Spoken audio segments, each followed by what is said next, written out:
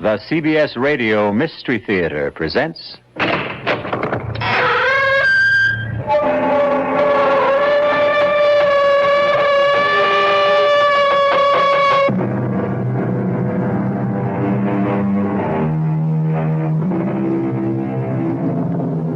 Come in. Welcome. I am E.G. Marshall. Welcome to the terrifying world of your own imagination. I have an unusual story about foreign intrigue, murder, and love. Interesting combination. You know, that great mystery writer Edgar Allan Poe once wrote that the best way to hide something was to leave it in full sight. And that's what this story's about. Steve Nash, agent for the Federal Narcotics Bureau, was awakened from a sound sleep by his chief. Steve, Manny and LaFaro got it tonight. Wounded? Dead. Oh, no. Manny's wife just had a baby. She's still in the hospital. Start packing a bag right now, Steve. Am I going somewhere? Paris, and anywhere else you feel it necessary to go from there. Paris? Now, don't get happy. It's not exactly a vacation, Steve. You're in for plenty of trouble.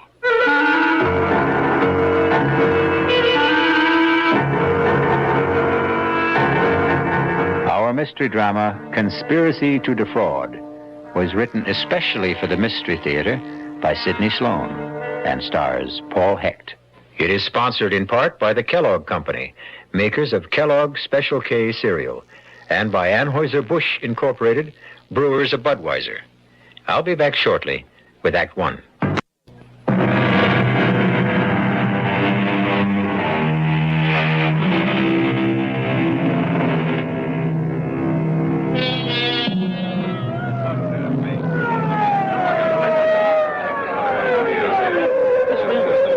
What the police and the Federal Narcotics Bureau believe to be a well-planned and secret bust of a big narcotics ring is taking place in a warehouse district of New York City.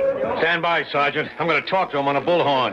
If they don't come out, we go in. Right, I got it. You are completely surrounded.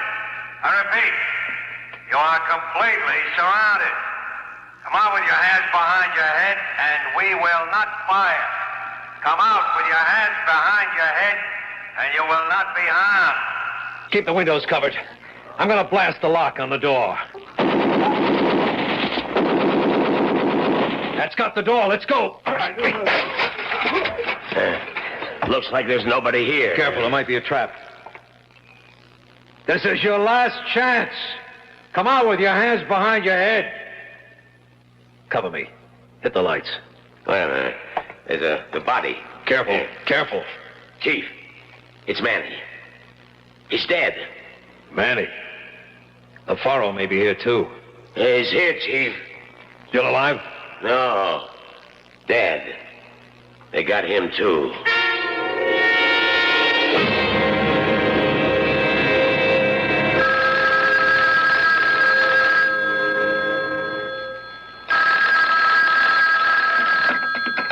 Yeah? This is Borden, Steve.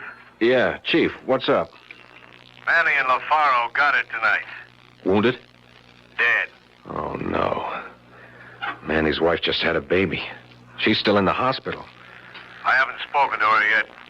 Talk to Mrs. LaFaro. Took it hard, eh? I hate this job.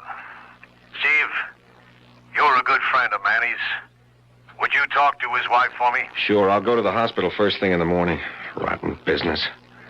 Better start packing a bag right now, Steve. Oh, am I going somewhere? Paris. And anywhere else you feel it necessary to go from there.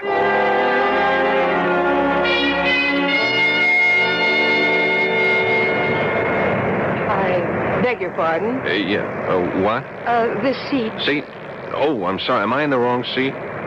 No, I am. Oh. You see, I was sitting forward, the second row on the outside, Yeah? and I asked the stewardess to change my seat. This was the only unoccupied seat in first class. Oh, sure.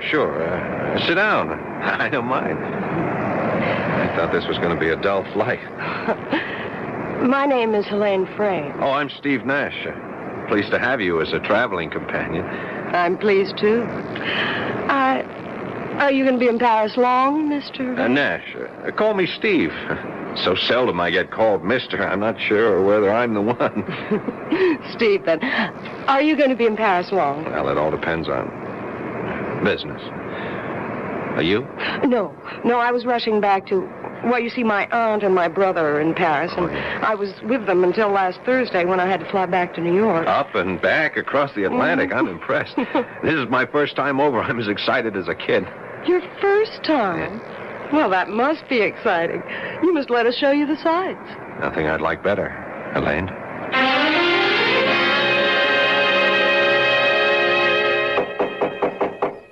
Entree.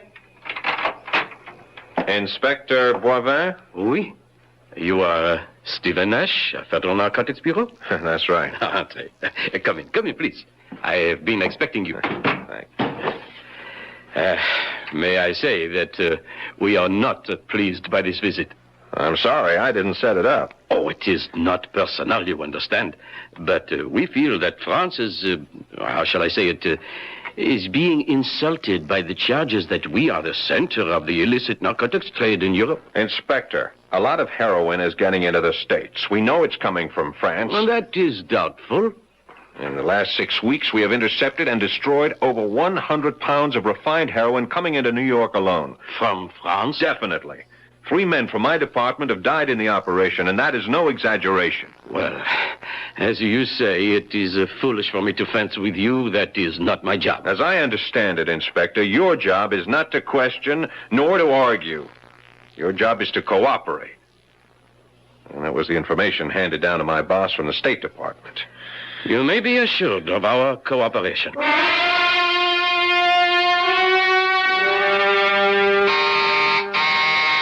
Entree. The door is open. Oh, hello. You must be the chap Helene picked up on the plane. Picked up? Oh, that's just a figure of speech, of course. I'm Harrington Frayne, Helene's brother. Oh, hi, I'm Steve Nash. Yes, well, hello. Sit down. Helene should be back in a minute. Just stepped out to do a bit of last-minute shopping.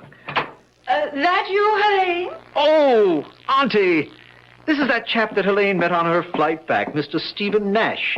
This is our Aunt Phyllis, Mrs. Starros. Oh, how do you do, Mr. Nash? How do you do, Mrs. Starros? Oh, please, call me Phyllis.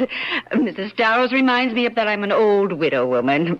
You're going to be in Paris long, Stephen? 2, 3 weeks, perhaps longer. Auntie thinks of herself as an unofficial tourist bureau, feels she must take her fellow countrymen under her wing and show them her Paris. Oh, you be quiet. I just want to be pleasant. Don't you like people who are pleasant, Steve? Oh, yeah, of course. I don't suppose that Harrington or Helene has told you of our trouble. Oh, good Lord, Phyllis, must you tell everyone you meet? Mr. Nash has only been here a few minutes, and you want to burden him with the story. Well, I must say it's rather a traumatic experience, wouldn't you say, Stephen?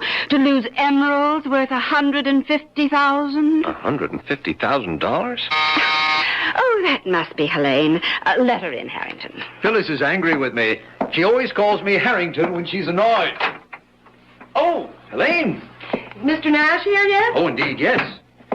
Phyllis and I have been staging a little domestic spat to keep him amused. Well, I wasn't amused, and I'm sure that this nice Mr. Nash wasn't amused either. I'm certain he wasn't. Hello, Steve. Helene. Sorry I was late and allowed my abrasive brother and aunt to put on a show for you. I enjoyed every moment, Helene.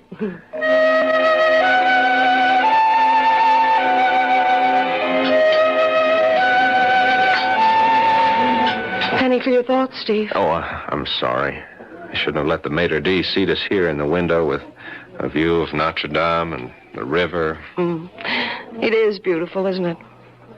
I was worried that perhaps you might feel that I'd steered you to a tourist trap. This place is frightfully expensive, you know. It's great. I'm on an expense account. Stop worrying. All right, I shall. And speaking of worry, you seem to have something bothering you. Is it something personal? Well, it's about my aunt and Harrington. Yeah? Well, you see, my aunt has lost a very valuable piece of jewelry. The emeralds. You know? Well, one of the first things she told me when I called, worth $100,000 or more. They're insured for $120,000. Why should she worry? She's not worrying. I am. The emeralds are not lost, strayed, or stolen. What? It's just a stunt to bilk the insurance company. Well, she's being very foolish. She's desperate. She's completely without money. For that matter, both Harrington and I are, too. If they go through with this insurance swindle, they're going to be in big trouble. Even a professional crook would have serious problems, and they're... Rank amateurs. When I went back to New York to see if I could raise some money... Oh, no good, eh? Aunt Phyllis has been to the well too often. No credit. Well, why doesn't she sell the emeralds, honestly? Well, I believe it's Harrington's idea, but he wants her to sell them to some... Fence? Yes. And also collect the insurance. He's made several tentative moves in that direction. He's spoken to several mysterious callers. I don't know how far the transaction has gone.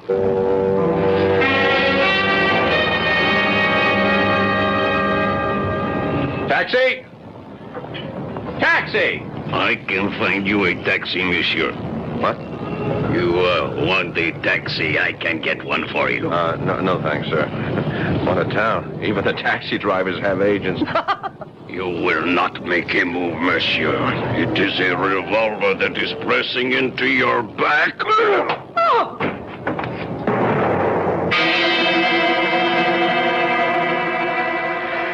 Perhaps you underestimated your strength, Gab. The blow on the head... No, you'll be all right. We dropped her at the Concord. That is the hotel where she is staying, is it not? Yes. Nash, can you hear me? You are opening your eyes. That is better. Oh, my head. Unfortunately, Geb found it necessary to persuade you to come with him. Yeah. It's a neat little persuader he used. Right in the back of my head. Thanks. Don't try to move yet, Mr. Nash. Who are you? I? You do not know me? I am quite well known. I am Orestes Kolodinos. Rings no bells.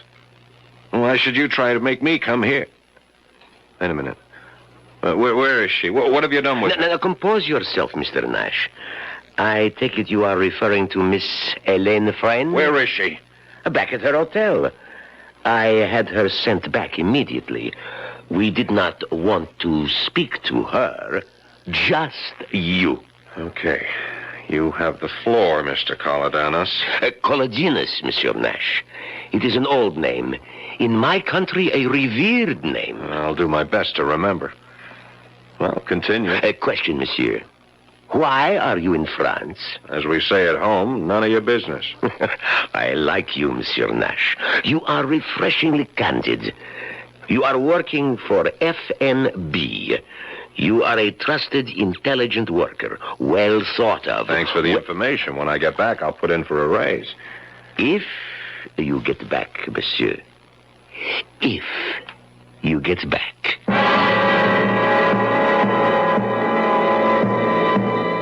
There is no doubt in Steve's mind that Kolodinos would and could carry out his threat. 3 men had already been permanently silenced, and it was not likely that Kolodinos would hesitate at the 4th. I'll be back shortly with Act 2.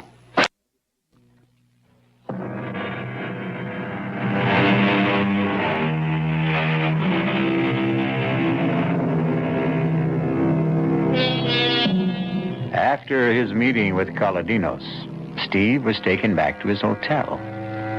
It was too late to do anything but call Elaine to reassure himself of her safety. It may have occurred to him that his feelings for her were more than that of a casual friend, and the sound of her voice on the phone convinced him of her personal concern for his safety. Steve, you're safe. Oh, I was so worried. They told me that you'd been driven back to your hotel, but I wanted to be sure. I saw that man hit you. There was a car waiting. He forced me into the car, and they dragged you in. Oh, you were so white, I thought... With my hard head, you needn't have worried. I'll tell you all about it when I see you. Well, when? When will I see you? Oh, there's so many things to ask you. I'm sorry, I can't tell you what time. I'll call you again. Okay, Steve. Till then, bye. Bye, darling.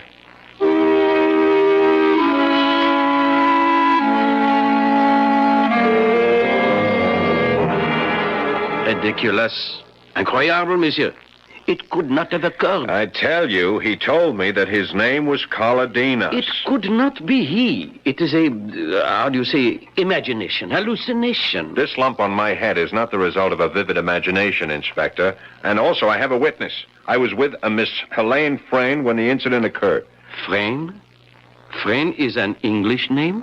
Possibly English in origin, but she's an American. She has a husband by name Harrington Frayne? No, that's her brother. This is a most interesting development. Monsieur Frayne was here not 20 minutes before you to report that his aunt, Madame Phyllis Darrow, had been robbed of a valuable collection of emeralds. I believe he estimated the jewels to be worth, I have the report here. Yes, 700,000 francs. In dollars, 150,000. Look, Inspector, let's stay with my problem. Now, what are you going to do about Colodinas? Do? But you are jesting, monsieur. Monsieur Colodinos is a very rich, very powerful man. And so he can get away with hitting a man over the head and forcibly detaining him, kidnapping him, threatening him? Monsieur Colodinos could not have been involved in this matter. What do you mean? I spoke to him. He introduced himself. He insisted that I pronounce his name correct. It was not Colodinos, monsieur. Who was it then? What was this man's purpose in posing as Colodinos? That, monsieur, I cannot answer. But I know that it could not have been Colodinos. He is just at this time, 1900 hours, arriving in France at Orly Airport in his own plane.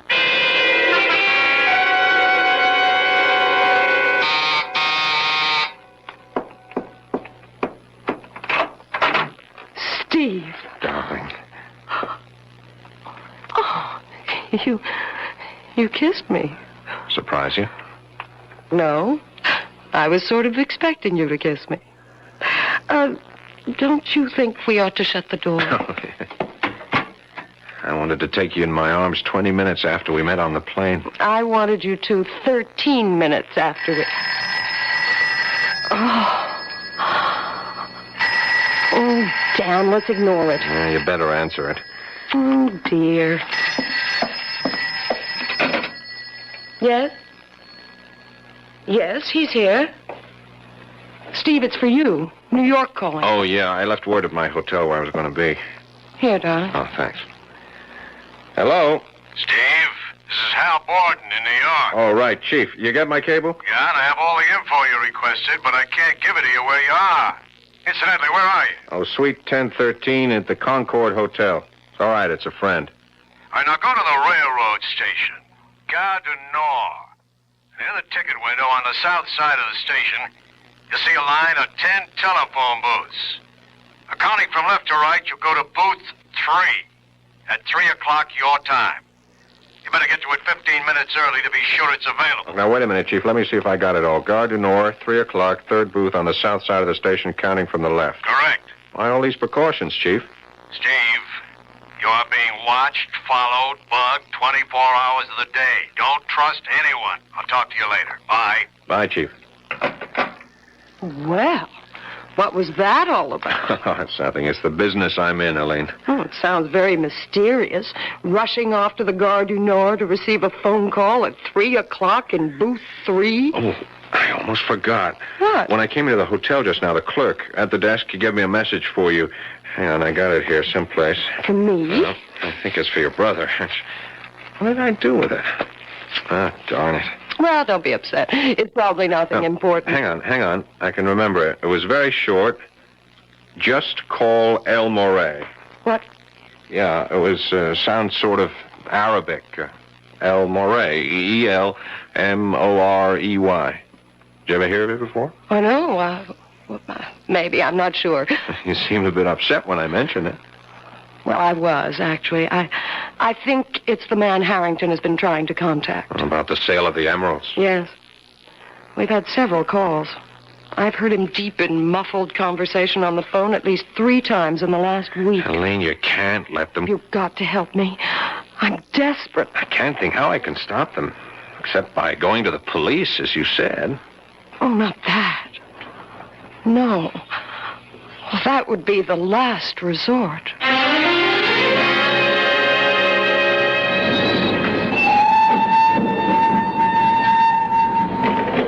I should have brought a book along.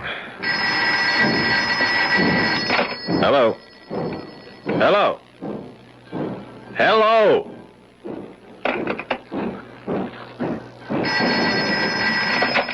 Hello? Hello, Steve?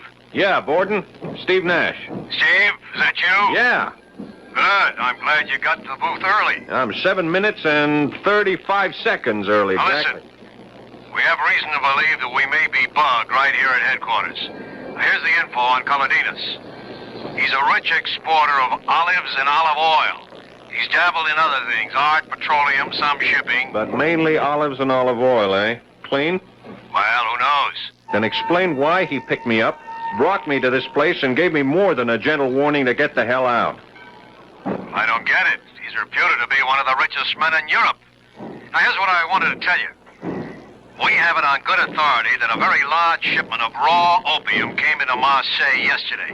It'll take a few days to process, and then the refined product will be slipped out of France for here. Do the French know? They're just being told through official channels.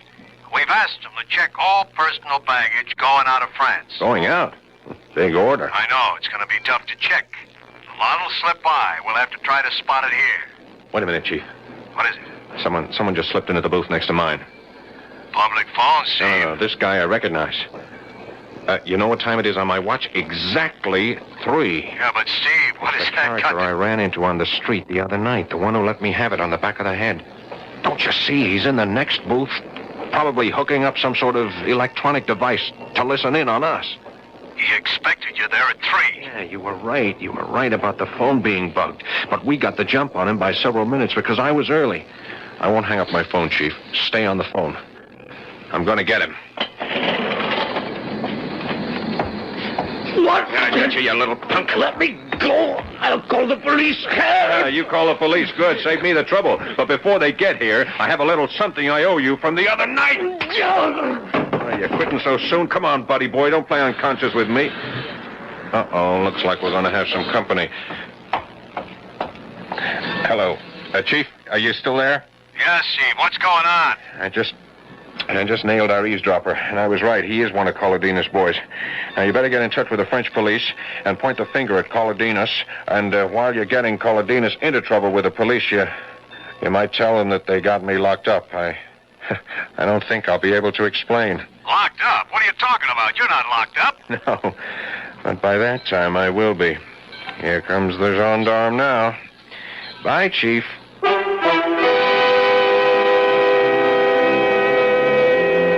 It is one thing to point the finger at Kaladinos.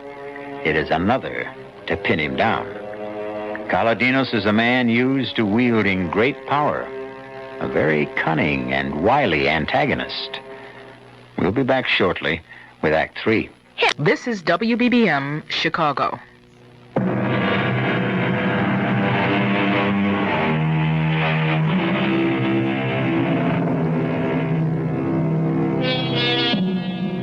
At times, Steve Nash's assignment has him feeling as though he's chasing phantoms. He keeps reaching out to grab something tangible and ends up with empty hands.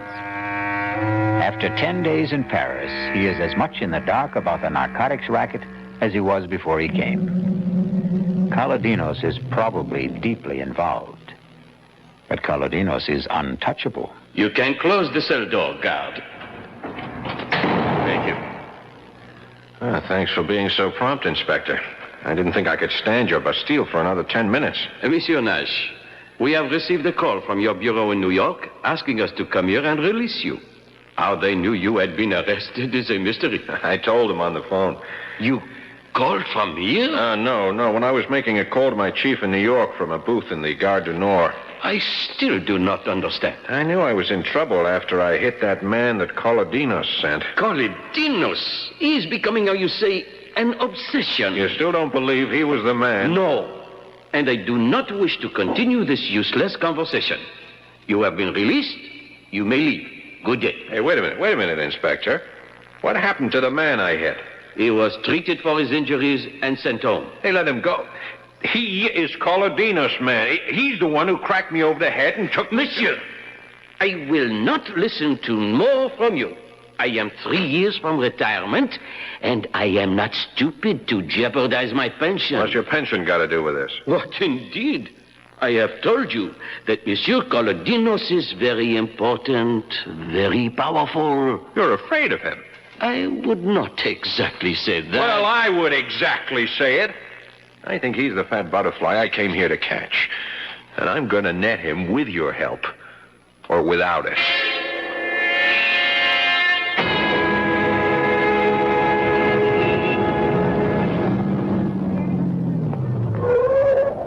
Monsieur Nash. Monsieur Nash.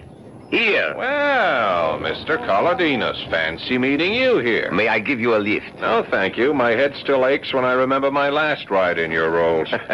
Get in. We're tying up traffic parking here. Come on, you're perfectly safe. Okay. Good. Drive on, Andre. As a matter of fact, I was anxious to see you, Colodinos. Really? I am flattered. You wanted to say goodbye? Goodbye. Yes, because you are leaving Paris. Where did you get that information? I mean, how come I haven't heard? You will, monsieur. You will. And you are very lucky, you know? Go on. You are alive. Monsieur Nash, you have been walking in dangerous territory. And do you know why you have survived? Tell me. Because you have been completely ineffectual. Because you have discovered nothing in all the time you have been here. In fact, your superiors are of the opinion that you have wasted your time and your government's money. So I'm going home in disgrace. Friday afternoon. Flight 225 International.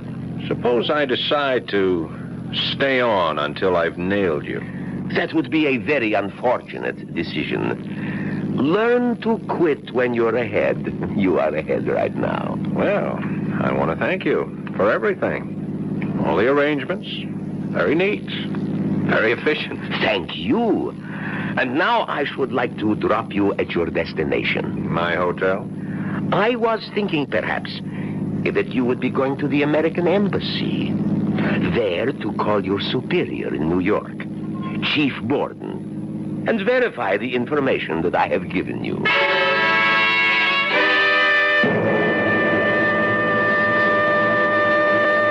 Borden here. Steve? Right, Chief. Been trying to reach you all day. I haven't got good news for you. I know. I'm coming home Friday. Sorry, Steve. I'm just following orders. Oh, don't bother to explain, Chief. Someone over here doesn't like me, that it? That's about it. Maybe because I'm getting close to something, beginning to press where it hurt. Well, if you want it straight, we got the info that you're having a big thing with a certain Miss Helene Frayne.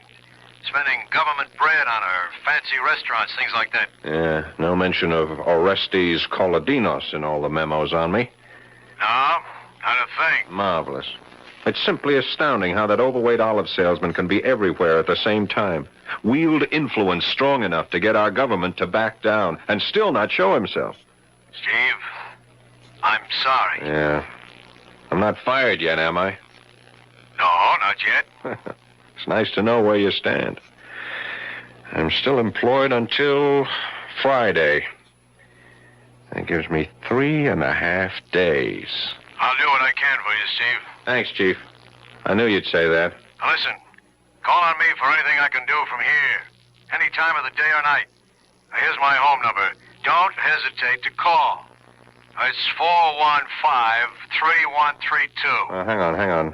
I haven't got a pencil or a paper handy. Oh, just remember the name McHolly. M-C-H-O-L-L-Y. That's how I remember all telephone numbers. I convert them to names. Oh, you use the letters on the telephone dial instead of the numbers? Yeah, it's an old trick.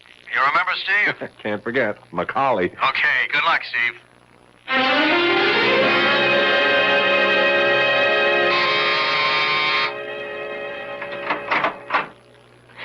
Steve, Charlie. Hi, Helene. Oh, come in. Come in. Let's shut the door. Oh, I called you all day yesterday. I left messages. I was in jail. Jail? Yeah, I ran into the buzzard who hit me that night. Oh, that night? Yeah, I was making that overseas call in the Gare du Nord when I noticed him getting into the booth next to mine. What a coincidence. Oh, that was no coincidence. Someone knew I was to be there at 3 o'clock and tipped him off. I hit him, and the gendarme... Say, you've been packing. Are you leaving Paris? Well, that's what I wanted to tell you. We're flying to New York on Friday. Friday? I'm going back on Friday, too. Flight 225, international. You're kidding. Oh, that's our flight. Oh, Steve, that's wonderful. Oh, we'll have 6 whole hours together. Speaking of coincidence. I'm beginning to wonder if it is really that or if someone isn't programming my whole life to suit his own wishes. I don't understand you. I'm just talking to myself. You're going to be a wee bit overweight, Helene. All these boxes and packing crates, are they going with you? Oh, heavens, no. We'll just carry suitcases. This will all be sent by freighter. Oh, I see. Ship via SS Andreas Bordeaux. Huh, is that a French ship, Helene? I wouldn't know. Harrington made all the arrangements. Oh, speaking of your brother, how's his little swindle going? I'm afraid that it's all been settled. He sold it, eh? Well, he seems to have a great deal of money on him.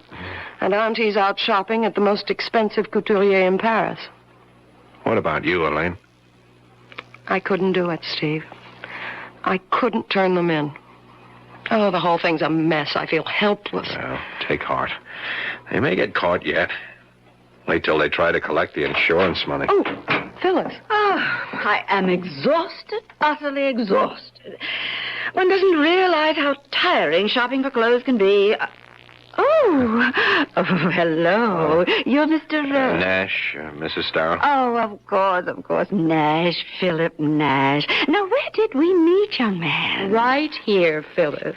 Not more than 10 days ago. And his name is Stephen, not Philip. Oh, yes. And? And? And he's the man I'm going to marry. If you'll have me. Will you, Steve? Will I? Darling, I thought you'd never ask.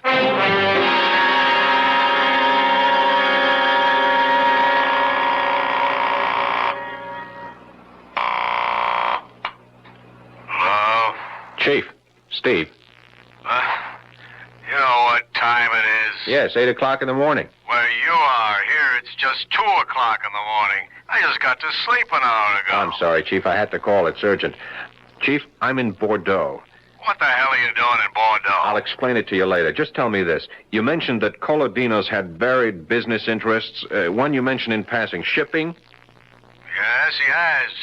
He owns 2 ships, both under Liberian registry. He uses them mainly for his olive oil company. Would the name of one of them be the SS Andreas? Can't remember the names. The files are at the office. Well, I'll be in Paris in a few hours. Would you check and call me? You sound like you've latched onto something, Steve. I may have. I'll tell you about it when I see you. I'm flying home this afternoon, remember? Yeah. If I have anything, I'll have you to thank. Thanks for the tip, Macaulay.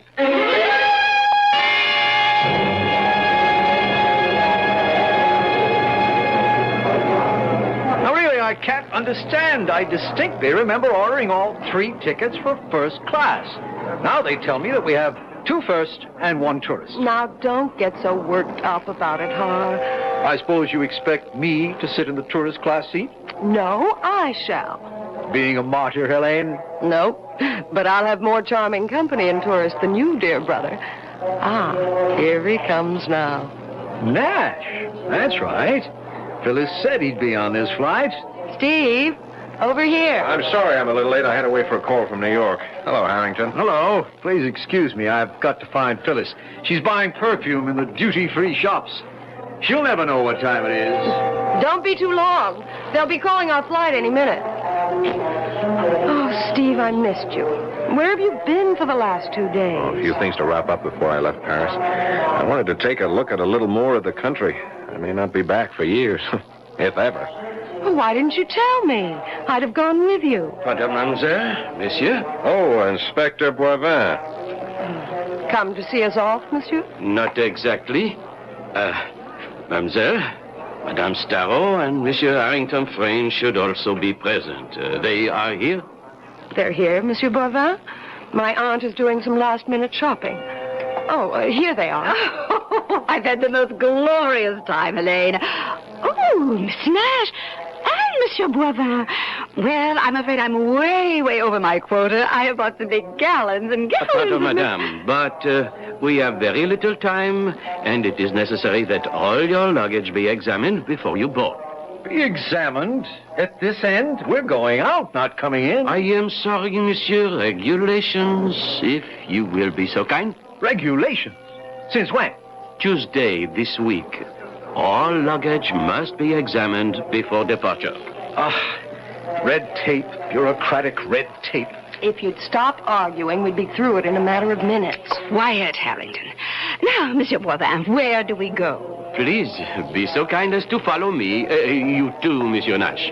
Through this door, please. Our bags are already on the plane. They were checked through. You will find that all your luggage is on that table, ready for examination.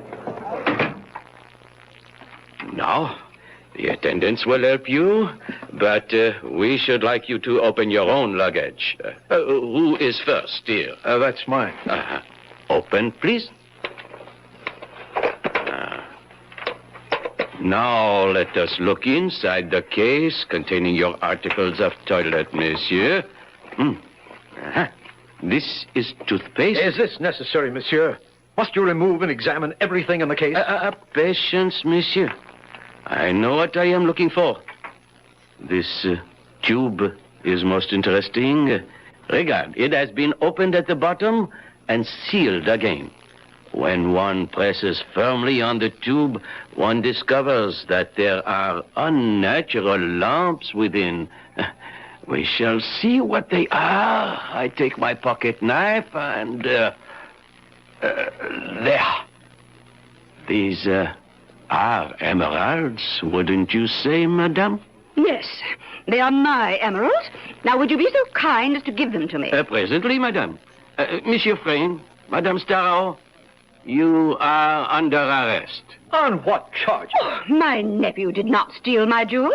I gave them to him for safekeeping. You reported a theft, madame. A false theft. A mistake. A misunderstanding. We have found the emeralds, and now we report them found. You are in a conspiracy to defraud the insurance company, madame.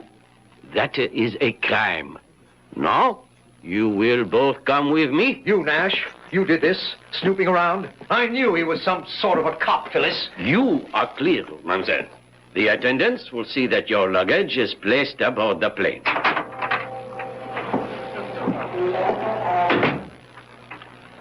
So you finally decided to do it, eh, Elaine? Yes. I discovered that the emeralds hadn't been sold yet. Also, that Phyllis hadn't reported the loss to the insurance company. I knew the charges couldn't be too severe and would probably be dismissed. Of course, they'll probably never forgive you. Oh, I think they will in time. And I'll have you to console me, Steve. They'll be calling our plane now. Too bad Phyllis and Harrington's tickets won't be used. Oh, look, there's Boivin. He's alone. I guess he sent them off to the Bastille. I don't envy them their visit. My experience was pretty bad. Will Mademoiselle Elaine Frayne come to information, please? Oh, you're being paged, Elaine. Will I can't imagine what it is. Elaine Frayne come to information, Let's please? find out. Come on. You have a message for me? Oui, madame? Elaine Frayne? Yes? Ah, oui. I have it here. Thank you. Merci. Oh, what is it, Elaine? You look worried. Nothing. Nothing, Steve. I've just got to make a telephone call that I neglected to... there's a booth over there. Do you want me to come with you? No, wait for me here.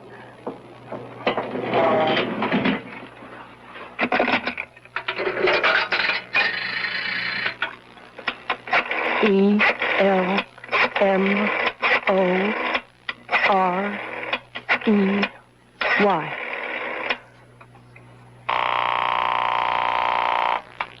Yes? This is Elaine. I'm at the airport. I got your message. What message? The message of information. I was paged. What message? the usual. Call El More. You fool. You little fool. I sent no message. You've been trapped. You are caught. And so am I. They will be waiting when you come out of the booth. You have involved me, you stupid fool. Thank your American lover for this.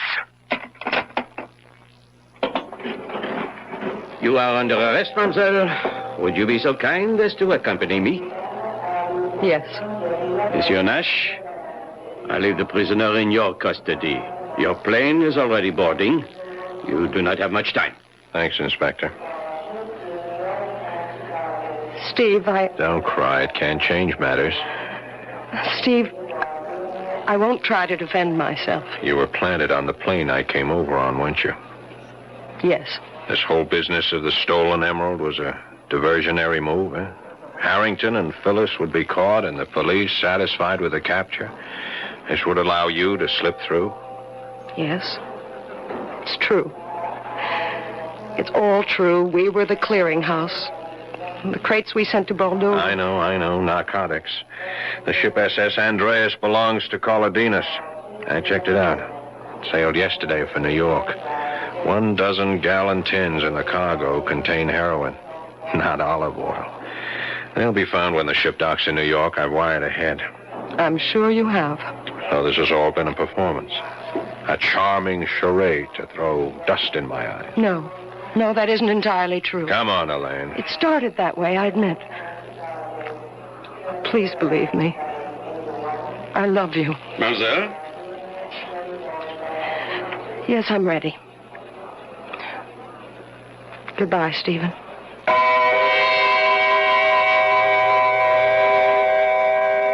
Steve stood there and silently watched the woman he had just begun to love being led away by the French police.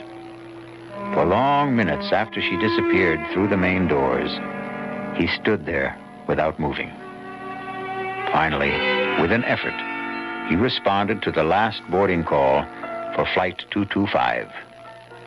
I'll be back shortly. Oh, sure. You can talk about good-tasting diet drinks, but I know. I'm Goldilocks, and here at my taste-testing laboratory, I taste-test them all. And nobody's been drinking my diet drinks until I tested sugar-free Diet 7-Up. And then, kabloomy! Every bear wanted some. Diet 7-Up is fresh, natural, delicious. Sugar-free Diet 7-Up. This one's just right. Pollution, crime, substandard housing. Law Day, May 1st, reminds us that if we don't like these conditions, our system allows us to do something about it. Through involvement like helping to register voters, campaigning, and voting, we all can help bring about change lawfully. With nearly half the population under 25, Law Day urges young America to lead the way. A public service message of the American Bar Association and your state and local bar associations.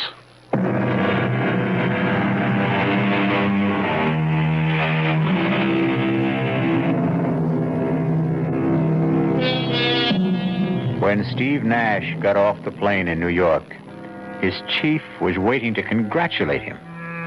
But all the praise and promises of a promotion couldn't wipe out the last look on Helene's face. He knew it would stay with him forever. Our cast included Paul Hecht, Suzanne Grossman, Ruth Warwick, George Petrie, Leon Janney, and Gil Mack. The entire production was under the direction of Hyman Brown. And now, a preview of our next tale. Jenny, that stone ain't gold. And what is it? It's pyrite. What's pyrite? Oh, it's just what everybody calls... Well, it's a sort of metal. Well, anyways, whatever it is, it's real precious to me. It's my lucky charm. Well, that's why you better not let Pa know what you think about it. Why? Well, you know what he's like. He cares about gambling more than he cares about anything, and all gamblers are real superstitious. Now, if he knew you had a lucky piece, especially if he heard the crazy story about you and the school burning down, he'd have it offer you so fast that it'd set your head to spinning. It isn't crazy. You heard me wish on the stone for no school, and now there is no school.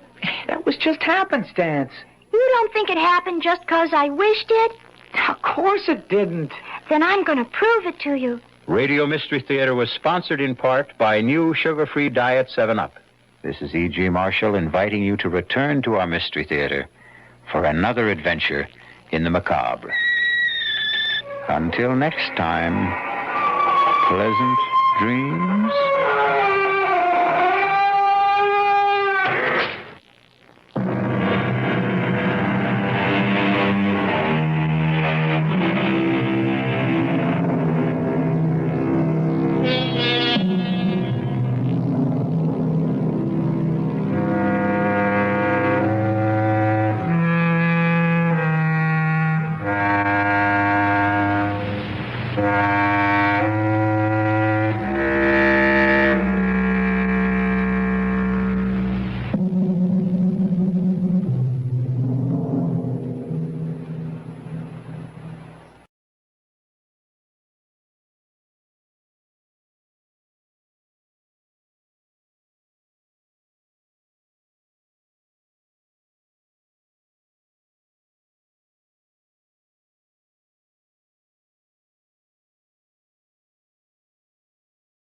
And now, brought to you in part by True Value Hardware, your store of first choice.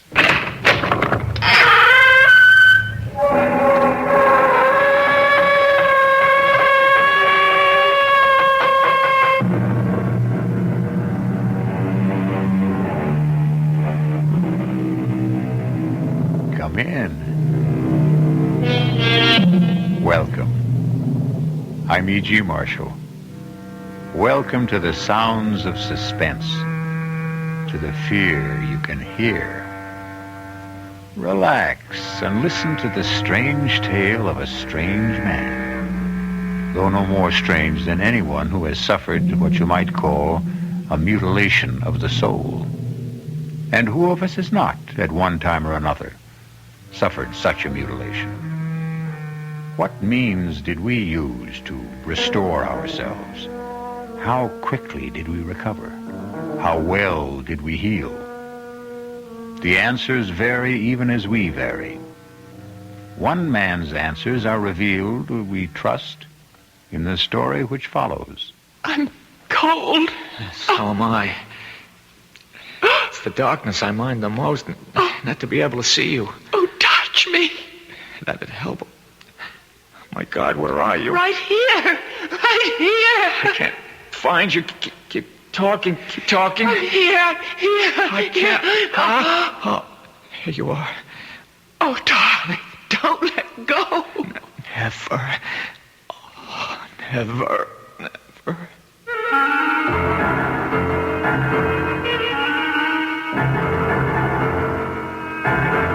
Our mystery drama, The Deadly Hour, was written especially for the Mystery Theater by Elspeth Eric and stars Norman Rose.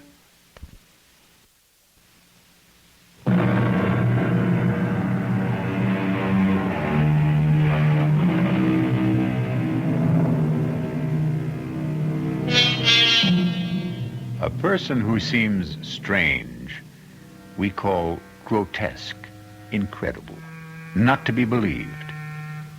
We make a feeble effort to deny that he could exist. But he does exist. There he is before our eyes in all his strangeness. We do not believe in him because we do not know him. Because once we know, we will have to believe. And this can be a long and painful process. Listen now to the story of Martin Jerome. See if you can believe it. Mr. Jerome, I only consented to see you because your letter sounded quite desperate. As a rule, I only see patients on referral. But your letter, may I read it to you? Perhaps it will help us to get started. Last night, I heard you being interviewed on a radio program. In the dark of my room, in the darkest hour of the night, I thought, here is a man who can help me to solve the awful predicament in which I find myself. I enclose a stamped, addressed envelope for your reply, since I have no phone. I am counting on you. Sincerely, Martin C. Jerome. Well, Mr. Jerome, the hour is passing, and I don't want you to waste your money. Take your time. Take your time if you have difficulty in talking. I'll wait. Doctor. Did you say something, Mr. Jerome? Doctor, you... Yes? You are the first person I have spoken to in 25 years. You said 25 years? Yes. I begin to understand your silence. Can you tell me what drove you into this silence? I married a woman.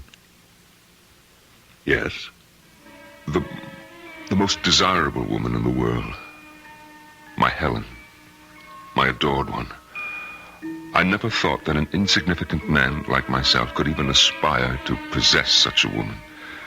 And the day she said those words to me, I could scarcely believe my ears. You're a dear, Martin, and I'd love to marry you. Helen, I can't think why you'd want a man like me. Because you're sweet. Let's get married right away. What about next week? The world changed completely for me. Everything became important, immediate. The sun shone just to keep me warm, and the breeze blew to make me cool. Me, Martin Jerome, me. I had been so blessed. Yes? It was a beautiful wedding. Helen had a great deal of money, and I was fairly well off. Many people came to the church, and even more to the reception. People of prominence. I knew them all. All but one. He was tall. Unusually tall. As I am unusually short. He was handsome, as I am not. He was charming, self-assured, very much at his ease, all of which I have never been. You couldn't help noticing him. Helen, who's that very tall man talking to your mother? The pale man with the black mustache? I've no notion, love. It's probably someone Mother invited. Good looking, isn't he? Sort of. Come on. It's time to cut the cake. We sailed for Europe. My head was swimming with visions of the life I had embarked on. The good life, the beautiful life. One night on the ship, we were at dinner. Helen, look over there. To your right, against the wall, sitting by himself. Isn't that the man who was at our wedding? 500 people at our wedding, love. He's getting up from the table. The tall man, black mustache. Your mother must have invited him, you said. Well, then I guess she did. After dinner, we danced for a while. Then Helen said she had a headache, but I should stay and enjoy myself. Well, I tried, but I couldn't enjoy myself without her. I was too much in love for that. I watched the dancers for a while, drank a brandy. I managed to kill an hour, and then I went down to our stateroom. Helen wasn't there. When I stepped back out into the corridor, there she was, coming out of another stateroom about 6 doors from ours. Darling. You weren't in our room. I didn't know what to think. You said that you had a headache. I've been doing a little detective work. You were so anxious to know who the tall man was. Well, I found out. He's not precisely a friend. His mother came to the wedding and dragged him along. Helen, you were in his stateroom. I ran into him in the corridor, and he said to come in for a nightcap. Let's go to bed. Our stateroom is much nicer than his, by the way. We went to Paris. And then because she loved to ski, we went to St. Moritz. She was very good on skis. Effortless as a bird flying. I watched and watched and never got tired of watching. And then, one day, there he was again, the tall man. I've got to catch the ski tow. Wait for me. Helen, he's here. Who's here? The man from the wedding, the man from the ship. Oh, is he here? Oh, so he is. Well, I'm off. Wait for me. After St. Moritz, we came back to the city and moved into an apartment. I went to work. We made friends. Helen grew lovelier every day. And she was her loveliest the day she told me that we would have a child. Tell me about that. Well, Helen was very, very light-hearted, very casual about the prospect, but I... Yes? How did you feel? Well, it's hard to tell you, Doctor. Oh, I know every man is what, excited, happy, I don't know, but I felt bowed down, Doctor, actually crushed by my own good fortune.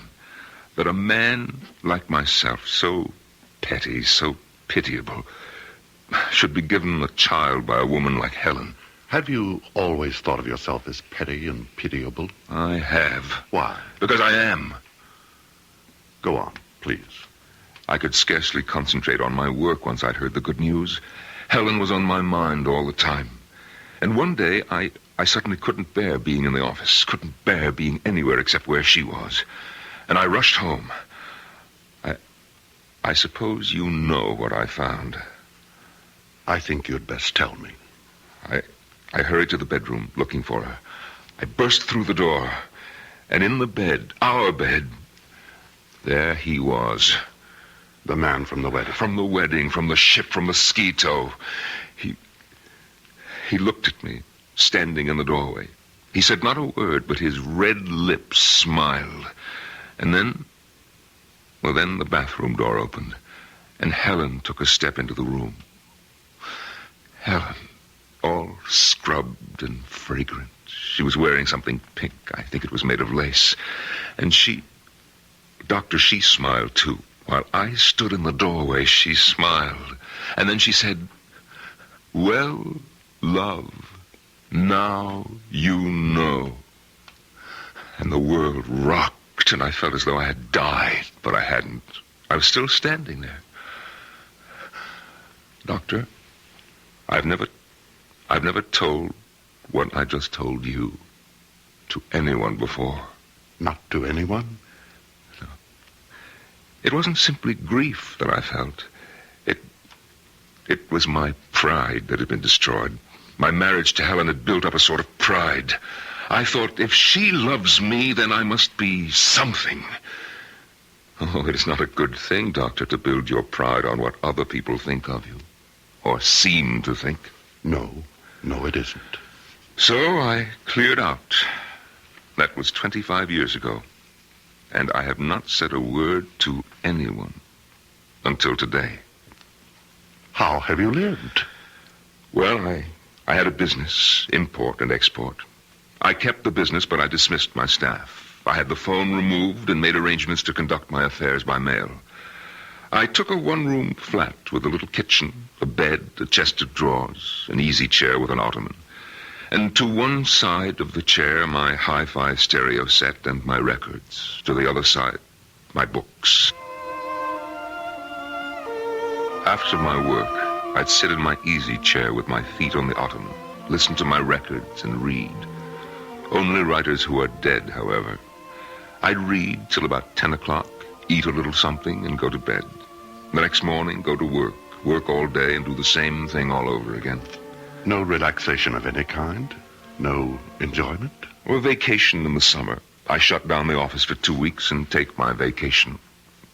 Where do you go? I take a train, 2 trains, actually, and a bus to a little town on the coast called Marsh Hills. You've probably never heard of it. I'm afraid I haven't. No one has. There's no reason why anyone should. And you spend your 2 weeks in Marsh Hills? Oh, no. No, I merely stable my horse there. You have a horse? About 15 miles from Marsh Hills, Doctor, close to the sea. There is a cave hollowed out of the rock by the waves. And when I get to Marsh Hills, I arrive every year on the same day. They have my horse ready for me, and I ride the 15 miles to the cave, and there I spend my vacation. In a cave? For 2 weeks? Well, I walk. I canter my horse on the beach. I gather what edible herbs there are growing in the rocks. I boil them. They're very tasty, really. And at the end of 2 weeks, I return my horse to the stable and take my bus and the 2 trains back to the city. And you've lived this way for 25 years? Oh, yes. But, Doctor, last summer, Last summer, something happened. I arrived in Marsh Hills as always. My horse was waiting for me, as always. And we started off at a walk for the cave by the sea.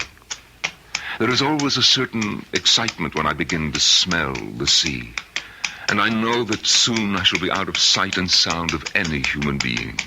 There will be only the sea, the sun, the wind, and my cave. It is the most thrilling moment of the year for me. I suppose it's the only one. Soon I will have my solitude. At last, I'm on the sand. My horse feels the excitement as I do. I feel him extend himself. And as we round the last bend in the shoreline, I see it. I see it, my cave, my refuge.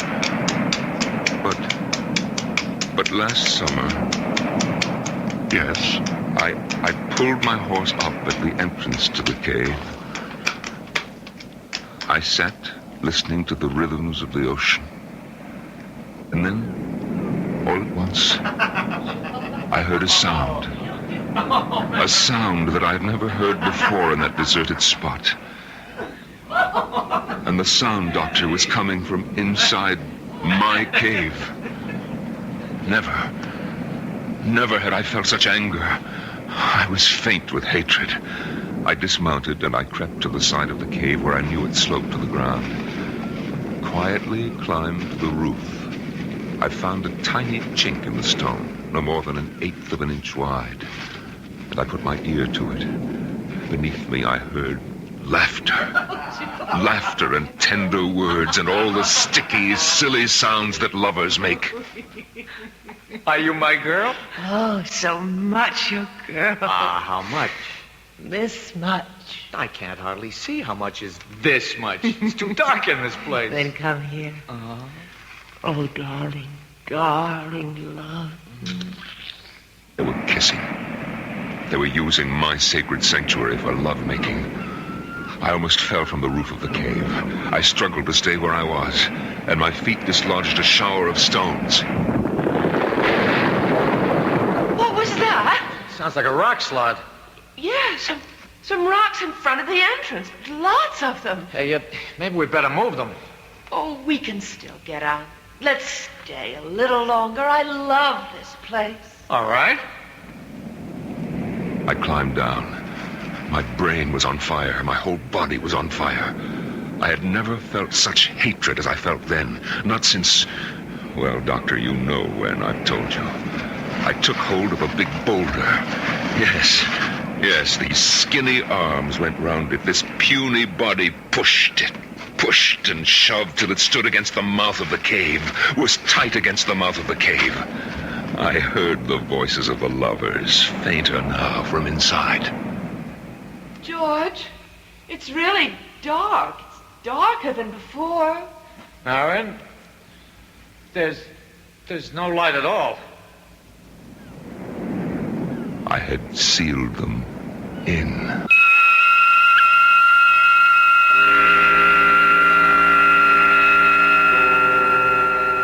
What is darkness? It is the state from which we emerge, and it is the condition to which we return. We come from the darkness of the womb. We leave for the darkness of the tomb. In between is light and life. I'll be back shortly with Act 2.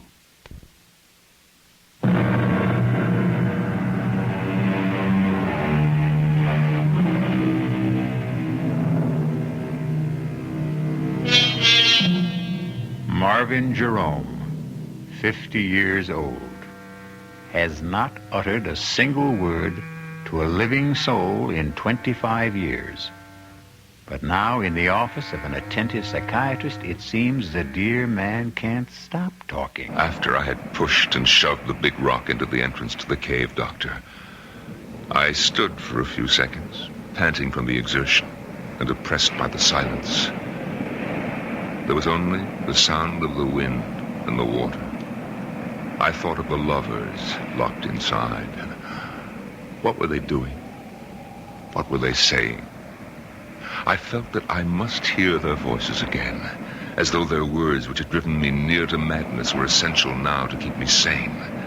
I scrambled back to the roof of the cave and put my ear once again to the narrow crack through which I could hear them. George, there was a little light before, now there's none. More rocks must have fallen. I didn't hear them. I heard something that didn't sound like rocks falling. Come on, we've got to clear the entrance. Come where? I don't know where the entrance is anymore. It's so dark. Well, take my hand. I think I know which direction. I can't even see your hand. Don't you have a match? I may have, boy. Yeah, I have a few. Well, light one. I will. Oh, went out. Now, don't panic. Light another. We've got to get out of here. Just don't panic. All right, now, careful. Be careful. I am being careful. Oh, darling. Huh? Now, I found the one that went out. It was right by my foot. Let me light it from yours. Yeah, good girl.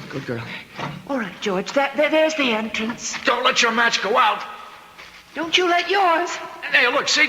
Just a whole bunch of stones. Come on, let's start clearing them away. Oh, both matches went out. That's all right. We know where we are. We're right by the entrance. Come on, let's get started. George. What, darling? We will get out, won't we? Of course we'll get out. Now, keep working. Don't stop.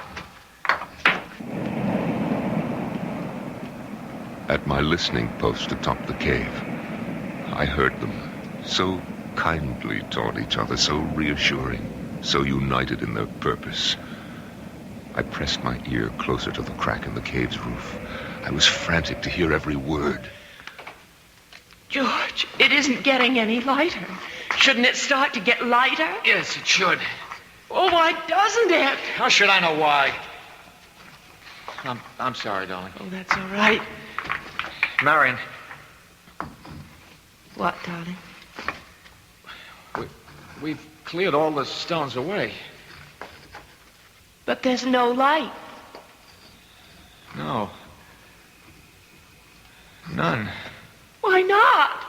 Why isn't there? Because there's something huge.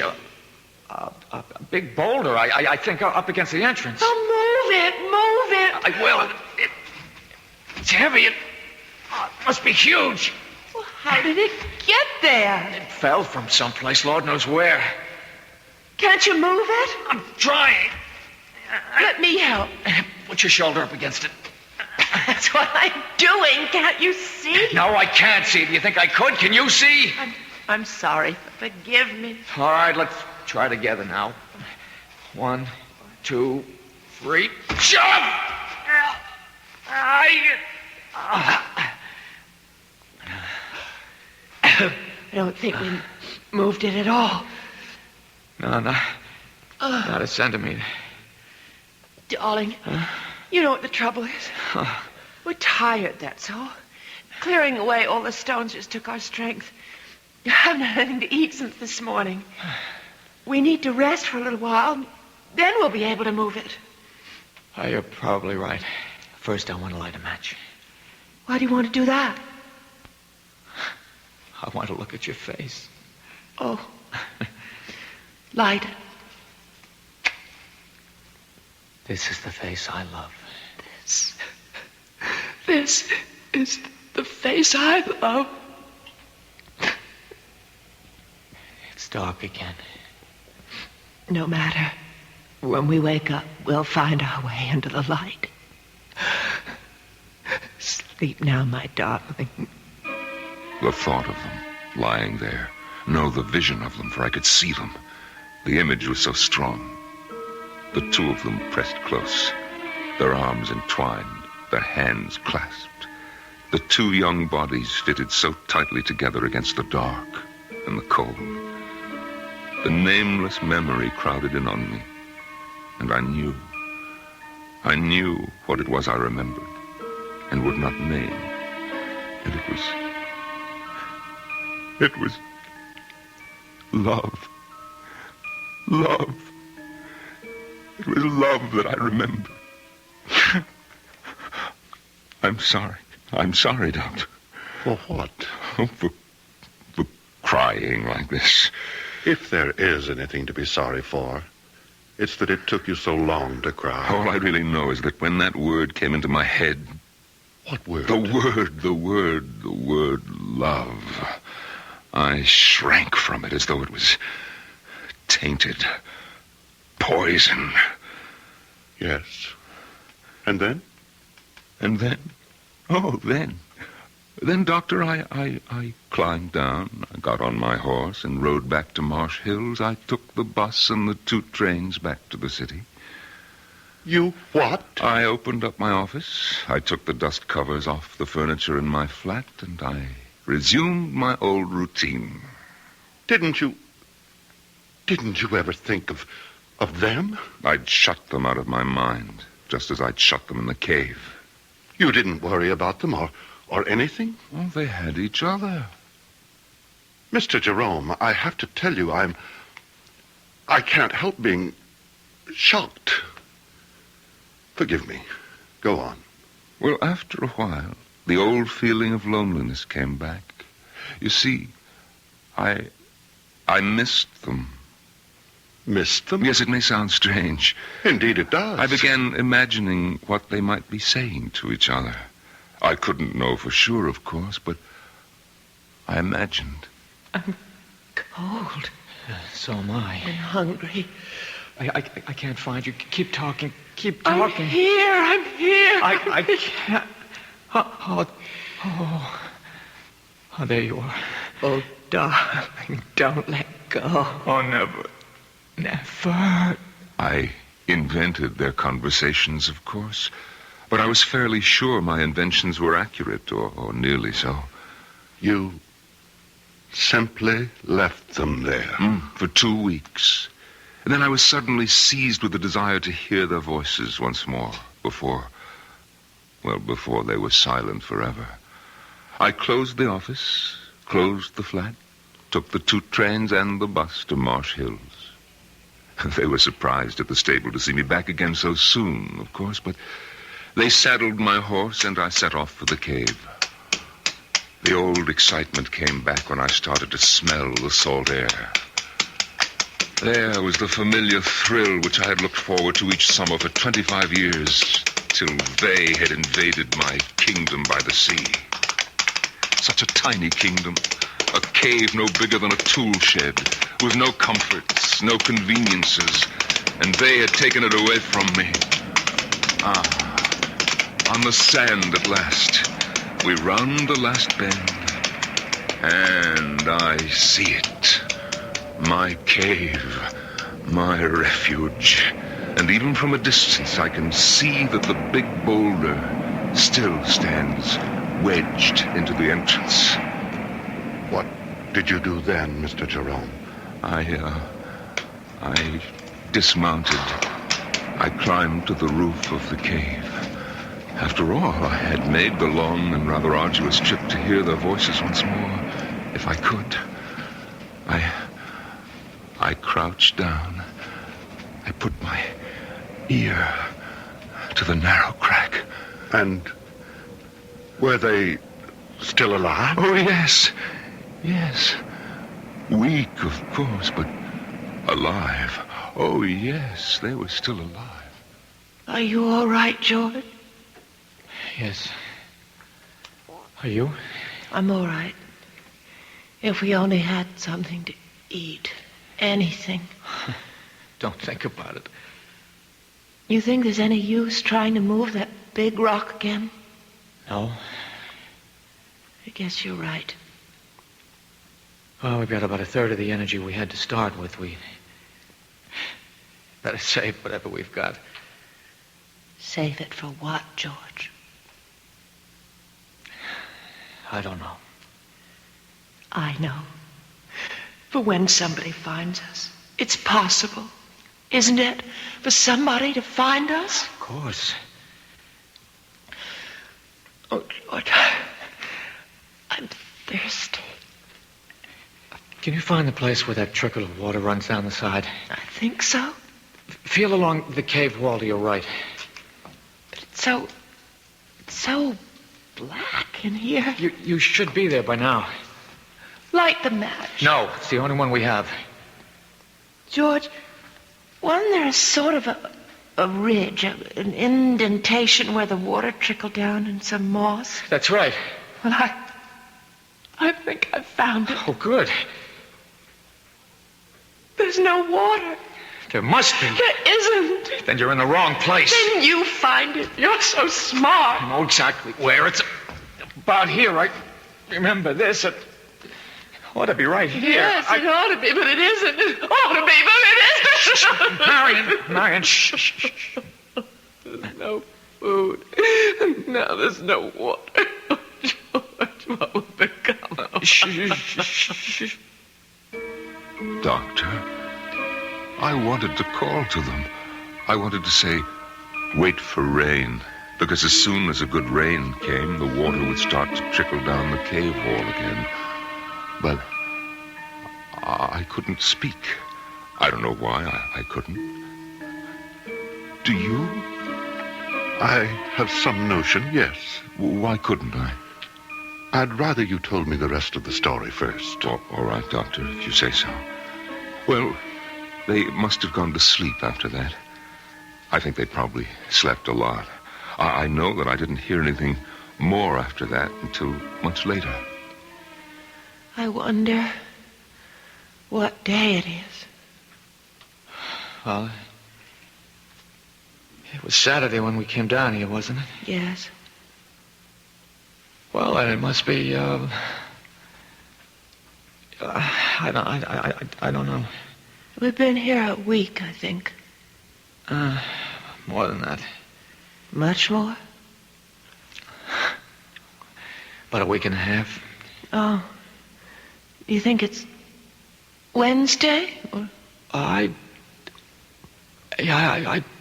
think so. If it's Wednesday, then we've been here 11 days. Something like that. What difference does it make? I'd just like to know, that's all. Oh, don't be angry, darling. Doctor, I had the craziest impulse to whisper to them, "It's Tuesday." I almost laughed. Why do these ludicrous ideas come into our heads at the weirdest moments of our lives? Perhaps it wasn't as ludicrous as you thought. Of course it was. I was there to watch these people die. Listen to them die is more like it. And I still wanted to tell them what day of the week it was. If that's not ludicrous, I don't know what is. Tell me, what happened next? Well, I went to sleep on the roof of the cave. After the sun came up in the morning, I got a sandwich out of my saddlebag and a flask of brandy and sat on the sand for a while, watching the ocean. And then I went back to my listening post. George. Yes? I'm going to try walking around a little. Oh, Lord. This darkness is driving me mad. No, it's not. No, it's not. Let me have a match. No. Oh, give it to me. I won't. What was that? I heard something. I stumbled over something. Well, look for it. Fish around. That's what I'm doing. Got it. What is it? Feels like a little sort of a pan. Pan? Well, about 5 inches wide. What? Enamel, I think. Feels like enamel. It's a little pan to cook things in, the sort of thing campers might use. Wait, that means somebody's been here before. And that means whoever was here could come back. Or somebody else could. I mean, this cave is a place people come to. We're not the only ones. We're not the first. Other people have... They'd stumbled across the little enamel pan I had used to boil my herbs in. I couldn't bring myself to speak to them, but I took a packet of matches, the cardboard kind, and I wrote on it, "I am here." Just that. I am here. And I slipped it through the crack in the roof of the cave.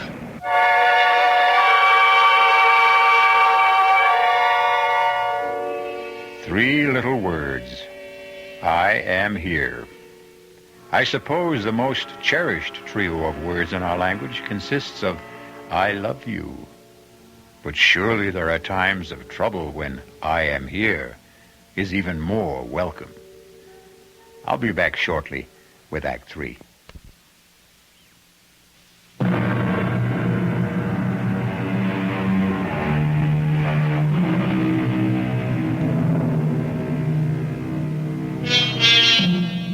It is the disease of not listening, the malady of not marking, that I am troubled withal. So said Henry IV, according to William Shakespeare. But the disease that troubles Martin Jerome is listening too closely, and his malady is marking too well. I pushed the packet of matches with its absurd message down through the crack in the cave with a little stick. I heard it drop. I knew it had reached them even before I heard Marion speak. George, something just dropped onto my shoulder. George, light the match. Marion, it's our last match. I don't care, light it. I have to know what fell on my shoulder. I don't like to use George, up our last... please, if you don't... All right. All right. Take it easy. Did you see anything? It hit my shoulder, and then it... Here it is.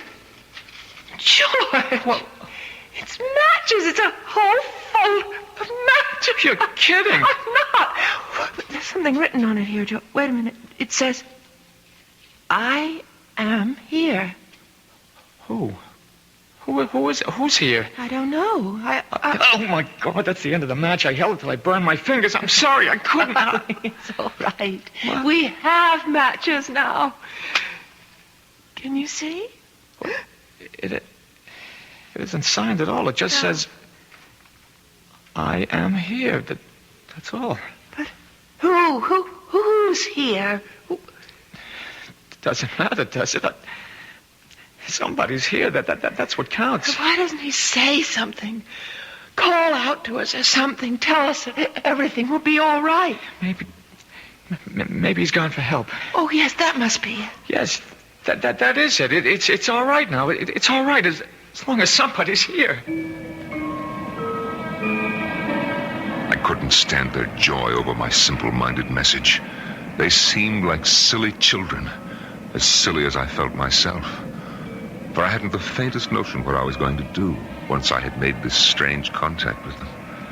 I climbed down and sat on the beach staring at the water until I fell asleep. I must have slept the rest of that day and all night because it was the sun coming up behind the horizon that woke me. I went back to the cave, climbed to the roof, and put my ear to the crack. George, I can't stand it. Where is he? How should I know? Stop asking me. He wouldn't give us a message like that. He wouldn't write, I am here on a package of matches and then just go away, would he? How do I know? You keep asking me as though I had an answer. Oh, I'm not hungry anymore.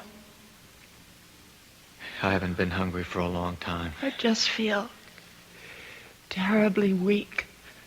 Damn it, I know. Now, will you shut up?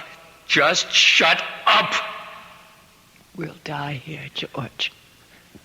Be quiet. No water. No food. We'll die here.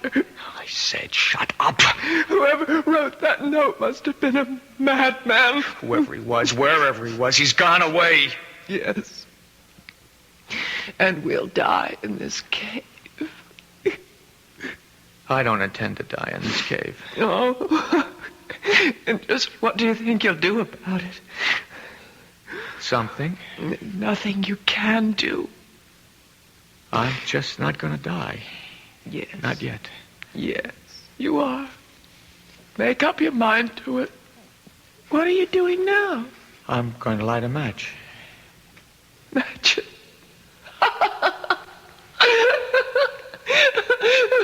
We have matches. No food. No water. Just matches. George, what? I'm not going to die. Not yet. Not me. George! Not me. I felt as though the world had stopped. Actually, I had stopped. All at once, I knew what I must do. If I didn't want to go completely out of my mind. I clambered down from the roof. I ran to the cave entrance. I tried to move the big boulder that blocked it. I knew even before I tried that I wouldn't be able to do it. But my mind was working brilliantly. I ran to where my horse's saddle and bridle lay on the sand. And after taking it all apart, I began working to put it together again for a new purpose. Oh, I used everything. The girth, the reins, the stirrup leathers. And in an hour, I had fashioned a crude device. I led my horse to the cave entrance. Somehow I wrapped the girth around the boulder and made it firm. The reins circled my horse's shoulders. And then I stood back and gave him a sharp rap on the flank. He moved. And the boulder moved. The boulder moved away from the entrance to the cave.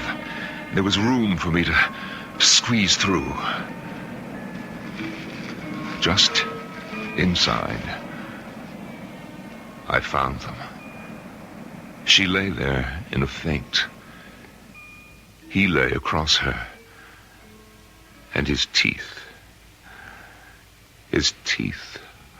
were sunk in her breast.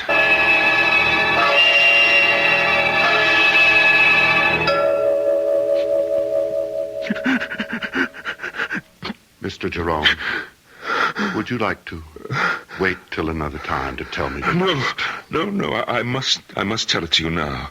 I carried their bodies out, and I put them on the back of my horse. I threw a halter over his head and led him the 15 miles to Marsh Hills. It took all day because I stopped every hour to be sure that they were both breathing. There's a doctor in Marsh Hills, and I left them on his doorstep. I rang his bell and fled. The next day, I waited outside the doctor's house until I saw an ambulance drive up and take the young couple away. They were able to walk, so I knew they were all right, or soon would be. I went back to the city, but not before I had memorized the name of the hospital, which was printed on the ambulance. And from the city, I wrote to the hospital. I pretended to be a concerned relative. They answered me. They said that the girl, Marion, had already been discharged, but that they were keeping the young man for a few days more. They would let me know when he could go home. And they did let me know. I remember it was on a Sunday. And as he walked out of the hospital, I was waiting for him. He didn't seem at all surprised to see me. I took his hand. He came with me quietly. We boarded the bus. We took the 2 trains, no trouble at all. And when we got to the city, we went to my flat. He undressed, he bathed, and he got into my bed. And he went to sleep. That was, 6 months ago, Doctor. And he's been there with me ever since. He's all right? Oh, he's very well. I sleep on the floor now. He sleeps in the bed. I cook his breakfast, come home from the office and cook his lunch. And, of course, I make dinner for us both at night. And, we listen to music. I read a book, but he just listens to the music. Oh, yes, he's in good health. Mr. Jerome, the hour is up. You want me to leave? Not quite yet. You've told me an amazing story. As amazing a story as I've ever heard. But tell me, just what is it you expect of me? What do you want me to do for you? Huh? Oh, why, nothing, Doctor. Nothing? Nothing at all? I don't want help for myself, Doctor. I want help for the young man. You see, in the 6 months he's been staying with me, he hasn't uttered a word. Not one word.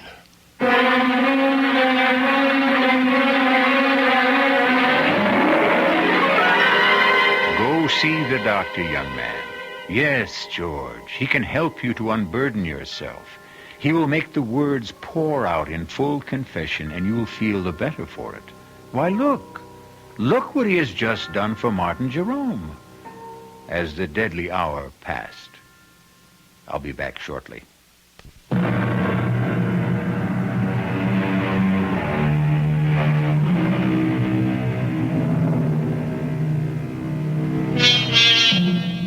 You've heard of the 7 wonders of the world? The Grand Canyon, the Taj Mahal, Niagara Falls, and I forget the other 4. No matter. Because they are simple things compared to the human mind in all its deviousness, all its twists and drifts. Why, I could sit in wonder at the human mind for the rest of my life. Our cast included Norman Rose, Marion Seldes, John Barragray, and Jack Grimes. The entire production was under the direction of Hyman Brown. This is E.G. Marshall inviting you to return to our Mystery Theater for another adventure in the macabre. Until next time, pleasant dreams.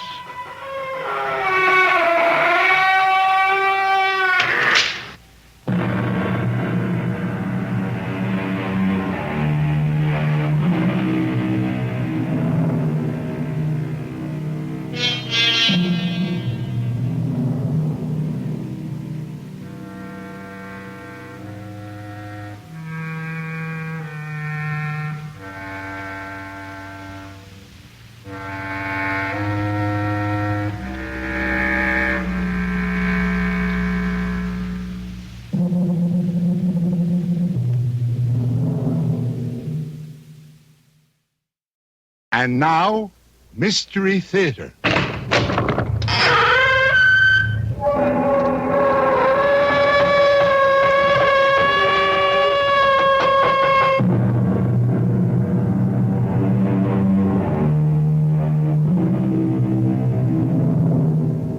Come in.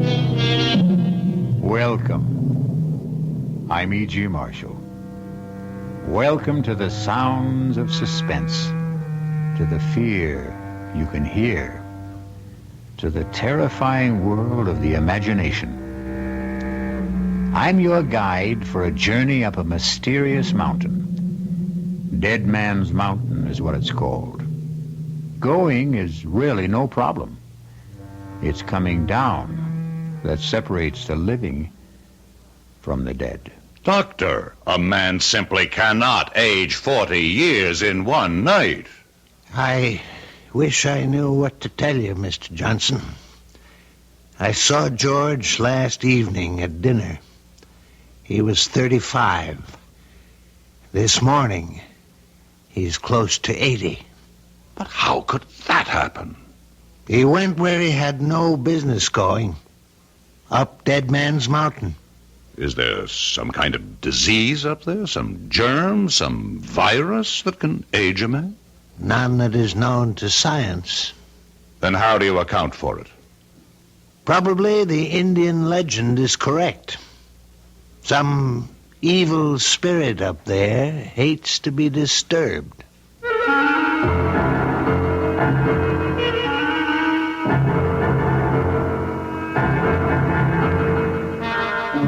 Our mystery drama, Dead Man's Mountain, was written especially for the Mystery Theater by Sam Dan and stars Alan Hewitt.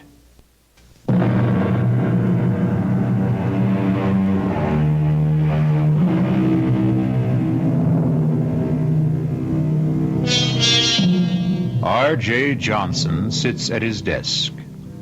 Yes, the R.J. Johnson. The mysterious, the remote R.J. Johnson. I better explain that. His ways are mysterious, except when his plans include you. He is remote, except when he wants something from you. Then his presence can become an overwhelming reality. Some say R.J. is the richest man in the world. Some say he's the second, the third, the fourth richest. Does it matter? All we need to know is that on this particular morning, R.J. Johnson sits at his desk, as usual, and is formulating plans to buy or sell what? An industry? A government? Somebody's soul? Parker, I want us to maintain our short position on Consolidated Industries. It's bleeding down steadily, and we should help depress it a bit, too. No, I'm not afraid of anything like that. They won't get a government contract. We can see to it. Pick up National Computer and Starlight Oil. I want our full concentration on those three. I'll call you back later. Yes, Mrs. Dollard. Come in. Mr. Johnson, George Morrissey is here. And about time.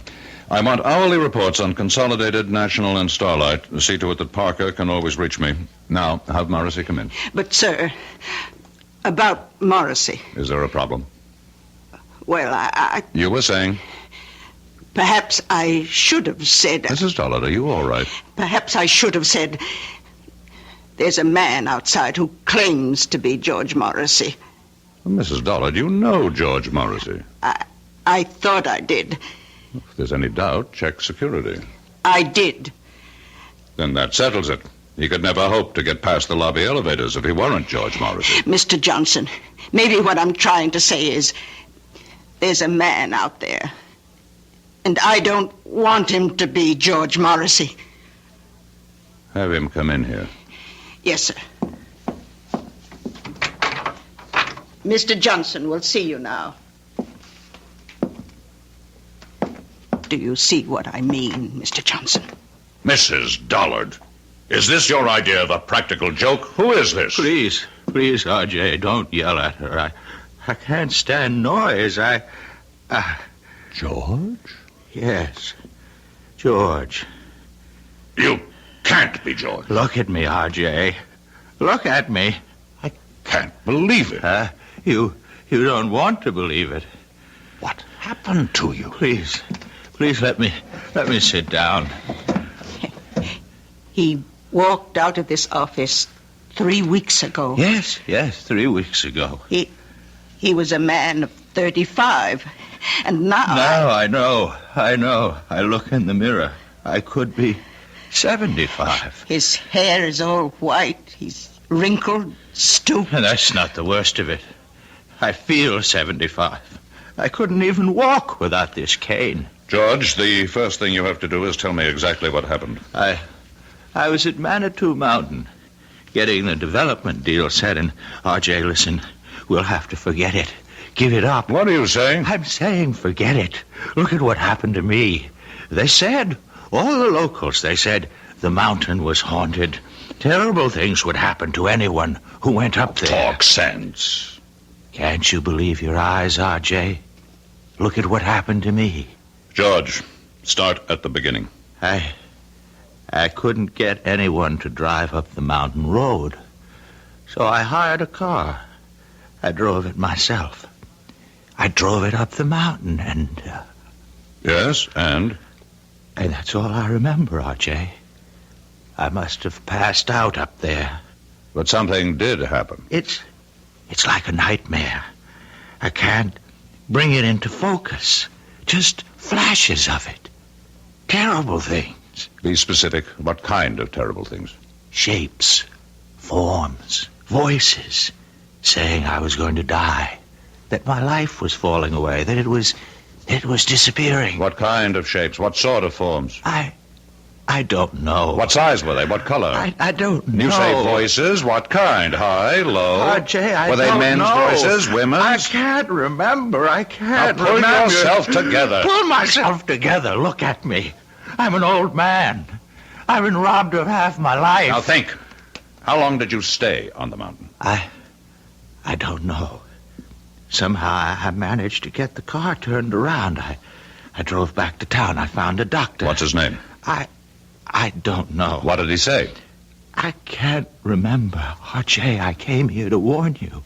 The mountain, it's haunted. It's cursed. Give up the project. Mrs. Dollard, call Dr. Waterson. No. Doctor can't help me anymore. But I can help you, R.J. Give it up. Give up the project.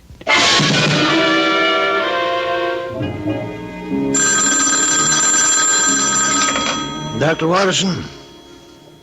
Yes. Keep him on fluids, and whatever you do, see that he remains absolutely calm. That was the resident. About George? No change in his condition. Have you checked the local doctor? The one who saw him first? We called him. He reports he treated a man of about 70 for exhaustion. That's all you could get out of him? That's all he had to say. And what have you got to say, Doctor? We find that George Morrissey has the physical signs of a man in his 70s. But you know very well he is not in his 70s. Chronologically, no. Medically, yes. Is there a disease that could age a man so radically in so short a time?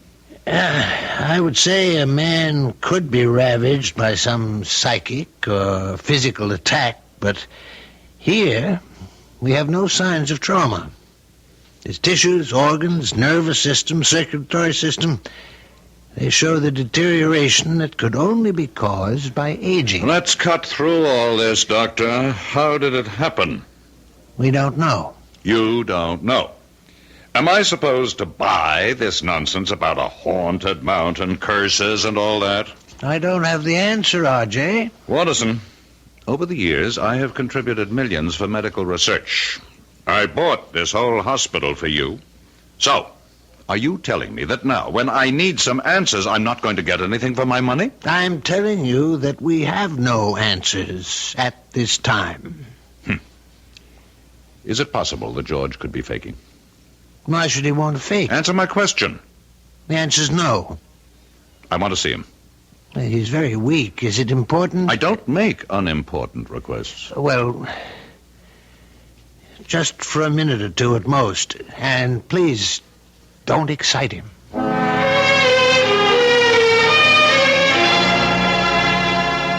I won the club championship, and I was named third-team All-America. George. Girls, you should see how the girls would fall all over me. George, pay attention. Huh? Oh, it's you, R.J. Listen. No, George. Don't try to sit up. But I've got to talk to R.J. Listen, R.J., are you listening? I'm listening. Here's what happens to you up there on the mountain. I remember, you see. Now I remember. R.J., don't excite him, I please. accept full responsibility. Up there on that mountain, I was told you will lose that which you value most. Told? You say told? How? By whom? I don't know. How can we get anywhere if you keep saying you don't know? Think. R.J., I order you from this room. He's going to die soon anyhow. We have to get that information. R.J., I will call security and have the guards throw you out of here. No, Doctor. No, leave us alone. This is between R.J. and me. What were you told, George? I wasn't really told. It was more like a kind of feeling, an idea that seemed to seep into me. And I realized the most important thing, what mattered most to me, was my body. Talk sense. I'm talking sense, R.J. And I began to lose my body.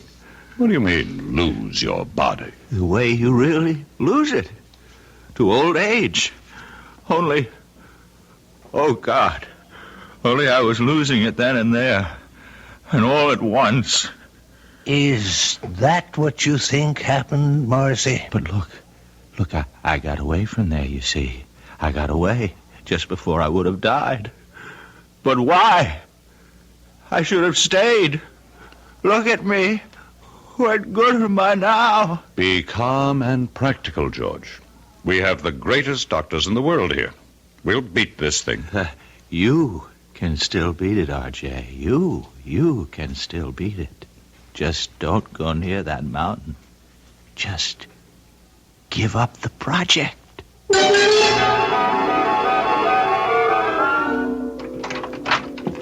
You wanted me, Mr. Johnson? Has Parker called while I was out? Yes, sir. He reported in. Consolidated stock is still falling. That's good. National Computer is rising, and Starlight Oil is doing well with the new government. Tell him to increase our holdings. Try 10%.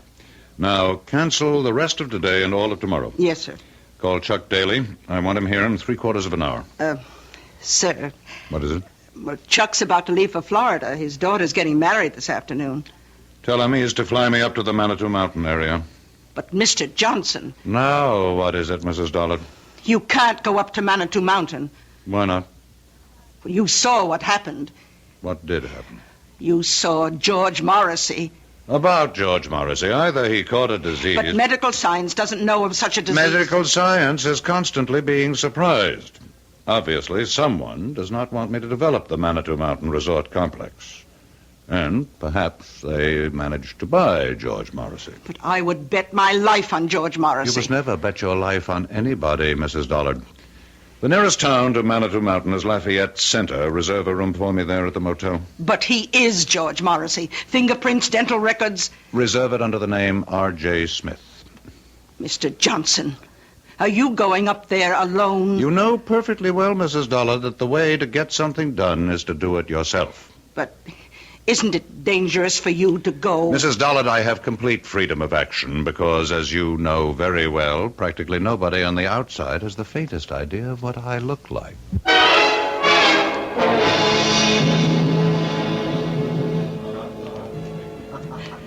How many days do you plan to spend with us, Mr. Smith? Well, that all depends. Oh? On what?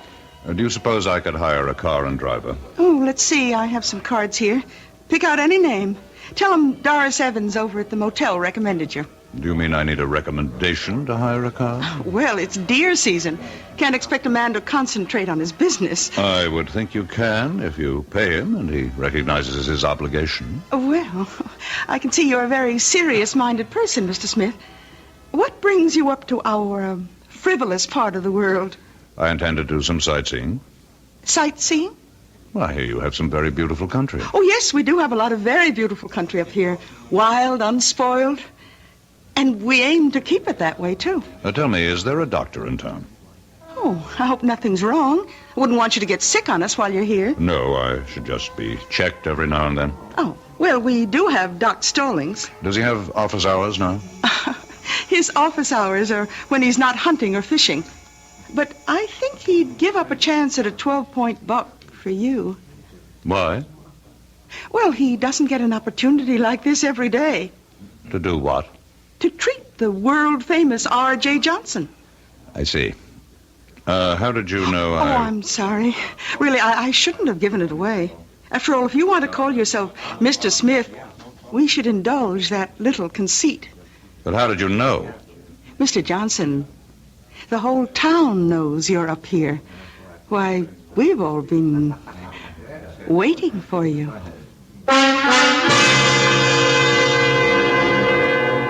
We've all been waiting. Waiting for what reason? Had they also been waiting for George Morrissey? And George was only R.J. Johnson's hired man. We'll be back shortly with Act Two.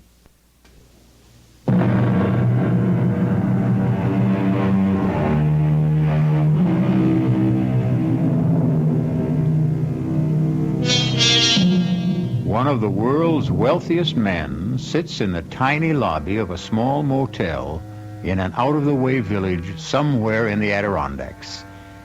And suddenly he feels that all of his money and power somehow seem to be very far away at this anxious moment. You say the whole town's been waiting for me, Mrs. Evans? Yes, we've been waiting. Why? Well, you own us now. I own you. In a manner of speaking. You own all the land that surrounds this village. I would think of myself as more of a neighbor. Well, we don't think your plans for the area will make you a good neighbor. You had your chance to protest against the project at the hearing. And we did. And after the legislature weighed all the pros and cons, they acted in the interests of the entire state, not your narrow provincial prejudices. You really believe that, don't you? I certainly do. Well, we know why certain votes went a certain way. Oh, do you? Suppose you tell me. We know there was bribery and pressure. Really? None of this was found by the special prosecutor's office. Well, I must admit, though, I admire your courage. My courage? To come up here, all alone, without your thugs. Oh, just a minute, Mrs. Evans. Oh, they have clean fingernails, excellent manners, college degrees. But they help you to steal and cover your tracks. In that sense, they're no better than common thugs. You really believe that, don't you? Well, let me set you straight. I have never done anything illegal. Oh, you can't be serious. No court has ever found me guilty of any crime. Congratulations. But here's what I am guilty of. Success. And this has earned me the envy and the hatred of millions of people. But that's human nature. I understand that.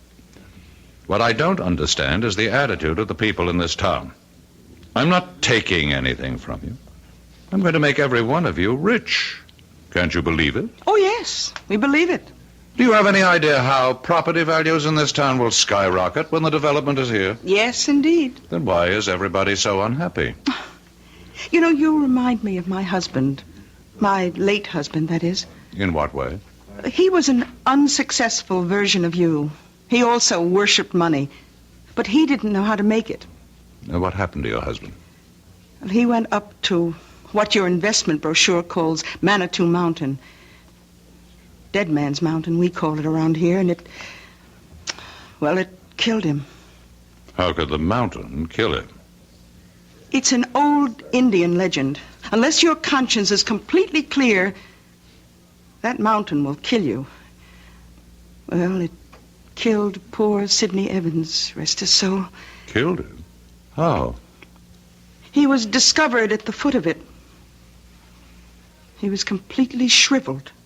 There must be an explanation. Doc Stallings never found it. He just wrote it up as death due to causes unknown. Stallings is, after all, only a country doctor. That's right, he is. Tell me, how do your high-powered city doctors explain Mr. Morrissey? What do you know about Mr. Morrissey? Oh, the whole town knows about Mr. Morrissey. Poor Mr. Morrissey, he went up there. Something he had no business doing. I must correct that. He had every business doing it. He was my agent inspecting my property on orders from me. But the fact is, he went up there, and the mountain got him. Have other people met with mysterious results after climbing that mountain? Oh, very few and far between. We may be just country folk up here, but we learn from experience.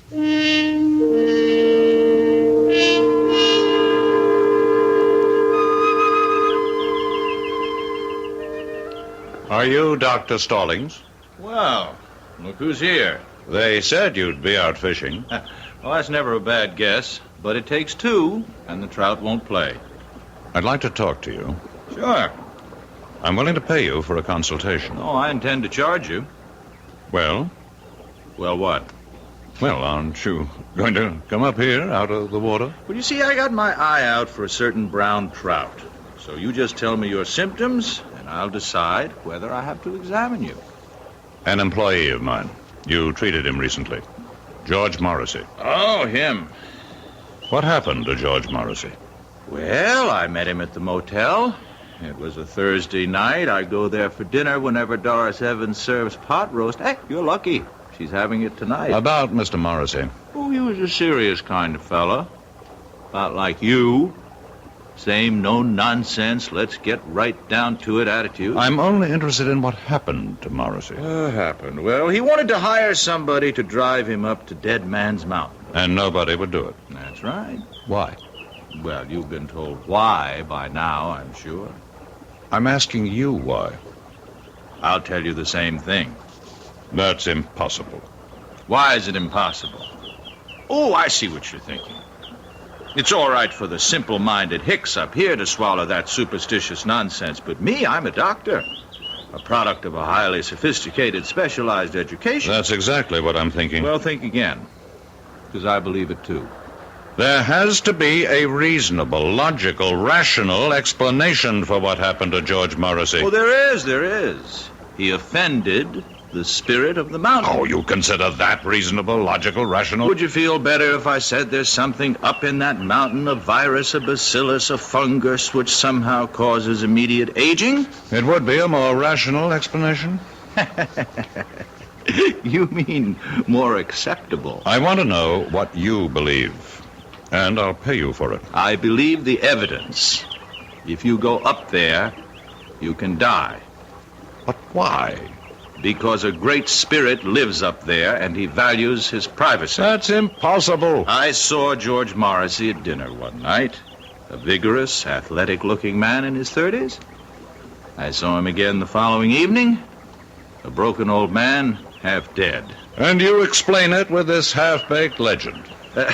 Well, how do your city doctors, with all their modern facilities, explain it? Your Dr. Watterson, a world-famous diagnostician, he called me. He asked me. This thing has to be cleared up. Why? What's wrong with a nice, quiet mystery? If word of this becomes general, it can destroy the entire project. Uh-huh. Is that bad? Millions of people will be deprived of an opportunity to enjoy healthful recreation in a fresh country environment. But it won't be fresh country, you see. You'll have super highways and smoke and noise and honky-tonk resorts. I'm convinced that you people are up to something. Well, you tell me what. I don't know. But I assure you, I have the resources to find out. Well, if you ever do, let me know.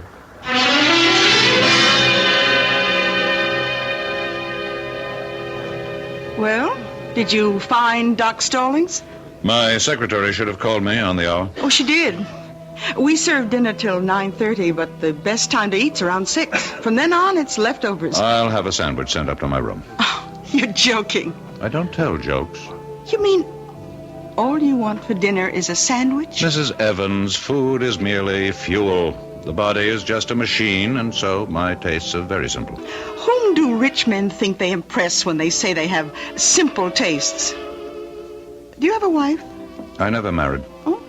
Well, so far we've eliminated wine and women. I can see by looking at you that there isn't too much song. Well, what do you do with all your money? I make it grow. Well, whatever you do, don't go up that mountain. I don't think I need any more advice from anyone around here. I would like to place a call to New York. You go up that mountain, and when you come down, you'll be penniless. You have my secretary's number there. Please put it through. Just remember, I told you.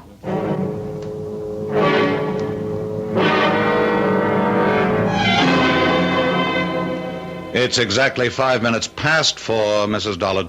I know that, sir. Why haven't you heard from Parker?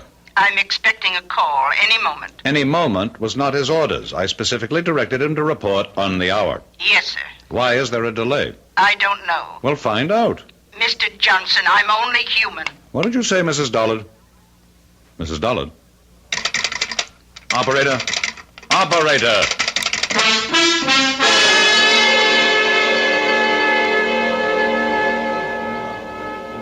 Now, see here, Mrs. Evans. Oh, Mr. Johnson, I was just trying to reach your room. I've been cut off in the middle of a crucial telephone call. Carlotta, the phone company operator, she just told me that we can't get through to New York for a bit. What are you saying? Well, you've seen those signs along the roads. Look out for falling rocks. Well, we just had a pretty good slide on Route 640. But I must talk to New York. A lot of wires are down, but Ev Bailey and his boys will have it fixed before long. Oh, hi, Doc. Hello, Doris. And why does the celebrated R.J. Johnson look so agitated? Well, he can't make a phone call. Oh, my. You know, Mr. Johnson, as a physician, I have a prescription that could keep you healthy and happy for years. Doctor, I'm in no mood for your folksy philosophy. I have to make a phone call. Don't you want to hear my prescription? How long will it take to repair the lines? Oh, maybe an hour. An hour? Maybe less. I would prescribe the following. Chuck it all, Mr. Johnson. Give it up, settle down here, and marry Doris. Oh, I'm not sure I'd want to marry him, Doc. I'm not out to marry anybody. Oh, why not? What's going on in this town? Are you people crazy? Where's the police station? The police station? Well, we do have a sheriff. Send for him. What do you want the sheriff for? There has to be some kind of plot. Where can I find the sheriff? Oh, you don't have to find him. He's He's coming in the door right now.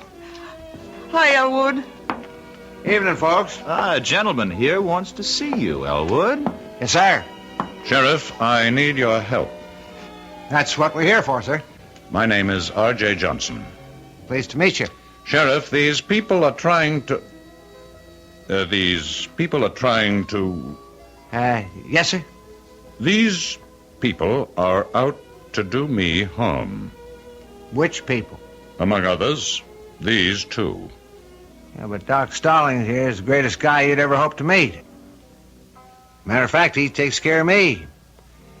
And I personally vouch for Doris. She's my sister.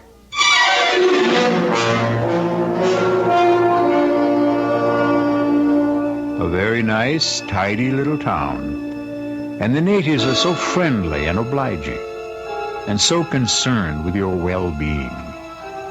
But right now, R.J. Johnson feels overwhelmed by their solicitude, as if he is being literally killed with kindness. We'll return shortly with Act 3.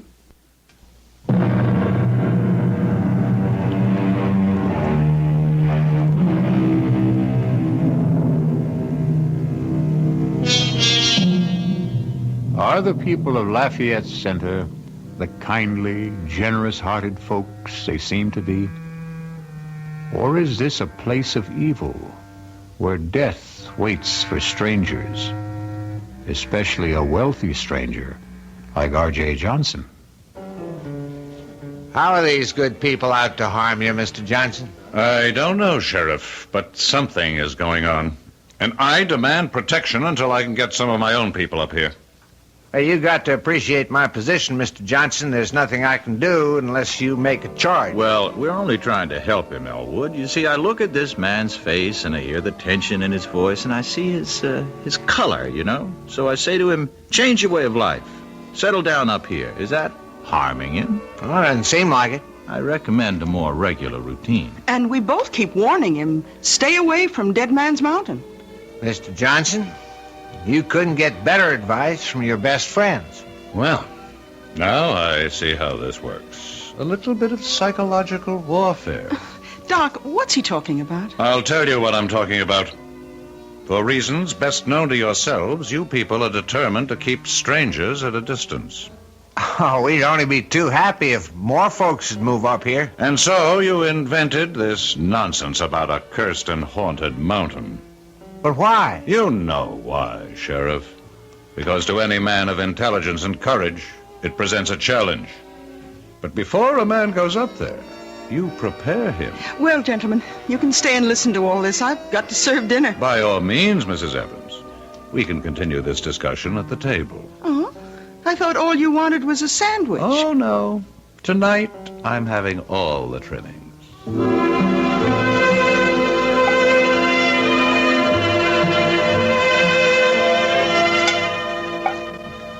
Here you are, Mr. Johnson. Thank you. Pot roast, mashed potatoes, peas and carrots. Now, that's secure for whatever ails you. Hold on. Dr. Stallings, change plates with me, please. Why? It's the same portion. Except I always give you a little bit less, Doc. Would you mind changing plates, Doctor? No, not if you tell me why. Since I'm going up to the mountain, there could be something in this food. A drug, perhaps. Oh, I like that. Very well, Mr. Johnson. Here, have it your way. You say you're going up the mountain? Yes. After all we told you? I'm going up that mountain to prove that it's just an ordinary piece of undeveloped country real estate. Can you stop him? Why Elwood. does everybody want to stop me?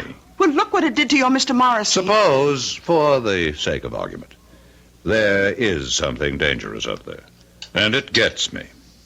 Isn't that to your interest? Without me, there can't be a development project. Well, we have a more basic interest. We have obligations as human beings. Well, now, I will need a car. There's a road, I assume. Oh, yes, sir. It leads up to the top. But why go now? At night? Because the word should get around.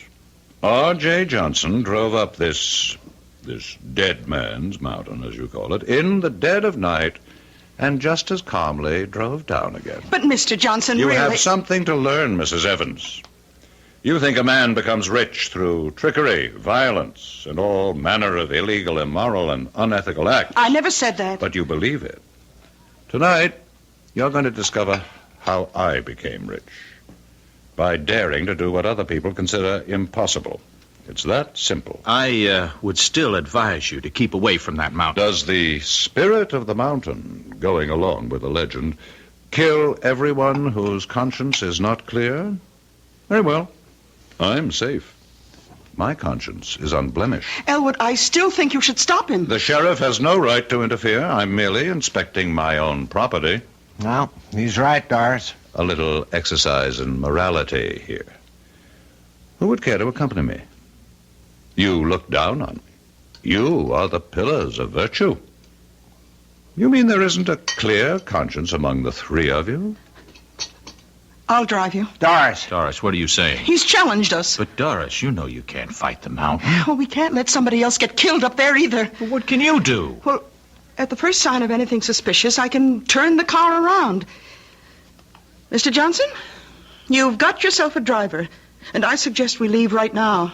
The moon goes down early around here. First, I have to call New York. But the lines are still down. How do you know? Carlotta will let us know when they're fixed. Maybe I'd better wait. Oh, don't tell me you're starting to have second thoughts. I have some very important things to check out. Well, we can drive to the top of the mountain and back again in an hour. How do you know? Have you done it before? No, it's just a guess. And I'm ready if you are.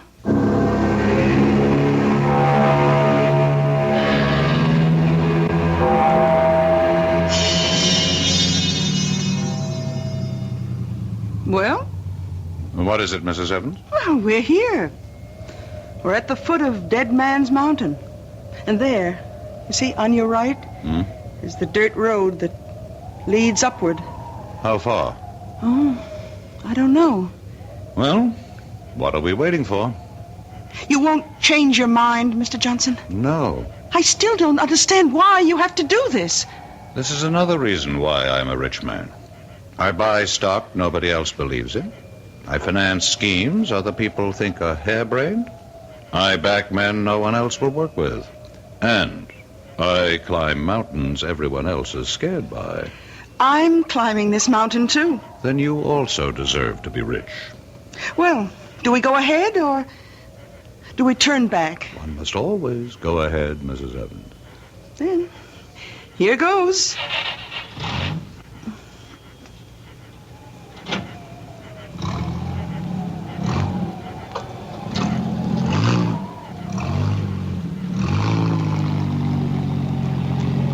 How do you feel, Mrs. Evans? All right. I guess. You guess? How do you feel? I don't have to guess. I know. I feel great. It should be interesting. What? Let's assume all you people are right. This mountain is haunted by a great spirit who strikes down all who have guilt. Which one of us do you suppose he'll strike down? Well, I don't have a guilty conscience. I wonder about that. I heard the doctor say you had a weakness for men with problems. Your late husband, maybe he didn't have problems. Maybe you had the problems. Well, we all have problems. Stop for a moment. What's the matter? I think I heard somebody. I haven't heard a sound. Listen. RJ, I'll have the security guards throw you out of here. It's Watterson. It's Dr. Watterson. What's he doing up here? Who's Dr. Watterson? He's looking after George Morrissey. I'll throw you out of here. Didn't you hear him? There's no one around but you and me. Now that I think of it, that's a strange way for Watterson to talk to me. He would never have the guts to say that unless he knew something. Look, I think we'd better turn around. No. I think I'm learning something. Watterson, do you know that Watterson is Parker's son-in-law? Oh, who's Parker? My administrative assistant. He executes all my orders. Suppose Consolidated Industries is not going down. Suppose it's starting to go up. Suppose Parker is still holding... Oh, come on, Mr. Johnson. Just relax, huh? Now, if it's too much for you up here, let's turn back. Tell me, Mrs. Evans, how did you know I'd be here? Well, we just assumed. No one told you? Who would tell us? A pilot. My pilot.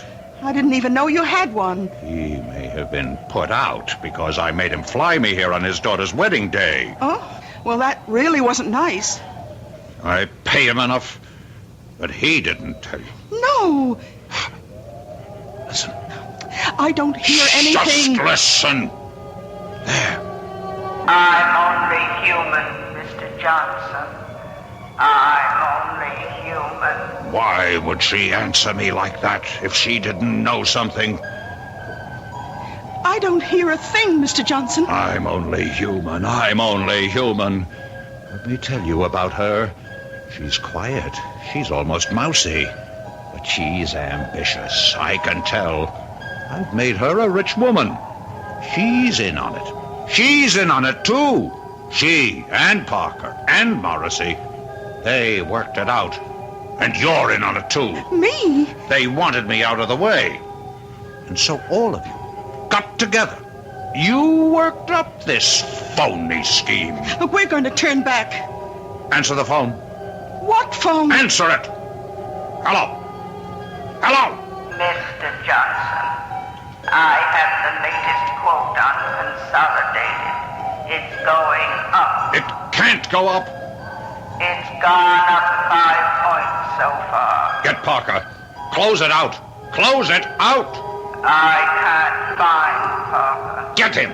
Get him. Mrs. Dollard. Mrs. Dollard. Who are you talking to? My secretary. She hung up on me. How could she hang up? There's no phone. Consolidated is going up. But there's no stock market at night. Mr. Johnson, it's going crazy. National computer is going down. Have Parker sell at once. I can't find Parker. Mrs. Dollard. Mrs. Dollard.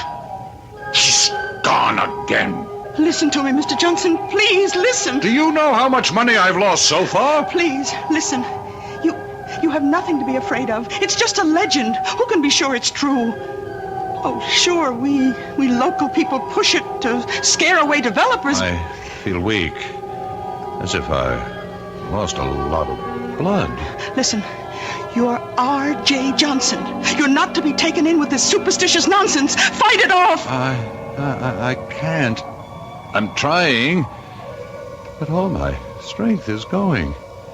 My money, it's disappearing. Your money isn't your strength. It is. I have nothing else. Please, answer the phone for me. I can hardly lift the receiver. The rebel government just nationalized Starlight Oil. What did you say? Mrs. Dollard.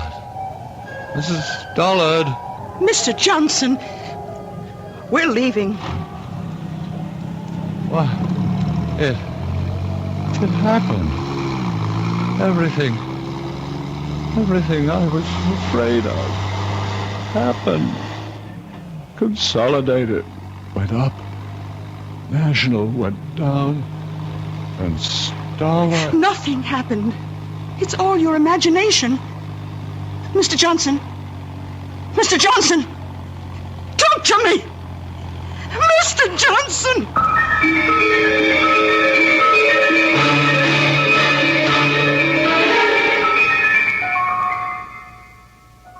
He's dead. How? Why? Doris, I don't know. There isn't a mark or a sign on him. It's as if all the force and vital energy just left his body. Well, maybe it's all for the best. He was in trouble. Trouble? It was on the news. Some of his holdings went haywire for some reason. 3 big companies. He's out millions. He may have died just in time. The mountain. The mountain. What about the mountain? It's true. Every word we say about it. It's true. Oh, come on, sis. How can it be true? The mountain killed him. It took away his money. Doris, are you all right? I don't know. I don't know yet. I wonder. What did it do to me? Well, what did it do to Doris? Everybody loses what he values most up on Dead Man's Mountain, as the saying goes. Maybe Doris had fallen in love with R.J., and thus the mountain robbed her, too. I'll be back shortly.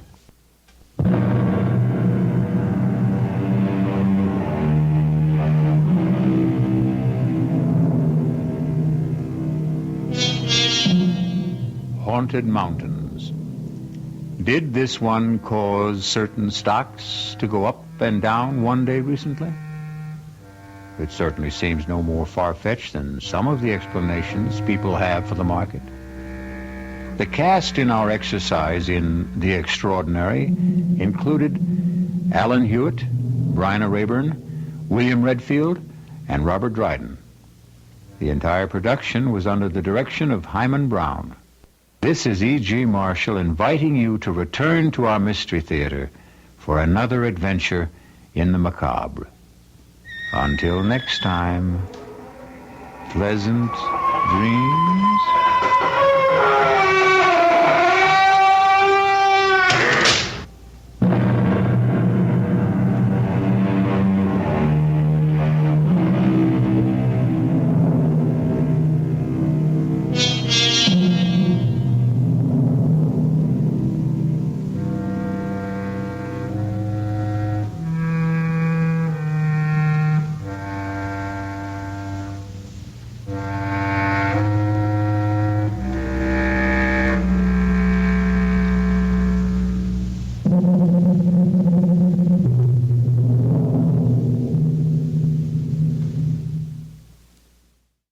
The CBS Radio Mystery Theater presents...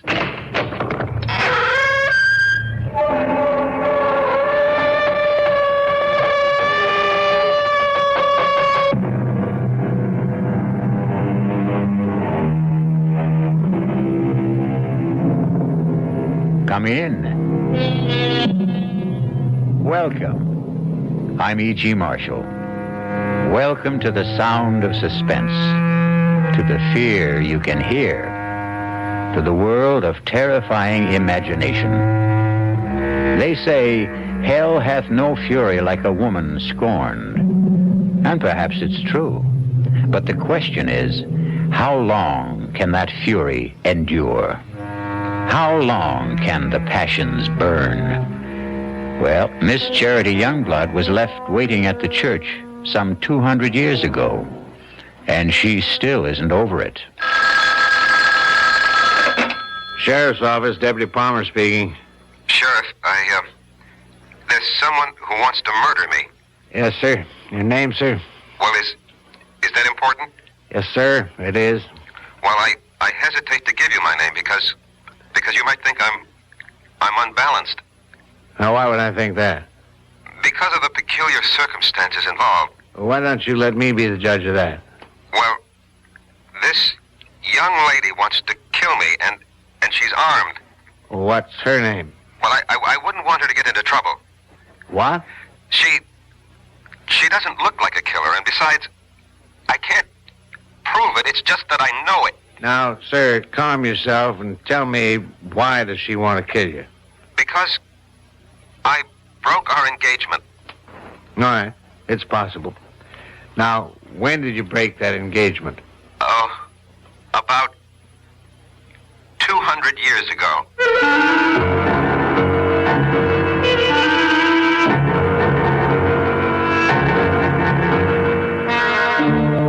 Our mystery drama, A Dream of Death, was written especially for the Mystery Theater by Sam Dan and stars Michael Tolan.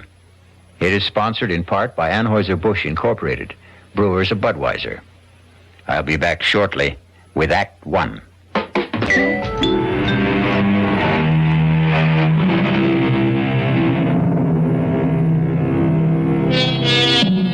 Sometimes a few notes of an incomplete melody may steal through your head. It isn't like any tune you know, and yet you've heard it before. For no reason, a name, a noise, an aroma may evoke a dim and distant memory. A memory of a place you cannot clearly remember, but it's a place you cannot completely forget. A great poet said, "Life is a dream, and even dreams are dreams." Perhaps. But sooner or later, there must be an awakening for every dream. And for Rexford Patterson, there was the rudest awakening of all. Hey, Patterson, wake up. Your lawyer's here. Huh? What? Your lawyer's here. Lawyer? Why? What do I want a lawyer for? What am I? You're in a jailhouse. Jailhouse? How did I get... I demand to see a lawyer. Mister, no sooner said than done. He's all yours, Counselor. All right, Sheriff, if you would leave us. Bang on the door when you want out, Counselor. Who are you? Why am I in here? My name is Peter Evans. I'm an attorney. I was retained by the university on your behalf. Why do I need a lawyer? Why? Well, you're going to be tried for murder. Who is? You are. But that's impossible. You don't remember? Murder? Murder. No. Well, according to the sheriff, you were found unconscious on the floor of your study and she'd been shot. Who? Your fiancée. Charity? I killed Charity? No. Madeline Betty, your fiancée, Madeline Betty Powers. Who's Charity? Charity Youngblood. She was my fiancée. You had two of them? Look, we know you were engaged to Madeline Betty Powers. Now you say you were also engaged to a Miss Charity Youngblood? Yes. Well, what happened to that engagement? I broke it. Was the parting amicable? No.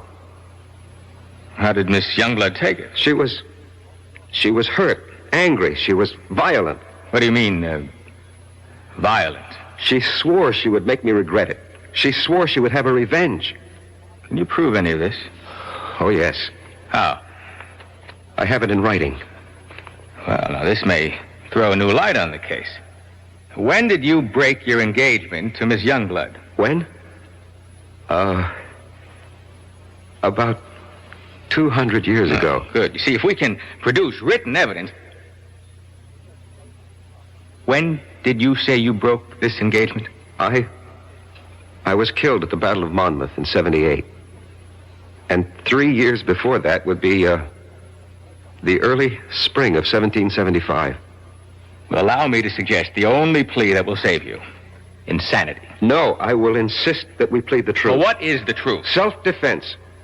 I killed Charity Youngblood in self-defense. All right. Look. Now, you may have killed Miss Youngblood in self-defense 200 years ago, but it's over. It's gone. It's done with. Nobody wants you for that. You're going to be tried for the murder of Madeline Betty Powers. Exactly. Charity Youngblood is Madeline Betty Powers. Professor Patterson. You're my attorney.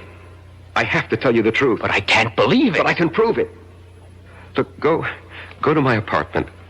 In the middle drawer of my desk, there's a book. An old book, an old leather notebook. Bring it here. You'll see. You'll see for yourself. Proof.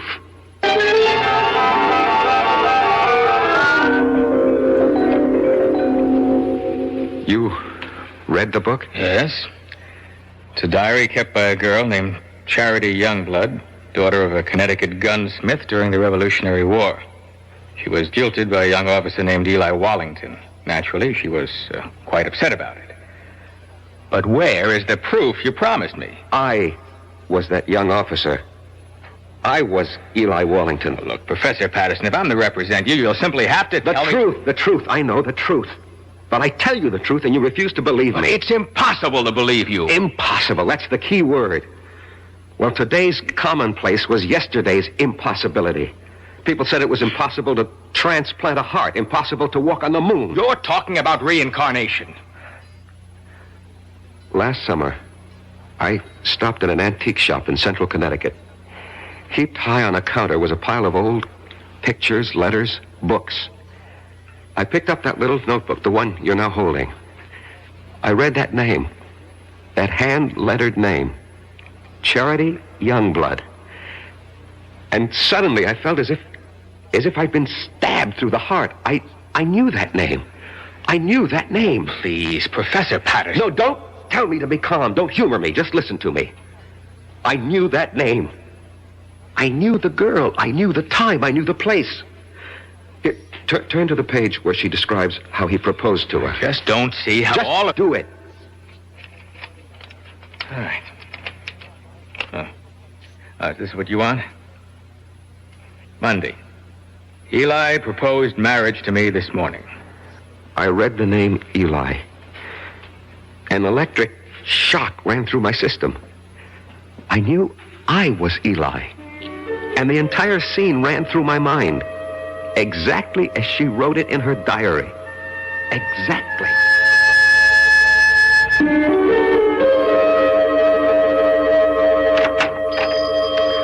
Good morning, Charity. Oh, it's the high and mighty Lieutenant Eli Wallington. Come to see my father? Well, that pistol of yours isn't ready. I've come to see you, Charity. I've been foolish. It doesn't interest me. Charity, I love you. Oh, yes, you love me. Believe me. Oh, I believe you. You love me here. You love me now. But tomorrow you'll be somewhere else. You'll see someone else. You'll love someone else. Men are fools. We don't realize at first how important it is to have a woman who really loves us. And you love me. Please go. Marry me, Charity. Eli? We'll have the banns on Sunday and marry the week after. Now, come, close the shop. We'll go riding this morning. But I promised Father... Let's be together this morning. Come with me. Oh, Eli, you're a scoundrel. Yes, Charity. But I'm your scoundrel. You must never forget that, Eli. Never forget that.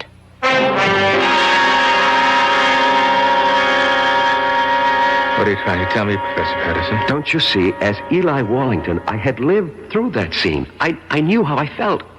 I loved her. How do you know you were Eli Wallington? How do we know you're Peter Evans? You just know, that's all. None of this is proof in a court of law. You can read in her diary. Yes, Sunday. This morning, the banns were read in the church. But Eli never married her. Do you know why? Because Charity was right. The very next week, Eli was somewhere else. He saw someone else. He loved someone else.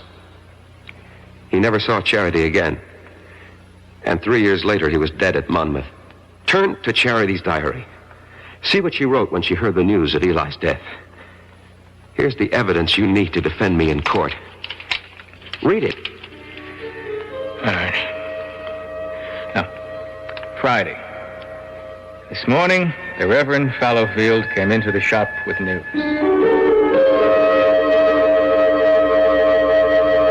Charity, I am told that Eli Wallington has fallen at Monmouth. I thought you might wish to know. Thank you, Reverend. He died bravely for his country, and I hope you can find it in your heart to forgive him. I will not forgive him. Charity. On that Sunday, that awful Sunday, I swore I'd kill him. But the boy is already dead. He'll live again. I'll live again. I'll find him and kill him. Give up this frightful hatred before it destroys you. He won't escape. If only I could help you, Charity. No one can help me. And no one can help Eli. Somewhere, somehow, someday, I'll have my revenge.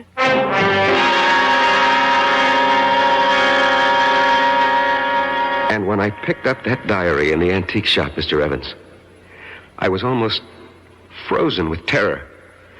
I knew I had come back. Why shouldn't she? But you know something? After a while, I began to laugh at myself. Why? Well, for the same reason you're probably laughing at me.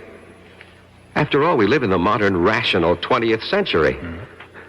Every night, I'd sit alone at home and wait for Charity to come and kill me. And nothing happened. She didn't show up. No. And you can't maintain an emotional pitch forever. And so soon, I stopped thinking about it. And then one afternoon, I was sitting in my study. Come in, it's not locked. Good afternoon, Professor Patterson. Yes. Let me see, you're Miss... Powers. Madeline Betty Powers. I'm scheduled for a conference at exactly 1500 hours. 1500 hours? 3 p.m. We use this terminology at the engineering school. Oh, I see. You're an engineering major, Miss Powers? Have you any objections? Oh, no, certainly not. Professor, I require 3 credits in the humanities for my degree. I chose your American history course. I am flattered. It was the only one open. You shouldn't have said that. Oh, I have no interest in the dead past, only in the dynamic present. How can I survive your course? First, show up for class, occasionally. Second, don't snore too loudly at my lectures. Third, write me a term paper. On what subject? Oh, any subject related to the Revolutionary War. I know what I'll do. I'll write a novel. Miss Powers, what are you saying? Yes, a novel. A novel about a girl. But, Miss Powers, you ask for an easy way out. A novel is the most difficult project. You know what gave me the idea for it, Professor? This antique pistol on your desk. What? Broken down, rusty old relic? It just came to me by just looking at it. I'll write about a girl whose father was a gunsmith. What did you say? In one of the 13 colonies, Connecticut. But, Miss Powers, do you know anything about Connecticut during the Revolution? No, I'll make it up. After all, it's a novel. Have you ever been to Connecticut? No, never in my life. Now, the girl, the heroine of my novel, will be beautiful, sexy. I can see her. I can just see what she looks like. And her name, I even know her name. What is it? I think I have a good one. Her name... No, don't tell me. Write it down on a piece of paper. But don't let me see what you're writing. But why? Please do as I ask, Miss Powers. All right. You've written her name? Yes, Professor. Her name is Charity.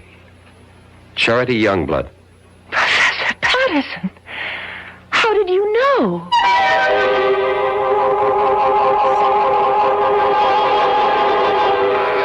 How does he know? Funny how these things work out, no? You can never tell who you'll come back as. Devil-may-care adventurer Eli Wallington becomes a serious, sober professor of history. Sexy Charity returns as a budding lady scientist. But she still has a mission. Murder. We'll return shortly with Act 2.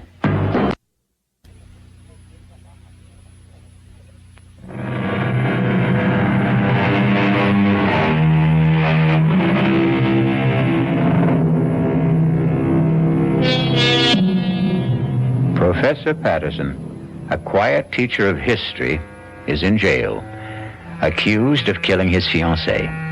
He doesn't deny it. What he's desperately trying to prove is that he killed the one he had 200 years ago. Where, Miss Powers, have you heard that name, Charity Youngblood, before? Nowhere. I made it up. You made it up?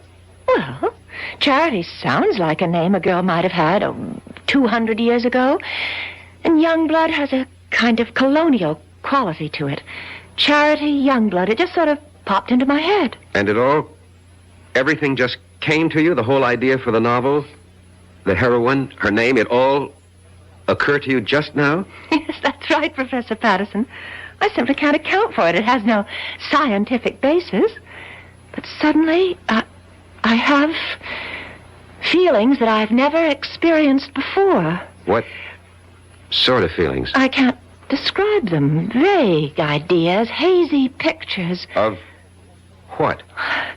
But this woman, this girl, this Charity Youngblood, she's a creature of my own imagination. I only conjured her up a few moments ago, and yet she seems to be alive. Give it up, Miss Powers.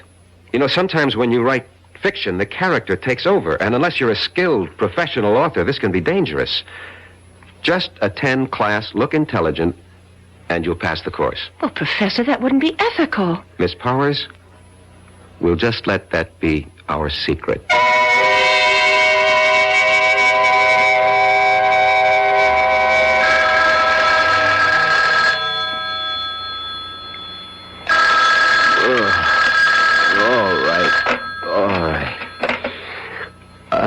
Hello.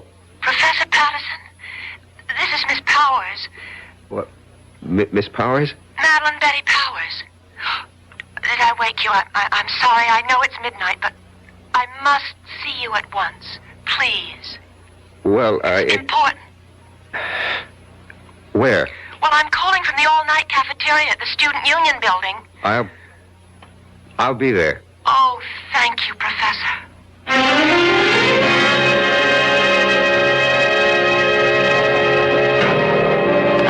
To see you, and I didn't think it would be proper for me to go to your apartment at this hour. Well, what seems to be the problem, Miss Powers? The story. The story? The story of Charity Youngblood. Well, I thought we decided to drop it. But that's the problem. I can't seem to get it out of my mind. Well, I'm sure you... It's taken over. I can't think of anything else. Well, I'm obsessed by it. This girl... Charity Youngblood. I know her so well, I sometimes think... No, you'll laugh. No, tell me. I sometimes think she's me. Well, of course she's you. What are you saying? Well, when you write fiction, every character has to be yourself in one form or another. No, it's more than that. It's a feeling in my bones. I seem to have... an urge to do something. What? I don't know. But I keep writing.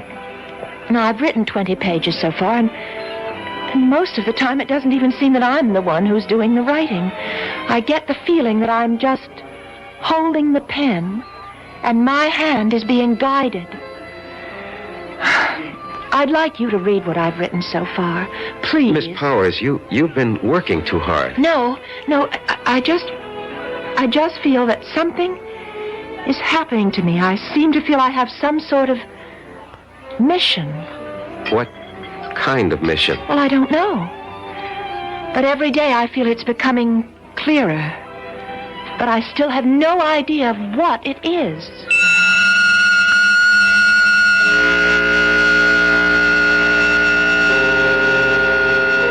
And every day, Mr. Evans, she would hand me a chapter of her novel. And that novel will win me acquittal in court. Why? Because each chapter is word for word a day in Charity Youngblood's original diary. In Madeline Betty's own handwriting. Where's that novel now? In my desk. I did everything I could to get her to stop writing, hoping that somehow I could get her mind off it. But of course that was useless. After all, if she really was Charity Youngblood, and there was no doubt in my mind about it, nothing would stop her from finding it out. And every day she was getting closer. Not just to Charity, but to me. Professor, I decided to give Charity a love interest. We're about to have the war, and I've created a young cavalry officer of the Connecticut Brigade. I have a name for him. Eli Wallington. Eli Wallington? Yes. Miss Powers, you've already written more than enough to earn a good grade. It's already longer than the average term paper. Oh, but I have to finish. Why? This whole thing started as a term project. Yes, it may have started that way, but now it's something that belongs to me, and I can't help it. I have to keep writing until... Until something happens. What? What is supposed to happen? I don't know. But I'm afraid. I'm very much afraid.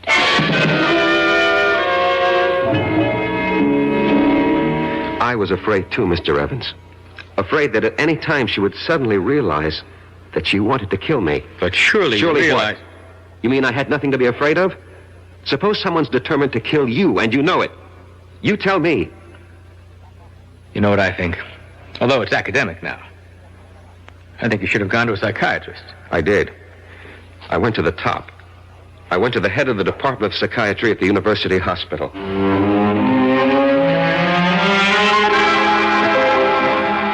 All right. Now, let us see if we can delve into the core of these hallucinations. No, let's not, Dr. Laufer. You see, these are not hallucinations. No? No. These are matters of fact. I know them to be true. You're talking about reincarnation. Yes. And you obviously don't believe in it. That's hardly the point. It may exist, for all I know. However, if it does, then we have no way of knowing who we were in a past lifetime. Perhaps we had no way of knowing. Perhaps today, with heightened powers of communication, perhaps our modern scientific technology has upset certain natural balances. Whatever. The fact is, I know. If you know, you know. What do you want me to do? Suggest a way I can live with it. I'm afraid I don't understand. Look, if a man was an alcoholic or a drug addict or a gambler, and he said to you, this is what's wrong with me, how do I live with it? What would you tell him? You are oversimplifying. I am I'll coin the word. Reincarnate. How do I live with it? Especially since my life is in danger. Very well. Why is your life in danger? I told you. Charity Youngblood wants her revenge. And she's here in the person of Madeline Betty Powers to exact it. Don't you see what you must do? No. This is all within the framework you yourself have created. If you remove the motive, you can prevent the crime. I still don't know what you mean. If she wants to kill you because you jilted her, well, all you have to do is give her satisfaction. How? Marry her. Marry her? Marry Madeline Betty? She's hardly my type. You're 32 years old. You're not married. Are you going with anyone? No. But marry her? How do I know she'll have me? Were you once Eli Wallington? Yes. Was she once Charity Youngblood? Yes. She'll have you.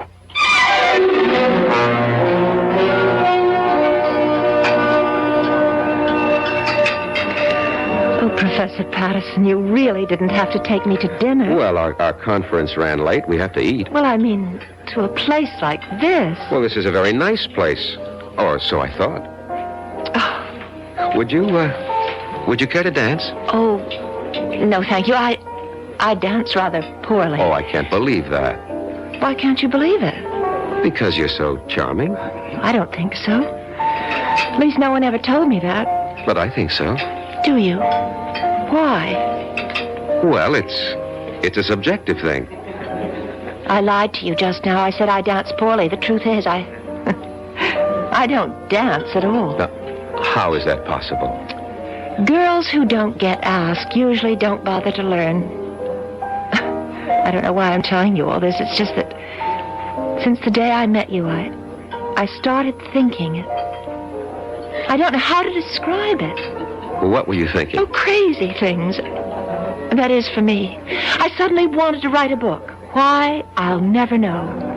And I began thinking of a girl who lived hundreds of years ago in a place I've never heard of. I can't understand it. Madeline Betty, maybe I can help you. Would you, Professor Patterson? Rex. Go on, say it. Call me Rex. Rex. I've also felt something since the time you walked into my study for conference.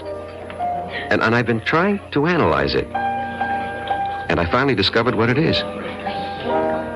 It's love. Professor Patterson. Rex. And so I'm asking you, I hope that you will marry me.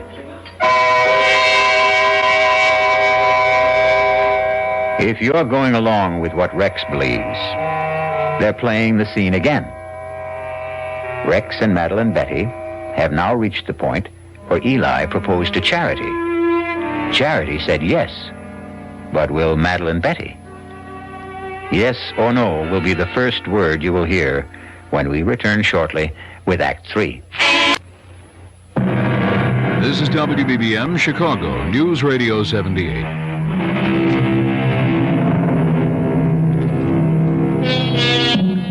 Eliminate the motive, and you prevent the crime. Excellent advice, and Rexford Patterson has taken it.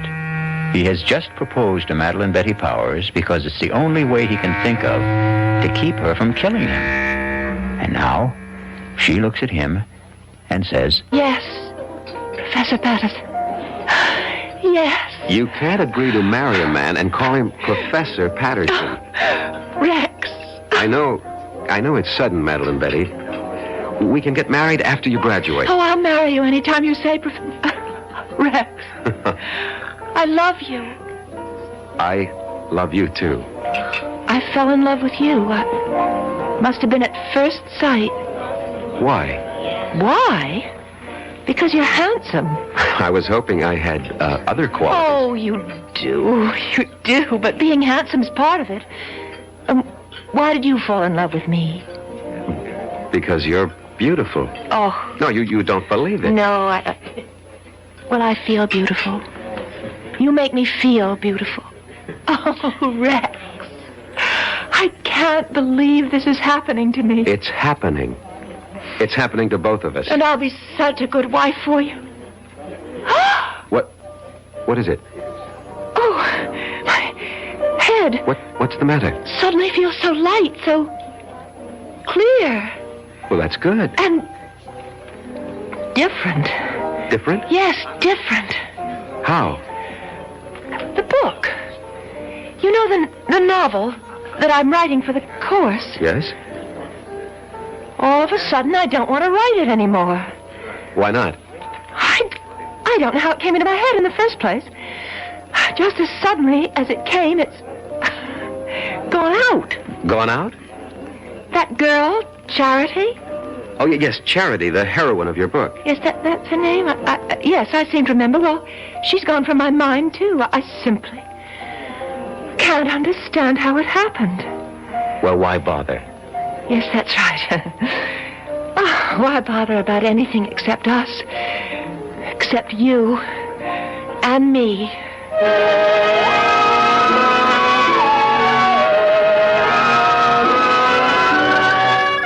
So you proposed to a professor and you were accepted. She seemed happy. Apparently you were reconciled. What was the problem? The problem was, Mr. Evans, I didn't really love her. Just as Eli didn't really love Charity. But within the theory you'd set up... Don't call it a theory. It's a fact. Oh, whatever. But this is what you had to do. You had to marry the girl. And I tried hard. But she made it impossible. She was... What did she do? Nothing, really. She was just so grateful to me. You pay attention to a wallflower, and what you create for yourself is a clinging vine. A vine that can strangle and suffocate you. And besides... Yes?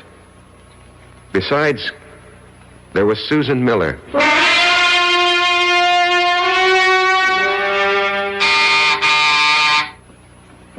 Come in, Madeline Betty. I'm not Madeline Betty, but I came in anyhow. Well, how do you do? Professor Patterson? Yes? I'm Susan Miller, of the English department. You're new here. Oh, I received my teaching appointment last week. Early American Lit. A favorite field of mine. Well, that's the scoop on campus. Anything early American, see Rex Patterson. I just thought we'd chat. Fix you a drink? A soft one. Naturally. Diet, if you have it. I'm watching my weight. Why? I think it's most attractive the way it is. Well, if you think so, I'll keep it that way. Did you know that General Burgoyne wrote a play? Yes, it was called Maid of the Oaks. And it was produced in New York during the Revolution. Yes, and I'll tell you who was in the cast.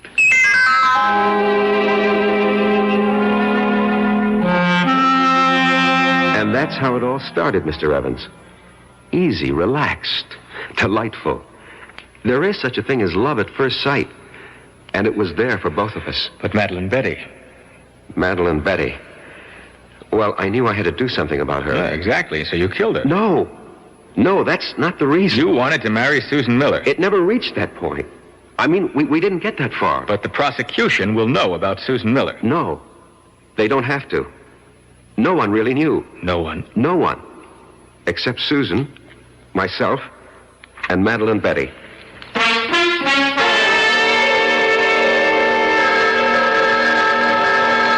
I'll get it.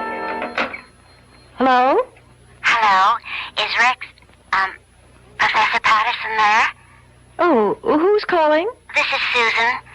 Miss Susan Miller. Rex, it's for you, Miss Susan Miller. Oh, thank you, Madeline. Yes, Susan? Rex, how about a drive in the country? I have considerable work to do. But I thought you had nothing to do all weekend. So did I, but, I have this research project. I see. Did your project answer the phone? No. No, it's nothing like that. Well, maybe we can get together tomorrow. Sure thing. Goodbye. Bye. And who is Susan Miller? She teaches here. I'll bet. What does she teach? English. You could look it up in the catalog. I'm sorry. I'm so jealous. Forgive me.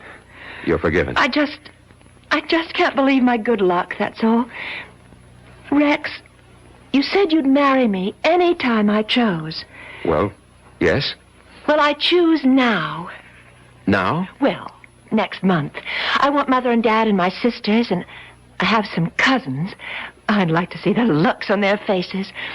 The first Sunday next month. That's almost 4 weeks from now. Is that all right? Well, You haven't changed your mind, have you? But I had changed my mind, Doctor. I see. I wish I knew what doctors meant when they say, I see. Patterson, you are the one who set up the ground rules.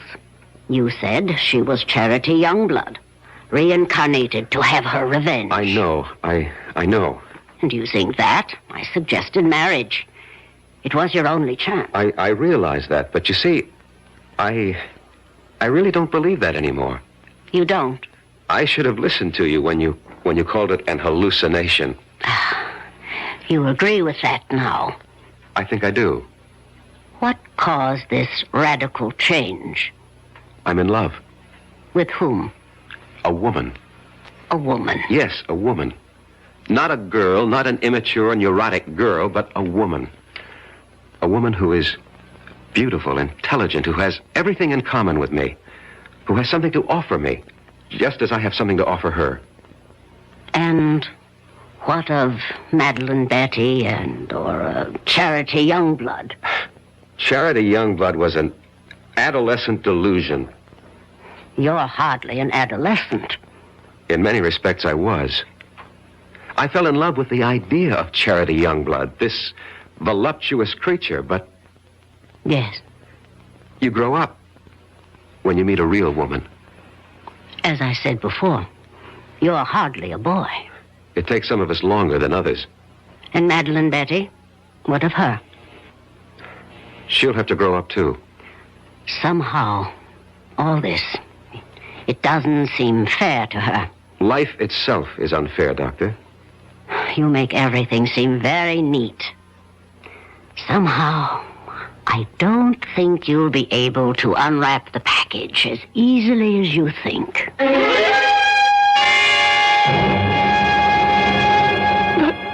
Why? Why? I told you, Madeline Betty. I told you. You said you loved me. I thought I did. No. Please, Madeline Betty, don't make this difficult for both of us. Oh, Rex, please, marry me. No, it wouldn't be right. I told everyone, my parents, my sister, my friends. Oh, Rex, what can I tell them now? Would you want us to live a lie? I don't care. Rex, why did you do this to me? These things happen. You loved because I was here. You went somewhere else. You saw someone else. Now you love someone else. What are you saying? I don't know what I'm saying. Look, you'll find someone else, too. I'm sorry, Rex. I've been speaking to you like a fool. You want to break our engagement? Only because it would be best for both of us. For whatever reason. I won't stand in your way. Excuse me. Hello? Rex? Could you... She doesn't have to call back. I'm leaving. But before I go, Rex, I'd like to have a memento of us. I'll leave you what I wrote about Charity Youngblood, and, could I have... Anything, Madeline Betty. Anything. Pistol, that old broken antique pistol? Well, certainly, of course. Well, goodbye, Eli. What did you say? Nothing. What did you call me? I called you by your name. Goodbye.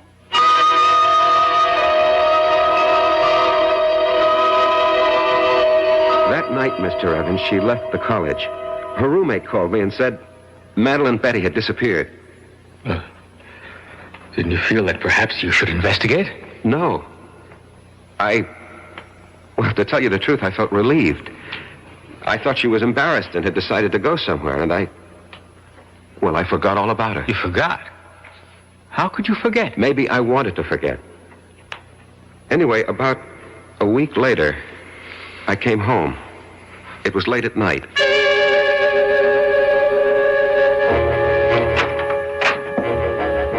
Good evening.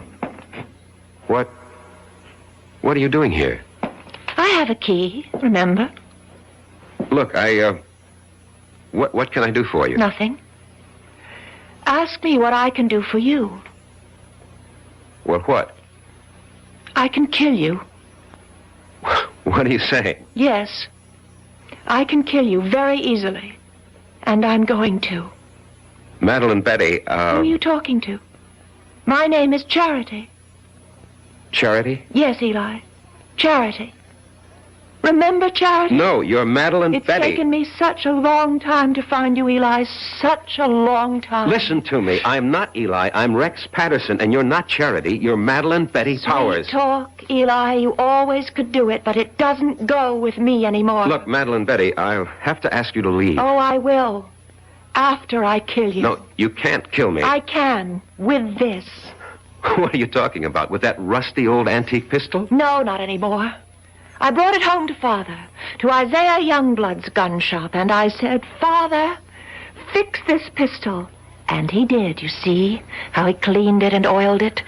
See how it shines now. Madeline Don't Betty. move any closer, not one step closer. See how it sparkles. He gave it a new framer and a fresh flint, fitted a new flash pan, and then primed it.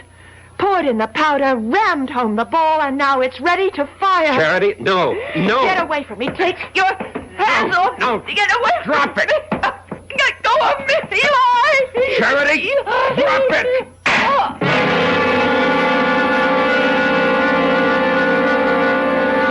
We struggled for the gun, and at the last second, the barrel must have turned toward her, and she pulled the trigger. And that's your defense? That's my defense. You want me to plead that defense? I want you to tell the jury exactly what happened, why it happened, and the way it happened. Show them the written proof. You're sure that's what you want me to do? Yes, I'm sure. I'm sure because it's the truth. Well, I hope the jury buys it. Would you have bought Professor Patterson's story? You would. A pity you weren't on the jury. Because 12 good men and true, actually 6 of them were women, deliberated for a full week and decided that Rex would have to pay the price. Not just the price for Madeline Betty, but also, as it turned out, the price for Charity. I'll be back shortly. I've found when it's needed, what good is it?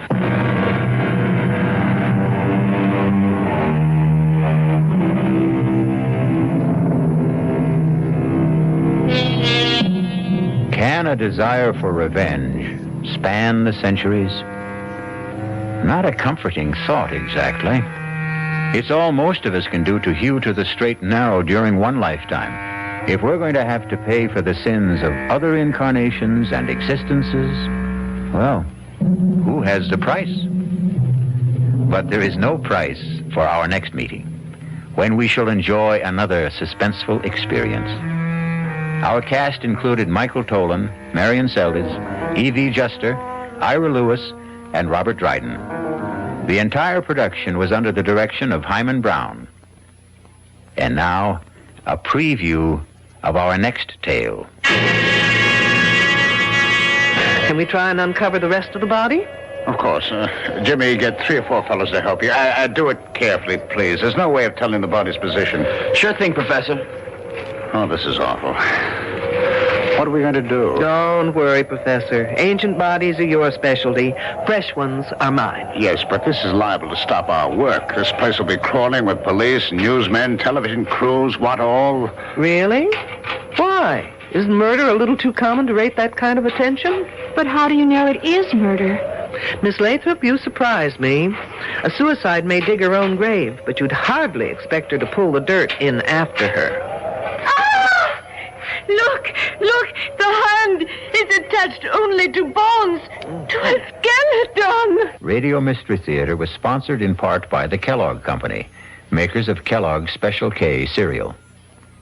This is E.G. Marshall inviting you to return to our Mystery Theater for another adventure in the macabre.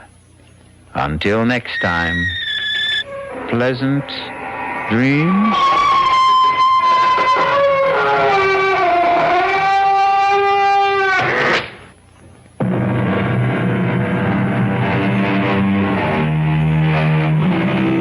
WBBF News Times, 11:23. Al Gallo, president, invites you to the crossroads of the near North Side, Chicago. You know, you can take care of your...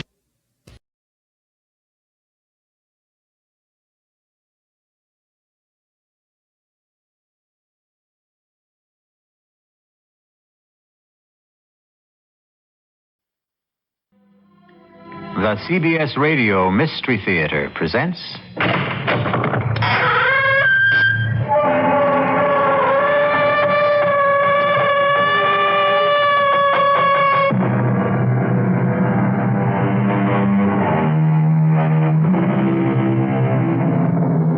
Come in. Welcome. I'm E.G. Marshall. Welcome to the fear you can hear. Welcome to the world of terrifying imagination. It gives me a fiendish delight to invite you on a very unusual expedition. For in our tale to come, we are going to travel not to distant shores, not to outer space, but instead backwards in time. Time as the archaeologist knows it, the depths of time. Strange thing about archaeology, it seeks to understand life by the study of death. Can we try to uncover the rest of the body, Professor? Of course. Jimmy, get 3 or 4 fellows to help you, and do it carefully. There's no way of telling the body's position. Sure thing, Professor. Oh, this is awful. What are we going to do? Don't worry. Ancient bodies are your specialty. Fresh ones are mine. But how do you know it's murder? You surprise me. A suicide may dig her own grave, but you'd hardly expect her to pull the dirt in after her.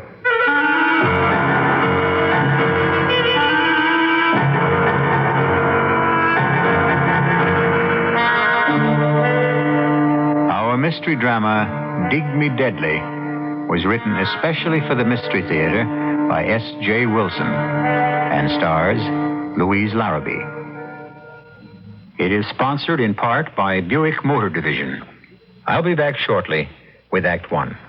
You know, I just thought of something. Yeah, what's that? Well, over 400,000 people have already bought 1976 Buicks. Yeah. That's a lot of people.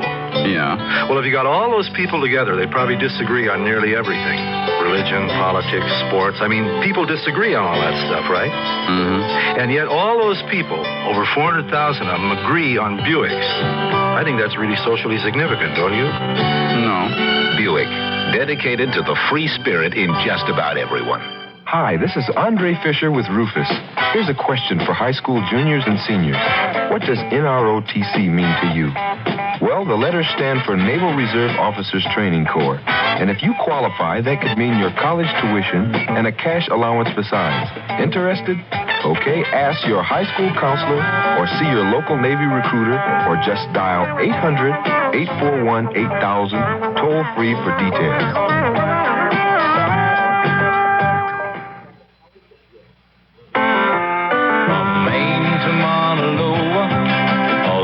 This great big land, there's a neighbor who is ready to lend a helping hand. When a hurricane is brewing, when an old man needs a friend, where there's suffering, where there's trouble, there's a friend you can depend on. From Maine to Mauna Loa, all across this great big land, there's a neighbor who is ready.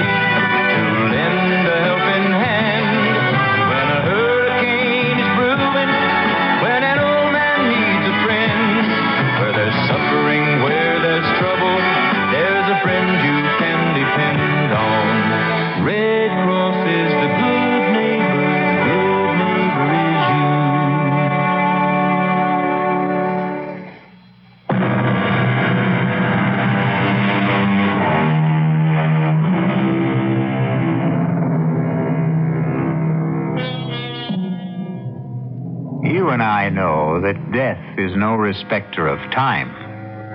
It often comes unbidden, unexpectedly, even fiercely and murderously. So, get your pith helmets, your sunglasses, your axes, shovels, and all the other paraphernalia you will need to join us in Dig Me Deadly. Young man, why aren't we on a road? Why do we have to cross the desert? Because it's the fastest way to where we're going, Detective Scrubshaw. Not Scrubshaw, Trubshaw. Trubshaw. Detective Claudia Trubshaw.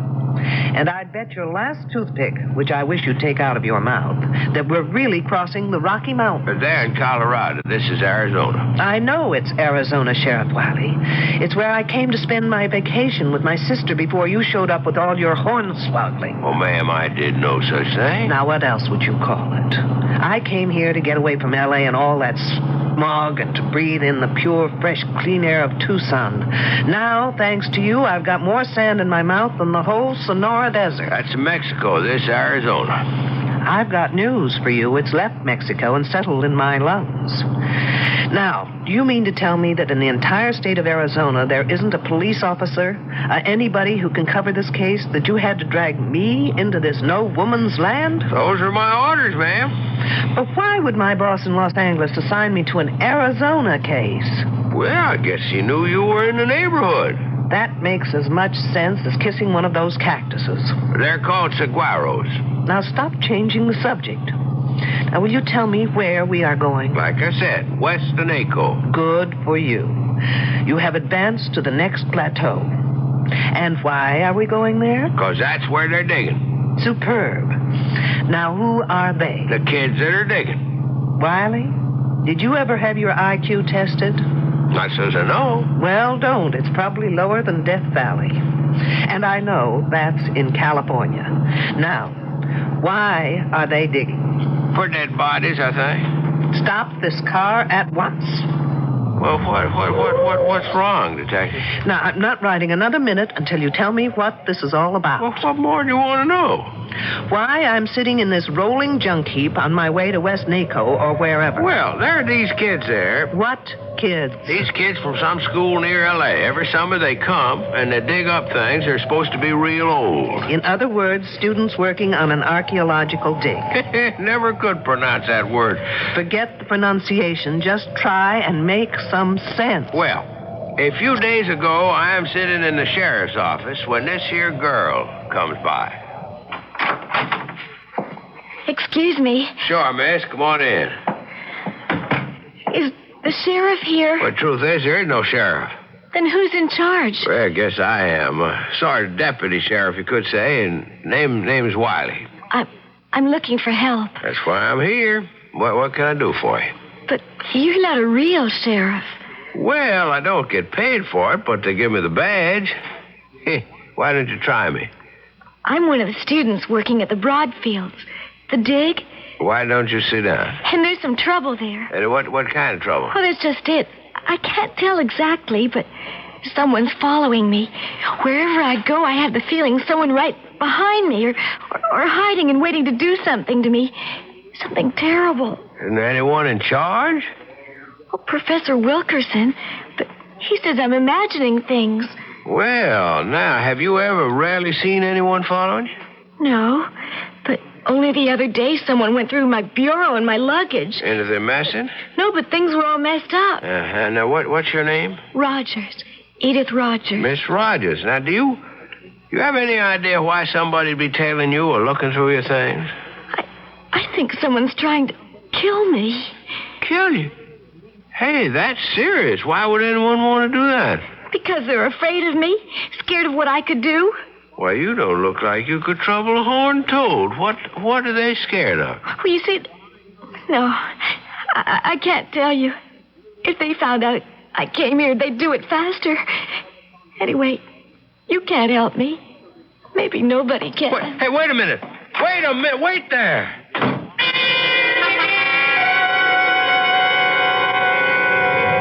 Then what did you do? I phoned that Professor Wilkerson. Say, Detective, can we get this thing going again? All right, but only as long as you tell me everything you know. Well, I called up that professor, and I told him about it. And he said that it was the girl's first summer there, and that working in the hot sun and seeing all those graves and skeletons was something she just wasn't used to. Then he said he'd take care of it and for me not to worry. Well, now, at first I thought I'd better leave well enough alone, except that the whole thing just kept a-pecking at me. So, a couple of days later, I dropped by the Broadfield spread and was told by a girl who roomed with this Edith Rogers that that is to say, this Edith Rogers here, she had left. Did she say when? I didn't ask. Did she say how or why? Darn, I didn't ask that either. Were her clothes and luggage gone? Gosh, I didn't think to ask that neither. Then how come you thought to ask for me? Well, I called this friend of my father's who is Assistant Deputy Chief of Police. Say no more. You called my boss, Morgan. In other words, this isn't an official assignment, is it? Well, he told me you were in Tucson and to speak to you. And dragging me through this sand heap is your idea of speaking to me. Wiley, if I admit something to you, will you promise never to tell anyone? Sure thing, Detective. I know of only one person who's a bigger fool than you. Who'd that be? Me.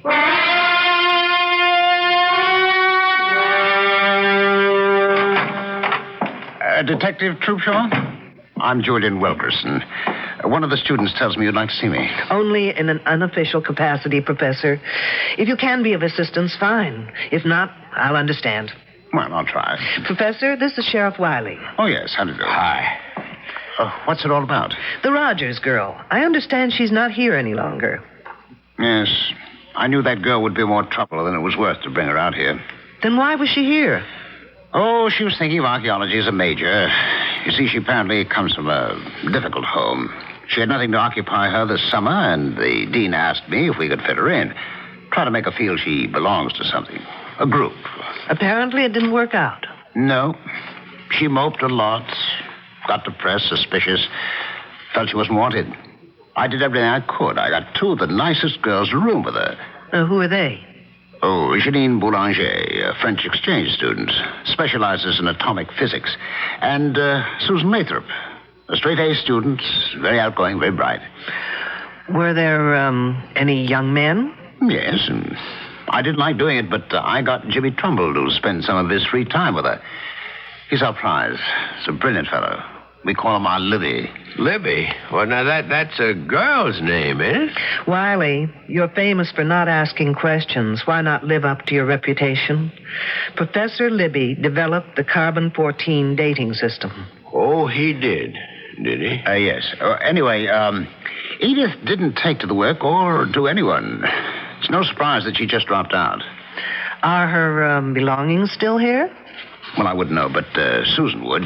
She's in the specimen shed next door. Let me call her. Sue Lathrop. Yes, Professor? Well, can you come to my office for a minute? Wiley, why don't you do something constructive, like seeing if you can get me something to wash down this sandstorm I swallowed, thanks to you. Sure thing. Detective, anything special? Just something soft, wet, and cold, please. I'll be back in a minute. Oh, sorry, miss. I didn't mean to knock. Oh, that's all right. Susan, I'd like you to meet Detective Troopshaw. A detective? From the police? Yes, but not on official business. What for, then? I was wondering if Edith Rogers' belongings were still in her room. Oh, Edith? Oh, no. She took everything when she left. When was that? Oh, about 4 or maybe 5 days ago. I'm not sure.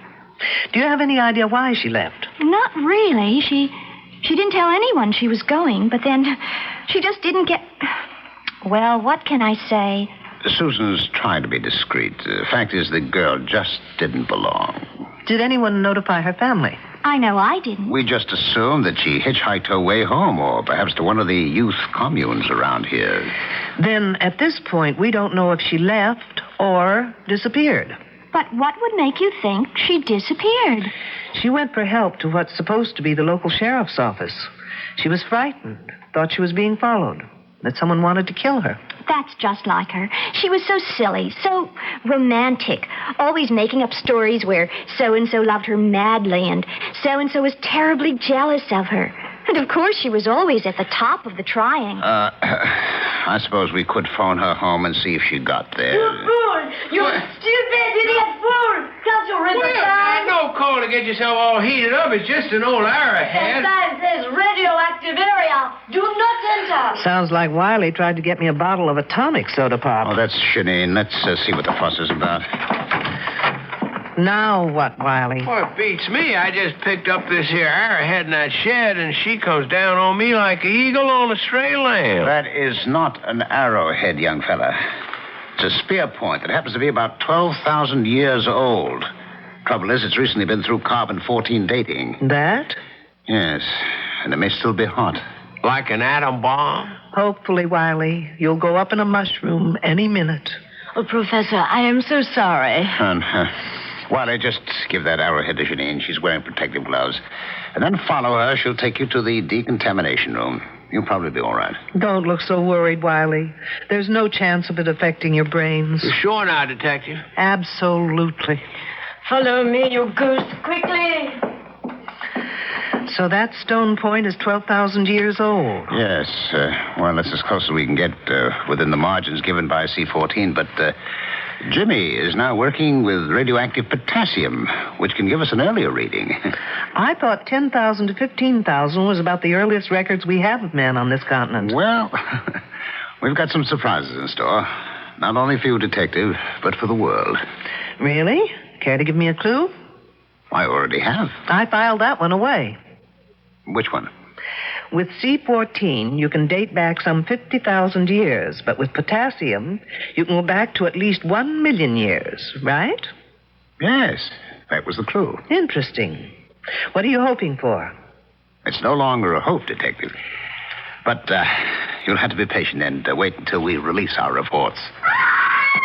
What's that all about? I don't know. The kids seem to be heading for the northwestern grids. I've got to go. I'll bet it's Wiley again. Nothing like this has happened before. Nothing like Wiley has happened Susan? before. Susan, do you know what's happening? No, Professor, but it's something exciting. Maybe a new find. I hope they didn't have to dig as much sand as I've got in my shoes. I'll catch up with you. Hi, Detective, aren't you coming? Someone screamed. Wiley, where have you been? Well, I've been in that shed with that French refrigerator. I need your shoulder. Well, what for? To lean on so I can get the Sahara out of my shoes. Okay, but you better hurry. Wiley, no matter what has happened up there, you've got to do something for me. What's that? In that shed, can you remember what you saw there? Pretty much. Then listen carefully.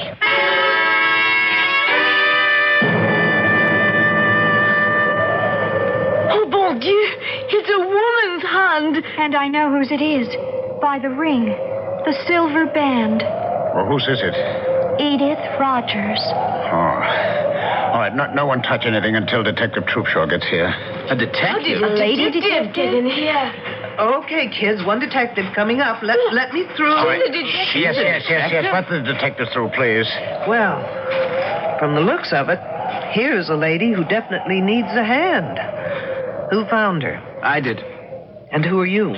James Trumbull. I told you about him, remember? Oh, yes, you're Libby, as you call him. Yes. But there doesn't seem to be any digging around here. Is this the way you found her? Just one hand sticking out of the sand? No. I was on my way to the datum point to figure out what the next grid would be when I passed this place and noticed that someone had been digging around here. The sand wasn't as flat as the surrounding area and not as compact. So I began to brush away the top layer until I uncovered this one hand. Professor, have I your permission to supervise this matter until I get official regulations? Oh, yes, of course. Thanks. Has anyone been able to identify the hand? Susan. She said it is Edith Rogers. What makes you think that? The silver band. I was with her when she bought it in town a couple of weeks ago. She bought a silver wedding band? I asked her why, and she said she expected to be married very soon. It just sounded like one of her crazy stories, so I forgot about it. I see. Well, rings have been known to change fingers. Can we try and uncover the rest of the body? Of course. Jimmy, get 3 or 4 fellows to help you. I do it carefully, please. There's no way of telling the body's position. Sure thing, Professor. Oh, this is awful. What are we going to do? Don't worry, Professor. Ancient bodies are your specialty. Fresh ones are mine. Yes, but this is liable to stop our work. This place will be crawling with police, newsmen, television crews, what all. Really? Why? Isn't murder a little too common to rate that kind of attention? But how do you know it is murder? Miss Lathrop, you surprise me. A suicide may dig her own grave, but you'd hardly expect her to pull the dirt in after her. Pit's very shallow, Professor. I don't think we should use shovels. Shall we use the brushes from here? Sure, but let's get a move on, eh? Look, the hand is attached only to bones, to a skeleton. Oh, no, I've never seen it. Oh, now, will you all stop crowding? You'd think this was a Hollywood opening. Oh, Janine is right. There is no body. The hands are attached to a skeleton.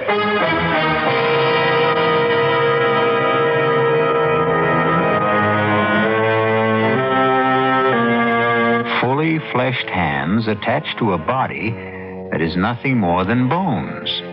A skeleton. You know, Mother Earth is very miserly about giving up her secrets. But little by little, man has dug them out of her. But never before has there been this kind of puzzle, in which the hands belong to the present and the body to the past. We'll be back shortly with Act Two. Electrical appliances are extremely useful time-saving aids. But without proper precautions, they can be instruments of destruction. In fact, government statistics show that 80% of all electrical appliance accidents are due to carelessness. Underwriters Laboratories consumer safety expert Janice Farr says there's an easy way you can help avoid contributing to that 80%. That's right. I strongly recommend that you read and heed your appliance instruction booklets. Most booklets contain valuable safety tips, such as recommending that you unplug your portable appliance from the outlet when not in use, and that you not let the cord hang over the edge of a table or counter or touch hot surfaces. And to be extra safe, It's a good idea to keep your instruction booklets in a convenient place for quick and easy reference. Remember, the instruction booklet is there, so why not use it? This has been a public service announcement from Underwriters Laboratories and this station. Nightline, you're on the air. About the caller who talks to her plants? Yes? She should plant her garden at the library. Uh-huh. Learning Swahili will not help her grow an African violet. That's good advice. And the caller who's looking for a new job? Oh, yeah. She should go to the library for job information. The library? She should have never lost her old one. Well, I agree. Just don't take off work for Robert Redford's birthday. No. I mean, that isn't a national holiday. You're right. The library could have told her that. Absolutely. And finally, the caller who botched up his vacation? Oh, yes. Always plan a trip at the library first. That was a shame. I mean, he should have been suspicious of any travel ad that reads 8 days and only 4 nights. Oh, you're right, yes. You know, the library has some great news services for everyone, from general information and referral to concerts and puppet shows. Well, thank you for calling, Nightline. No, and, I have a problem. Oh? You see, I'm at the library right now. At 3 a.m.? Well, they said it was closing time, but I started tracing my family tree, and I forgot to look at the clock. The library. Come see what's new, besides books. If there's a locksmith listening, I'd really Sure. appreciate We'll see what we can do. it. A public service message from the American Library Association.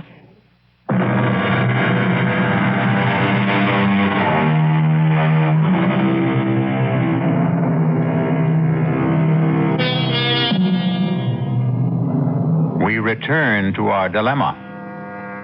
The question is, what is a bunch of young, bright college students going to do about a body that has fully fleshed hands attached to the bones of a skeleton? And what is our lady detective, Claudia Troopshaw, going to do with this seemingly improbable corpse? Yes, Captain. You've got to tell me under whose jurisdiction this case belongs. No, there is no local police department. The hands may be the Roger girls, but the body, wait till you get this, it's a skeleton. And the professor tells me it's over 2,500 years old. Stop yelling. I know it sounds crazy, but they just did a C14 test on one of the bones. And that's the result. 2,500 years old. But not the hands. Whose case is it, I want to know? Mine? Why mine? Well, will you get in touch with the FBI at once? No, I can't use anyone here to help me that's already here. Why not? Because they're all under suspicion. That's why not. Lunkhead.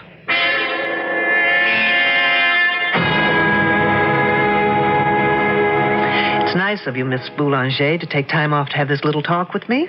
Professor Wilkerson said I should answer all your questions to the best that I can. Do you always do what Professor Wilkerson asks? Oh, yes, he is a marvelous man. He is so brilliant. I'm sure.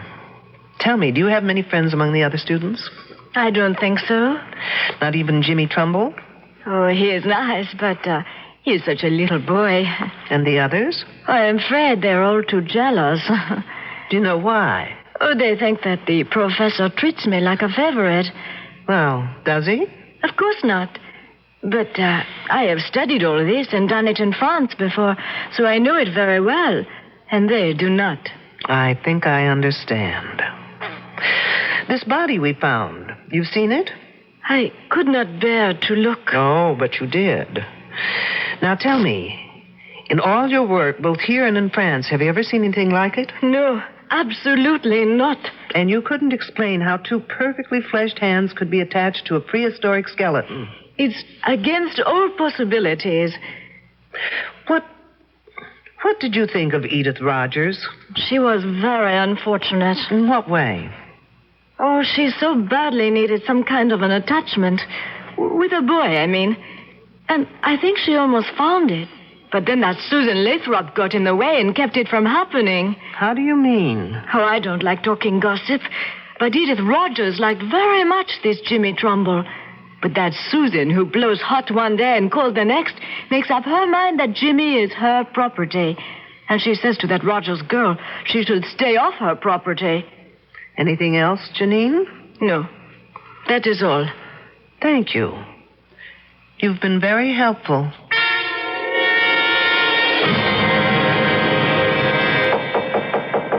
Come on in. Oh, hello, Jimmy.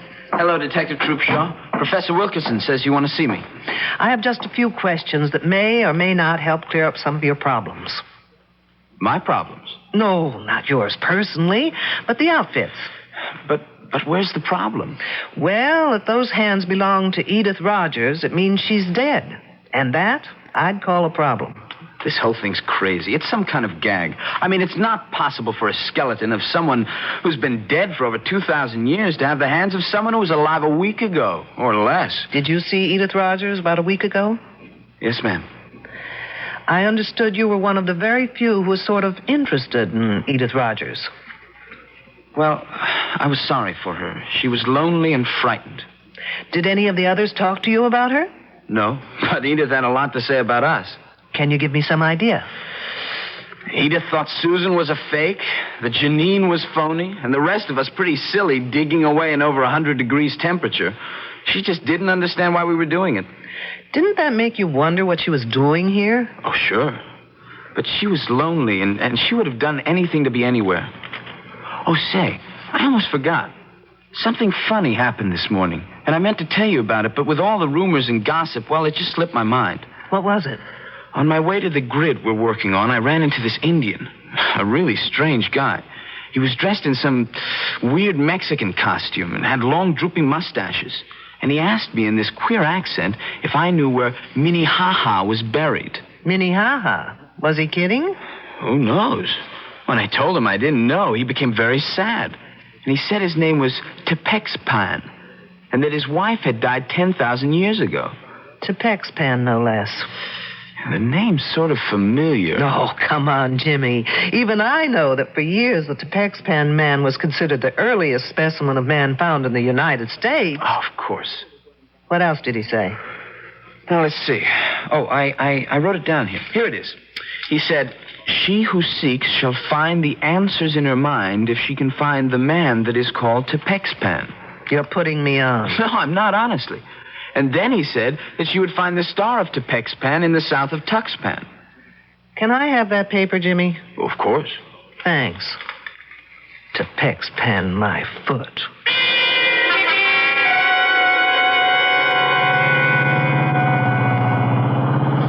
Wiley must be a genius to be able to drive this kidney buster. I can just about manage to keep the wheels straight. Now, where am I? Tuxpan. Ah, here it is, Tuxpan Avenue. Now turn south. How am I supposed to find the building? The Star of Tuxpan. Ah, lo and behold, a building with a star over the door.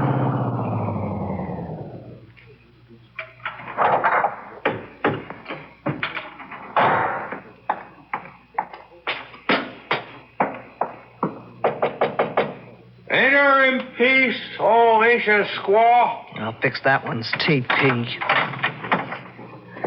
I was told you've been to the ancient burial ground. You have been told well. I go to see my wife. Is she one of the workers at the dig? Oh, no, she toils no more. Your people toil for her.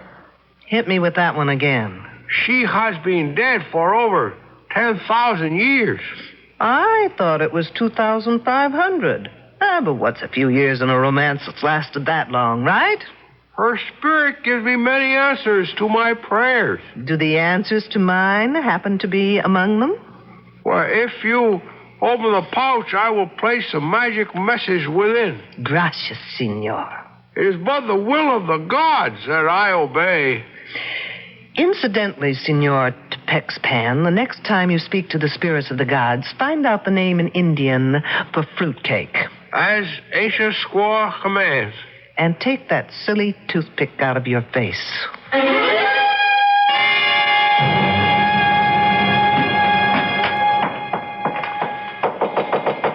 Who's there?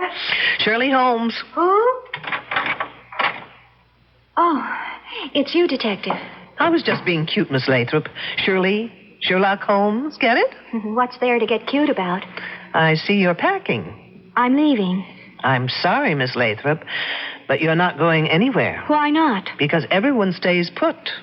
until I get the answers to a thing or two. Such as? If the body we found yesterday was Edith Rogers... I told you it has to be Edith. They are her hands. Attached to a prehistoric skeleton. I don't care what the radiocarbon dating says. I was with her when she bought that wedding band. She didn't say anything about when she planned to get married. No. And you didn't ask? I thought she was clowning. So she impressed you as the sort of person who would clown about getting married? I guess she wasn't old-fashioned enough to be serious about it. But most of the girls here aren't into things like getting married. We don't have such hang-ups. And Edith Rogers was a square. Very square. You must have found it a bore to room with her. Frankly, she was a bit of a drag. How did Janine get along with her? They hardly spoke to each other. Because of Wilkerson? How did you know? Do you think either of them got anywhere with him? Janine was making points. Not that she's so hot, but her father's an important politician in France, and Wilkerson is impressed by that sort of thing. Ambitious, eh? Even at his age. Oh, come on, Miss Lathrop. He's not that old. Old enough to have a son who's in college. As a matter of fact, it was good old Edith Rogers who told me that. Did she tell you anything else? Nothing important. Have you ever seen anything like that body before? Never. Think hard. Maybe an experiment done on an animal in a lab or in the dating shed? No. Besides, I'm not allowed in the shed. Why not? I don't get to work on dating until next term. Oh, I guess I'll have to take my own advanced course with Professor Wilkerson. That's Janine. I was waiting for the second moccasin to drop. Let's go.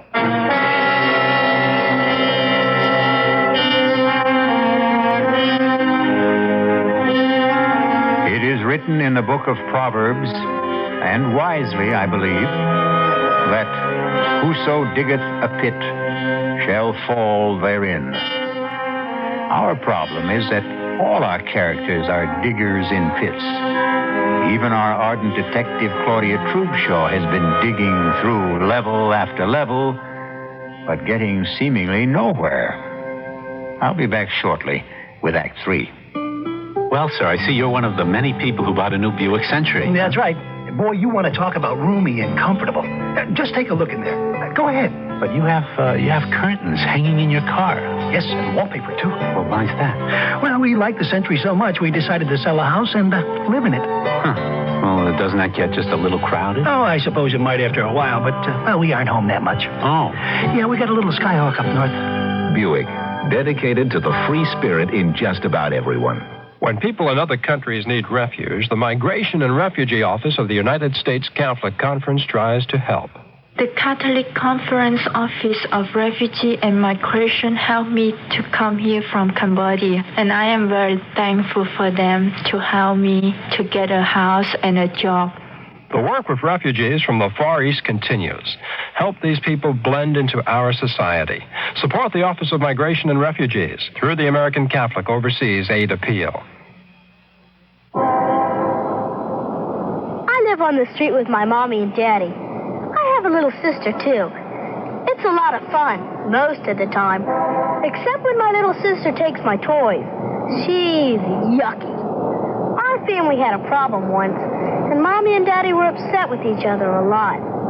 My mommy called the people at the Mental Health Association, and they helped us. I guess Mommy didn't know what to do, and the Mental Health Association gave us information and several places where we could go. I bet they could help anybody. Mommy said she found them in the telephone book. They were so nice. Daddy said they help people with all kinds of problems. I bet they could help you if you needed it. I wonder if they could talk to my little sister about playing with my toys. Your Mental Health Association. People who care. People who can make a difference.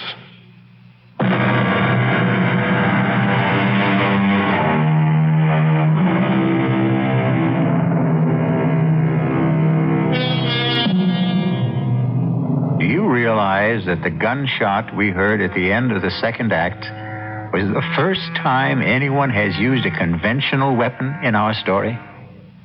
Well, gunshots may not only be used to signify someone's end, They may also be fired to start something. Isn't that typical of a woman? She calls for help but doesn't bother to tell where she needs it. It sounded far away. Maybe from the northern grid section. You mean where the body was found? Yes. What could anyone be doing out there? Looking for clues? Or maybe hiding Well, why didn't I think of that? I don't know. I heard this didn't go on. There's our man. You mean Professor Wilkerson? Yes. Hey, Professor. There, Detective, over here. There he is. He turned on his flash. Professor, hold it a minute. Let me catch my breath. Did you hear Janine call? No, I was covering grid S42. We were working late there. Are you sure it was Janine? Pretty much, unless someone's imitating her accent. We don't know from where she called. I think it came from that north grid. First we heard what may have been a gunshot, and then we heard La Belle Janine calling for help. Hey, has everyone around here gone bananas? They say they heard a gunshot. Detective Troopshaw says Janine cried for help. And where were you, Mr. Trumbull? In the barracks, doing some research. Well, anyway, the detective thinks that Janine is locked in somewhere. Well, how about the lab shed? A thinker in the tank. Come on. Who has the key to the shed? I do, but you'll have to wait out here. What for? I'll have to go in first to check on possible radioactivity inside. Just 1 second, Professor. Janine? Janine, are you in there? Yes, I am. Is it safe for us to come in? Yes, it is very safe. All right, I got my key here. Oh, Professor. That girl faints easier than I can think. Janine, are you all right? Don't ask her. She'll say no. Get her back inside. Now, for the rest of you, please, stay out here. Don't go anywhere, anyone. Still planning to leave, Susan? She wouldn't let me. Besides, what difference would it make to you if I did? I'm just being friendly. Isn't it a little too late? What do you mean? Well, now that Edith Rogers is dead, do you think I'd be waiting around to catch you on the rebound? Look, I was just being kind to her. Kind? Isn't there a phrase about someone being killed with kindness? What are you getting at? Now listen, James Trumbull. Because Edith Rogers was a fool doesn't mean all girls are. No one ever said you were. Look, the only reason I took her out a couple of times was because the professor asked me to. Aren't you the obedient student? What professors say, Jimmy do. I don't know how else I can convince you. You can't. And if I were you, I wouldn't try. Look, you can count on my being fair and keeping quiet. I'm not out for revenge. But I'm also not about to stick my neck out for anyone, including you. I still don't know what you're getting at. I'm getting at who killed Edith Rogers.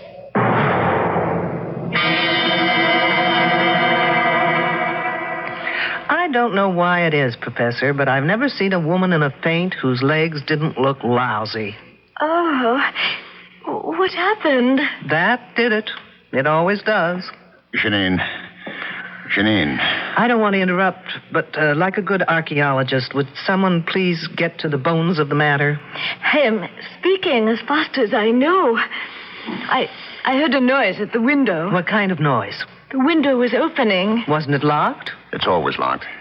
So I went to see what could be happening, and already there was this man climbing inside. What was it like? He was an old Indian man with long mustaches.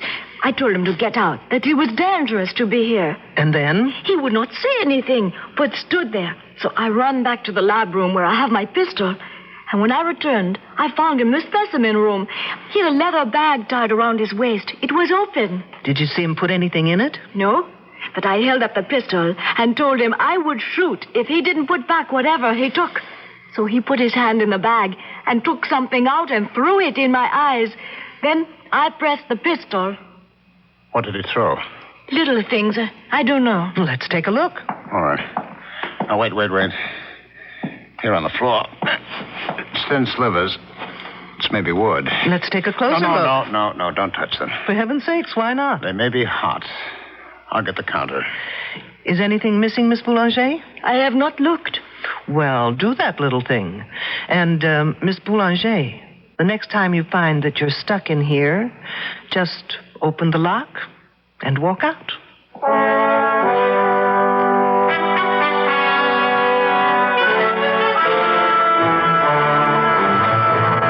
Okay, Okay, folks, time has come to stop playing games. What kind of games? The game where one hand washes the other. Now, since you've got seniority, Professor, we'll start with you. What kind of a game could I possibly be playing? Well, as a professor, you're a great show. As a poker player, you're stupid. Oh, really? You don't know how to bluff. Remember how you insisted that spear point Wiley took from the shed had to be radioactive? Well, you were lying. How dare you? When it comes to the truth, Professor, I'm very daring. That spear point was in perfect condition. If it had been dated, a piece of it would have had to be missing. How could you know that? What do you think they teach us at the police academy? Home economics? Now, putting it simply, the less carbon-14 in an object, the older it is, right? That is correct. And the older, the more valuable. Sure, that's what we're here for. To find evidence leading back to the first human being in America. And when you can't find it? Well, then you can fake it, can't you? What do you mean, detective? There's no dating equipment in that shed. You are preposterous. Wait till you hear how preposterous I really am. Only 2 people have been allowed in that shed. You and Miss Boulanger. Yes, those are the rules. Well, a certain friend of mine broke those rules. Senor Tepex Pan, if you please. Mexico, how about that? Now, if you'll just get rid of those tired handlebars from under your nose. Glad to. They sure itch. Wiley. The sheriff. The one who asked me questions about Edith. Right. And he got into that shed not to take things, but to return them. Didn't you, Wiley? I sure did. But, what did you take that had to be put back? That old spear point and the nozzle on that machine. The head? The bombarding head? And I took them both to Tucson to have the experts there take a look at them. And they confirmed my best suspicions. Professor Wilkerson, you and Miss Boulanger were faking your specimens, making them older. That's one accusation I won't buy. You can always return it for credit when I open that department. Meanwhile, you were bombarding those specimens repeatedly, trying to get them to date more than 50,000 years. Professor, did you do that? I just can't believe it. Why not, Trumbull? You invented the machine. Well, only by accident. It was a fluke. And you told your esteemed professor about that fluke, and he told you to keep it under wraps. Yes, I did keep it under wraps. I never wrote a paper. Well, how'd they know about it in Tucson? Well, I sent them a report, but only for their opinion. Trumbull, you're a damn fool. You know, Professor, you're just plain not nice. Here we girls spend fortunes trying to keep young, while you try to make a fortune aging us. Which brings me to Edith Rogers. Of those present, only Wilkerson, Trumbull, and Miss Boulanger knew how to operate that machine. Oh, no, wait. No, they all ought to be arrested at once. You'd like that, Miss Lathrop, wouldn't you? It leaves your hands clean, so to speak. Now, listen, Detective, I had no reason. Getting her pregnant and being blackmailed to marry her isn't a reason? Come off, Professor. He did? The professor? Surprised, aren't you, Miss Lathrop? But why would I want to hurt that Edith Rogers? You knew she had something on the professor, else she wouldn't have been here.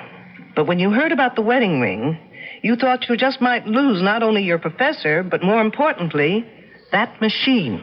I'm sorry. What's going on here? I'm all lost. So am I, Trumbull, when it comes to you. I can't figure what you had to do with all this. Well, he may not be that innocent. He did try and make time with Edith Rogers until she dumped him. Well, that's not true, Susan. You're calling me a liar? I think you and your 2 pals are all to blame for that girl's death. You all deserve to be murdered. And this time, Miss Lathrop, you'd do it properly, wouldn't you? What are you talking about? Trumbull, did you ever tell Susan here about the machine?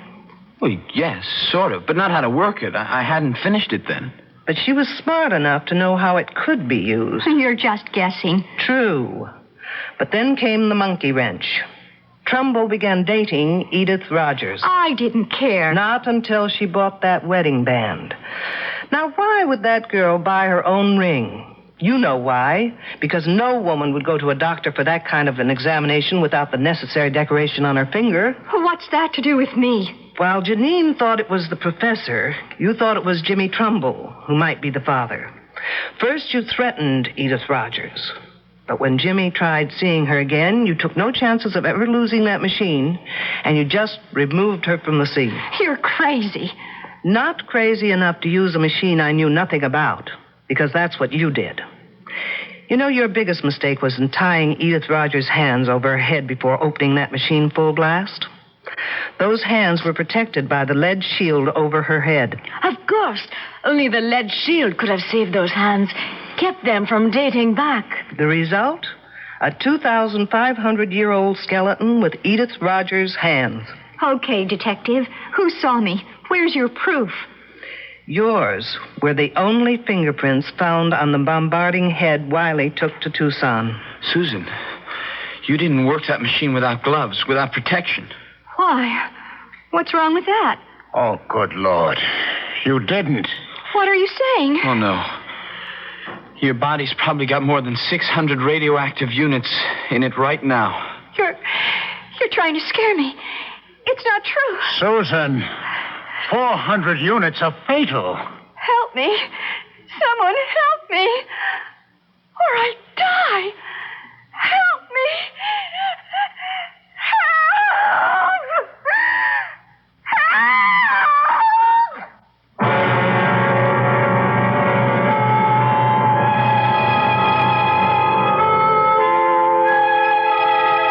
Obviously, Miss Susan Lathrop got a dose of the same medicine she gave Edith Rogers. Except in her case, its effects will be much slower and very much more painful. Sad. Very sad. But it will save the state a great deal of money. I'll be back shortly. Parents, reading is educational. Reading is exciting. Reading is fun. If you can read, you can help teach your child to read. Help your child create his own picture book. Join him or her in cutting out pictures you both like from magazines. Then paste the pictures on sheets of paper. Help arrange the pictures to form pages of different chapters. Some chapters might be called Daddy and Mommy, or Things I Like, or What I Want to Be, or Places I'd Like to Go. More than just being fun, putting the pictures where they belong will be teaching your child to organize and classify information. Listen for other new approach method, Reading Hints to Parents, furnished as a public service announcement by this radio station. For further ways you can help your child, write the New Approach Method Incorporated, Post Office Box 1303, Trenton, New Jersey, 08607.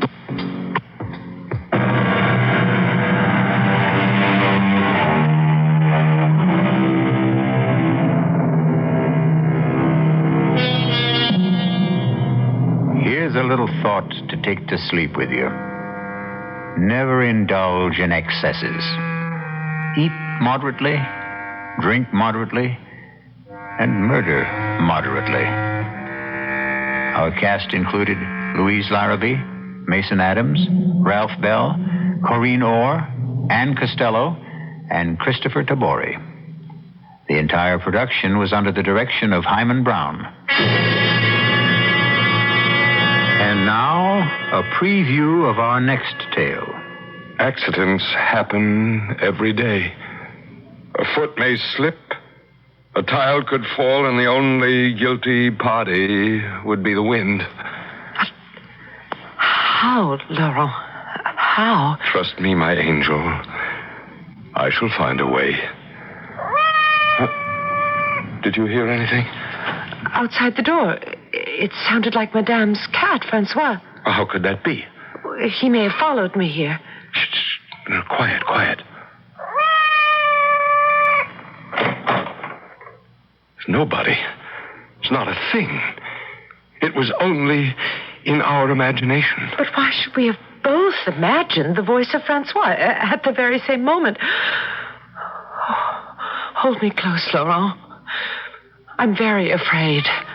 This is E.G. Marshall inviting you to return to our Mystery Theater for another adventure in the macabre. Until next time, pleasant dreams.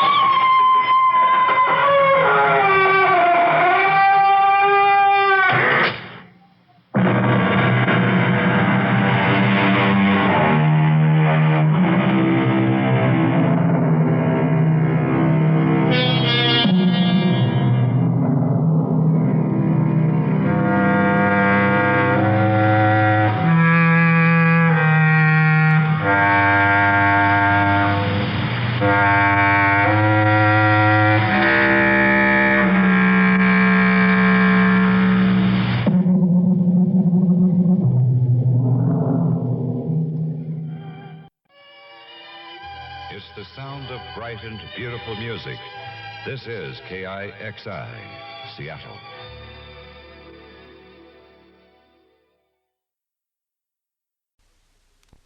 Time for Mystery Theater.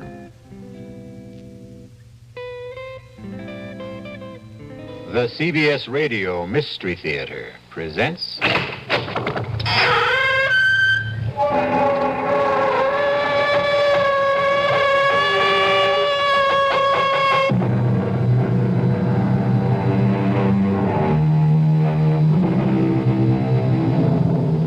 Come in.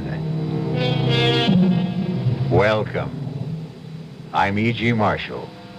Welcome to another hour of mystery and suspense, to a terrifying battle of wits. Our play poses a dilemma you have never faced, or are likely to face in your lifetime. Whether to commit the murder in your heart when your mind tells you to restrain yourself. Listen to what happened to one man, Thomas Drake, who did face that dilemma, and what he did about it. Professor Mallory, if you're a friend of Emery's, you've got to tell him to stay away from my wife. Really now, Drake, I don't like to interfere in the personal life of faculty You members. must. You must tell him, or I won't be responsible. I don't want to kill him, but I don't trust myself. Come now, Drake. Sensible people don't solve their marital problems like that. With murder.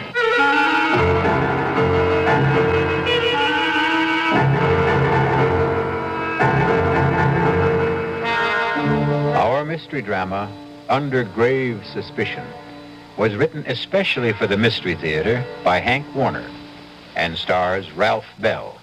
It is sponsored in part by Anheuser-Busch Incorporated, brewers of Budweiser, and by the Kellogg Company, makers of Kellogg's Special K cereal.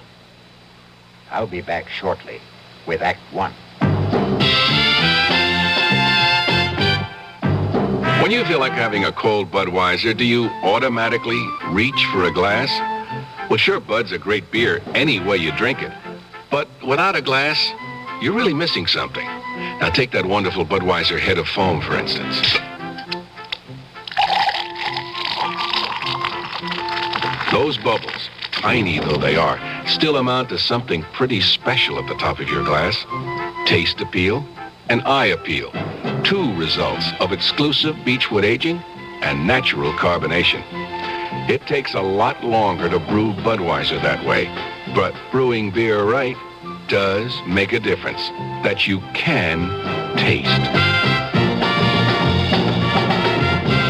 That's why when you say Budweiser, you've really said it all. Anheuser-Busch, St. Louis. Who knows how to help you solve your shopping problems? Your Better Business Bureau knows. But they advertised this chair for $50, and now they won't sell it to me. They're even trying to get me to buy one for $100. Isn't there anyone who can tell me what to do? I can, madam. But who are you? I am the man from the Better Business Bureau. And when someone advertises an item and then won't sell it to you when you come into the store, or tries to get you to purchase something at a higher price, you may be the victim of a scheme known as bait and switch. Don't fall for it. In most places, it's illegal. Oh, sir, how can I ever thank you? No need to thank me, madam. That's what Better Business Bureaus are for, to help consumers get a fair deal.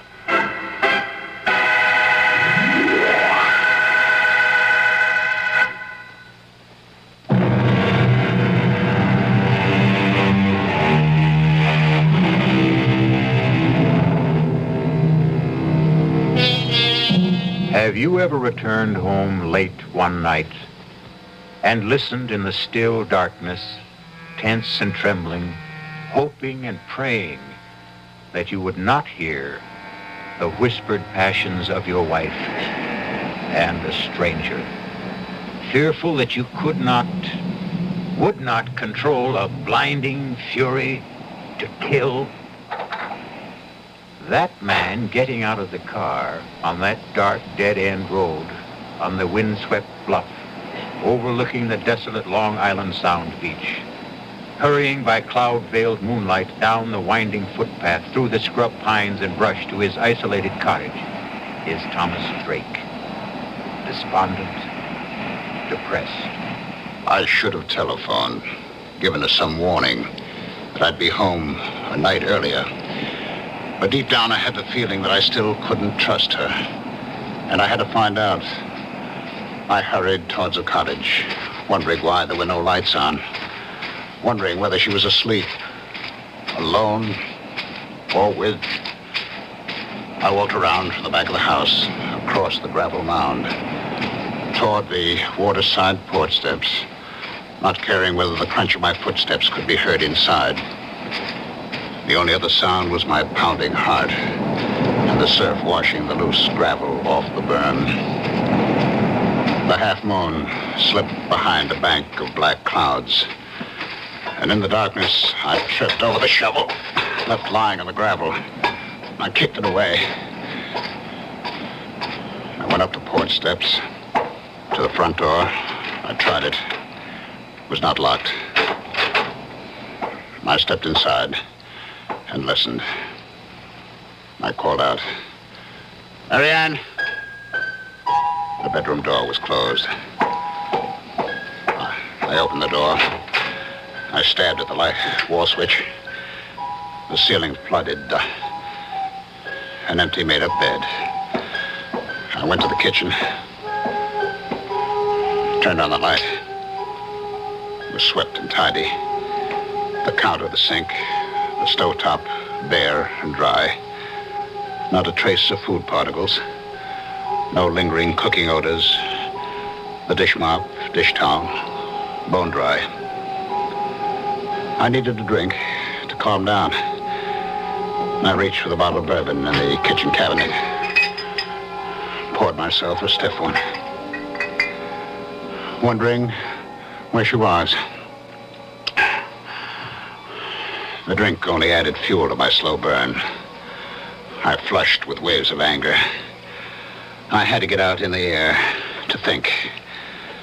I put out the house lights, carried the bottle and the glass to the porch, and settled down to wait. The cool onshore wind on my face. The moon playing hide and seek with the dark clouds. The lights of Connecticut blinking across 10 miles of black water. The old field light alternating beams of green and red. I was restful. But as I nursed the bourbon, I couldn't altogether get her out of my mind. My thoughts wandering back in time, wondering if she'd left me or would, once again like the first time, before we were married. And we're living together in my apartment on Manhattan's swinging east side. Two modern, sensible singles willing to give it a try.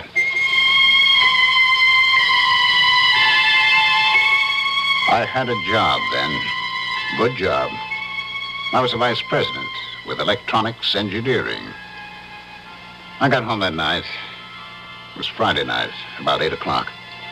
And as I let myself in, Yes, dear. I heard her talking on the phone. Come on up, Jack. Oh, ask the doorman to hold a cab.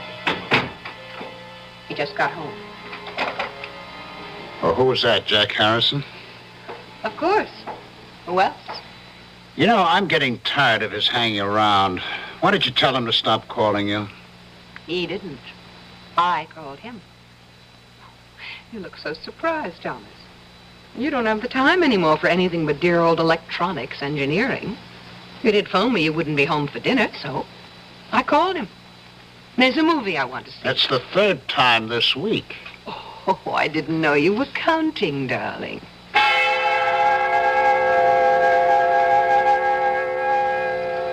I waited that night, watching television, dozing fitfully. My mind going back to the smiles and looks they had exchanged as they left. I could see them after the movies going to the Purple Camellia for nightcaps and the wild rock of the panting cougars. And then senses-stimulated bodies pulsating with savage beats to spend the night with him.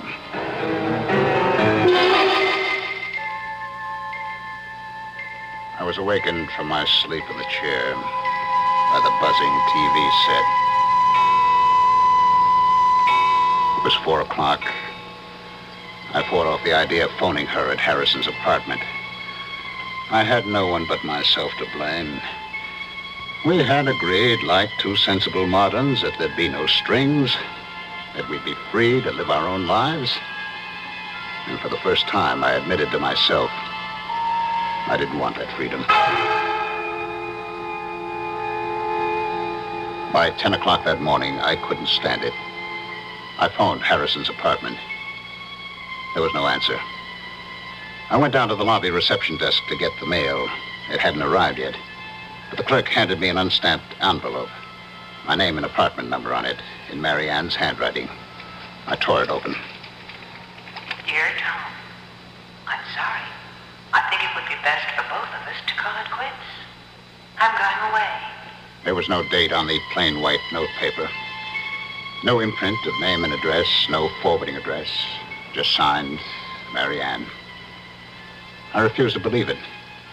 I hurried right back up to the apartment, to her bedroom closet.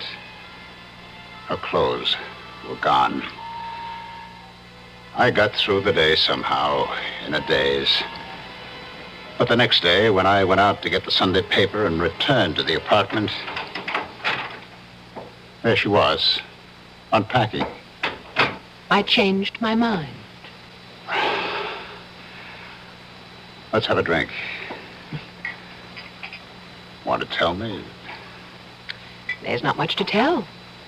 He told me he has a wife, 3 children in Connecticut, that she won't let him go, so he couldn't marry me.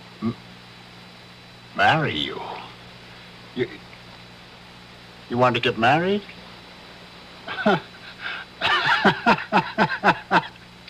Is that all? You wanted to get married? Will you marry me? Yes.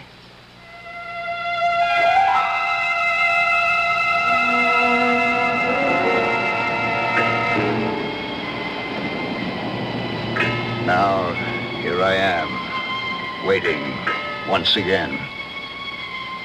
Like two sensible moderns, we adjusted to marriage. We seemed to be making a go of it. Until I lost my job and the cutbacks of government contracts.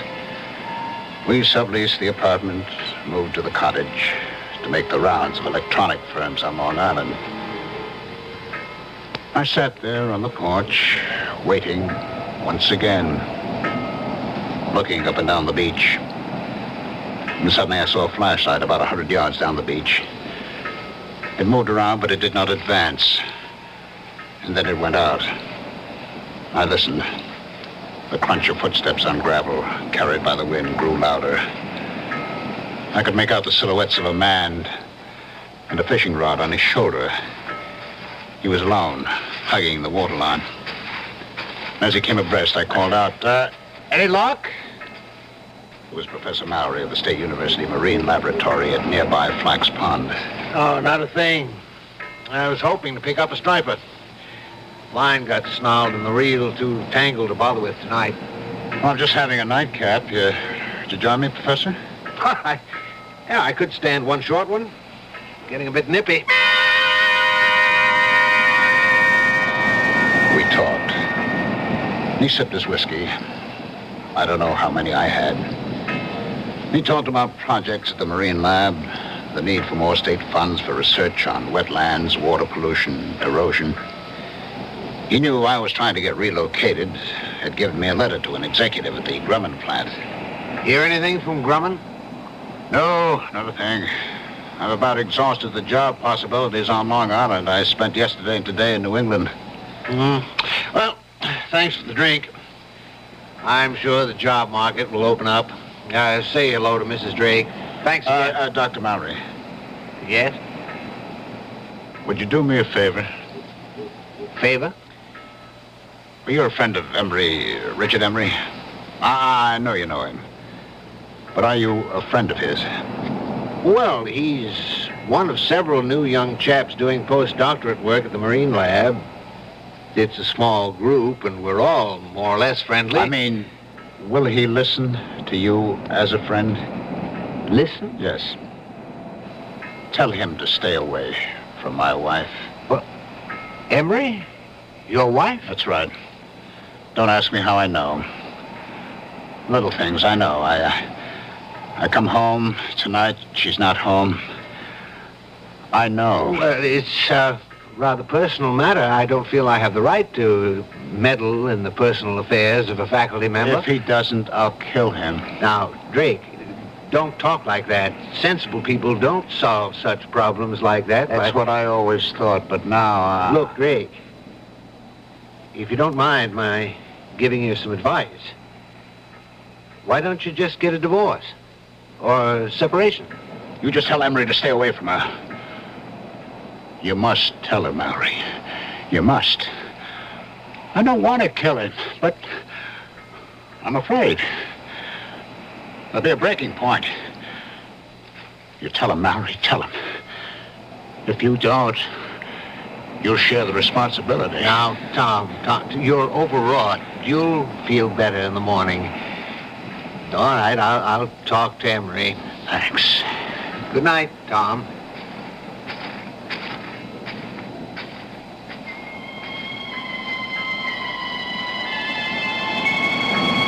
I picked up the bottle. It still had about one drink in it. I walked down to the waterline. I swallowed what was left in the bottle, and with swelling anger, I flung it into the waves. I turned back towards the cottage and stopped. I saw a flashlight down the beach. I could make out two persons walking towards me. And then the light was out, and silhouetted against the night sky, two forms embraced as one. And then, carried by the wind rising out of the northeast, I heard the teasing laughter of Marianne.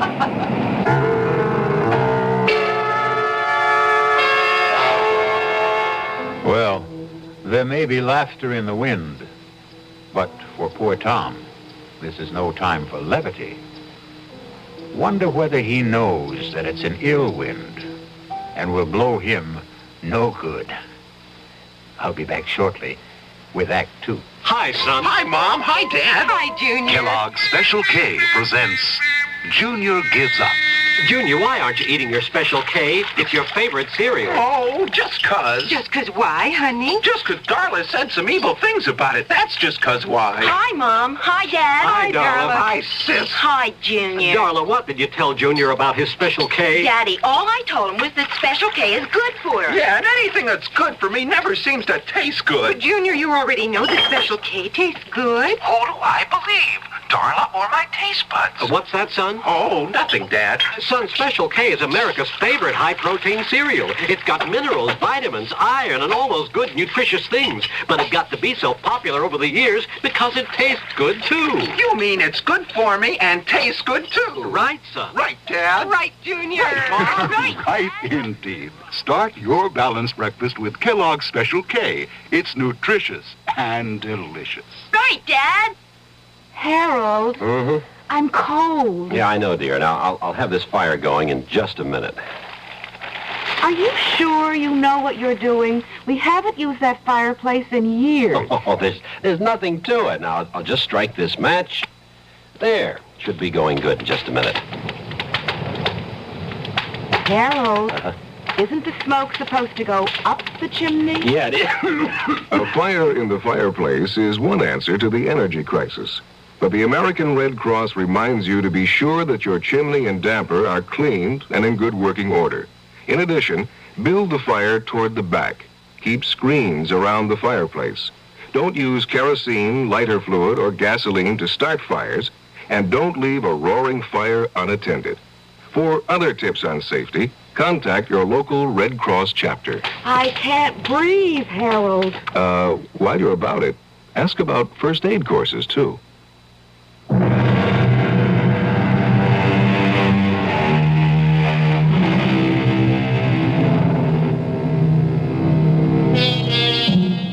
Now, what's a fella to do?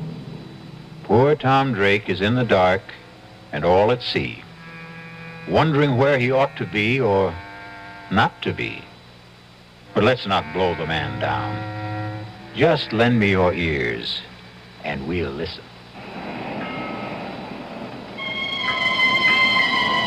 Their embrace in the dark was brief, and they started walking towards the cottage without using the flashlight.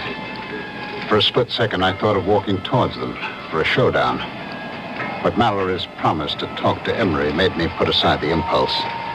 I ducked behind a line of boulders that formed a breakwater above a high water line.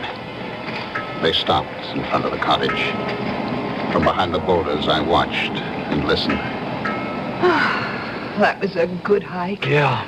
Let's go inside. Oh, let's sit out here for a while. It's such a beautiful night. I'd like a cigarette. Okay. He sat down beside her, struck a match, cupped it in his hands and held it to the cigarette in her lips. In the glow from the match flame, her face flushed, her eyes dreamy with desire. I knew I would never give her up. I'm going out to Montauk next week. It's a long Monday holiday weekend. How about coming with me? I'd love to, but I'll have to figure out some excuse to be away. Figure out? Well, that shouldn't be any problem. You're pretty clever about such things. I'll think of something. I couldn't help thinking she was pretty clever about such things. Like the night she went with that very clever Harrison leading her on. I'd never forget that Friday night. And now, another Friday night. Come on, let's go inside. You said he won't be back tonight. Oh, relax, Richard. You mean to tell me you prefer this cold gravel to a nice, comfortable couch? Come on, Marianne. Oh, what's wrong with staying out here? Omar Khayyam was content with a jug of wine, a loaf of bread beneath a bough. Oh, not bad, not bad. The laughter broke off suddenly. I saw the glowing tips of two flipped cigarettes, and then... Kiss me, Richard. Oh, I'm crazy about you. Stop it! Stop it! Tom! What are you... Marianne, go inside. Go inside, I tell you. Now, wait a minute. Why? If you have anything to say, you can say it here in front of Richard. Go inside. Let go of my arm. Now, listen, you leave her alone. Let go of her. He broke my grip on her arm and pushed me away. His shove made me slip to my knee. I came up swinging at his face and missed. He pinned my arms from behind. Now, listen. What's the matter with you? Are you crazy? I broke out of his grip, stepped back from him, and fell across the shovel. I grabbed the handle, jumped up. No! And swung at Emery. Too late for me to stop the swing. No! As she rushed in between us, the sharp edge of the shovel hit her in the back of the head. Oh! Oh, my God! I stood there, holding the shovel, unable to move, my eyes fixed on her face as Emery knelt down over her with the flashlight. I watched her face and prayed she wouldn't die. I trembled with fear and anguish, telling myself this couldn't be. It was a nightmare. Emery turned the flashlight on me, studied my trembling lips, my glazed eyes fixed on Marianne. She's dead. I heard him, but didn't answer. I couldn't take my eyes off her. Drake, did you hear what I said? She's dead. You killed her. You better go in the house and call the police. I looked at him, puzzled. My mind, my eyes, my memory playing tricks on me, wondering who he was. Harrison? Jack Harrison? Mocking me the night he took her to the movie, telling me we'll be back. What's the matter with you, Drake? Don't you hear me? Call the police. I'll tell them. I'll say it was an accident. She tried to steal. I don't think you've heard a word I said. I'll call the police myself. Where are you going, Harrison? Call the... Who's Harrison? I'm Emery, Richard Emery. Drake. I'll be right back. Don't turn your back on me. What? He looked back as I swung the shovel, his mouth open, his eyes unbelieving. He went down. I hit him again. He was still, lying on his face. I staggered, gasping for air, my head pounding, thousands of pinpoints of light exploding inside my head. I sank down on the steps of the porch, holding my head in my hands, trying to clear my head, groping to recall, understand what had happened to me, to them. Slowly, the horror of it all returned. Marianne was dead. I turned the other body face up. It was not Harrison. It was Emery.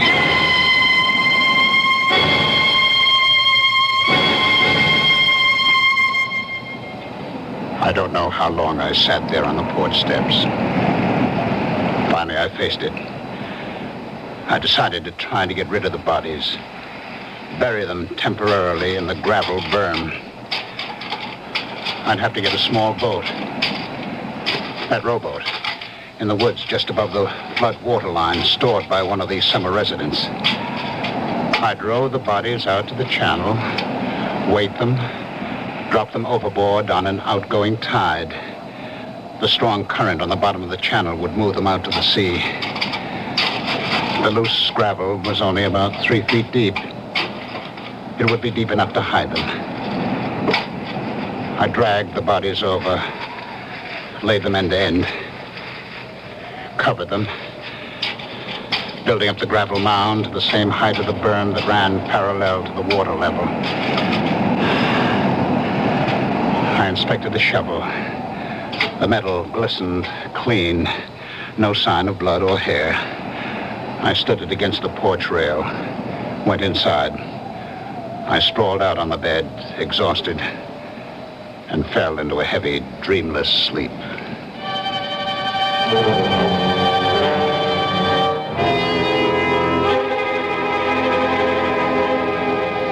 I woke up the next morning about an hour after sunrise. My mind clear, instantly aware of what had happened, what I had done. I jumped off the bed, went to the porch door, looked at the gravel graves on the berm. It looked natural, peaceful, like a cemetery. I knew what I had to do. I put on the coffee, showered, changed my clothes. Became aware that her clothes were still hanging in the closet. I got the old note she had left me on that weekend with Harrison.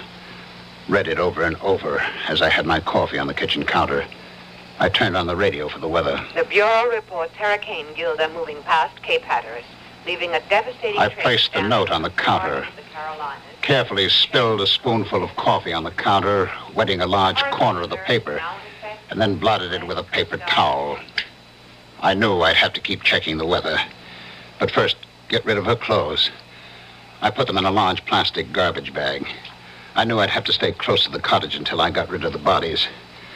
Lay in a supply of food, so I drove to the supermarket, put the clothes into the collection bin of the Salvation Army on the parking lot. I did my shopping and was back in less than an hour.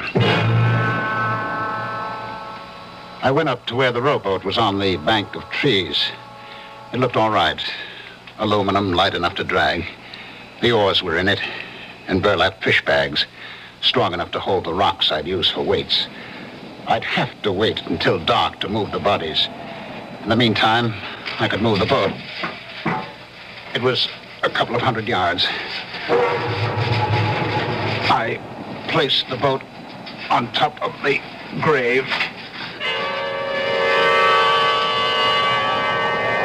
By nightfall, the Coast Guard was sending out small craft warnings, and all through the night, I was glued to the radio for weather checks, feeling trapped, helpless to do what I had planned. I finally fell asleep on the couch.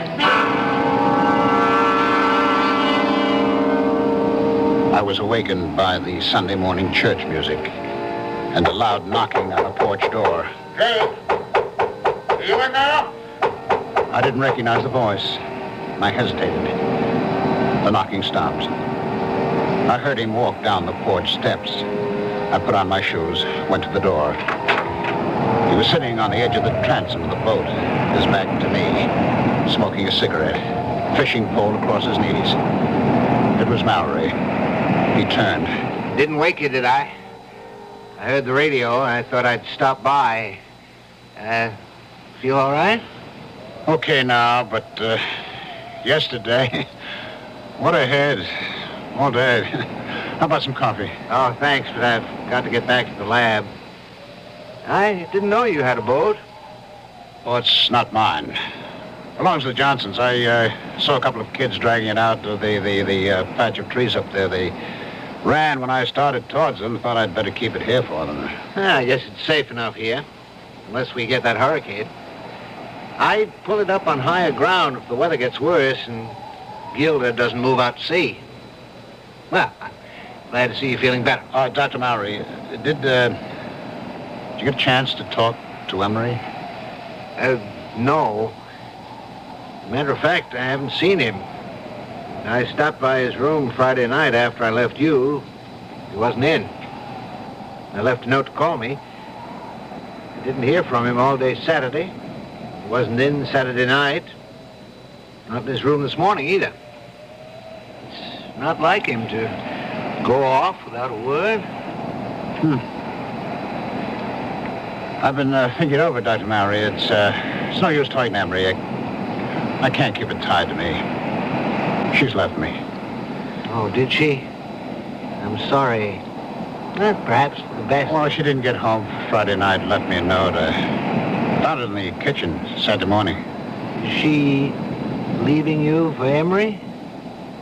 She didn't say. I see. Uh-huh. Well, I'm sorry, Drake. I really am.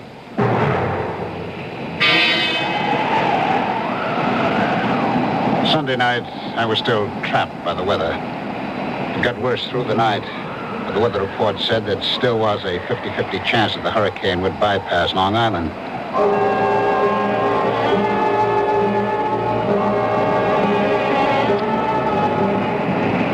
About noon the next day, the wind died down. I stood there by the rowboat, wondering whether I should take the chance in broad daylight. Long Island Sound was still, calm as a lake. I heard a helicopter coming across Crane Neck. Routine patrol of the shore. I could read Suffolk Police. And then Dr. Mallory coming down the beach towards me. I stood there waiting for him. Well, I'm glad I found you home, Drake. I just been answering more job ads. Yeah, have you heard from Mrs. Drake? A letter, perhaps? Phone call? Why, no, I haven't. Well, I'm getting really concerned about Emery. No one at the lab has seen him or heard from him for 3 days. This morning, I looked through his room. His clothes, his suitcases were there. I can't understand. I was hoping if you'd heard from Mrs. Drake and knew where she was, I'd ask her if she had any idea about where Emery might be. Well, I do have her mother's phone number in Ohio and her sister's in Connecticut. If you don't mind. Do you want to call from here? Thanks, but I'm on my way to the village hall to see Police Chief Raymond. I stood there watching him make his way along the beach to the village hall at the old field lighthouse, wondering just what he'd tell Chief Raymond. Well, you know what they say. The path of gory murder leads but to the grave. What do you suppose will happen to Tom Drake? Will he be like that comedian who murdered people with stolen jokes and was hanged by his wits' end? I'll be back shortly with Act 3. Young I may be, but still I'm a man. Just turned 18 and I'll do what I can to find me a place where I can be me. Get ready for life, be free and be free.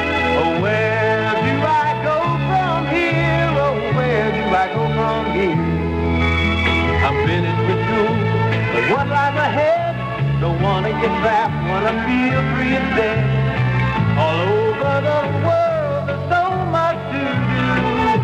The call of the sea, don't you hear it too? Oh, where do I go from here? Oh, where do I go from here? What about the new Navy? You'll get your chance at success, learn an exciting job, and see the world. Call toll-free 800-841-8000 or see your Navy recruiter. Be someone special in the new Navy. I know where I'm going from here. We hope you're enjoying our new CBS Mystery Theater. It's another addition to our KIXI programming we're very proud of. We've made quite a few additions in the past year. For instance, we've added 1,000 people to our news team. People like Walter Cronkite, Dan Rather, Wynn Elliott, Douglas Edwards, Mike Wallace. Just 6 of the more than 1,000 CBS reporters who help make KIXI Seattle's #1 news service. And in the morning, we provide the only 90-minute news service in the area, 7 to 8:30 each morning, Monday through Friday. The complete CBS news team, plus Seattle's best local coverage and up-to-the-second traffic reports. This is Dean Smith. Join me and Bob Little, Ken Stewart, Clarence McDaniels, Norm Bobrow, Gary Jeanette, plus Chet Huntley, Charles Osgood, and the CBS news team for Seattle's best news coverage. 90 minutes of news each day, Monday through Friday, 7 to 8:30 a.m. here on KIXI 91 AM, 96 FM, where the listeners are.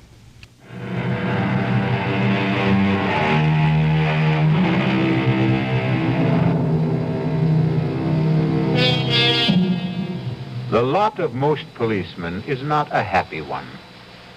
Wonder how Police Chief Raymond will receive Professor Mallory. Will he use the right bait and make a haul, or lose hook, line, and sinker? Let's follow our troubled professor and find out. What's this all about? Emma said to tell me it was urgent.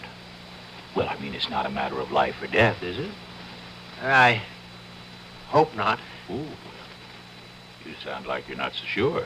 I'm not, but I am getting worried. Somebody been stealing typewriters and lab equipment again? No, Chief. Well, this may sound odd, but a member of the lab faculty seems to be missing. Oh? That's what do you mean, missing? No one's seen him since Friday afternoon. Well, this is only Monday. Yes, but he was not in his room Friday night, Saturday night, Sunday night. He didn't show up in the lab today. Well, what about his weekends? Did he have them free? Oh, sometimes, when scheduled. He was not scheduled to be off this weekend. Uh-huh.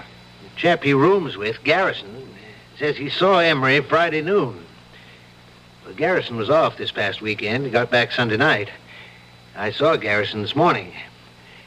He wasn't surprised or upset over the fact that Emery hadn't spent the night in his room. Mm-hmm. It wasn't the first time. Do you know that cottage the Drakes rented? Yes, I do. It belongs to Howard's. Was that the one? What about it? Well, last Friday night, I was out casting along the beach. On my way back to the lab, Drake invited me to stop for a nightcap on the porch. He'd already had quite a few. I had one drink with him, and he asked me, was I a friend of Emery's? And he asked me the way he put it, would I do him a favor? Mm-hmm. Go on. What he wanted me to do was for me to tell Emery to stay away from his wife.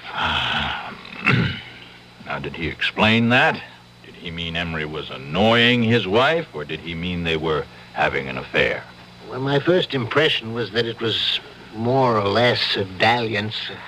Well, that's kind of par for the course in this university town, you know. Yes, perhaps, but I told him I'd prefer not to get involved in personal affairs of faculty members. And what'd he say? He said if Emery didn't stay away, he'd kill him. His exact words. Huh? Of course, he was very drunk when he said it. I told Drake to calm him down, that I'd talk to Emery. Yes, I see. Well, now, what about Mrs. Drake? Was there anything said to indicate whether she was inside the cottage while Drake was blowing his top this way to you? No. There were no lights on inside. Matter of fact, Drake made it clear that she was not home. He implied, without mentioning Emery by name, that she was out somewhere with him. Well, in that case, she could have some idea about where he might be. That occurred to me. I went back there yesterday morning with that in mind. And did she? She wasn't there. Drake told me she'd left him. He said she didn't come home at all Friday night. He said he found a note from her in the kitchen Saturday morning. Well, that's quite a coincidence, to say the least. Did the note say she'd gone away with Emery? Well, Drake didn't show me the note, but as much as said, there was no mention of Emery. Have you been to the cottage since yesterday? I stopped there on my way here. Drake says he hasn't heard a word from her. No mail, no phone call. But I asked him, would she perhaps have gone to her parents' home, to a relative? He gave me these phone numbers. Oh, yes, let me see that. Ohio and Connecticut. You think we ought to call them? No. I'll drop in on Drake. I'd rather he made the call. You see, if we can't locate Mrs. Drake and you don't hear from Emery, that leaves us with 2 missing persons. We'll put out an all-points teletype alarm, full descriptions and photos.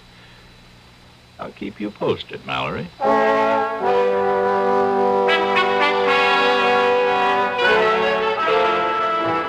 I'll come to the point, Drake. Mallory, Professor Mallory up at the Marine Lab, you know, came to see me. And he's a bit worried about the absence of a faculty member, one Richard Emery. There's no use being delicate about this, Drake. From what he told me, it does look like Emery and your wife ran off together, doesn't it? Yes, it sure looks like it. Do you mind if I see that note she left you? Oh, no, not at all. It's on the kitchen counter where I found it. We went into the kitchen. He picked up the note, studied it carefully, looked at the back of the paper, felt the coffee stain. When did you, discover this note? Saturday morning. Well, that stained some coffee spilled from my cup as I was reading it. Oh, I see. You mind if I, look around? Oh, go right ahead. I followed him into the bedroom. He looked through her dresser, the closet, the night table. Well, her clothes are gone, all right. I was looking for a letter she might have received from a friend or relative, you know, inviting her for a visit for a few days or a week. I mean, did she mention such an invitation to you? No. Well, if she did get such a letter, she could have taken it with her. I mean, have you called her parents or her sister? Well, frankly, no. I was hoping I wouldn't have to do that when she'd come back, or write or phone. Well, if they don't turn up in a week or two, we might perhaps go on the assumption that they're dead. You see? And start a search for their bodies. You don't think... Well, look, Chief, I was drunk when I told Mallory... No. I don't think you killed them. Of course not. What would you do with the bodies? Bury them out there? Let's not get morbid about this. You don't think I'm going to call out the tractors to scrape down the gravel, do you? Oh, by the way, how long are you planning to stay on here? A couple of weeks. All right, fine. Well, now keep in touch. I'll call you if anything develops.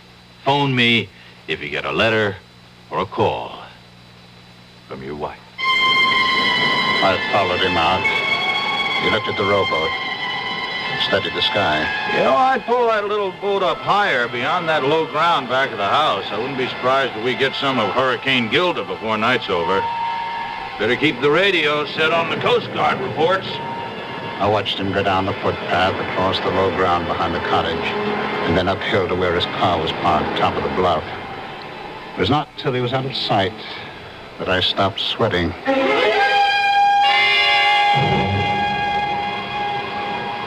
It stayed calm, windless, an oppressive silence hanging over the water and the land.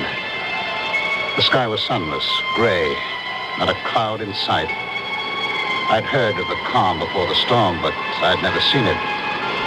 I filled the kerosene lanterns, got candles ready. Gale warnings, Cape May to Block Island. High tides 3 to 4 feet above normal with flooding along lowlands. By late afternoon, all up and down the sound, white caps galloped shoreward from as far as the eye could see. Treetops swayed and twisted in the whistling wind. The waves crashed higher on the shore. It started to rain hard. Windswept sheets of water lashed the roof and the shingled siding. The lights went off. I lit the lanterns and candles. Winds 50 to 60 knots. Residents alerted to evacuate low-lying shore areas. The door banged open, and the wind picked up the rowboat, sent it rolling side over side across the low ground behind the house. I stood with a lantern on the gravel berm, watching the waves inching closer, lapping the foot of the gravel mound, loosening gravel in the backwash. And then I heard the phone ringing. I went to it, picked it up, still watching through the open door, the waves breaking over the gravel. Hello? Hello, Drake. This is Police Chief Raymond. What the hell are you still doing out there? Didn't you hear the evacuation alerts? Oh,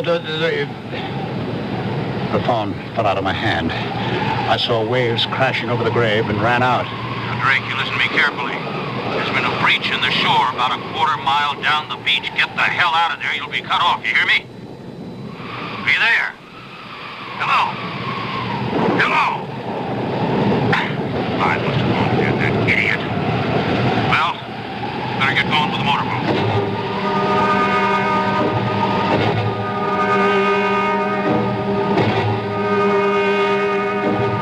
I knew I had to keep shoveling on the gravel and sand as fast as the waves washed it off. But for every shovelful I threw on the grave, the waves washed off too. I lost track of time. I knew I had to keep at it to keep the grave covered.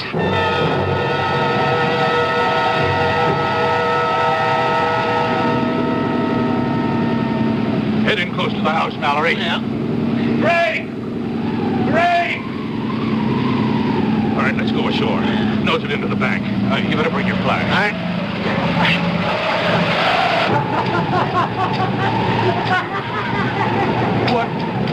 What the hell is he doing? No! No! You can't come back! Never, Harrison! Never! God of mercy. It's Emery. Well, I better get him over to the Riverhead Prison Hospital. Tide will be going out in a little while. Let's put this rope around the ankles and secure it to the porch. Mallory, you stay here until the county police and the coroner get here.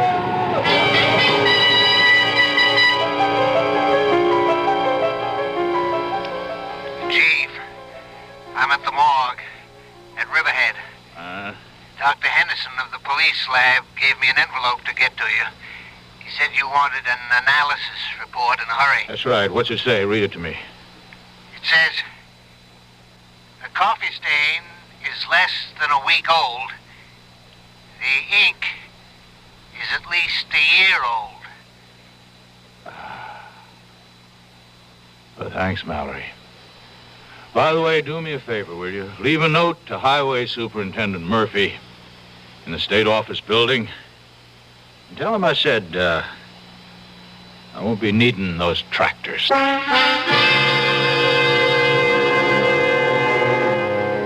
Well, imagine. What do you think of that police chief? Isn't he the fishy character? Anyhow, we didn't have to scrape bottom.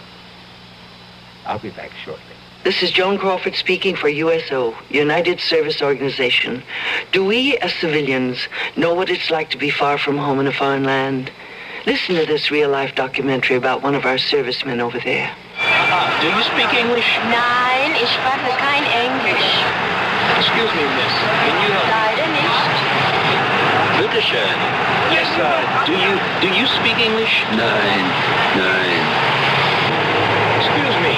Can you help me? Nein. Excuse me. Can anybody help me? Hi, we sure can. This is the USO, and we have all kinds of help. That's why I support USO, and you should too. USO makes a man feel closer to home while he's serving his country for you. Isn't money the least you can give? Please support USO.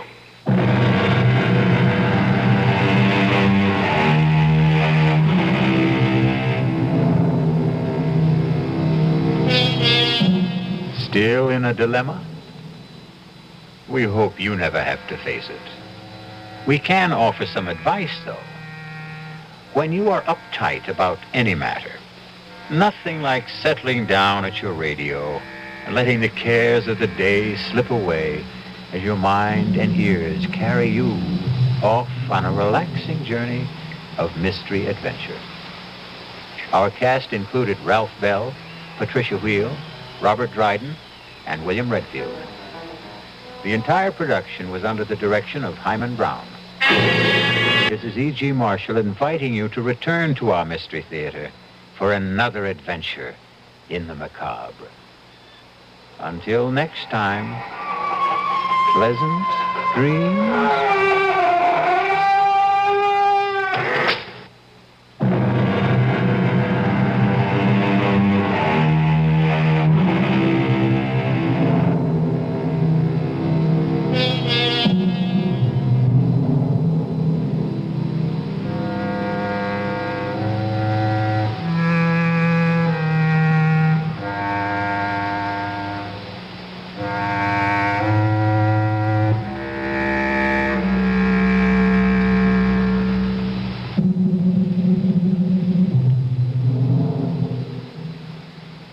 Be sure to listen to Mystery Theater again tomorrow night at the same time.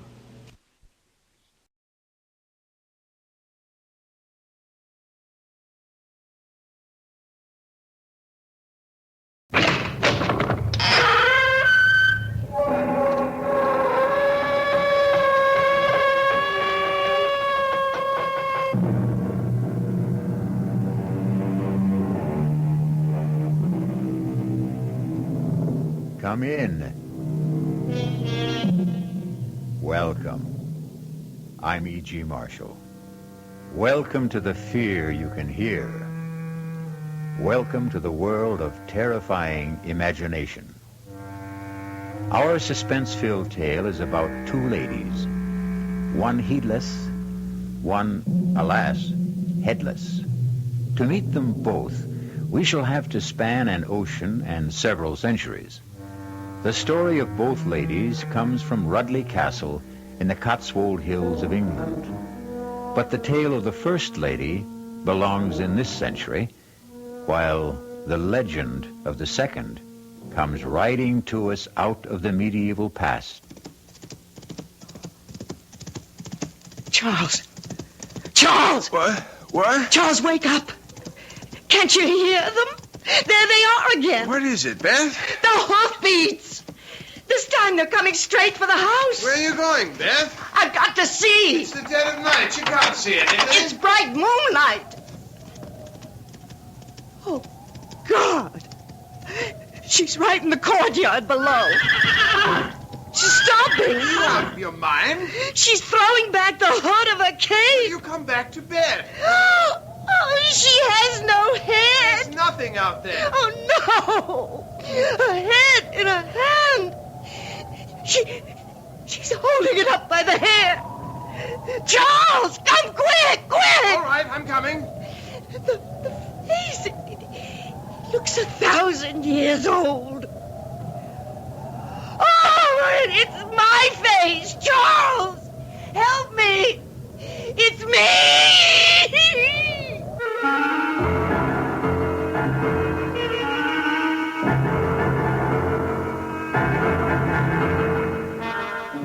Our mystery drama, A Lady Never Loses Her Head, was written especially for the Mystery Theater by Ian Martin and stars Kim Hunter.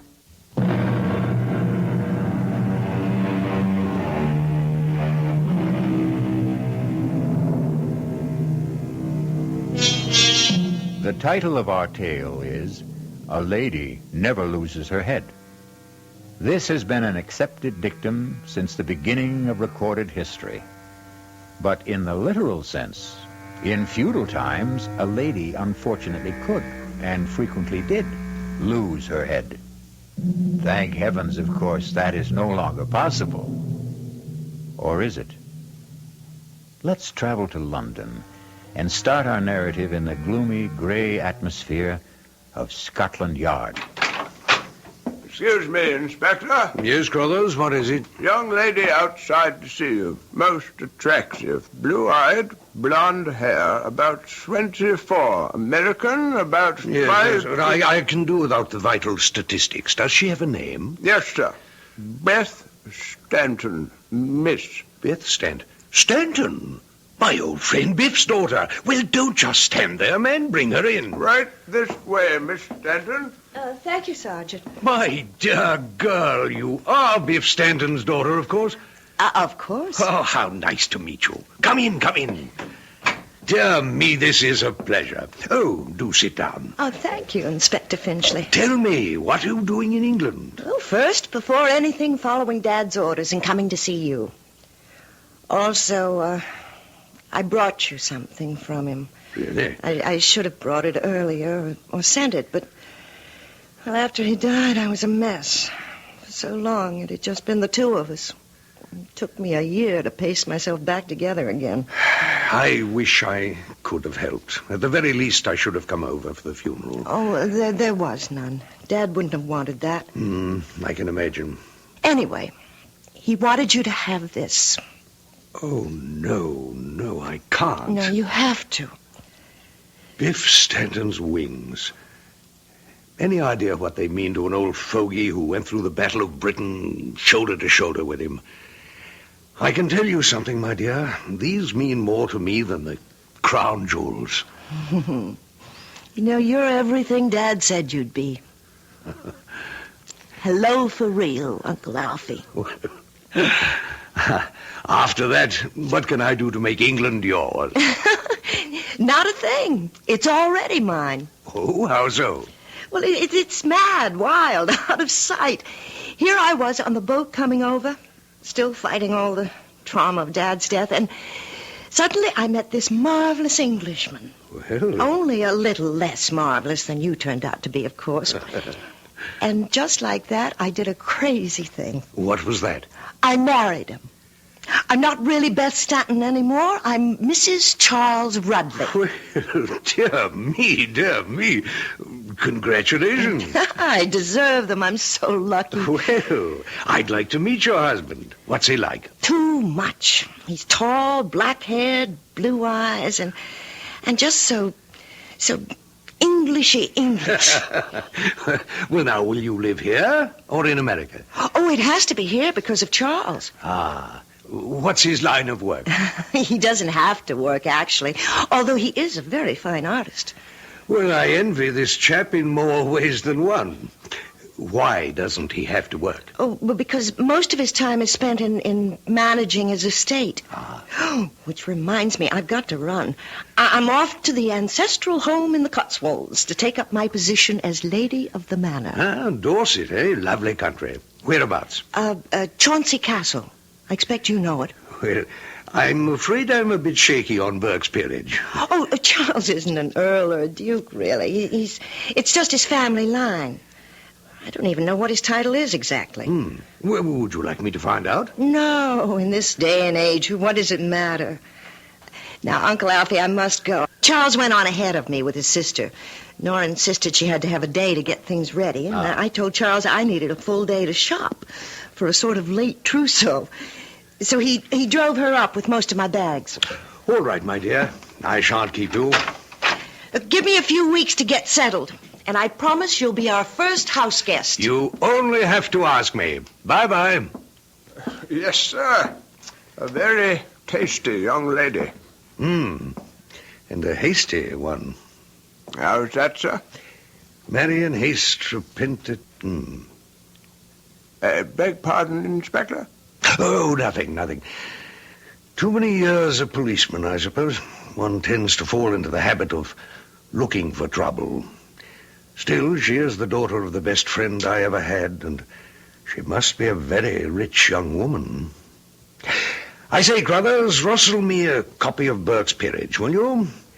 Something I'd like to have a look at.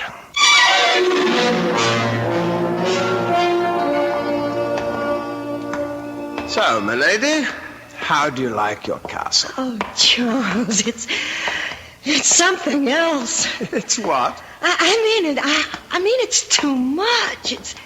It's magnificent. Just breathtaking, thrilling. There just aren't enough words. But it's sort of creepy, too. Creepy? Well, you know, everything's so old and so big. Yeah, and so very drafty. I'm glad we won't be living here. Well, we can if you want, my darling. Oh, no, please, no. I feel like an exhibit. It's so comfortable at the gatehouse. Yes, except for poor Nora. She is sort of underfoot. Oh, come on. It's not that small. And I'm not going to put Nora out of her own home. You're sure you don't mind, dear? Are all these paintings legitimate ancestors? Yes. Charles? What is it, Beth? Who was that? Ah, yes. I thought that one might pique your curiosity. That was the Lady Elizabeth Chauncey. Beyond question, the most attractive of all the family. Until now. But she looks just like me. A very pallid copy, my darling. Besides, she was very dark. Not like my fair and golden-haired American beauty. Well, still, do you imagine all those years ago, someone in your family who... When did she die?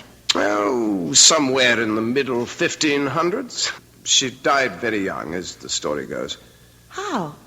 Oh, accidentally. Darling, I think we ought to get back to the gatehouse. It's almost time for tea.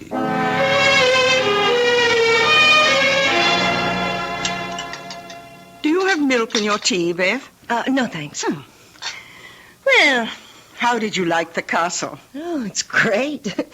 I mean, it's terribly impressive and fascinating and inexpressibly gloomy, damp, and musty. Well, I didn't say that. Oh, but it was what you were thinking. Oh, no, you're marvelous.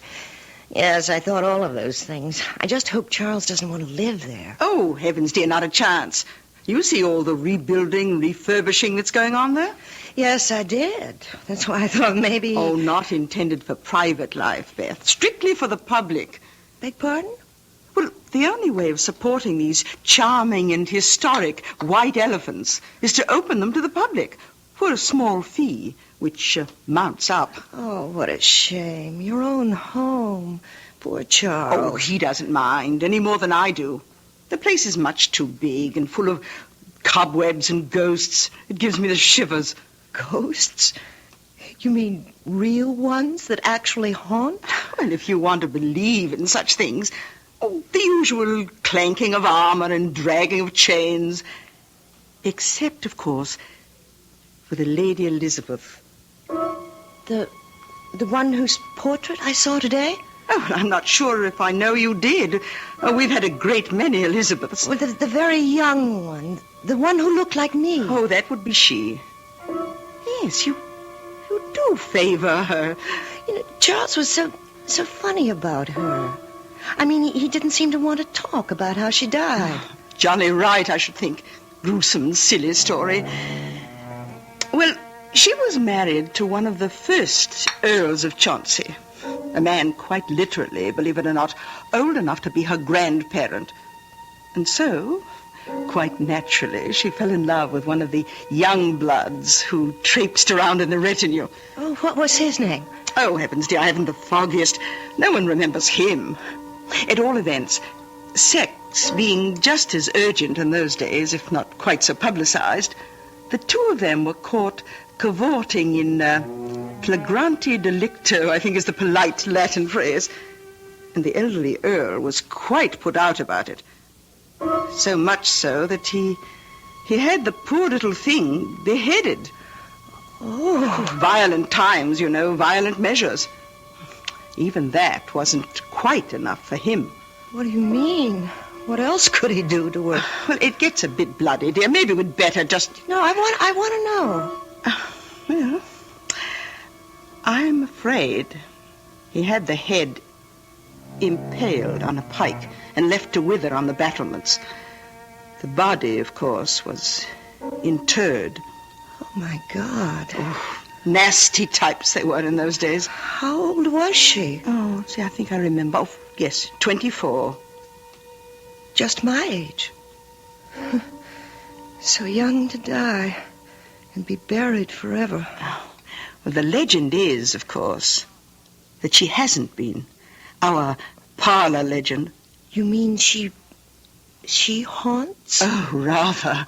She was quite a horsewoman, history tells us. And any night, but particularly when the moon is full, she rides the grounds, searching for her lost head. She's quite famous locally. I must admit, when the wind's from the west, I sometimes swear myself I can hear the hoofbeats.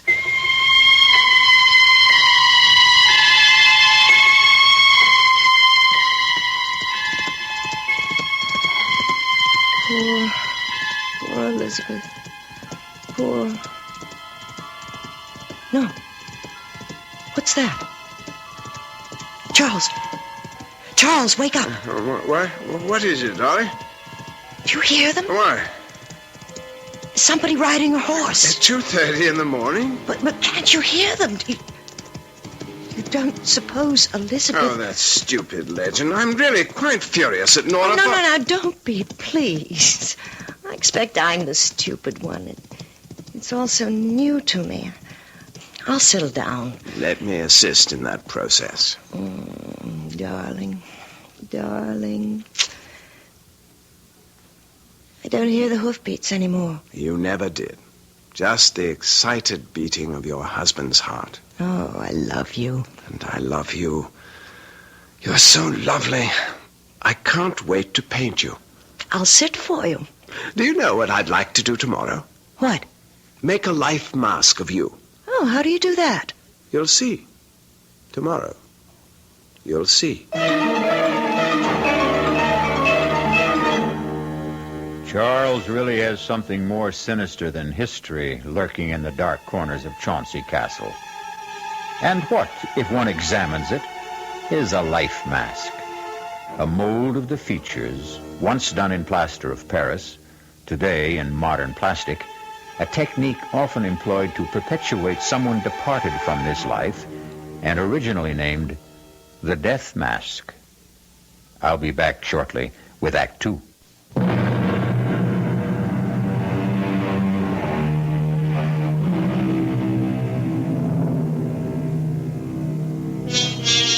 Have you ever had a mask made of your face? It's a quite terrifying experience. The material is laid on like shaving soap or a mud bath, and you lie there while it hardens and sets. In the last moments, there is an excess of heat and a feeling as if you will be buried forever in concrete or stone. You can breathe, but the shut-in feeling, the claustrophobia, suggests you can't. That maybe whoever it is making the mask wants to kill you, smother you, like Beth, wordless, speechless, helpless at this moment. Hand me the straws, Nora. Here you are. Oh, what a really dreadful thing to do to the child. Now, don't try to talk, dearest. The plastic is just beginning to set. It won't be much longer. I'm going to have to cover your mouth now, so I'll put these straws in your nose, and you'll be able to breathe. Now, the thing is not to get panicky. Oh, the whole thing is perfectly barbarous. Shut up, Nora. There's not a thing in the world to worry about, Beth. It just sort of draws, and there's a feeling that it's clamping down. But it's soon over. Trust me, darling. Please don't worry about a thing.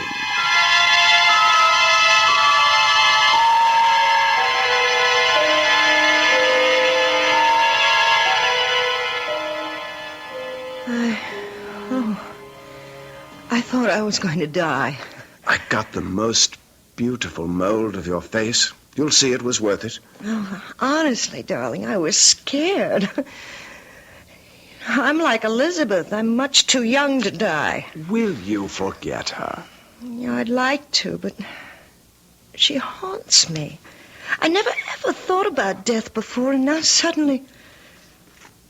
Darling, have you made a will? Good Lord, Beth. You are morbid. No, since you ask. Well, you should. Well, everyone should. Well, I expect you're quite right. I'm rather careless about money matters. I'll take care of it first thing in the morning. May I come with you? Why, if you want. But... I want to make one too, Charles. It's really quite important. Well, my dear, if you insist. You see, I never told you, Charles, but I'm really worth an awful lot of money.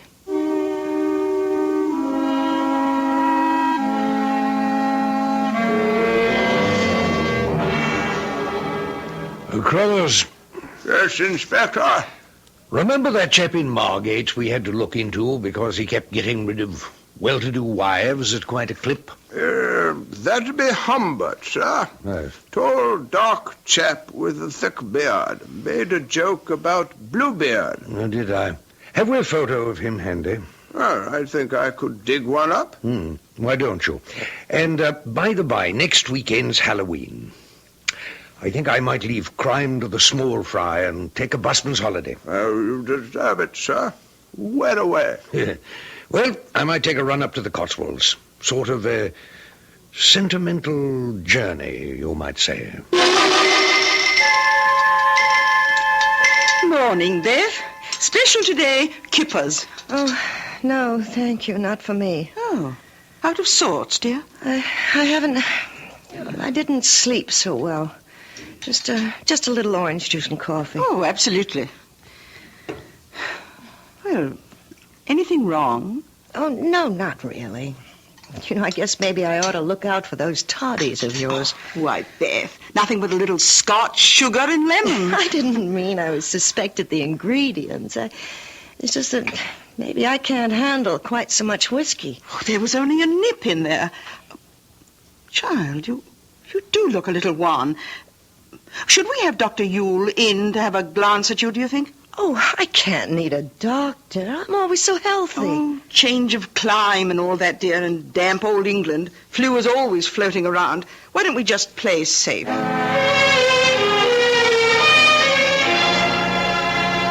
What do you think, Doctor? Oh, well, nothing serious, of course, but a high-strung young lady, you know. Well, sensitive, naturally, but high-strung. Well, you know Americans, very suggestible. What is this notion she has about somebody on horseback without a head? I beg your pardon? Some legend about a girl who looked like her centuries ago.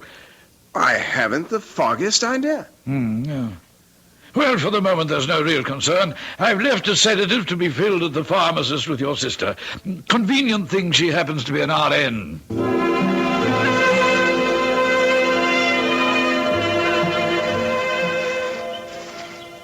You're sure you're up to this, Beth? Oh, Charles, I've simply had to get out of doors and away from the cottage. Let's just enjoy a walk into the castle and pretend it's all the beginning. Well, now just stay well in the center of the drawbridge. Needs a lot of repairs. You know, it's just incredible to think that knights in armor rode across this bridge. How far do you suppose it's down to the bottom of the old moat? 50. 60 feet, perhaps. A mess, isn't it? All those weeds and jagged rocks. Can we go in and poke about? Your wish is my command.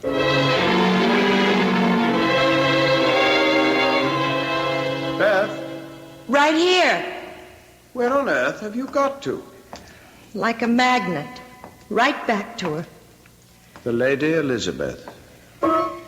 She fascinates me so. Well, there really isn't all that much resemblance. Oh, I don't agree. She could be my twin. And it's funny. What's funny? But it's so hard to put into words, Charles. It's just a feeling. I mean, her portrait is just as old, and the paint is just as cracked as all the others, but somehow she feels so immediate, so today. Almost as if she just sat for the portrait, and the artist had just finished it. That is rather strange. You can see that the pigments are medieval. The patina is centuries old, just like the model. I know. I should stop identifying myself with her just because of a chance resemblance. Oh, Charles, I'm cold. Let's get back to the gatehouse and that nice living room fire.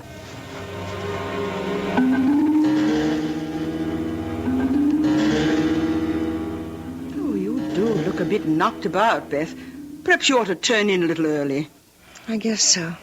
On top of everything else, I do think our damp weather does take a bit of getting used to. Now, I have the kettle on the boil to whip you up a nice stout toddy. Oh, I don't want anything to drink. Oh, just a bit, love, to disguise the taste of old Dr. Yule's sedative. Why he has to stick to powders instead of up-to-date pills is beyond me. Well, while you're brewing that toddy, I have some letters to finish. Letters? Oh, I've been very remiss. I have all sorts of friends and half-relations in America who don't even know I'm married. I've got to write them. Oh, of course. You go and get them finished, and I'll brew you up something nice to put you to sleep.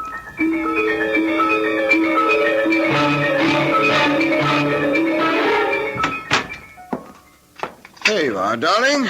Nora's best. Plus Dr. Yule's guaranteed potion for a restful night. Thanks, Charles. Oh, I'm sorry to be such a bother. Hush. Get all your letters finished? Yes. I must mail them first thing tomorrow. Let me have them, darling. I have to run into the village to pick up the post. I'll send them off then. Okay. And by the by, I hate to bother you with this, but as long as you have pen in hand, want to look this over and sign it? What is it? That last will and testament that you insisted on making. Technically, I suppose I should have John and Nellie witness your signing, but I'm sure they'll take the will for the deed, if you'll excuse a complicated pun. Sign it later. Oh, yes, let's get it out of the way. I have enough morbid thoughts as it is. What morbid thoughts? There. I hope to God it never has to be executed. Amen. Now drink your toddy, and it will relax you. All you need is a good night's sleep. I'd give anything for that. If I could just stop dreaming about her, or hearing those hoofbeats. Charles. What, dear? You don't think I'm going crazy, losing my mind? Oh, now, come on. Drink up, and I'll hold you tight till you go to sleep. It's strong. But it does feel good. Charles, you're so good to me. How can I ever repay you?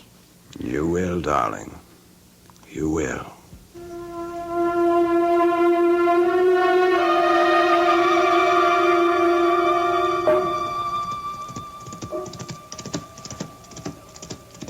Charles. Charles. What? Charles, wake up. Can't you hear them? There they are again. What is it, Beth? Hoofbeats. This time they're coming straight for the house. Where are you going, Beth? I've got to see. It's the dead of night. You can't see anything. It's bright moonlight out. Oh, God. She's right in the courtyard below. Stop it, Beth. She's throwing back the hood of the cape. Can you come back to bed? She has no head. There's nothing out there. Oh, no. Her head in her hands. She's holding it up by the hair. Charles, come, quick, quick. All looks 1,000 years old. Oh, but it's my face, Charles! Help me! It's me!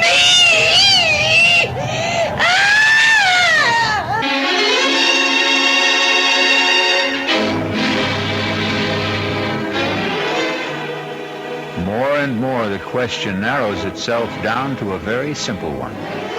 Which lady has lost her head completely? Elizabeth from the past, who will not stay at rest? Or Beth from the present, who seems bound to raise her from the grave? I'll be back with at least some of the answers when I return shortly with Act 3.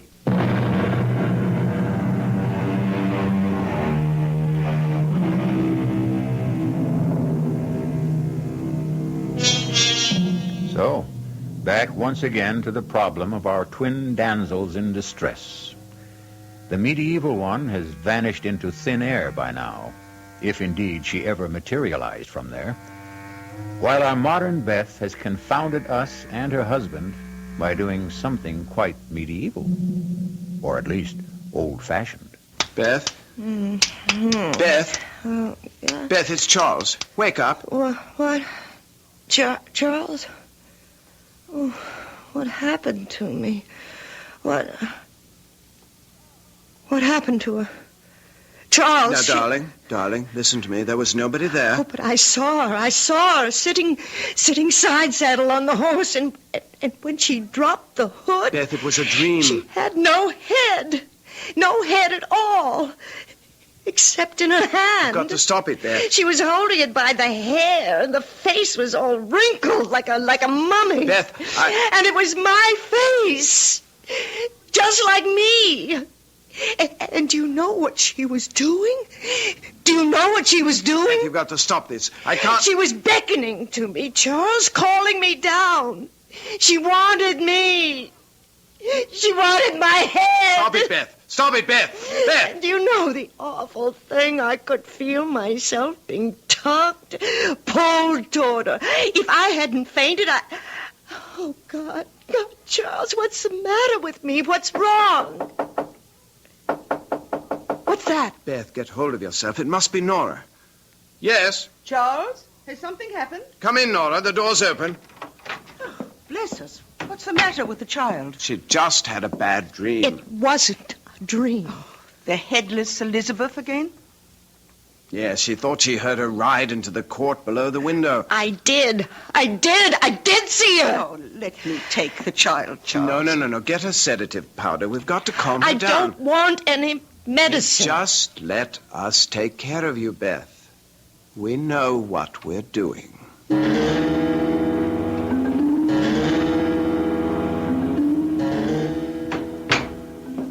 Well, I think we've got her under control now. I'm so sorry to rout you out so early in the morning, particularly on All Hallows Day. Oh, that's quite all right, Mr. Rudley, quite all right. You'd never have gotten her calmed down without a shot from me. Those silly children and their Halloween pranks. I can't imagine how they got this far out of the village. Did you see this apparition that scared Mrs. Rudley so? Oh, good Lord, no. By the time I got to the window, the yard was bare. How the young'uns could have disappeared so fast? Oh, I don't think this was any childish prank. What? No, it's something much more serious, I'm afraid. You don't mean sleepwalking? Oh, dear me, that too. I see. Now, you say she lost her father recently. Yes, a year ago. And they were very close. Yes, extraordinarily so, I would say. What is it, Doctor? You don't think... I'll tell you what I do think, Mr. Rudley, and I'm going to be very honest. This case, your wife's problem, is far beyond a country doctor like myself. I think she needs psychiatric help. Oh, no. For her own sake. If it weren't for the fact that your sister is a registered nurse, my recommendation would be to have her immediately hospitalized. Psychiatric diagnosis is still my recommendation. I believe it's vital to keep her from harming herself. Harming herself? How? Oh, I don't know that. But I do know that for whatever reason she is, well, in layman's terms, a nervous wreck. High hypertense, in spite of all the sedation I've been giving her, subject to delusions, and the victim of a death wish. You must get help very quickly, help from a specialist. And she should not be left alone for a moment. Well, that's quite a blow. I'm sorry, but even suicide is not out of the question. Good Lord. I wonder, could I talk to her now? Well, she may be a bit drowsy, but if she's not asleep, yes. Now, I'd like to suggest some doctors... Doctor, I want you to. I have to go into the village to pick up the post. Would you mind dropping me? We can talk on the way. Splendid. I'll only be a minute. I want to go back to Beth. Meet you at your car. Oh, it's you, Charles. Is she asleep? No, I'm awake. Charles? Yes, darling. Don't leave me. Stay with me. Don't leave me. Of course I won't leave you. You can't get rid of me. I've been very silly, haven't I? I can't quite remember. There's nothing to remember. What you need's a nice long sleep. And while you're having it, I'm going to the village for a few minutes, get the post, and a few things we need for dinner. And the post? Mail. Oh, yes, don't forget to mail my letters. I should say not. Have them right here in my pocket. You won't be long. No, not over an hour. And Nora will be right here with you every moment I'm gone. Beth, dear, don't you worry. Charles and I know just how to take care of you.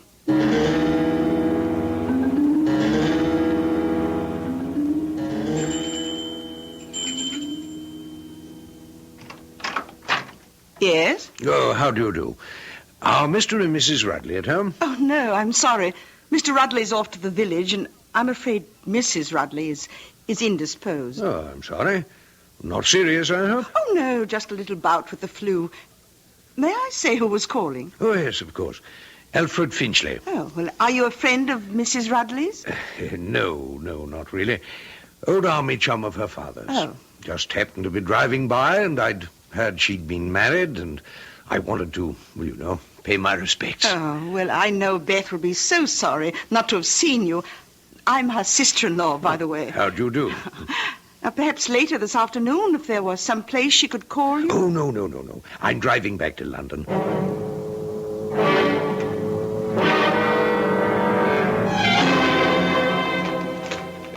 Well, that's the lot, Mr. Rudley. You owe me tuppence on the one overweight letter. There you are, Mr. Morgan. Anything to go out, sir? No letters this time. I thought I saw some in your pocket. No, these are not going to be posted. I'll take care of those myself. As you will, sir. It's just opening time. Want to step in the pub and have a nice warming beer? Not this time, Mr. Morgan. Got quite a long walk home. Better be on my way if I hope to make it by lunch. Good morning. Good morning, sir. Hey, that's it. 11's. All open for business. Not one ruddy customer. Oh, afternoon, Governor. Just 10 minutes before 2, so if you want one, better step lively into the bar before closing time. Thank you, barkeep. I think I will. Name is Margate, sir. Donald Margate, proprietor. And what'll it be? Well, I think I shall have a gin and, if you don't mind. Yep. Coming right up. Just passing through. Yes. Lovely country. Oh, we like it. Quite a bit of work going on at Chauncey Castle. There's the gin and, sir. Oh, thank you. Oh, yes. Going to be good for business. Oh, so? Going to open it to the public, the family is. Make a tourist attraction. Well, I thought it was because the present incumbent had got married. Present incumbent? Oh, you mean the doddery old Duke? Oh, no. I meant young Mr. Rudley. Oh, him? Why, Lord bless your soul, he's not family, sir. Oh, really? No, he's just renting. Lease is almost up, I think. Rudley, I think I once knew. What's he look like? You should have been here when I opened. You could have seen for yourself. Tall, dark chap he is. Yes. He wouldn't by any chance be this chap in this picture, huh? Well, no. That'd be hard to tell. I mean, Mr. Rudley's clean-shaven and a lot thinner than this chap. Still, take away the beard, cut off some of the hair. No, I just wouldn't know. Do you have a doctor in town? Oh, yes, sir. That'd be Dr. Udall. You'd find him right across the green, sir. Good timing, too, because I have to close. Timing couldn't be worse, Nora. She never mentioned she knew anyone in England. Oh, I don't think we have to worry. He was just a little wisp of a man, very inoffensive. You doctor her food at lunch. Get another of your special toddies into her before she goes to bed. We'll do it tonight. Well, it seems a bit soon. A lot faster than usual. But if you insist, darling, naturally we'll go ahead. Kiss me. Yes, sister, dear. Well, at least she is the last one. She has enough money to leave you. So I can stop sharing you with the pigeon. Inspector Finchley of Scotland Yard, Doctor. My credentials. Oh, dear me, a policeman, but why on earth? Could you answer my question? Well, of course. Yes, I've called on her several times in the last 10 days or so.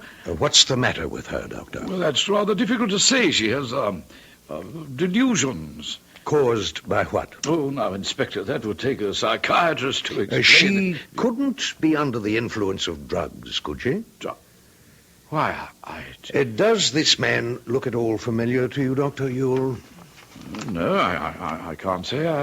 Just a minute. Let me get my magnifying glass. Now, where did I... Oh, yes, here it is.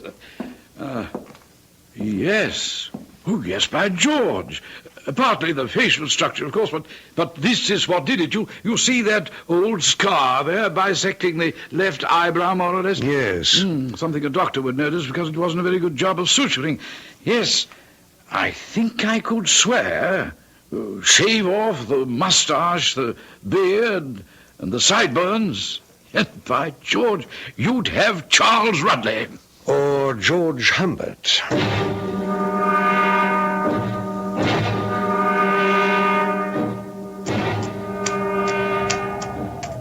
Thank God for the help of Elizabeth's phantom steed. I thought we'd never get her downstairs. You wouldn't think she'd be so heavy. Dead weight, brother dear. Not quite yet. Poor Beth. A pity. Oh, no time for sentiment. She's worth a lot more to us, dead. Now help me get her off the horse and then get him back to the stable and call the doctor. After you throw her over into the moat, you'd better make very sure she's dead. I'll make sure. All right. I'll get her off the horse. Stand still, Rudley. Just hold it right there. What? I've got you covered. This is the police. Don't move. Oh, you fool. Well, they're not going to get me. It's too late. Get out of my way. Watch it. Don't shoot after the horse. We don't want to harm the girl.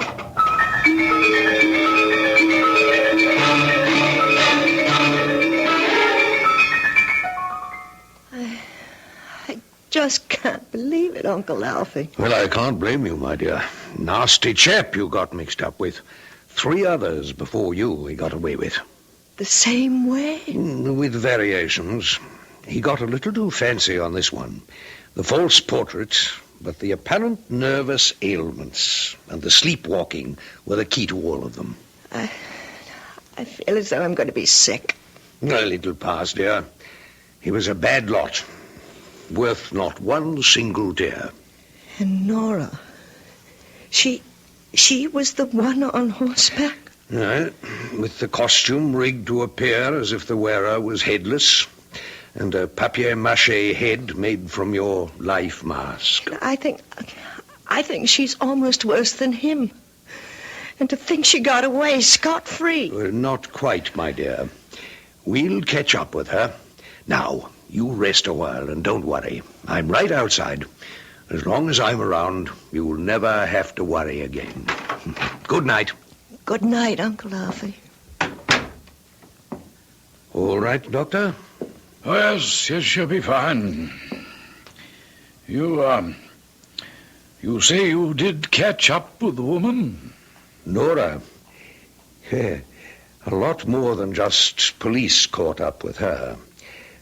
You know the work they're doing on the castle? Yes, of course. Well, apparently they found some structural weakness in the arch of the main gate. So they supported it by stretching a thin steel cable from one side to the other. Well over normal head height, of course, if you're walking. But unfortunately not high enough to clear someone on horseback. Good Lord, no. Oh, yes. Cut her head off as clean as a whistle. Charles Rudley was eventually convicted of murder of one of his earlier wives. He was sentenced to life imprisonment. His common law wife, Nora, lost her life and, of course, her head. It's nice to consider that, in her case at least, the punishment fit the crime. I'll be back shortly.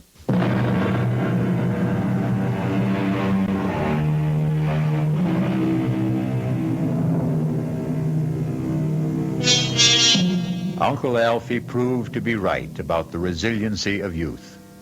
It took a couple of years, but eventually Beth settled down and is happily married to a psychiatrist in Duluth. As for this fable itself, it also goes to prove that time not only heals all wounds, but eventually wounds all heals. Our cast included Kim Hunter, Nick Pryor, Bryna Rayburn, Ian Martin, and Court Benson. The entire production was under the direction of Hyman Brown. This is E.G. Marshall inviting you to return to our Mystery Theater for another adventure in the macabre. Until next time, pleasant dreams.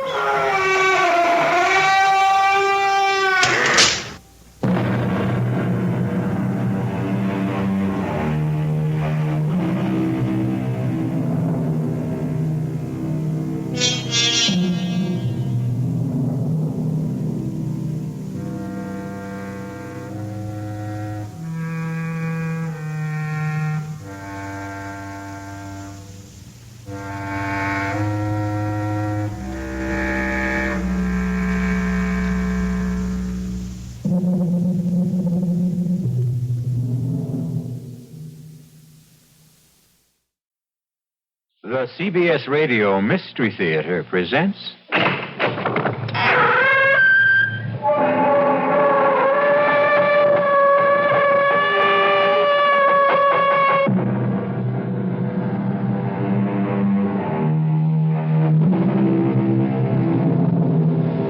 Come in. Welcome. I'm E.G. Marshall. Welcome to the world of terrifying imagination, to the fear you can hear.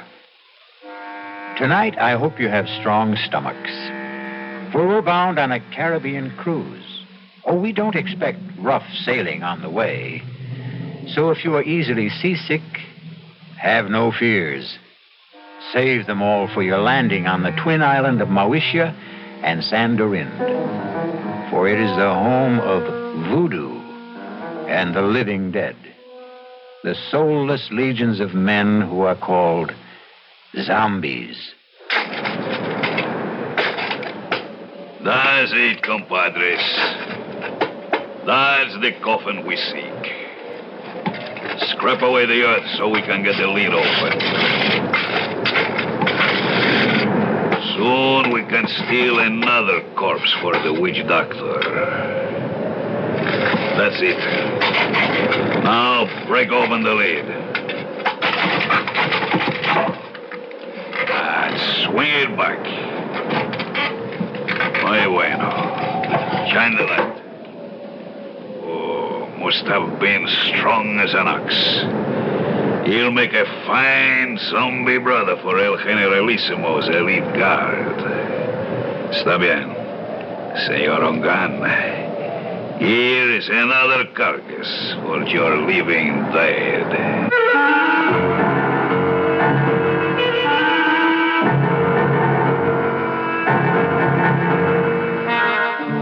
Our mystery drama, The Walking Corpse, was written especially for the Mystery Theater by Ian Martin and stars Tony Roberts.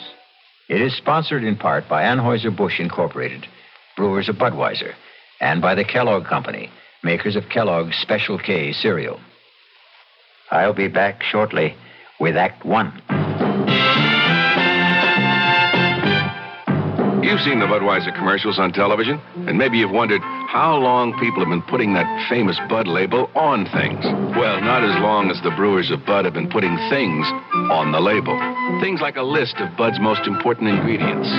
Quote, brewed by our original process from the choicest hops, rice, and best barley malt. And things like the following statement. This is the famous Budweiser beer. We know of no brand produced by any other brewer which costs so much to brew and age. Our exclusive Beechwood aging produces a taste, a smoothness, and a drinkability you will find in no other beer at any price. Unquote. Yes, brewing beer right does make a difference. Read the Bud label. Taste the king of beers, and you'll agree, when you say Budweiser, you've said it all. Anheuser-Busch, St. Louis. Basically, when we started the Street Corner Scouting program, what I did was I came into the communities that had, very little scouting at all. Hey, Tiny, come here. What I had to do was I had to come out here every day during the week, including Saturdays and Sundays, and go out on these same alleys with them and play the same kind of games they played, and just have a regular scouting program with them. Did you know there's such a thing as street corner scouting? That it's bringing scouting to millions of boys who never even heard the word scouting? Did you also know that for every boy in scouting today, in our suburbs as well as in our cities, there's another boy who'd like to be but can't? And that the reason most of them can't is because no adult in the neighborhood thinks scouting's worth the time? Basically, you got to go to where they are. If they're in the ballpark or behind the house or in the barn, you got to go to them. If you don't think scouting's worth your time, you don't know enough about scouting. Find out more. Write Scouting, North Brunswick, New Jersey, 08902.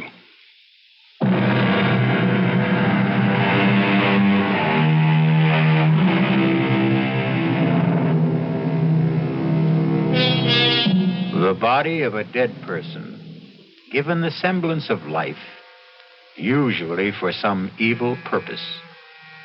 That is a zombie. The very name itself is calculated to make the flesh creep and the blood run chill. But on a plane headed for Miami, taking them to their honeymoon, nothing could be further from the thoughts of Steve Ramsey and his new wife, Pat. Oh, I can't believe I have you to myself for these few hours, Steve, let alone a glorious 2 weeks. I don't know what other associate professors go through, but my first 2.5 years teaching parapsychology have laid me out. I can't wait for those hot sands and warm water. Can I serve you a drink, sir? Oh, now that's what I call perfect timing. Why not? One more, and I can fly solo to Miami without the plane. Well, then I'll join you. I can't have you orbiting alone. May I get by, please, stewardess? I'm sorry, sir. Just let me move the cart. Oh, thank you. Chris! It is Christopher. It's all right, stewardess. I'll join my friend here for a moment. Hey, Steve, man, good to see you. Here, I'll move over. Sit down. Chris, you look something else. It's great to run into you. Only just for a moment there, I thought you were thinking of giving me the brush. You? Never. I'll explain in a minute. Oh, Pat, this is Christopher LeClaire. I want you to meet my brand new bride. Oh, this is a pleasure, Mrs. Ramsey. Let me congratulate you on your impeccable taste, Steve. And both of you on your marriage. I'd like to buy some champagne, but you already have your drinks. No more champagne, thank you. We've had enough in the last few weeks to float a battleship. At least, let me get a drink for myself to toast the bride and groom. He's your old football buddy, right? Yeah, greatest running back I ever saw. All-around athlete. He could have made it big in the pros. Any sport. Isn't he a prince or something? And his father is the king of Mawisha. I wonder what's bugging him. Now, this is better. A toast from my country. To be a good man is first to have a good wife. Abusantes. Thank you, Chris. And to yours. Yours, too. Oh, yes. Drink to my good health, please. What is it, Chris? You want to talk about it? I wish I still had you calling the place for me, but this is a different ball game. You know about my father? No. What? He's dead. Oh, no. What can I say? Hang in there, man. Oh, I will be tough, all right. Was it recent? The day before yesterday. I didn't see anything about it in the papers. It wasn't in the papers. He didn't die. He was assassinated. Oh, no. Any idea who did it? There is no proof, but I know. Who? Oh, maybe not by his own hand, but at least on his orders. Hernando Trujillo. The Generalissimo? But I thought he was your father's best friend. And my godfather. His gift to me on my 21st birthday. His own good luck charm. The bracelet of the sacred serpent. The head, the voodoo symbol of life. The tail, the symbol of death. You see, they are woven together. But then why should he? Because, Mrs. Ramsey, my father gave our people freedom. A freedom the San Dorindian cannot share. Why not? Because if they had it, they would tear the man who rules them by terror to pieces. So he's planning to move in on Mawisha and annex it. The moment my father's assassination is revealed. A coup d'etat while the people are in confusion with no leadership. That's why I've given up any dream of becoming a doctor and am going home. A private plane will meet me in Miami to fly me to Moesha. To save time, I took this commercial flight under an assumed name. You think Trujillo might... I was warned just in time. Less than an hour after I left my apartment, a bomb gutted it. I'm a dangerous man to know these days. So, before I do cause any... Oh, my God! Steve, what is it? Two hoods with machine guns. Looks like a sky. Senores. Ladies and gentlemen. Oh, my God. May I have your attention, please? That's Juan Garcia, Trujillo's hatchet man. Oh. What can we do? Nothing. It's me. Everyone quiet. If you do as I say, no one will be hurt. We are commandeering this plane. Quiet! Quiet! There is nothing for any of you to fear. The plane will land at Miami, and all passengers will be discharged, except for the flight crew and 4 hostages. I repeat, there is no cause for alarm if all of you keep your seats and your heads.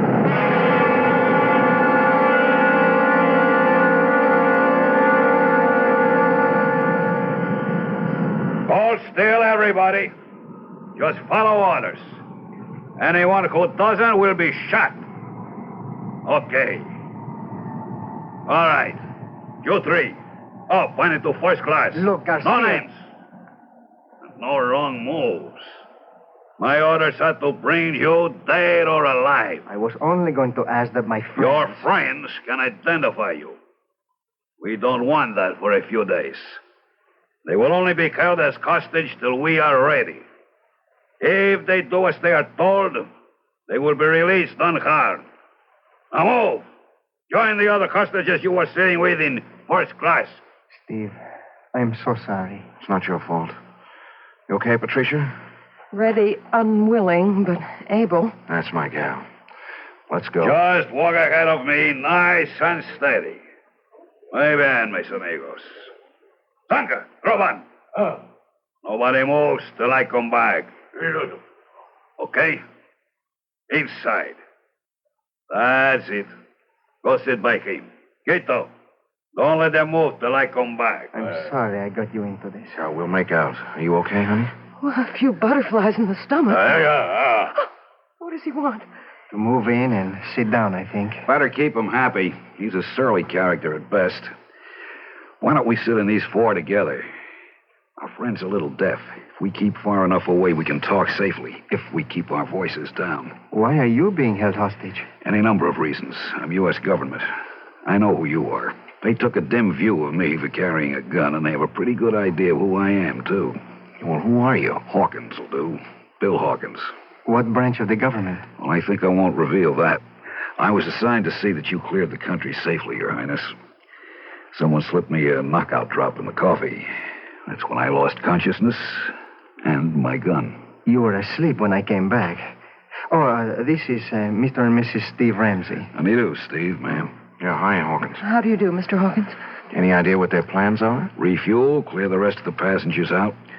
Then we head straight for San Dorinde. That's the notion. So, the moment they get our friend Christophe here to San Dorinde, he's a gone goose. He'll just drop out of sight suddenly and for good.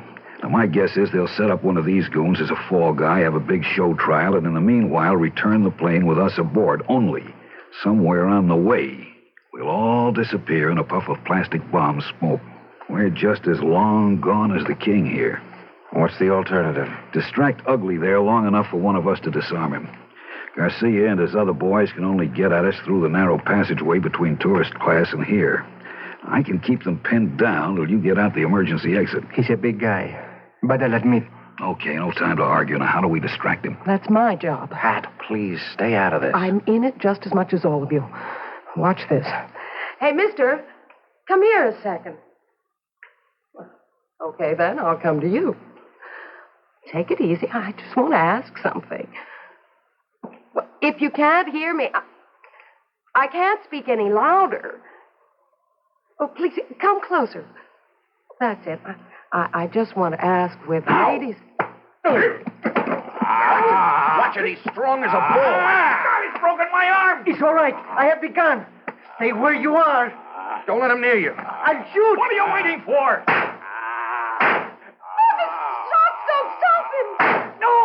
Just stay like that. Don't move. All right, Guido. Big up your gun. Chris! You shot him, Garcia. You killed him. I talk him dead or alive. It makes no difference. But that other man, Chris shot him twice. Point blank. It should have killed him. Guido? Huh. Oh, no. Don't you know you can kill a zombie?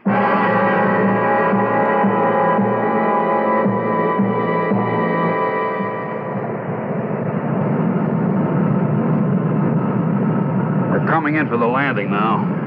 How's Chris? He's alive, but just barely. If he can just hang on, maybe when we land, a doctor can help. Too late. Too late for me. Don't give up, Chris. Take snake. What? The snake bracelet. He wants you to... Here. There. Steve has it, Chris. Good. Listen. You go dans Solange. She hide you. Save you. Give her bracelet. But where do we find her? Où est votre tante? Quelle rue? Quelle place? Pense. Avenida de las Muñecas. Avenue of the Dolls. Yes, what number? Ober. Ugly serpent. Take me home. Take me home. Dans Solange. Help. This sign of the black boat. We're about to land. Pretty short runway. Better fasten your seatbelts. I'll get yours for you.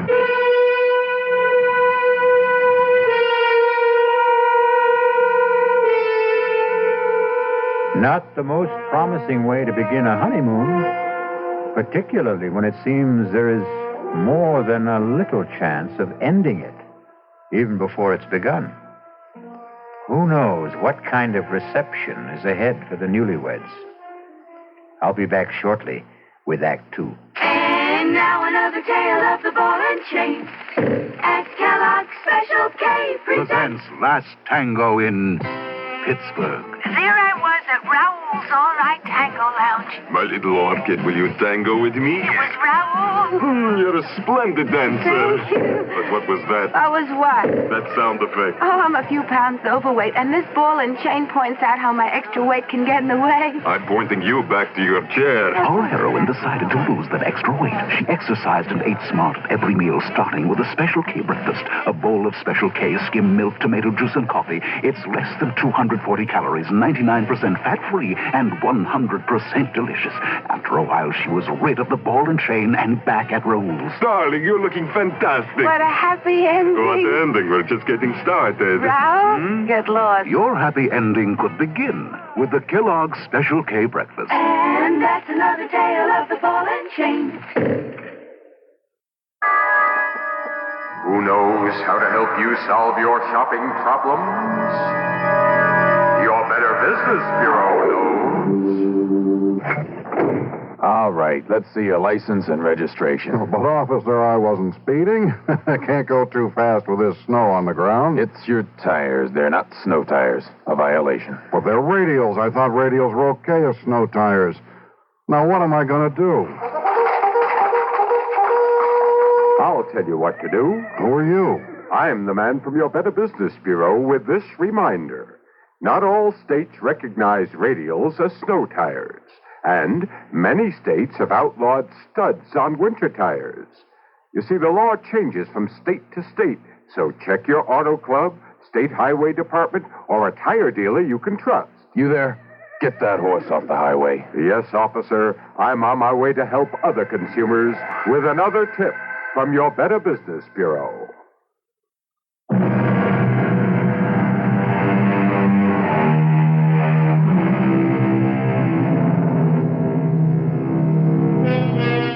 Under other circumstances, Pat and Steve would have no complaints about their accommodations on the island.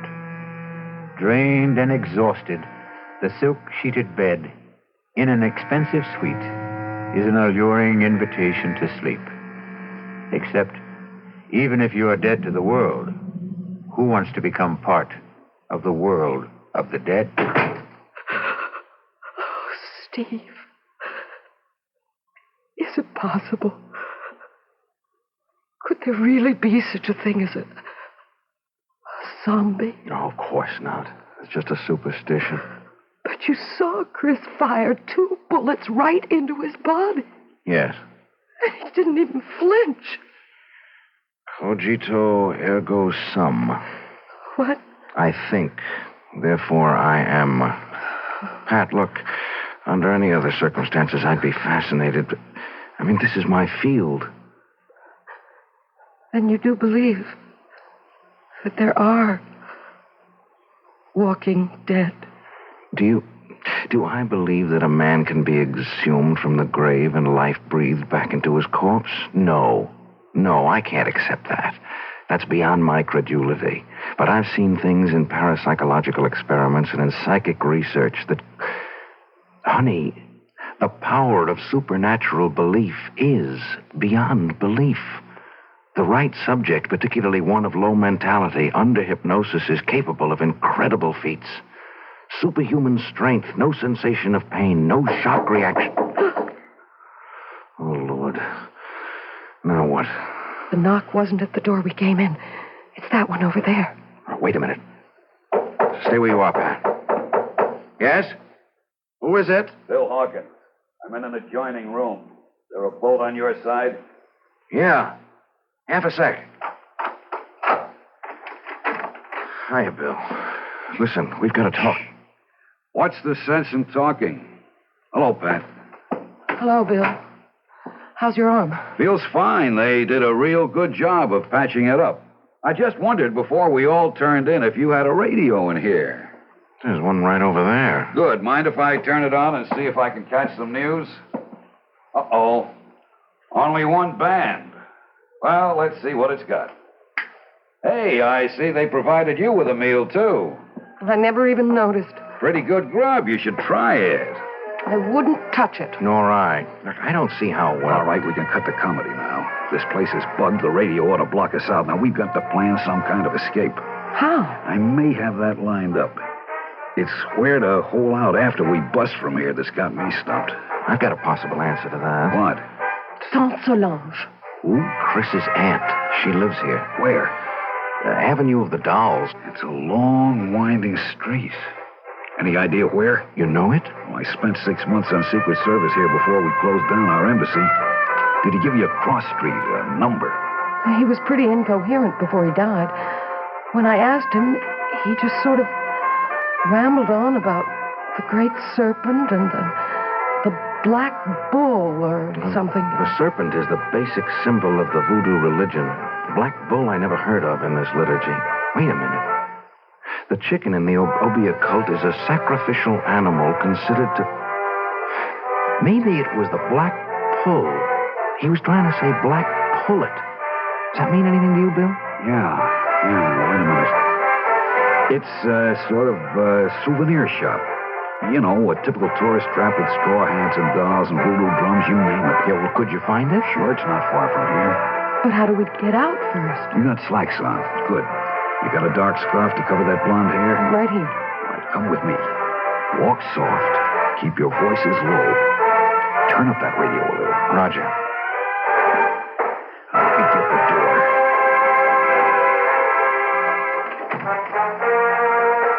Good. Come on. Leave it open. I'm over here to my window. Now keep off to the sides. Now look down. There's one of those zombies down there. But you see, there's a balcony and steps that lead to the street. With something subhuman, or maybe I should say superhuman, armed with a gun right at the bottom of them. If he's cold-cocked, it isn't going to do him any good. Bill, you have a lot of guts, but you're no Muhammad Ali, and the only strength I have is in my brain. Hold out your hands.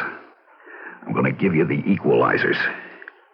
Steve, with his fist wrapped around a roll of nickels or quarters, a 13-year-old boy could deck Joe Frazier, given the chance to blindside him. Yeah, but we haven't got... Keep your hands out.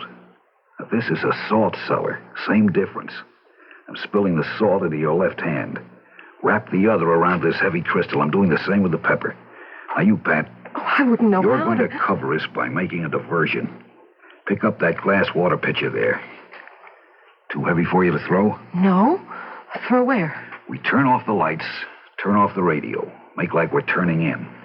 Then we sneak out the French windows onto the balcony. You go off to the right, opposite end from the steps.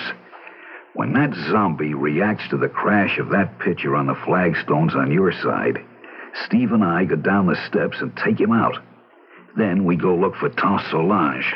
No, but he'd see you. Of course. So we wait until dark. And that won't be long now. Now! You take him, Steve. He's still not out. I'm throwing the pepper. Throw the salt in his eyes. There you are. Watch it. I think I killed him. Well, don't stop to find out. The light's going on. Come on, Pat. We'll have to run for it.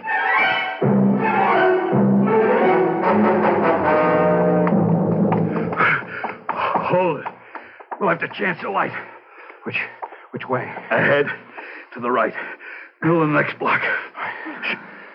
They're right on our heels. Give me that flashlight and you get out of here, both of you. What about you? Don't be a fool. Somebody's got to be a decoy. And you have a wife to think of. Now hurry. Come on, Pat. Run. To the left! They went to the left! Follow that light!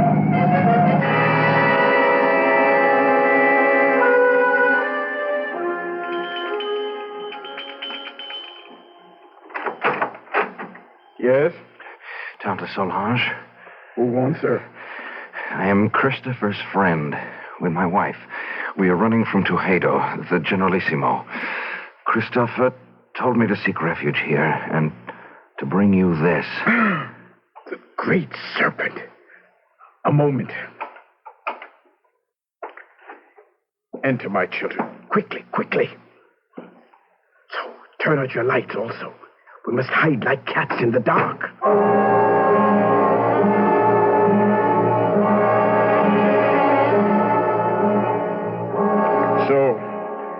have killed little Christophe. First my brother, then his son. Well, he will be made to pay. An eye for an eye, a heart for a bleeding heart. Now shall the tyrant bleed. Now at last my curse shall enter his vitals. Now will the great serpent uncoil and strike Hernando Trujillo dead. Oh, it wasn't the Generalissimo who shot Chris. It was a man named Garcia. Garcia! That jackal puppet dangled by the strings. That less than nothing with no mind or will of his own. Is he a zombie, too? What do you know of zombies, my child? Nothing, except what I saw on the plane and what my husband tried to tell me. Oh, you are a teacher in college, Monsieur Ramsey, no? Yes, and much of my studies are in the supernatural. You believe in zombie? Well, no, not altogether. Very well. We shall put our beliefs to the test. It's a doll, like the ones you sell in the store here. Not quite the same. This one is like the souvenirs of El Generalissimo, with this difference. I have been a long time making him. You see, the straw is from his favorite horse's stall. The beard is made from the combings of his hairbrush. The eyes, J-chips from a dress coat button. The boots from the fingers of an old glove. This is a voodoo doll. All of him is made with things that once belonged to Trujillo. Only one last thing I needed to make the spell work. The weapon. Now at last I have in my hand the instrument of destruction. I straighten out the circle, turn the head to the sky, and death, the tail towards the ground, and strike! What have I done, Mr. Ramsey? You drove the bracelet like a knife straight through the doll's head. From temple to temple, Hernando Trujillo will be dead by midnight, and we will all be free. You still do not believe. Let us find how strong your science holds against my faith. What's that? Trujillo's men. The doll. They must not find the doll. Help me pin it under my skirt. Oh, my hands are shaking so much. Bon, just in time. So, we meet again, Senor Ramsey. How did you find us? Your friend Hawkins. He gave us away? Senor Ramsey, every man will give anything away with the right persuasion.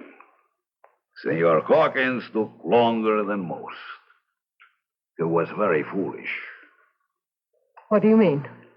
Since in the end he told, why was it worth dying for?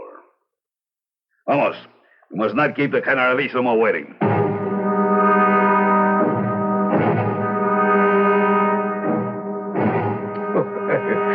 Please, let me assure you that you have nothing to worry about. I ask you all to relax.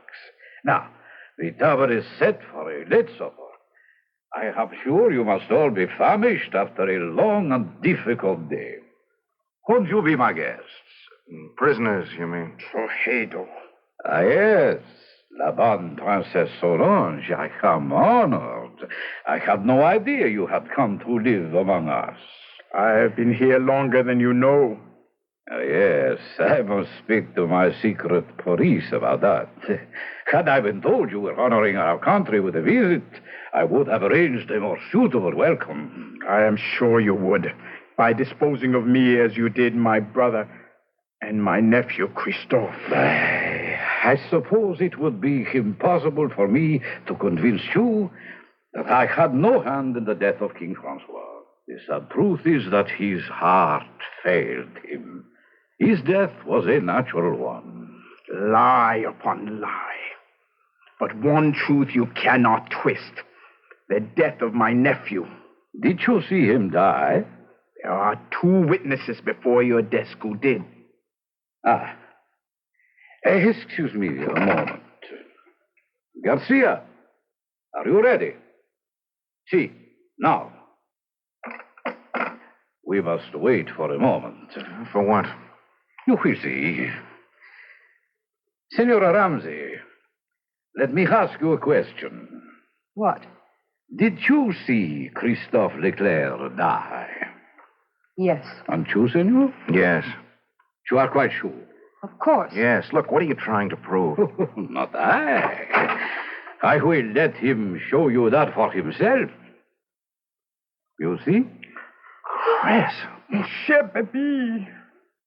Steve. He's alive. It's Chris. Chris. Is it really you? Sure, man. Sure. Don't you know me? There is no mistaking the tall, lithe figure, the regal bearing, the proud, handsome face. All those belong to Christophe Leclerc. He might easily have remarked, as Mark Twain once telegraphed, "The reports of my death are an exaggeration." We'll return shortly with Act 3. Take the time to listen. Take the time to care. If I know you understand me, then my mind is yours to share. Listen with your heart. Listen with your mind.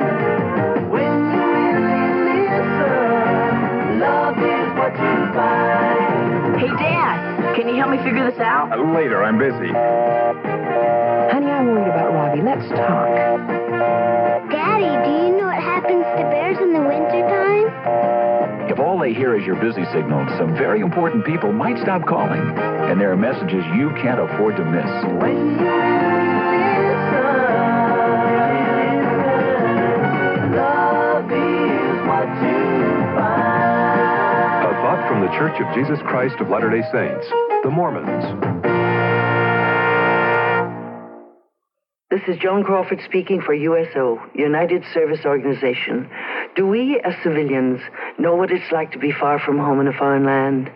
Listen to this real-life documentary about one of our servicemen over there. Do you speak English? Nein, ich spreche kein Englisch. Excuse me a minute. I wonder if you could help me. Nein, es tut mir leid. Excuse me, miss. Can you help me? Leider nicht. Bitte schön. Yes, do you speak English? Nein. Excuse me. Can you help me? Nein. Excuse me. Can anybody help me? Hi, we sure can. This is the USO, and we have all kinds of help. That's why I support USO, and you should too. USO makes a man feel closer to home while he's serving his country for you. Isn't money the least you can give? Please support USO.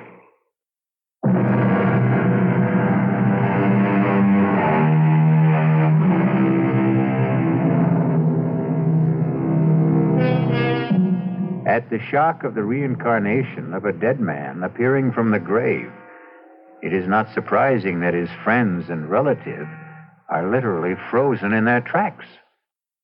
Under the circumstances, then, it is only decent courtesy for the returned corpse to break the ice. Tante Solange, qu'est-ce que c'est? Have you no greeting for me? Ah, mon pauvre, je te remercie, pardon. Forgive me. I thought never to see you again. But here I am. Ah, mon cher baby, mon cher baby. Well, now, here is a reunion worth celebrating. That was a pretty rough wound you had, Chris. Worse than it looked. Thank God. It was mostly flesh damage. The doctors tell me the bullet bounced off my sternum and never entered the chest. But should you be on your feet? Long enough to ease your minds about me. I'm still a bit woozy. It was like the time you took the XB2 slant off tackle against Ohio State and that big linebacker, Sawchuck, kicked you in the head. Something like that. Tell them the good news, El Generalissimo. Set my aunt's mind at rest. When I know you hold out my motives, even Christophe did. I can hardly blame him, since I took such extreme measures to bring him here to Sandorinde before his planned arrival at the Moesia. What was your reason for that? We walk a tightrope on this shared island of ours.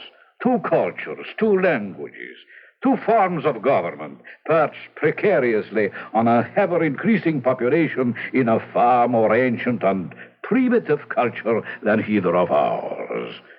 Your brother and I, each in his own way, preserve that delicate balance.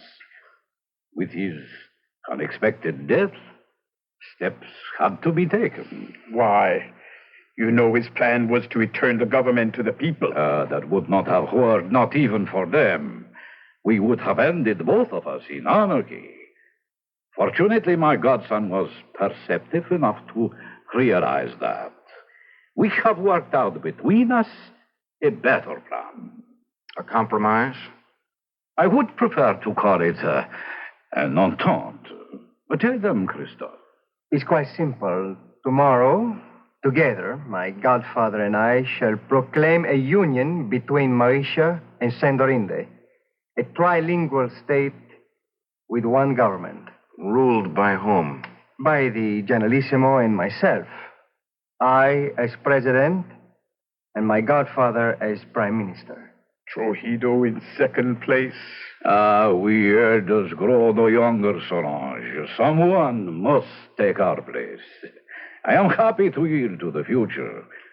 What better hands could this island be in than in Christophe's?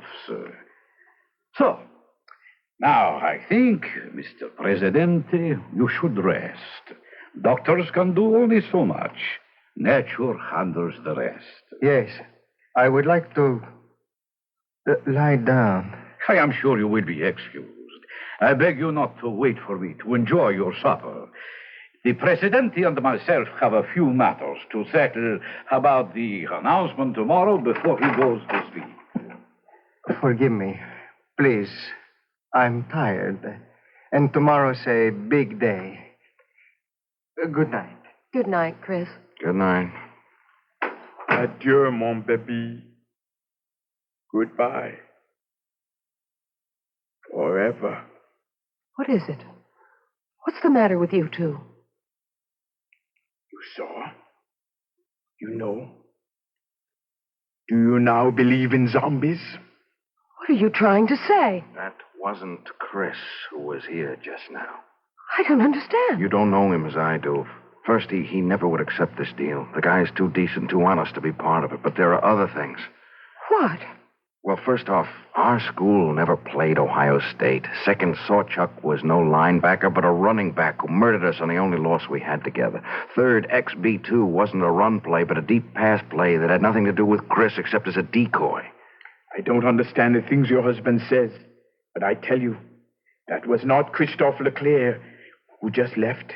Not my nephew. They have stolen his soul, and that I cannot allow. Well, what can we do about it, Tante Solange? It is a very few minutes to 12. I told you Hernando Trujillo would be dead by then. Remember? Yes? Here is a conjured doll which will make his death. I place it on his desk so he can see it. For it is by his own guilt he must die before the end of this day. But if he doesn't return? He will return. It is written in the dust. Oh, nobody feels like eating. Well, I don't suppose I can altogether blame you. Shall I have you shown to your quarters for the night instead? Where is Christophe? Oh, I should never really have allowed him to overtax himself after being wounded. He was absolutely exhausted. I saw him to bed. And you return to suggest the same to us? I think we are all tired. Whatever discussion there may be between us can wait for tomorrow. For you, there is no tomorrow. What do you mean? Liar, cheat, thief, murderer. Look on your desk. A conjured doll. Your image. Made piece by piece from your belongings. Fashioned in your likeness. Christened in your name with the blood of the black pullet. Your own bracelet of the sacred serpent driven through its brain. Do you think I could buy such childish superstition? I am no savage. What a man thinks is what he is. This primitive mumbo-jumbo will have no effect on me. Are you sure? How large is the bag of guilt you carry? Will nothing convince you, woman? Your nephew and My nephew. Christophe. Christophe is dead. How can you say that? You have just seen him. I saw a walking corpse. More idiot superstition. Like my conjured doll? Of course. You don't believe in it. No. And you believe in zombies. You know the power of voodoo can create them.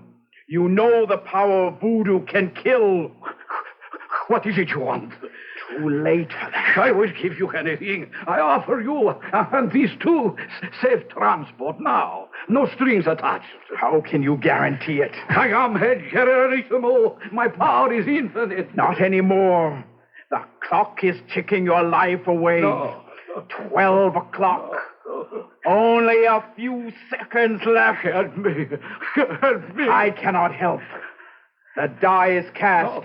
You cannot even help yourself. I will give you money, jewels, anything. Name it. What do you want? What you cannot give me. What you stole from my nephew. His soul. I want yours in return. Then die. By the power granted me as an Obia woman, vested in my hands by the uncoiling sacred serpent, to take the place of the voodoo doll.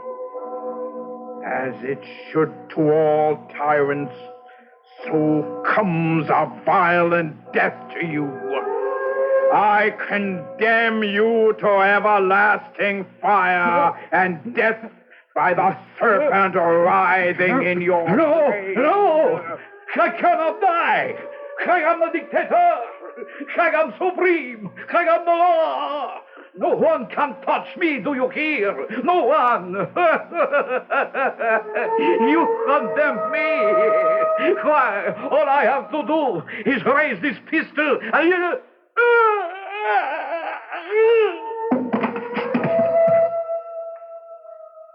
What happened? I wouldn't like to guess. Does it matter? He's dead. Are you sure? He's dead, all right. Now what? Gotta get away. Escape somehow. Yeah, only how do we get through the palace guard? At least I have his gun. We better try and make a run for it. We have to rescue my nephew first. But Countess Solange, he's our enemy now. I still must rescue him. Mi perdona, el generalissimo. Watch him, Stevie, on the gun! That's for Bill Hawkins.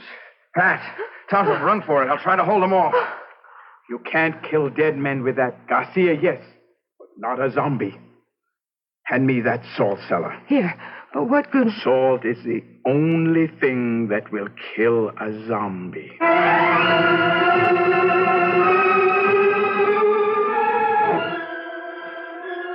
It's Chris.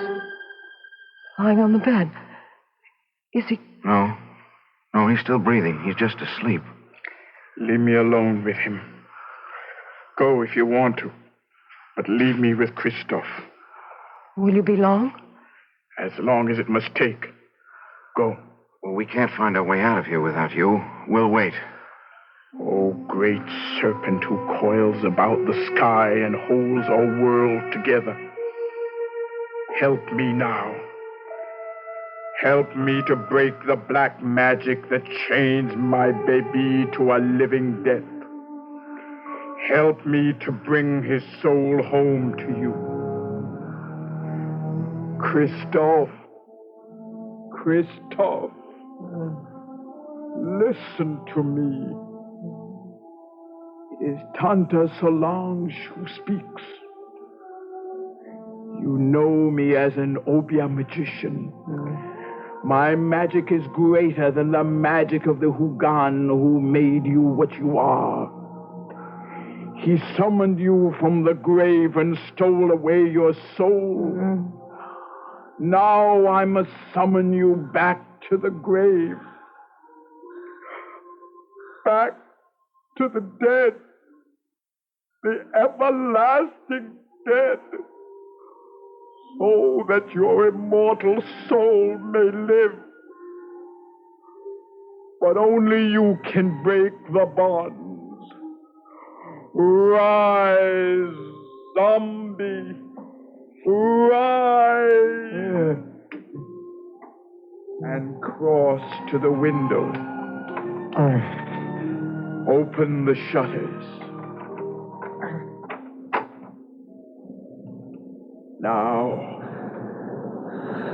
Now, open your eyes and look at the sea. No! No! The name of the great serpent, I command you, open your eyes. Tante! Tante! I'm going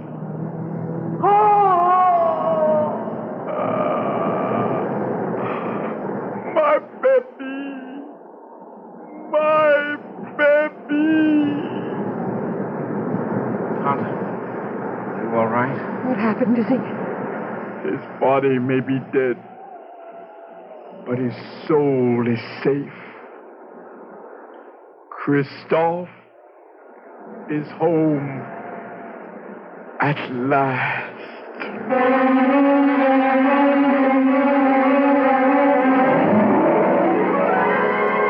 The death of the dictator set a people free in a mad orgy of festival and delight. In the wild celebration that lit up the city, no one had time to pay any attention to the three somber people who found their way back to the hotel. For Pat, Steve, and Tante Solange, there was sadness, but solace, too. The king was dead, but so was the zombie who might have held him prisoner for eternity.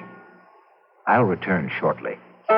From the moment that a child becomes aware of himself as a thinking being, he begins the difficult task of learning to communicate.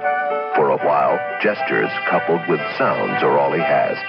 Then, gradually, he starts to assimilate the language he hears. And finally, the breakthrough and the miracle of human speech is his. As difficult as that process is for a child born without handicaps, imagine what it's like for one with cerebral palsy. In addition to the brain damage which may make it difficult to walk or even use his hands, very often his speech center may have been affected as well. Although speech therapy may help, guttural sounds and slurred consonants may be the best he can muster in his effort to communicate. Imagine that same child years later. For children with cerebral palsy do grow up, and they need you then as much as ever to be understood, to find jobs, to enjoy life. Think about that when you're asked to give to United Cerebral Palsy.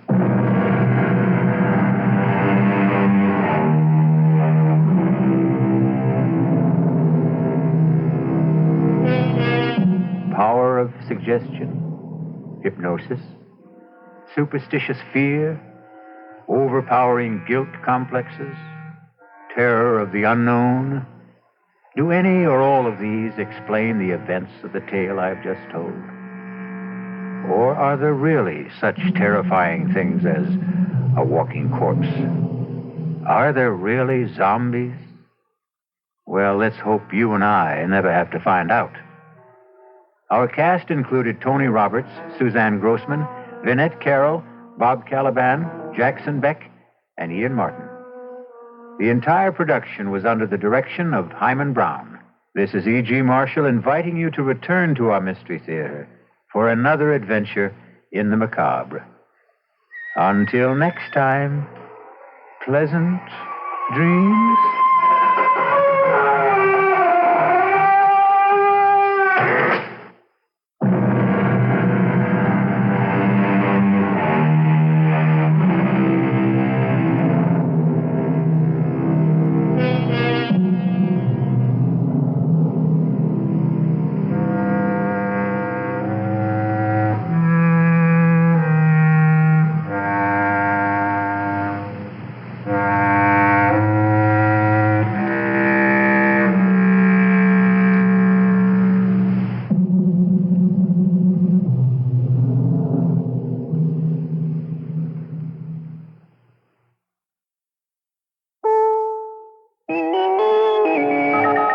CBS News. The president's White House lawyer, Watergate lawyer, James St. Clair, says that he's asking the Justice Department to find out who leaked a story to the Washington Post about some Watergate-related tapes. The Post story, published on Sunday, said that a court-appointed panel of tape experts suspects that 2 of the originally subpoenaed tapes are re-recordings and not originals. This is Ann Crosman reporting on the CBS Radio Network. More on St. Clair's decision from Hal Walker in Key Biscayne. White House lawyer James St. Clair says he will ask for an investigation of the Washington Post by the Justice Department. In the statement released by the Florida White House, St. Clair charges that the Post story, based on unnamed sources, can only impair the proper function of the grand jury. Federal Judge John Jerico has referred the matter of the missing Watergate tapes to a federal grand jury.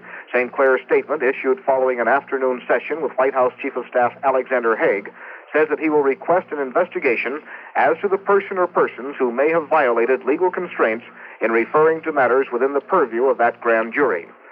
St. Clair calls the insinuation in the Post story that court-ordered tapes may have been re-recorded or otherwise altered utterly false. He also revealed that the White House's investigation of the now famous 18-minute hum on the Nixon-Haldeman tape of June 20th, 1972, confirms what has been testified to in court, that the erasures were made by a defective tape recorder. The conclusion of the St. Clair statement is that when all the facts are known, the authenticity and integrity of those tapes will be clearly established. Hal Walker, CBS News, with the presidential party in Florida. A new Gallup poll shows that 28% of those people polled like the way President Nixon is doing his job. That's up 2 percentage points from the last Gallup poll conducted at the end of January.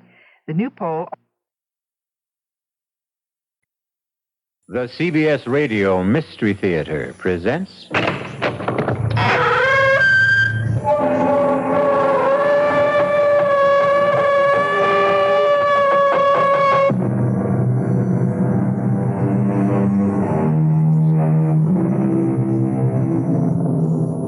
Come in.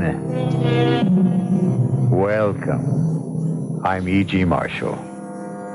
Have you ever known terror?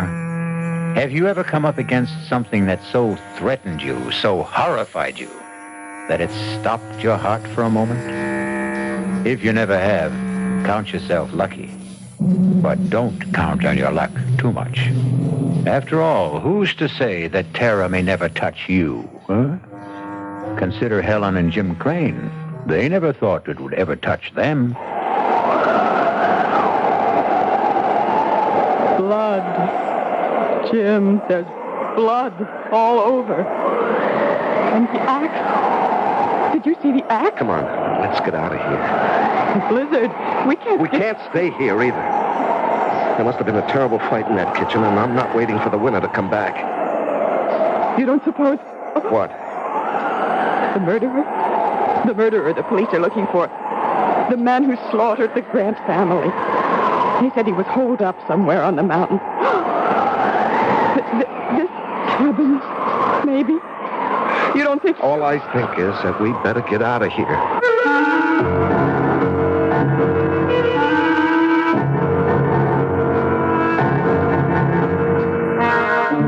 Our mystery drama, Blizzard of Terror, was written especially for the Mystery Theater by George Lothar and stars Lois Smith. It is sponsored in part by Anheuser-Busch Incorporated, brewers of Budweiser. I'll be back shortly with Act One.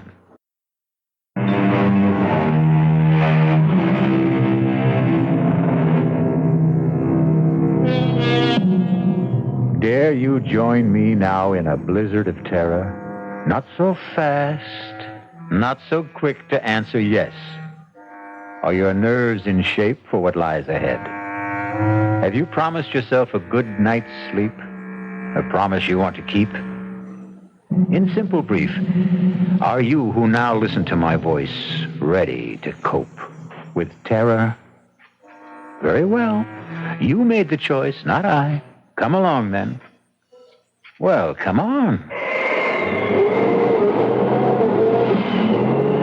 That China will form no coalition with Russia in the foreseeable future. That's the world news. And now I have a special bulletin from the Big Indian Sheriff's Office. Jim, turn the radio Sheriff off. Ed Ralston warns all motorists to stay off the roads on Thunder Mountain. Not only because of the blizzard, but also because the man sought for the brutal murder of the Grant family is believed to be hiding out somewhere on the mountain. Please shut it off. All of them with a kitchen carving knife. The Grant family... Thank you, Mr. Crane. You're welcome, Mrs. Crane. We don't need to be told again and again that we're in a blizzard on Thunder Mountain. We know we are, thanks to you. I'm sorry. It's okay, skip it. Maybe it is my fault. Oh, Jim! Oh, wow, that was a close one. You know, I can't see the road. All I can see is snow. What's that? What's what? There, just ahead, back under the trees. A cabin? So? We better stop. Oh, no way. Jim. We're just managing to make it up this grade now. If we stop, we'll never get started If again. we keep going, we're sure to get stuck. Those snowdrifts out there are getting worse. Yeah, I know, We'd be safer in that cabin. we could freeze to death. Jim, please, for once, listen to reason. Okay, you win. You always do. Don't stop here. Well, you just said... But not here. The cabin's over there. If we drive in there, we will get stuck. You really are going to have to get new glasses. Can't you see the road? Oh, yeah. Tire tracks. Snowed over, but tracks. Those tire tracks, they mean somebody's there. Yes. Look. Smoke's coming out of the chimney. Now, are you glad we turned in? I'm swooning with delight. You're angry because I was right. When are you wrong? When are you ever wrong? Oh, you are something. You are. You are really Why do we quarrel like this, fly at each other every time? Well, maybe if you weren't so darned independent. Forget it. Okay, come on.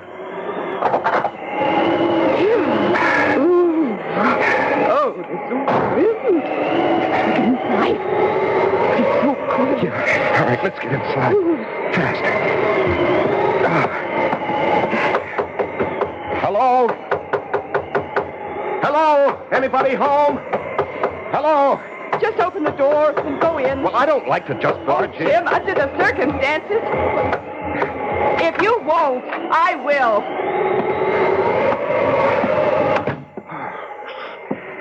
Hello? Anyone here? Hello? There must be somebody here. There's a fire smoldering in the fireplace. Yeah, look, there's a pipe in this ashtray. The tray is full of pipe ashes. Oh, here's a coffee cup, half full. Uh-huh. There's a book open on the table. Huh. Jung's Psychology of the Unconscious. Whoever owns this place must be a brain. Hello? Anyone here? Hello? Helen, don't do that. You've got no right to go nosing around. Bedroom. Nobody in it. Must be the kitchen. Behind that door. Helen! Yes. Let's just sit down and just wait for whoever owns this place to come back, huh? I just want... You've got no right, Helen. Now, the owner of this place must be the kind of person who wouldn't like people nosing around. Oh, now, I'm telling really? you. Just look at it. This isn't just a cabin. It's a kind of lodge. Here, that wall lined with books. There, a hi-fi. Stacks of records, all classical. And those paintings on the walls. Helen, please. I want a cup of coffee, and if this door leads to the kitchen... She just won't listen. Just won't ever listen. Well, what are you standing there for? Now that you've opened the door, go on in. Oh. Good Lord. What is it? Oh. Jim. Oh, Jim. Helen, what is it? The kitchen. Oh, the kitchen. Here, Helen, here. You better sit down. You look like you're going to faint. Now, you just sit there. I'll have a look.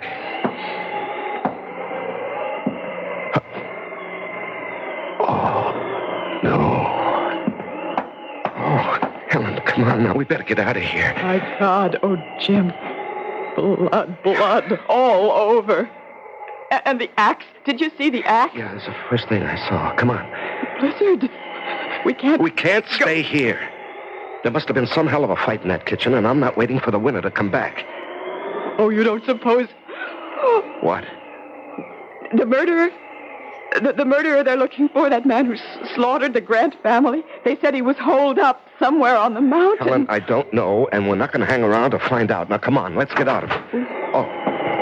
Hello. Hello. I'm Jim Crane. This is my wife, Helen. We got caught in a blizzard, and we saw your cabin, and we just came in. We were over at Big Mountain for a skiing weekend, and we started back too late, thanks to my husband. Oh? Yeah, I guess it was my fault. You see, I don't ski. My wife does, but I don't. And, I got into this poker game, and I was winning, and I couldn't quit when I was ahead. You know how it is? You don't have to make any excuses to me, friend. Maybe to her, but not to me. Well, I was just explaining. Like ice in here. Better get that fire going again. You needn't bother on our account. I'm not. Well, what I meant was we were just leaving. Not in that blizzard, you're not, Mrs. Crane. It's Miss Morgan, if you don't mind. I thought you said she's your wife. Well, she keeps her maiden name. You kidding? No, You marry a doll and give her your name and she won't use it? What's the matter, excuse me, Ms. Morgan, you said, eh? What's the matter? Your husband's name isn't good enough for you? It isn't that. Then what is it? I prefer to keep my own name, that's all. A lot of women do these days. Yeah, they call it women's lib. Women's what? Lib. For liberation. You know, they keep their names, their independence, their jobs, everything. Everything, eh? That's too bad. You were my wife, doll. You wouldn't keep your name or your job or, anything. What do you do besides letting her get away with all this? Engineer. I'm an engineer. You drive a train? Oh, no, not that kind of engineer. Hydraulic engineer. Water power. Oh. Cigarette? No, thanks. I don't smoke. You? I don't smoke either. And I thought you... Huh? Nothing. You thought I what? Well, I noticed the pipe in the ashtray, so... Oh, well, yes, I do smoke a pipe now and then. Cigarettes, too. You haven't told us your name. Jake. Jake what? Jake's enough. We need more wood. I'll get it. Let's get out of here. No, we can't. Well, we've got to.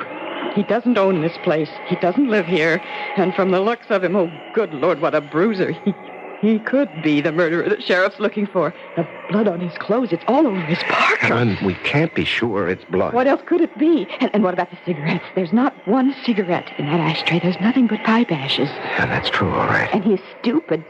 Totally uninformed. He couldn't be the man who reads these books, listens to that music. He never heard of women's lib. He thought you drove a train. Helen, we can't leave. We could die out there. We can die in here. And I have a feeling we will, if we don't get...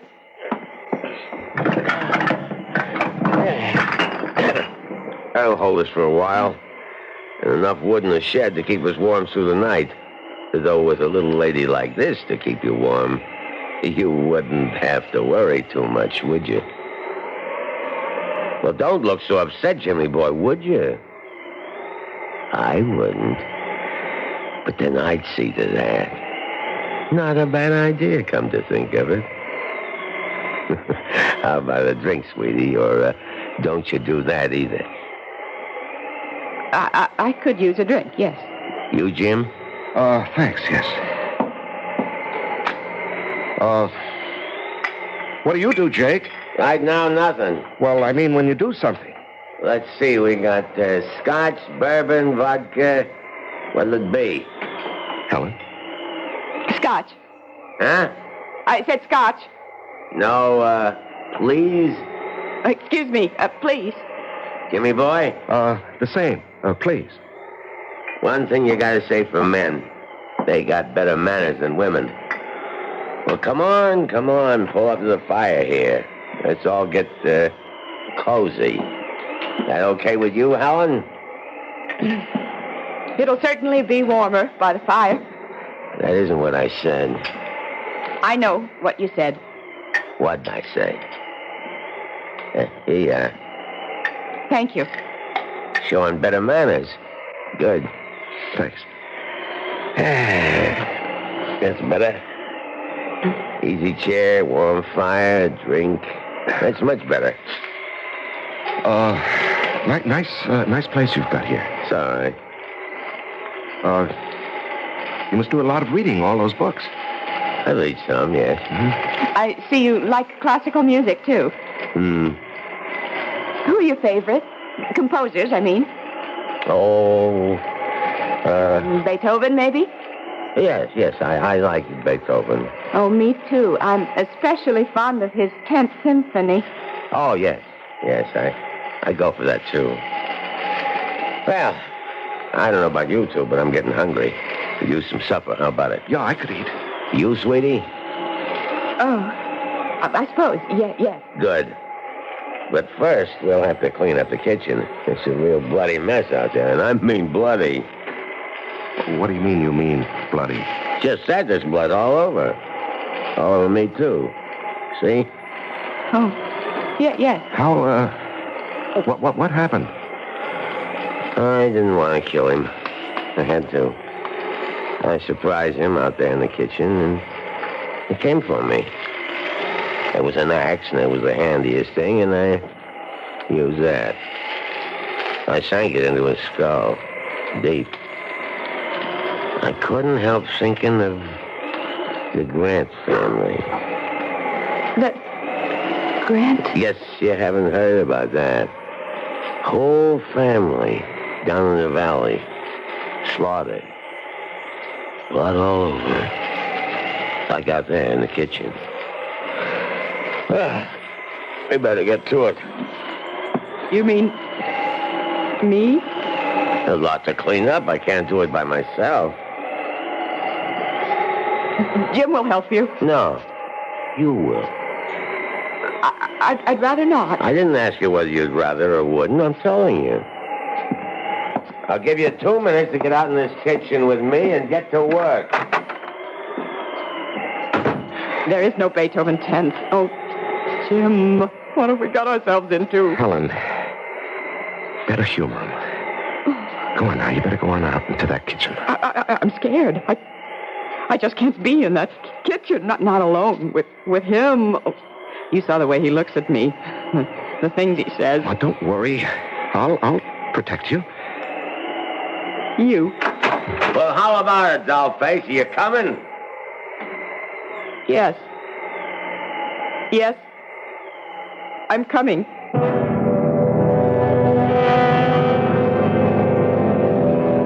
Helen and Jim feel the first stirrings of terror. But worse, much worse, lies ahead for them.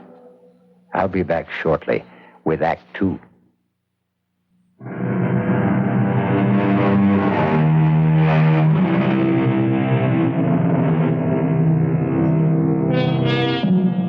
Suppose now that you, not Jim and Helen Crane, but you had sought shelter from the blizzard in that forsaken mountain cabin. You had met this strange and quite obviously murderous man who calls himself Jake.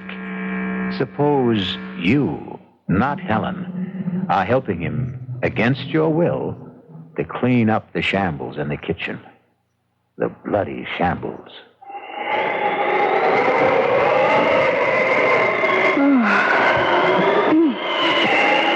Well, that's it, I guess.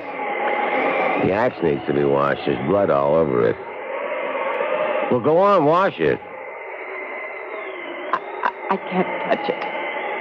And not as liberated, wasn't that the word, as you thought? I don't see what that's got to do with it. I kind of got the impression you felt you could do anything a man could do. All right, I'll wash the axe. You start making supper. Well, what are you standing there for? Get busy. I don't know where anything is. Lots of canned stuff in that closet, and there's a can over on the wall. Think you know how to use it? I'll try. Spunky, aren't you?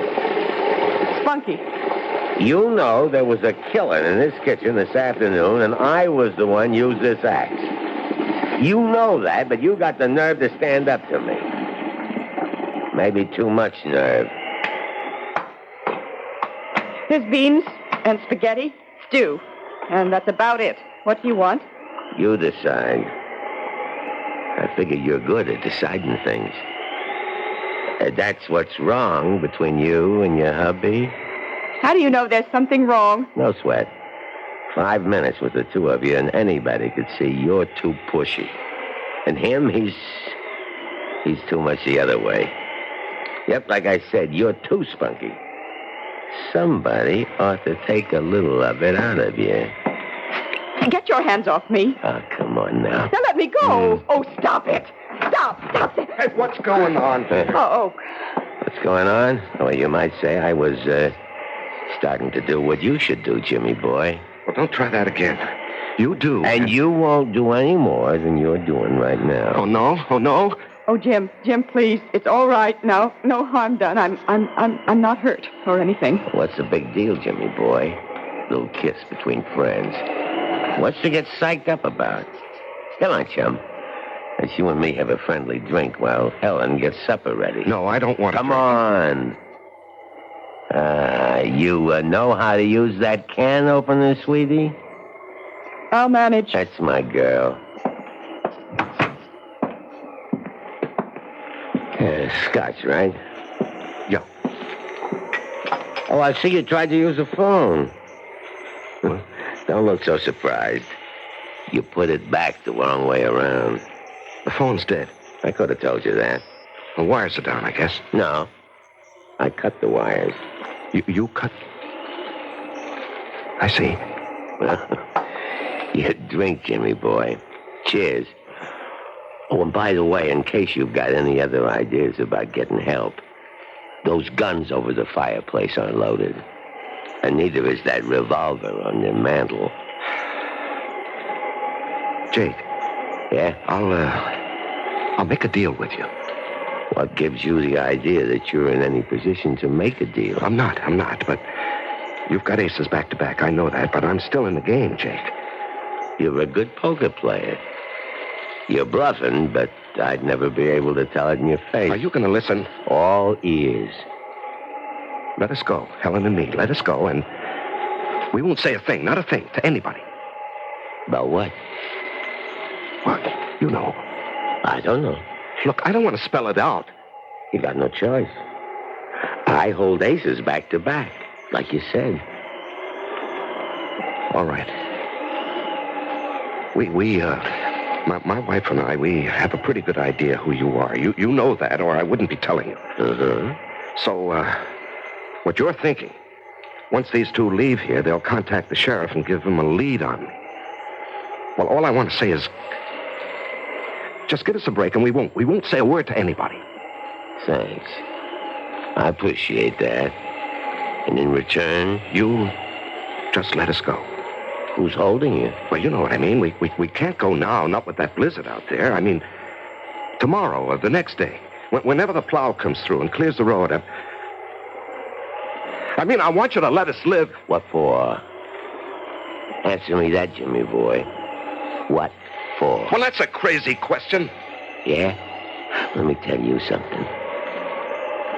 Tell me. You in love with your wife? You can't answer that, huh? She in love with you? Can't answer that either, huh? Can you? How long you been married? You can answer that. 3 years.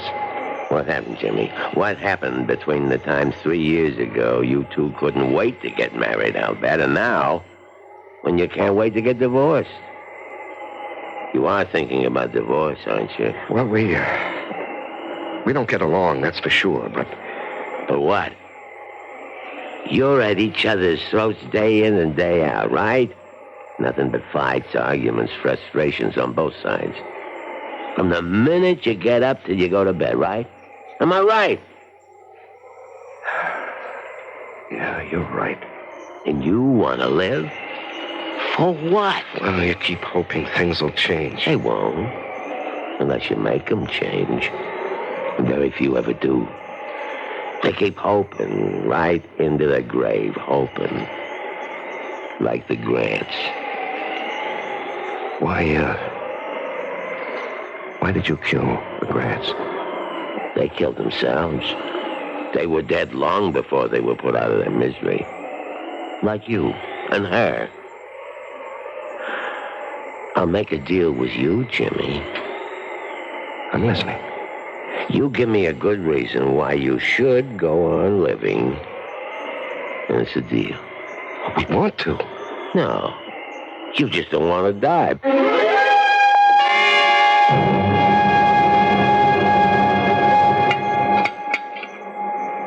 Now,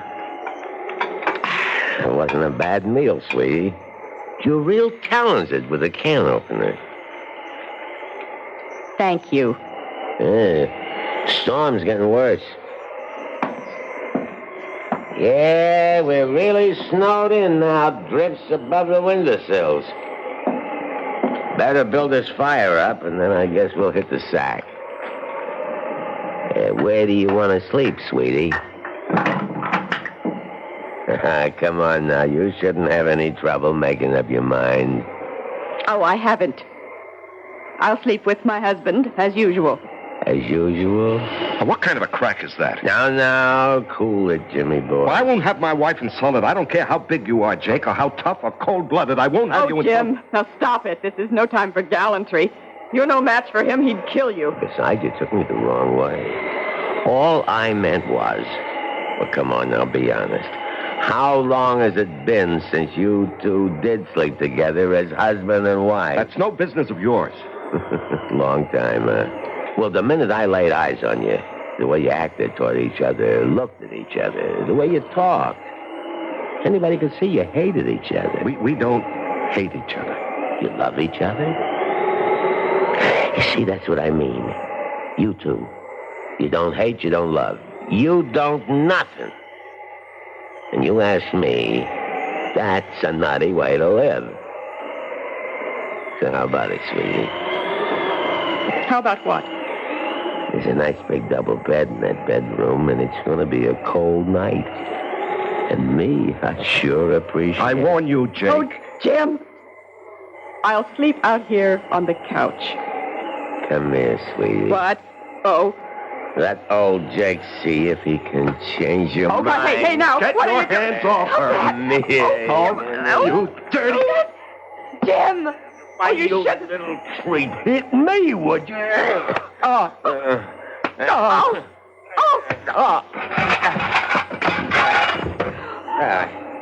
I guess I'll hold you for a while, Jimmy boy. Now you, dog. Oh, no. Come here. You can kill me if you want to. You could torture me for hours, but I would never...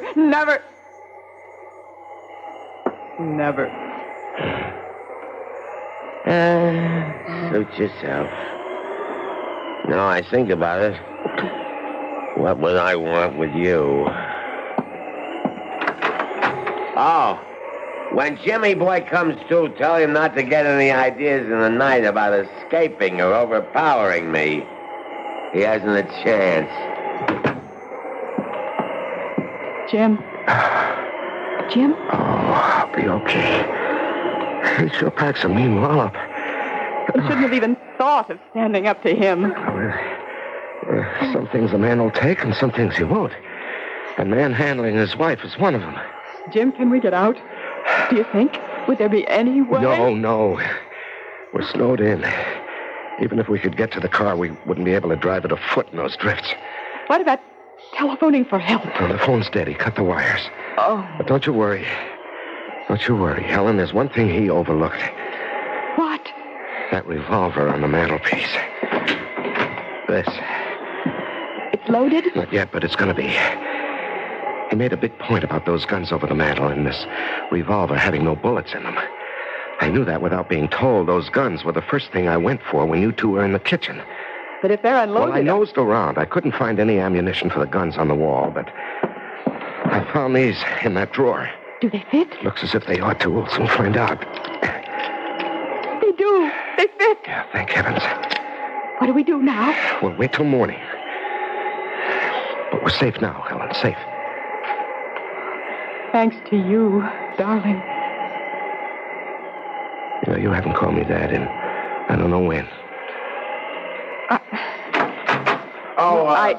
Jim, there's something I forgot to mention. I kind of figure you must have found the bullets for that revolver in the desk drawer. You did, didn't you? What of it? Don't bother loading that gun. It doesn't work. The trigger's broken. Night.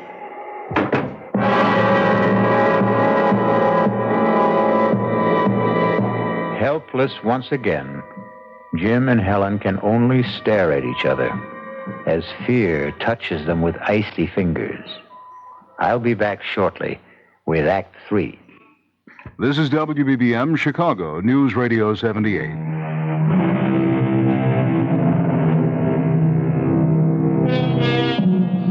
Terror's icy fingers grip Helen and Jim Crane as they face all but certain death at the hands of Jake.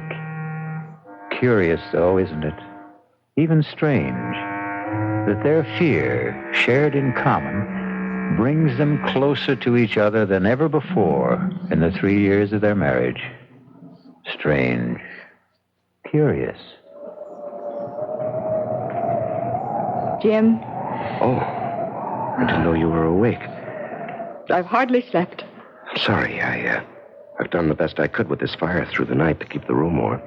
I know. I watched you get up out of that chair again and again.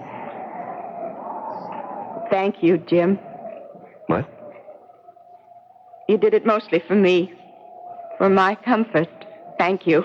Nonsense. I need a little warmth, too, you know. You don't get much, do you? From me. Could be I don't rate much. I think you do. Then why do you withhold it? I only just found out. Found out? It wasn't the cold that kept me awake through the night. It was thinking about Jake and us. Yeah, well, we'll manage a way out of this. I don't know how, but we will. I wasn't thinking about that. I was thinking about something he said last night. He said, we don't hate each other, we don't love, we don't nothing. And then he said, you ask me, that's a nutty way to live. Well, it is, isn't it? If what he said was true about us, but it isn't. It is. Not for me. I did a lot of thinking, too. I love you, Helen.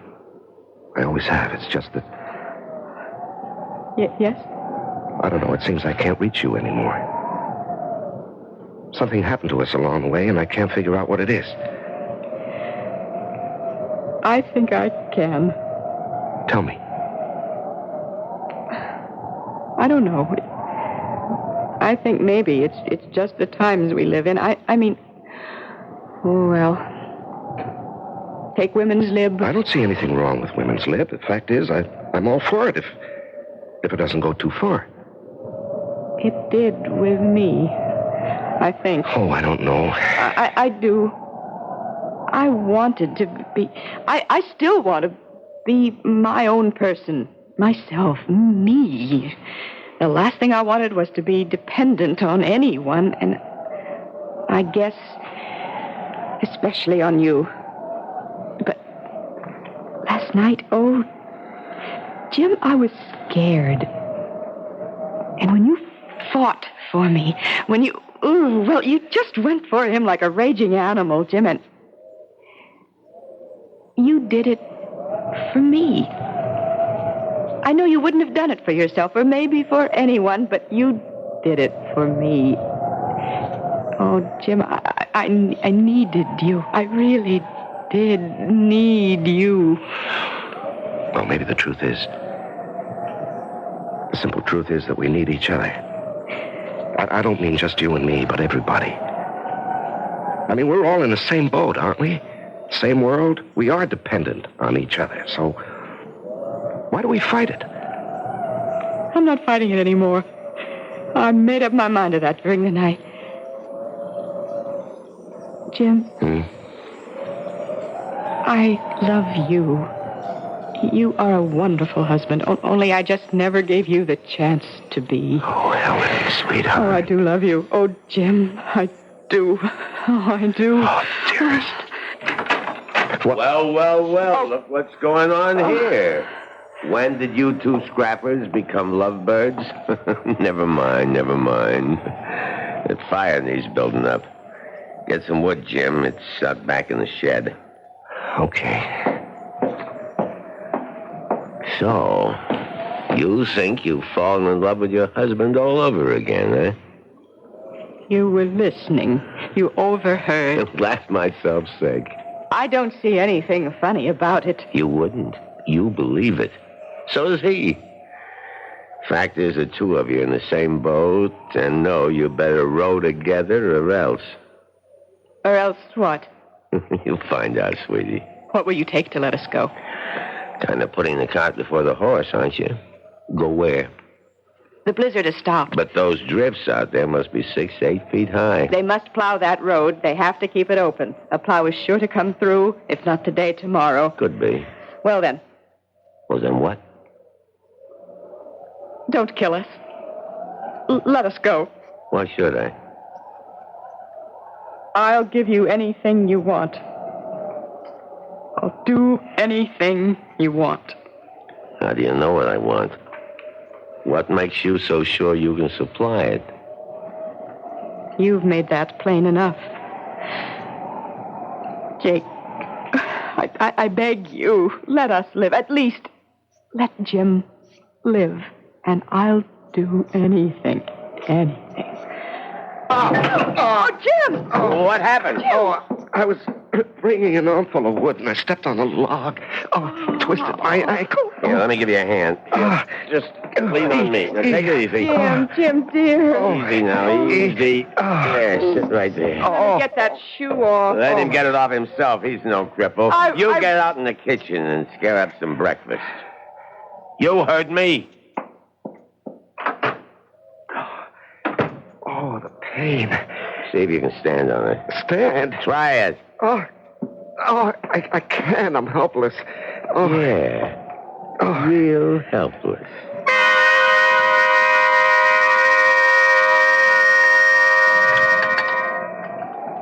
Hey, you make a good cup of coffee, doll. Thank you. I'll get another cold compress for your ankle, Jim. He's all right. I said he's okay. Let him worry about his ankle. You and me have some unfinished business. What is this? Helen, what is this? It's the only way. What only way? What are you talking about? Jim, I made a deal with him. A deal? I said I'd do anything if he'd let us go. Are you out of your mind? He's going to kill us. Now, you know that. You're crazy. He'll get what he wants, and then he'll kill us. No. Yes. No, because I'm going to kill him with this kitchen knife. All I want is to get close enough to him. No, you can't do that. It isn't in you to do that. It's got to be. There isn't any other way. What's keeping you? I'm coming. And leave the knife, doll. These petitions are awful thin. You ought to know that by now. Put the knife down, I said. Stay where you are, Helen. She made a deal. And she's gone through with it. Over my dead body. No, you fool. Over your live body. Over my live? He said he'd spare you. Spare me? He said us. She lied. She made the bargain to save you. Helen, you would... I love you.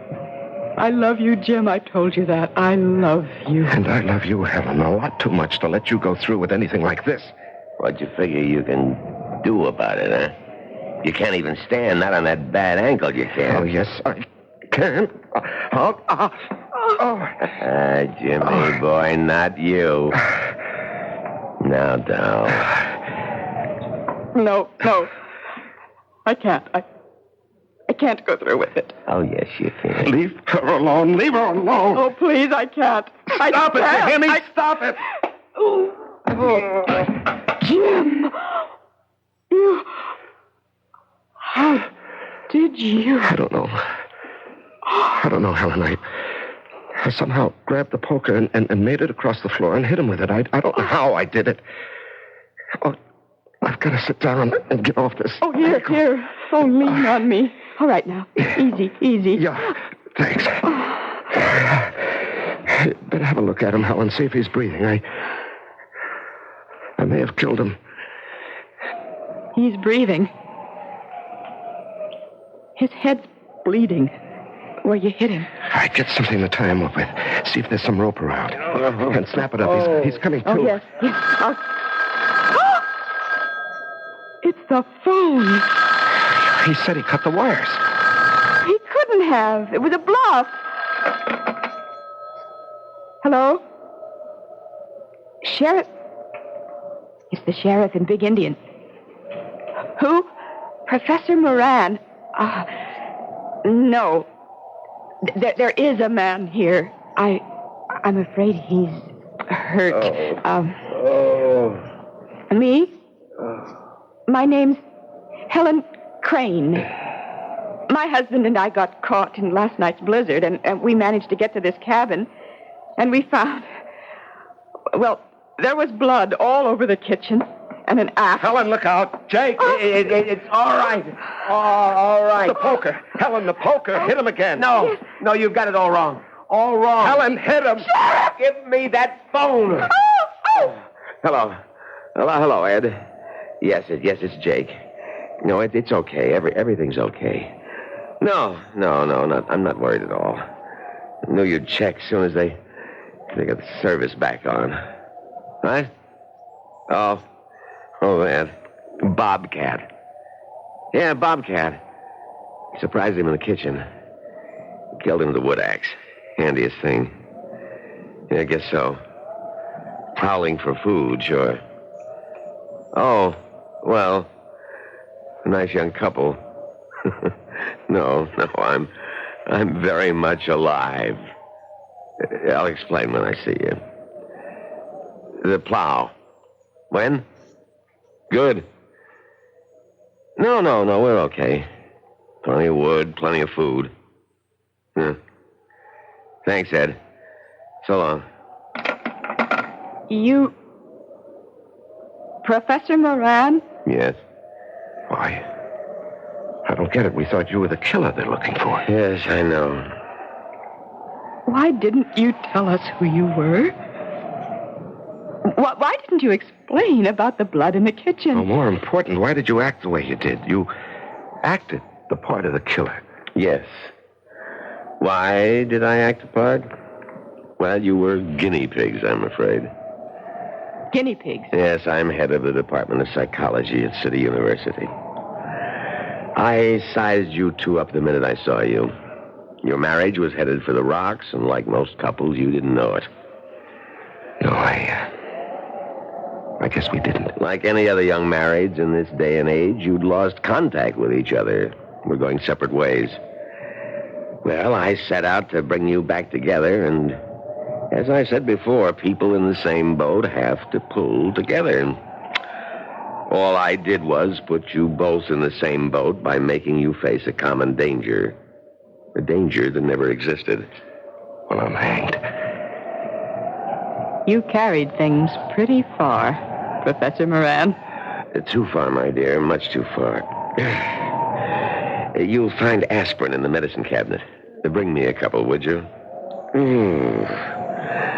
On second thought, bring the bottle. And so terror turns to surprise and relief. Pretty shrewd fellow, Professor Moran, wouldn't you say? I mean, realizing that Jim and Helen were headed for divorce, that took keen insight into human nature. But then, he was, after all, a trained psychologist. I'll be back in just a moment.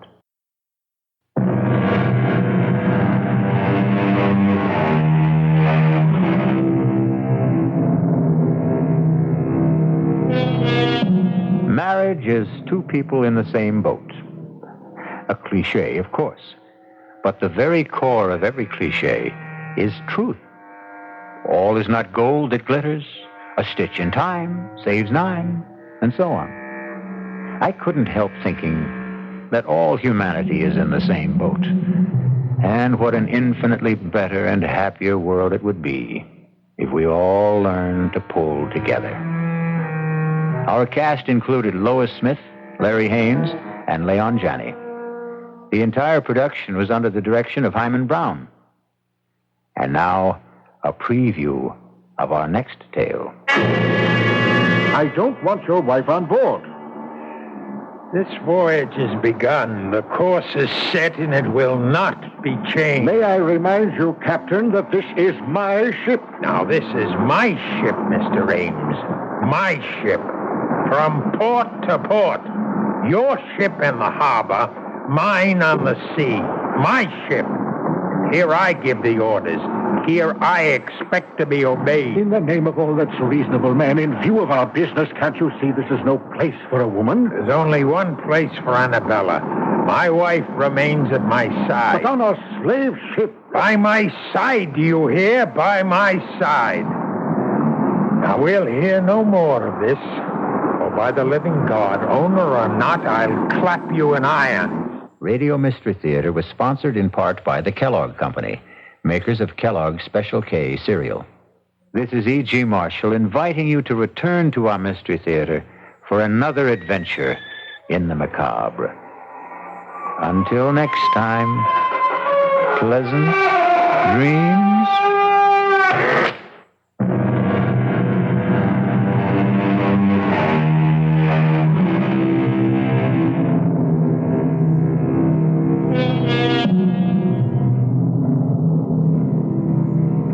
WBBM News Time, 11:23. The CBS Radio Mystery Theater presents...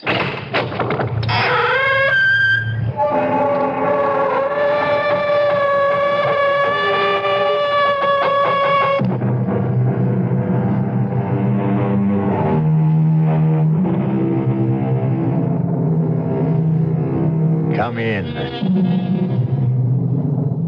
Welcome. I'm E.G. Marshall. Welcome to the sound of suspense. Welcome to the fear you can hear. Even before Phoenicians first sailed out of the Mediterranean and opened up the seven seas to mankind, the rolling waters of the world have boiled from their depths some of the greatest stories of adventure, romance, and mystery. And of all the stories dredged up from old Davy Jones' locker, I think my favorite is the strange and seemingly insoluble puzzle of what happened to the Annabella. How best to start the story?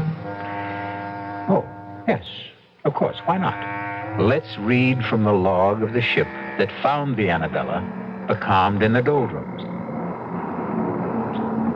August 7th, 1865. Log of the Penguin, Captain Brisket commanding. No wind again this day as we drive through the doldrums, moving by paddle and steam to find becalmed a merchantman named Annabella. No answer to repeated hails. Sent Mr. Bascom to board her. His report as follows. Not a living soul aboard. The boat's still snug in the davits. The captain's table freshly set for 6. The crew's meal warm in the galley. All shipshape. The log records an uneventful voyage with no clue as to why she should have been deserted. Not a living soul aboard. Not even a rat. What can be the answer to the mystery of this ill-fated ship? I cannot even guess. I fear no one will ever know.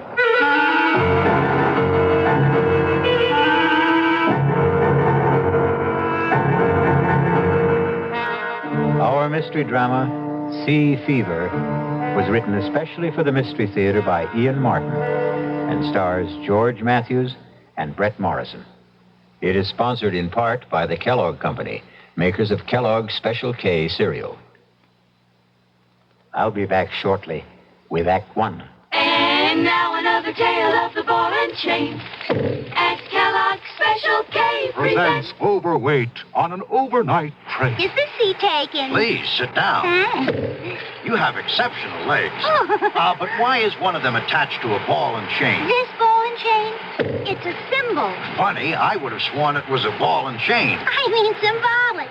Because carrying around a few extra pounds can be just like lugging around this ball and chain. I see. May I suggest something? Uh-huh. Try a bowl of Special K skim milk, orange juice, and coffee. It's the Special K breakfast. Will it make me lose weight? No. Oh. You must also exercise and eat smart at every meal. I see. Do you know the Special K breakfast is less than 240 calories, 99% fat-free, and delicious? No, but if you hum a few bars, And that's another tale of the ball and chain. Your happy ending could begin with the Kellogg's Special K breakfast. That's Kellogg's Special K. Good night. We hope you're enjoying our new CBS Mystery Theater. It's another addition to our KIXI programming we're very proud of. We've made quite a few additions in the past year. For instance, we've added 1,000 people to our news team. People like Walter Cronkite, Dan Rather, Wynn Elliott, Douglas Edwards, Mike Wallace. Just 6 of the more than 1,000 CBS reporters who help make KIXI Seattle's #1 news service. And in the morning, we provide the only 90-minute news service in the area, 7 to 8:30 each morning, Monday through Friday. The complete CBS news team, plus Seattle's best local coverage and up-to-the-second traffic reports. This is Dean Smith. Join me and Bob Little, Ken Stewart, Clarence McDaniels, Norm Bobrow, Gary Jeanette, plus Chet Huntley, Charles Osgood, and the CBS News team for Seattle's best news coverage. 90 minutes of news each day, Monday through Friday, 7 to 8:30 a.m. here on KIXI 91 AM, 96 FM, where the listeners are.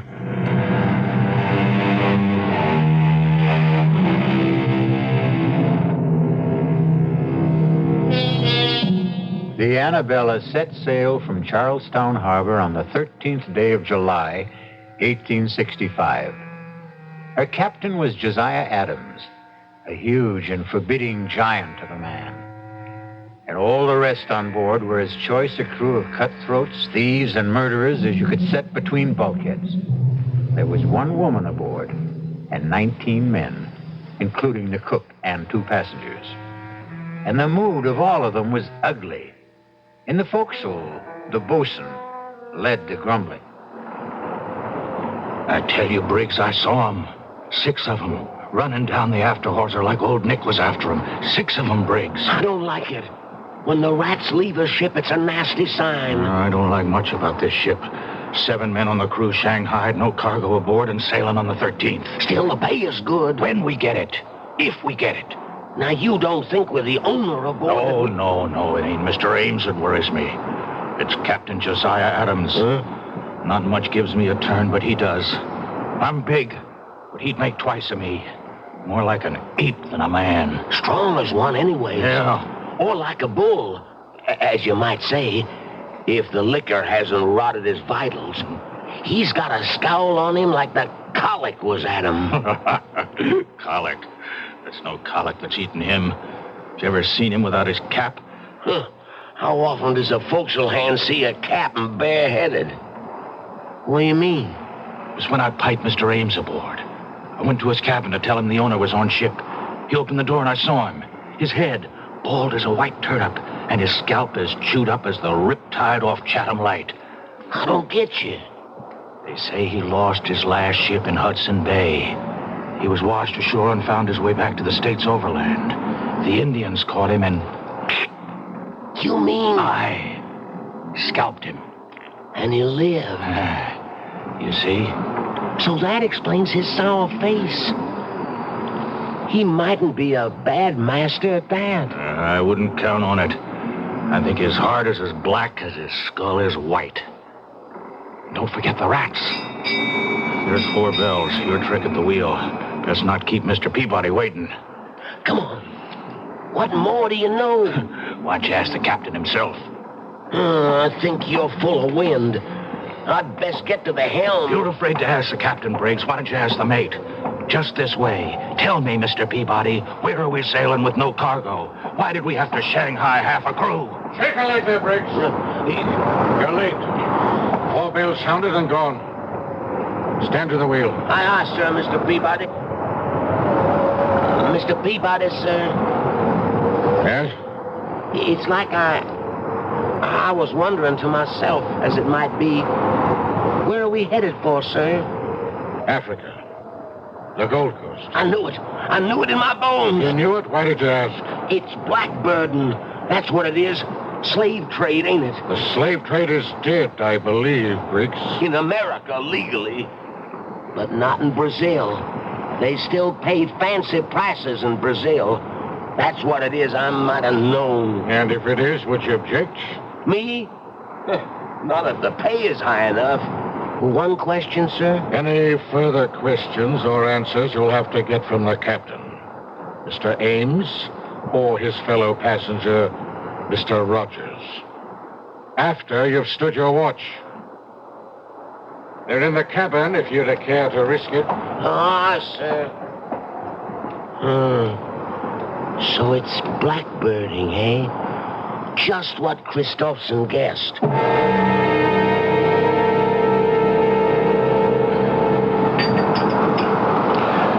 Wine, Rogers? Sherry from Spain.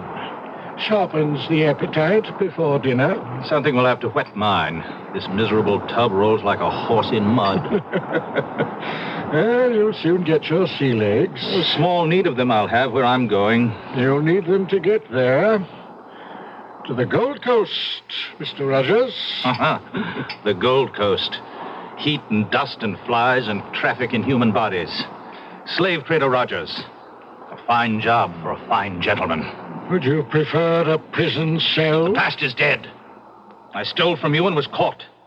You let me choose whether to rot in jail in poverty or in Africa in luxury. I chose the second. Now, in heaven's name, let's forget the first. Gladly. More wine. As much as you desire. There's no lack of it. Mm-hmm. More than enough for the voyage. If the captain doesn't drink it. Captain Adams prefers a lustier brew. He must be the biggest man I've ever seen. And that head... I wouldn't refer to it in front of him. He's tender about that scalp pit. I wouldn't blame him. How he ever survived. Tribute to his magnificent constitution. The man is all steel. Not all. What? No, he has at least one soft spot. Is you mean his wife? Well, you know, the old legend is that it's bad luck to have a woman aboard. A woman aboard? Are you trying to tell me that Mistress Adams is aboard this ship? Why, of course. I thought you knew. This is no place for a woman. Oh, damn it, Rogers, I won't have it. The woman must be put ashore. I want to talk to the captain immediately. If you want the captain, you'll find him on the bridge. How do you know? My reputation as a ladies' man, Mr. Ames, remember? I make it a point to determine first when the lady is available. You better be joking, Rogers. I wouldn't give that for your life if Captain Adams discovered you toying with his wife.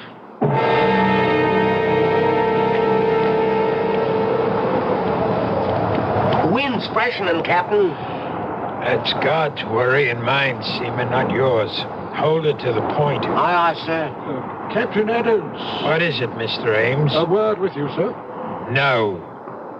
What? You heard me, and get off my bridge.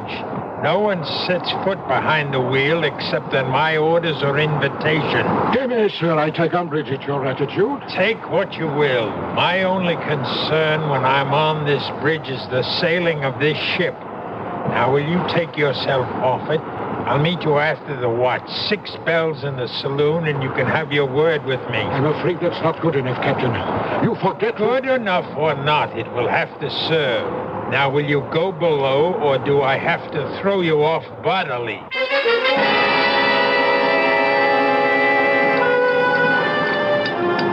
What time is dinner, cook?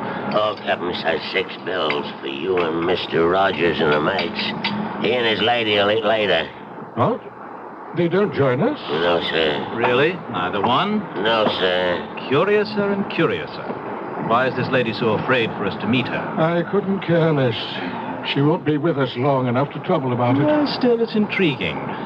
Whitey, you've shipped with the captain before. Is it always like this when his wife is aboard? Mistress Annabella has never sailed with the captain. Ah, till this time. And this time will be a short voyage. Tell me, Whitey, what does the lady look like? Is she fair? Dark? Whitey, you talk too much. This is the last time I warn you. Now hustle those old bones of yours to the galley and tend to your own affairs.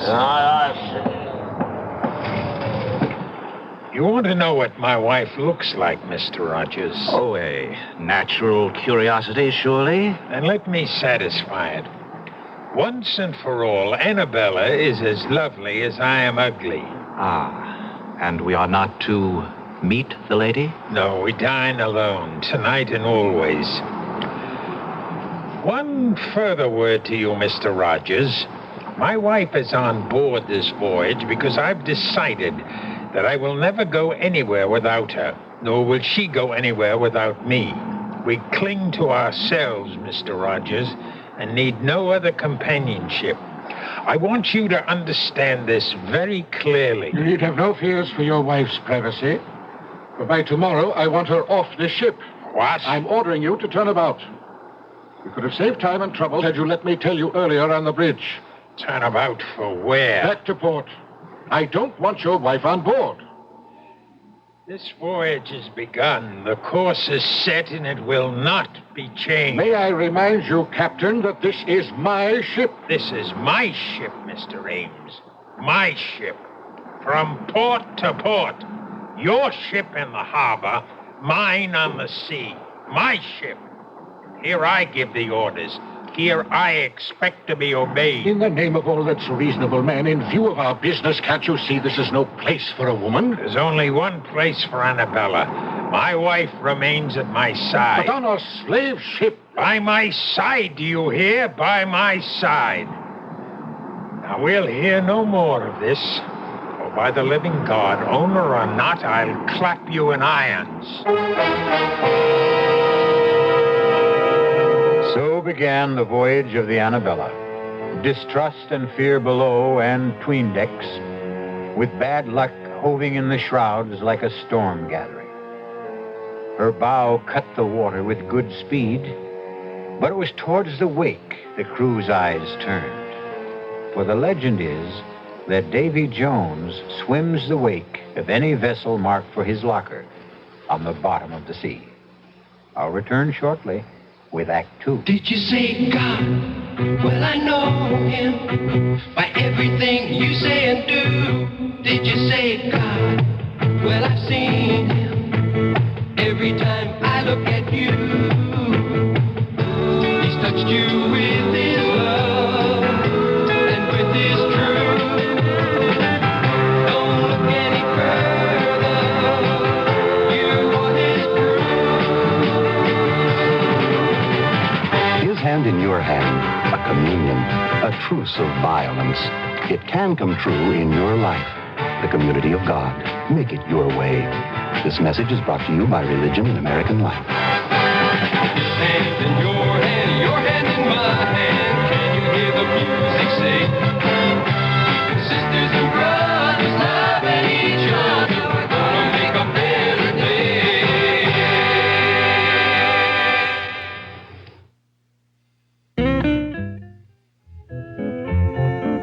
Bigger and better. Eastside Rental in Bellevue, the home of 1,000 rental tools for the man who wants to do it himself around the yard or home. Eastside Rental's new facilities are ultra-modern, assuring you fast service and lots of parking right at their door. Located at 11830 Northeast 8th Bellevue. Phone GL4-4088. For you contractors listening, Eastside Rental can help you with that extra heavy-duty equipment you don't want to invest your capital in. They'll fix you up right now. Call GL4-4088. 2 locations to serve you, Mid Lakes on Bellevue-Redmond Road and in Redmond on the Fall City Highway. GL4 4088. They rent most everything, and they're open 7 days a week.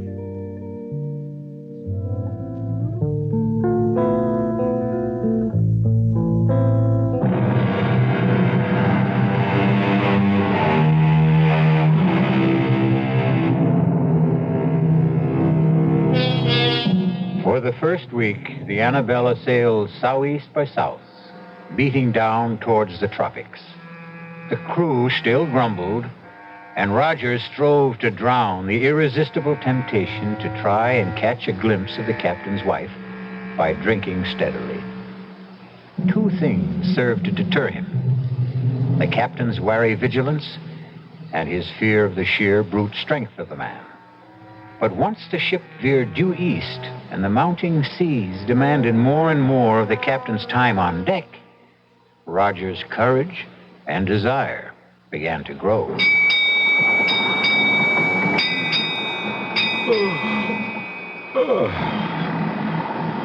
It's time to turn in. Really? What time is that? 8 bells. I'd take a turn on deck if the sun wasn't down. Instead, I'm for my bunk and a book. And you? Well, the only book I care to open is the closed one that lies astern of us. If you're wise, you'll steer clear of both the captain and his wife. And that Spanish sherry, it's stronger than it seems. Good night, Rogers. Good night, Mr. Ames. Oh, good evening, Captain. Off for the bridge. It's making up some dirty weather out. I won't sleep much this night. Batten down tight, Mr. Ames. We may be taking some seas. Are you now for bed, Rogers? No, Captain, I'm not quite finished the bottle. I'd take it with me to my bunk if I were you. You'll be safer on your back when the swells begin to lift. Aye, aye, Captain. But you'll bring us through safe and sound, won't you? I won't leave the bridge till I know all's secure.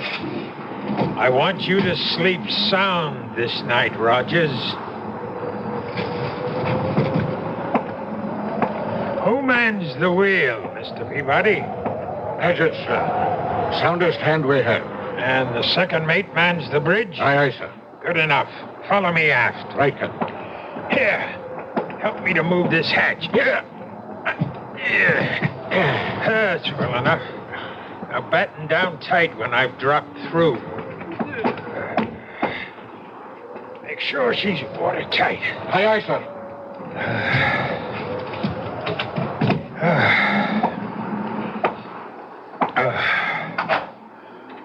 Who's that? Who's there? Oh, Josiah. I thought you were gone to the bridge. I intended you to think so, Annabella. Disappointed to find me back so soon? Disappointed? No. But how did you come back? Through the stern hatch. But why? I had my reasons. You're sure you're not disappointed that I returned? No, dear. You don't find it lonely shut in here in the cabin? Well, sometimes. I'd like to go on deck and feel the fresh, salt breeze on my face. And meet the crew or the passengers, perhaps? Perhaps. At least the passengers. The owner of the ship and... Mr. Rogers, isn't it? You know his name. Whose name? Rogers. You said it just now. How did you know his name? But you've mentioned it to me yourself, Josiah. How else would I know? And you love me, don't you? Of course, Josiah. And you'll never leave me? Never. Oh, forgive me, please, my dearest. You mustn't mind my jealousy. That Rogers, I see that look in his eyes. A hunger. A burning hunger for the sight of a woman and the feel of her body beneath his hands. Annabella, you knew his name. If you've been deceiving me... I've never even seen the man. How can you accuse me of ever forgetting I'm your wife? How can... What is it? Someone's coming to the cabin. Who is it? I don't know. Who is it? Josiah, what's in your mind? Whoever it is, I swear Go in the inner cabin. But you... Do as I say.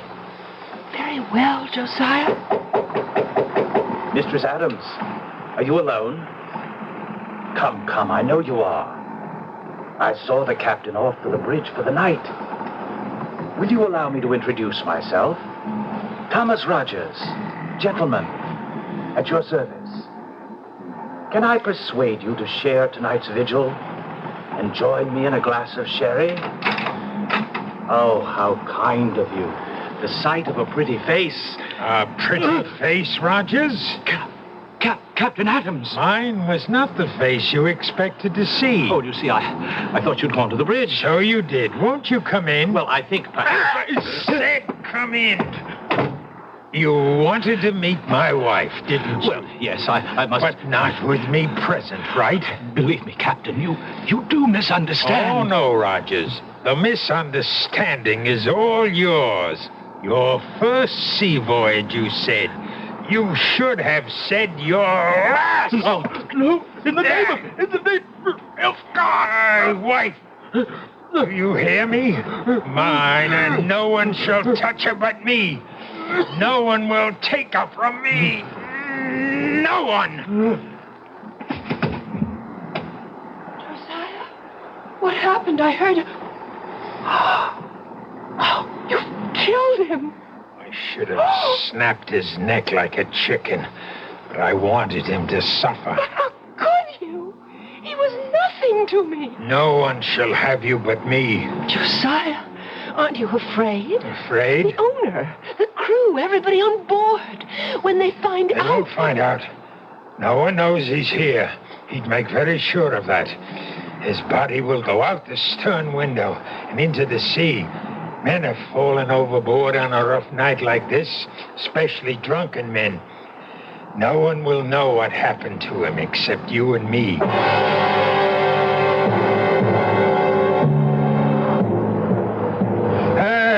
Trim her a little, Briggs. You're losing wind. Bring her nose up, man. God rot you for a clumsy fool.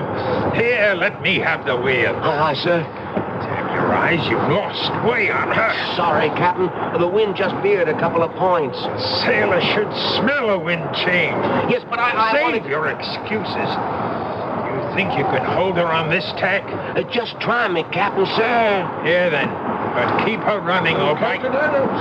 Yes, Mr. Ames? I'd like a word with you below. I can't leave the bridge. Have I your permission to join you? If you insist.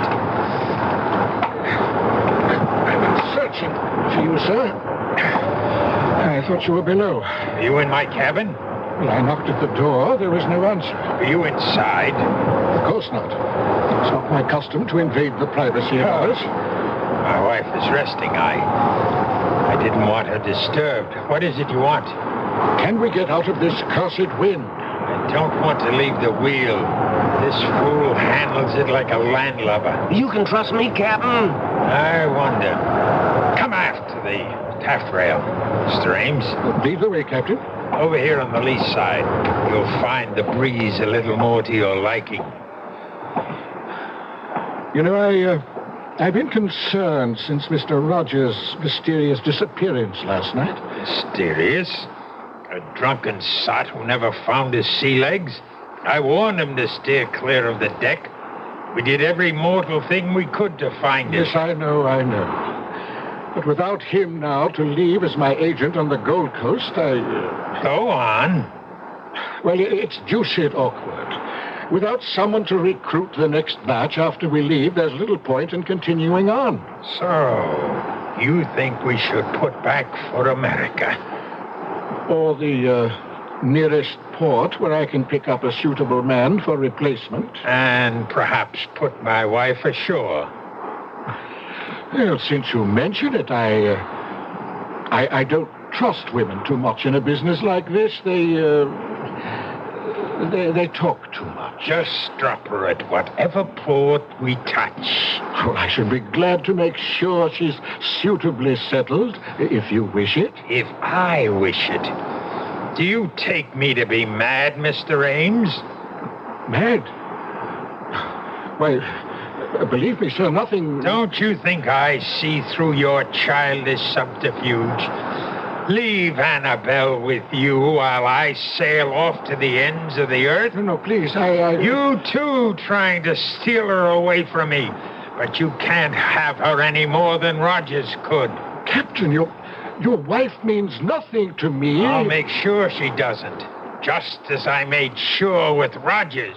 And it was you who... Yes, I killed him with these 2 hands. And he disappeared, just as you will. No! She's mine. Only mine. No one can have her but me.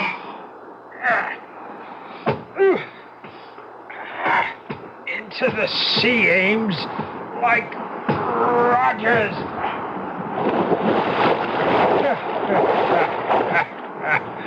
The sea can hold her secrets. You all right, Captain? I thought I heard a... Riggs, I told you to mind that wheel. Well, I put the lash on it, sir.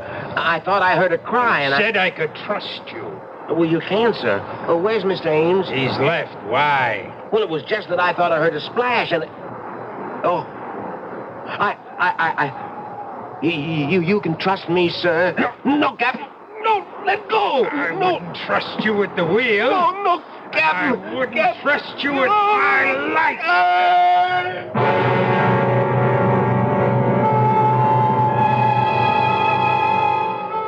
2 more overboard. 19 men the Annabella sailed with, and now there were 17. Evil men, all of them. And Davy Jones swam the wake, waiting for them. For the captain, mad with imagined jealousy, had crossed the line of sanity. His obsession convinced him that he would know no peace till everyone on the Annabella was gone, save himself and his wife. I'll be back shortly with Act 3. Some research experts say you can't taste the difference between beers. Well, if they're right, then Anheuser-Busch wastes a barrel of time Beechwood aging Budweiser. Only they don't think so. Brewing beer right does make a difference. And they're betting a bundle that you can taste the difference in Bud. When it comes to brewing Budweiser, the Anheuser-Busch choice is to go all the way because they still care about quality.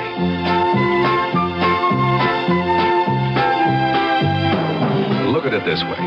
If the Bud people have a choice between what some experts say and what beer drinkers say, well, you'd better believe they'll go with you beer drinkers every time. When you say Budweiser, you've said it all. Anheuser-Busch, St. Louis.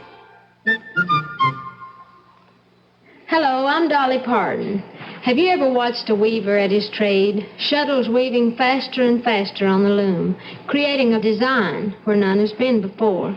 And come to think of it, life's pattern is woven in just the same way, born of many different threads, meeting, merging, spinning out the small fabric of our existence. The March of Dimes is trying to create a better fabric of life, free from the tragedy of birth defects, a life which ensures every newborn the right to the most precious heritage of all, good health at birth.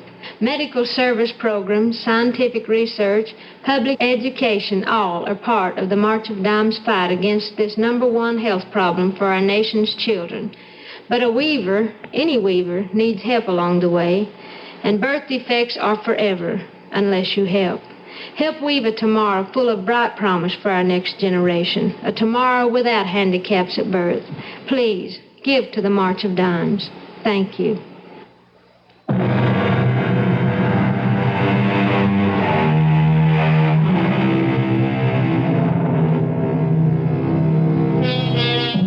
The squall that blew up so suddenly on the Annabella proved to be a full-fledged hurricane that so fully occupied all aboard that there was no time to question missing men. Indeed, 2 other hands were blown out of the rigging or shaken loose before the Annabella found calm waters in the eye of the storm. Now again, discontent grows in the forecastle. The talk of a haunted ship resumes.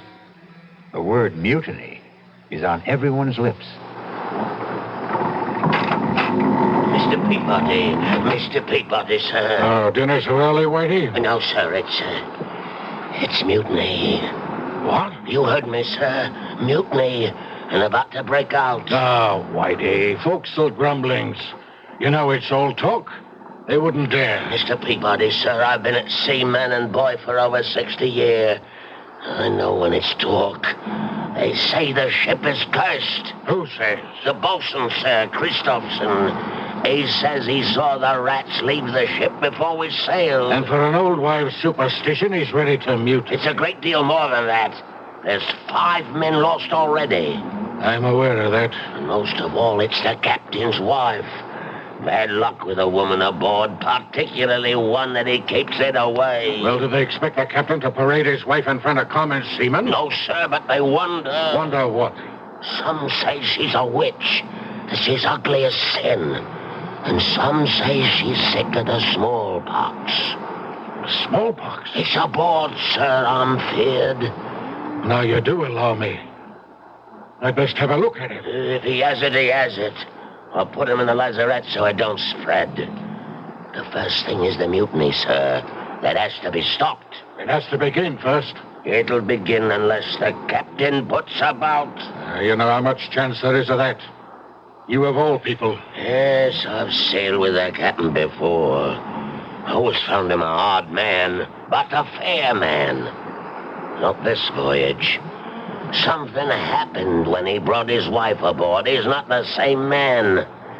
I think the captain means to kill everyone, as he did the owner, and Rogers, and Briggs. Aye, and even Paget and Breen. They were blown out of the rigging. Perhaps, sir. Perhaps the captain shook 'em loose by luffing. Whitey, I think you're the one whose brains are scrambled. The men were lost overboard. And the 2 passengers and Briggs. Rogers fell over, obviously drunk. A wife took the other 2. Then why is there not one mention of any of them being lost in the ship's log? That's kept in the captain's hand. How could you know that? He was writing in it. Here in the saloon last night. I was clearing the table. He left to get fresh ink, and I looked at it. You can read? In 60 years at sea, a man has a lot of time on his hands. I taught myself long ago. You're sure of what you say? On my oath, sir. And by God, we'd better turn back. But how? I'll not risk my neck to the hangman's noose by mutinying. Maybe if you was to speak to the captain's lady, she's the only one to influence him. By damn, you're right, Whitey. Look, go hold off the crew till I see if the lady'll come to our help. Aye, aye, Mr. Peabody.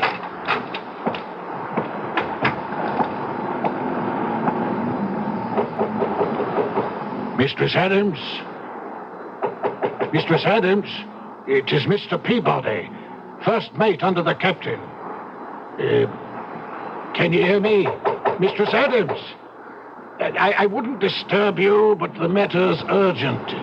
Mr. Peabody, may I ask what you are doing? Captain, I wanted to talk to your wife. My wife is indisposed. She's a poor sailor, and these last days have worn her out. How dare you disturb her? I felt the matter urgent. Attend me in the saloon, Mr. Peabody. First, let me see to my wife. Aye, aye, sir.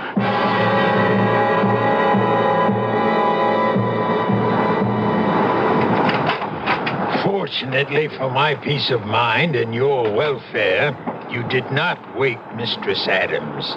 Now, why did you wish to see her? Well, I didn't think you'd be willing to bring the ship about and head for home. You're quite correct. I would not. Feeling sure of that, I hope to enlist Mistress Adams' aid in persuading you to change your mind. That was the only reason you chose to disobey my orders? That no one was to approach my wife? What other reason, sir? What other, indeed?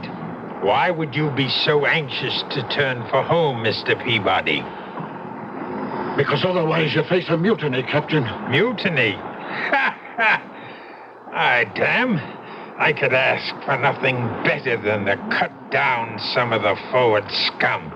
If I didn't wear my pistols at all times, I'd have a knife between my ribs before this. Mutiny, eh? And if they do, where do you stand, Mr. Mate? I'm an officer, sir, but unarmed. We'll remedy that. Fetch the second mate while I break out the arms. Then we'll muster the crew on deck and have this out. Aye, aye, sir. What about the bosun? Christopherson? No. I won't put firearms in his hands. The three of us can stand them off. Turn back! Turn back for a pack of lily-livered swine. I'll see us on the bottom first. Now, hark to what I tell you. This voyage can make us all rich. No owners split now. The profits are all ours. Sail on with me to Africa, and we'll all reap our reward. Aye, Deep Sixton Davy Jones's locker. Speak for yourself, Mr. Christopherson. Or all. Or for both. This ship is cursed. Turn back and we'll make you captain. You question my orders? I say to hell with your orders. Mr. Peabody, sir, you know what's happening aboard this ship. We'll sail under you. Will you stand by us, sir? Well, Mr. Peabody, where do you stand? You see where my pistol is aimed, Captain? At me. I suspected something like this when I found you below at my cabin. What would you do now? I'll ask for your pistol, sir. I'm taking over the ship. But I guarantee you safe conduct home. And my wife? Your wife, too, of course. And if I refuse? Don't make me pull this trigger, sir. That's just what I intend to do. Don't come any closer. You fool! Do you think I'd have handed you a loaded gun, knowing what was in your mind? Punishment for mutiny is death. Well, who's next? Who else wants to go on trial? I thought so. We'll smell the wind. The hurricane's coming back.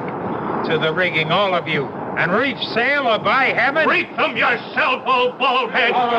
We've taken our last order from you, you murdering devil! Go back to your cabin and tell your I wife... warned you, Christopherson! Captain Josiah, some are armed. You should never have started this. Never started it. It's just what I want. I want to be rid of you scum. Now I have my chance. Turn back to where I will lose Annabella forever. Never! Never!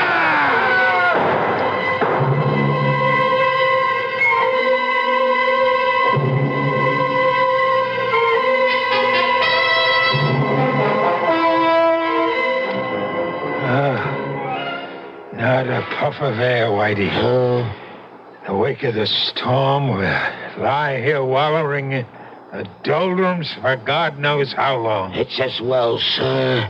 There's scarcely enough men left to sail the ship. What there is dog-tired and half alive.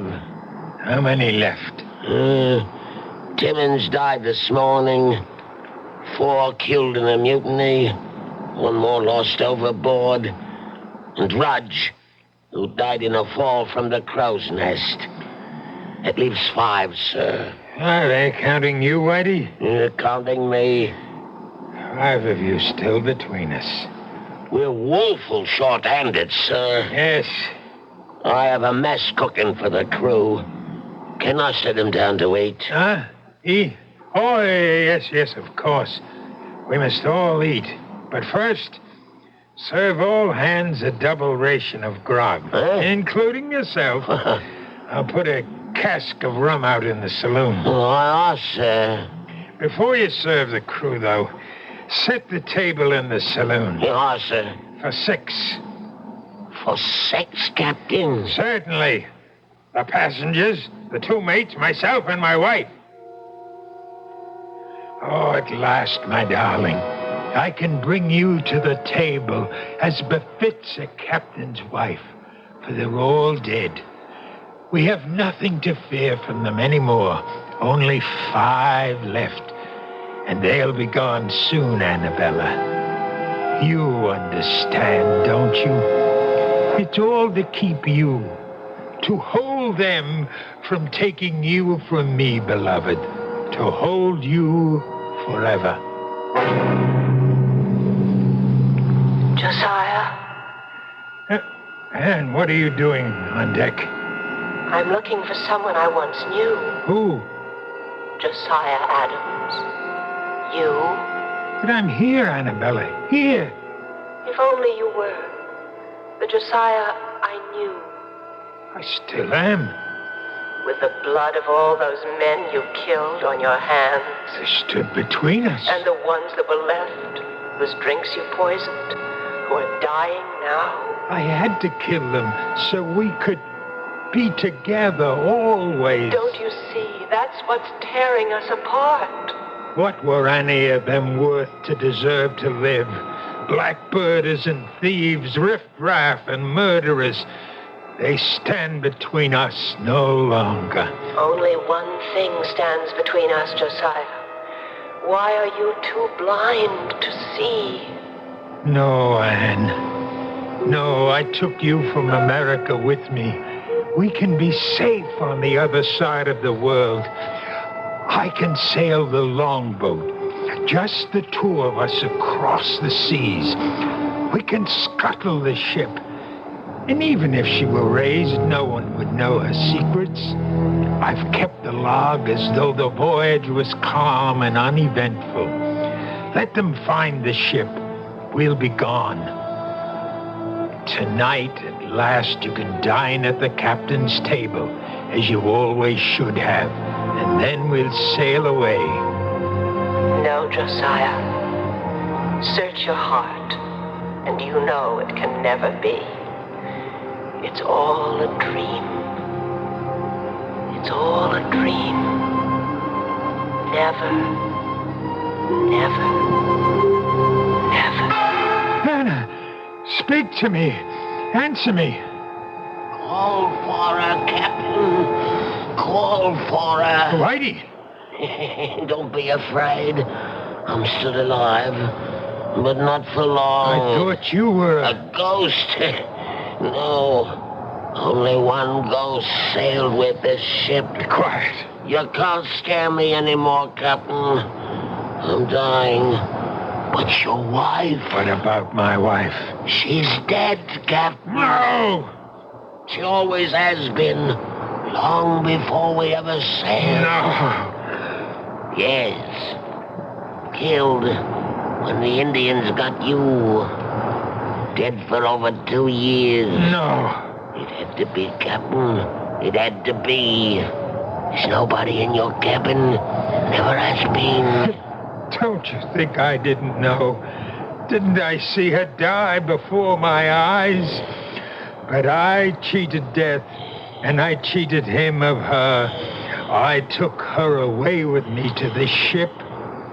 I had to keep her alive. I had to. And you had to kill all of us to do it. Because all of us, alive, were proof that she wasn't. It had to be. And you're alone at last. Or will be. All of us are dead save me. And I'm almost gone. I'll be alone at last. And I can bring her to my table, like the lady she is. The table is set for 6. But there'll be only one of you there, Captain. Or 5. The dead don't mix with the living. There's only one way to find your wife again. Only one way. The last of them. Annabella, we're free. Annabella, where are you? Anna, come to me. Annabella. Annabella. I know you died long ago in America, But you lived on in my mind, in my heart and in my blood. I thought if I took you with me to the sea, away from the land where I dug your grave, you could still live and breathe for me alone. There's only one way to find you at last. Oh, Annabella, forgive me, love, for all that I've done. I'm coming home to you.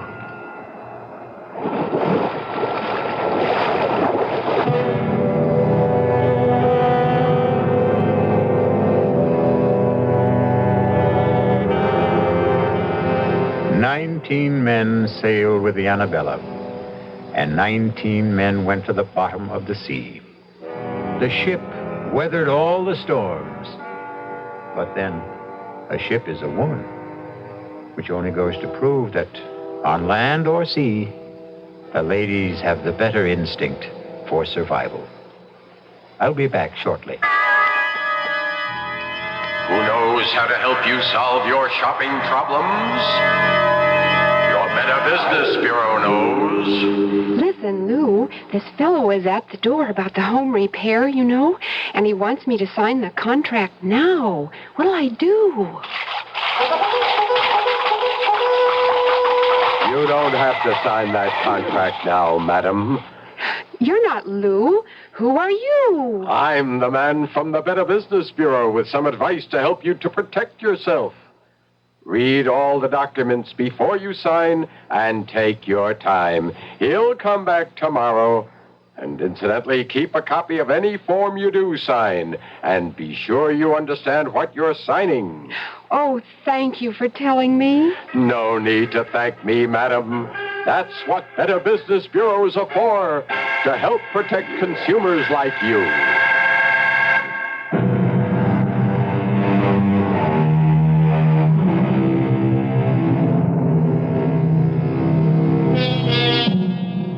Somewhere in the green depths, I wonder if the captain sits presiding at his table. But if he does, there's at least one empty seat. For Mistress Annabella died on land. She'll never come back to the sea, or him. Which seems fair enough, wouldn't you say? He didn't exactly deserve a happy ending. Our cast included George Matthews, Brett Morrison, Marion Seldes, Leon Janney, and William Redfield. The entire production was under the direction of Hyman Brown. Now, a preview of our next tale. You spoil me shamefully.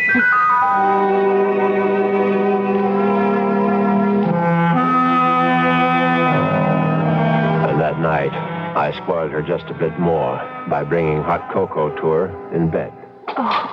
Oh, Richard, you shouldn't have bothered. But I know how you like your hot cocoa before retiring, Lily. You can't get to sleep without it. No, but Parker could have brought it to me. Oh, no, this is something I had to do myself. Drink it down now. Yes. Does it taste all right? Oh, it tastes just fine. Now, that was very good news, because I prepared the hot cocoa myself. And I had no idea whether 25 melted sleeping pills would seriously affect the flavor. Radio Mystery Theater was sponsored in part by Anheuser-Busch Incorporated, brewers of Budweiser. This is E.G. Marshall inviting you to return to our Mystery Theater for another adventure in the macabre. Until next time, pleasant dreams.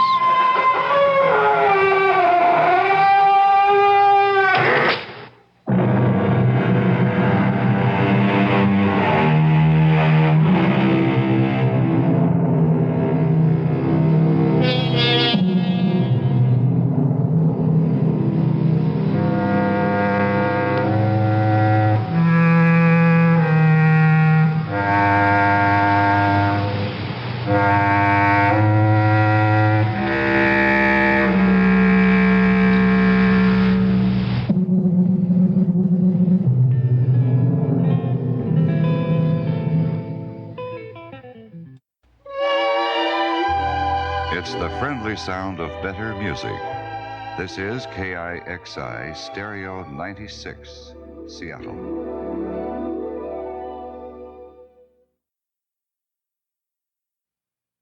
The CBS Radio Mystery Theater presents...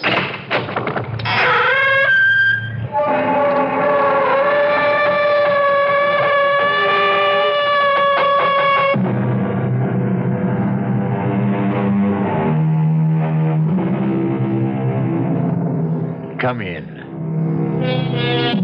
Welcome. I'm E.G. Marshall. Welcome to the fear you can hear. Welcome to the world of terrifying imagination. We are about to bring you a tale of magic. What a word, magic. What do we mean by magic? What are we thinking when we say something is magical?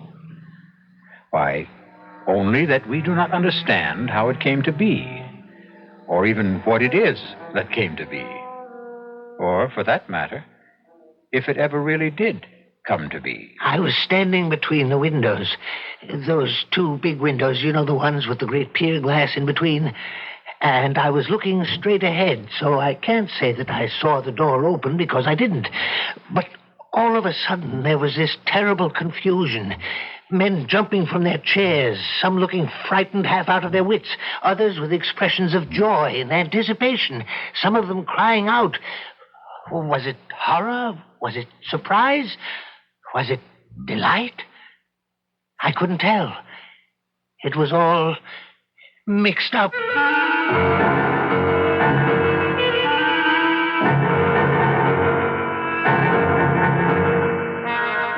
Our mystery drama, The Walls of Jericho, was written especially for the Mystery Theater by Elspeth Eric and stars Robert Dryden. It is sponsored in part by Anheuser-Busch Incorporated, brewers of Budweiser. I'll be back shortly with Act One. Did you say God? Well, I know him by everything you say and do. Did you say God? Well, I've seen him every time I look at you. He's touched you with his love and with his truth. Don't look any further. You are his proof. His hand in your hand, a communion, a truce of violence. It can come true in your life. The community of God. Make it your way. This message is brought to you by Religion and American Life. Hands in your hand in my hand. Can you hear the music sing? Sisters and brothers loving each other. We're gonna make a better day.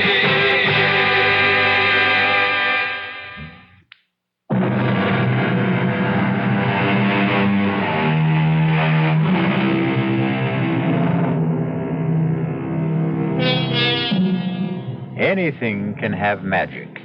A name, a poem, a face, a touch, a phrase of music, a sudden silent thought that brushes across the mind.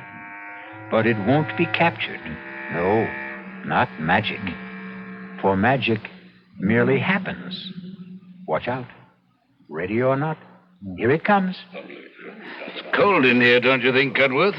Well, Drindle's gone to fetch another log. He'd best hurry, or the fire will have burnt itself out completely. That's asking a bit much, isn't it? For Drindle to hurry? I suppose one shouldn't ask too much. Ah, poor old Drindle. How old is he now? What would be your guess, Ashley? I wouldn't hazard one. He's been steward at the club since before I became a member. Ah, here he comes. I don't like to see him carrying a log that size. Oh, Drindle. You wanted something, Mr. Ashley? Half an hour ago, Drindle, I asked for a brandy and soda. But you have your brandy, Mr. Ashley. Ah, but have I my soda? Haven't you? Oh, you haven't. I'll get it for you right away, sir. Right away. Possess your soul in patience, Ashley. Now, the club should really start to think of retiring him, wouldn't you say? Start to think? That's all we ever do. We never actually get on with the thinking, do we? Hello! Everybody! Have you seen this? Who's making that racket? Higgins just came in. Oh, him. Have you seen it? Have you? Seen what, Higgins? Well, I just took it off the bulletin board, Winthrop. Now, you're president of the club. You should be the first. Read it aloud. At 4 o'clock in the afternoon of January 12th, the devil will come down the chimney of the fireplace in the members' lounge. Let's see that. I just this minute took it off the bulletin board. Now, who's playing jokes around here? Now, who wrote this? Did anyone here put this notice up on the bulletin board? Let me see it, Winthrop. At 4 o'clock on the afternoon of January 12th, the devil will come down the chimney of the fireplace in the members' lounge. What the? that fireplace right there. How very interesting. It's not interesting at all. Just a feeble attempt to be funny. But it wasn't on the bulletin board this morning. Well, it wasn't there an hour ago when I came in from dinner. Now, was it, Cudworth? Well, I certainly didn't see it. Well, somebody put it there. The devil could have put it there. Oh, rubbish. Well, he might have. He's very ingenious, I've heard. Now, let's not let ourselves be carried away, Higgins. Mr. Ashley, sir? What is it? Your soda, sir. Well, set it down. Dwindle, have you seen this? What is it, sir? Mr. Higgins found it pinned to the bulletin board. Here, read it. At 4 o'clock in the afternoon, January 12th, the devil will chimney the fireplace in the members' lounge. What does it mean? It means that the devil will come down that chimney at 4 o'clock on January 12th. That's what it means. Oh, surely not, Mr. Higgins. Definitely not. It's a joke, isn't it? Of course it is. But, on the other hand... really, Cudworth, you and your other hand. Let's mark it down as a joke till we know better. At least until then. Anyway, until the afternoon of January 12th at 4 o'clock.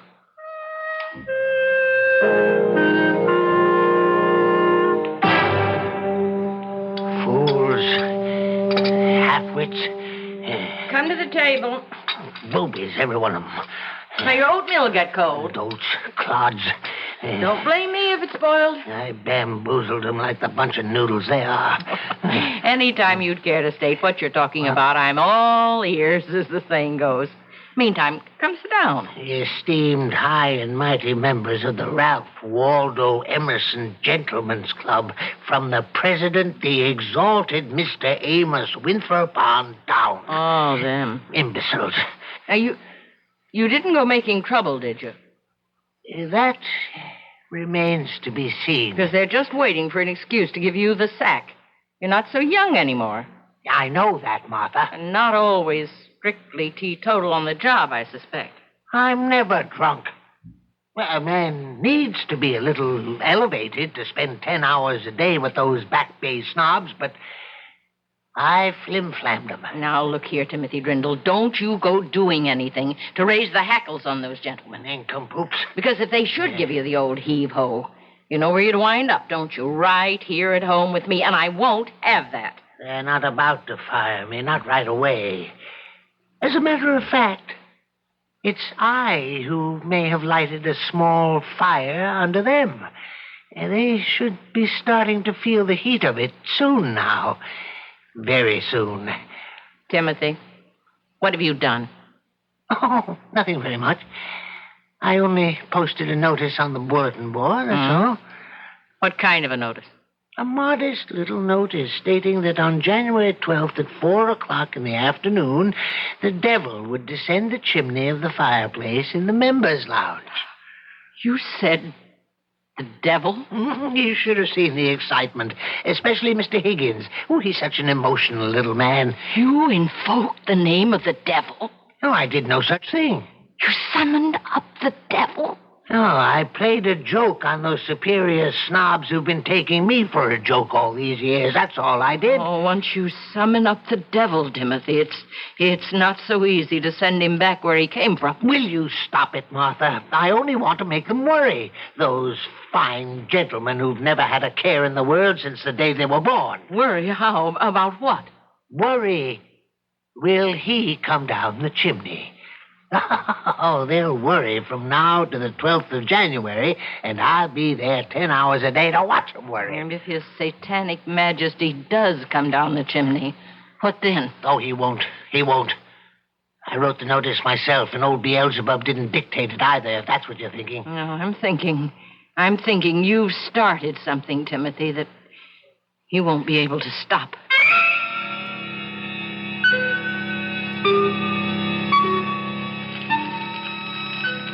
Your coffee, Mr. Winthrop? Oh, thank you, Drindle. That's quite a fire you've got going there. I always try to keep up a good, smart blaze, sir.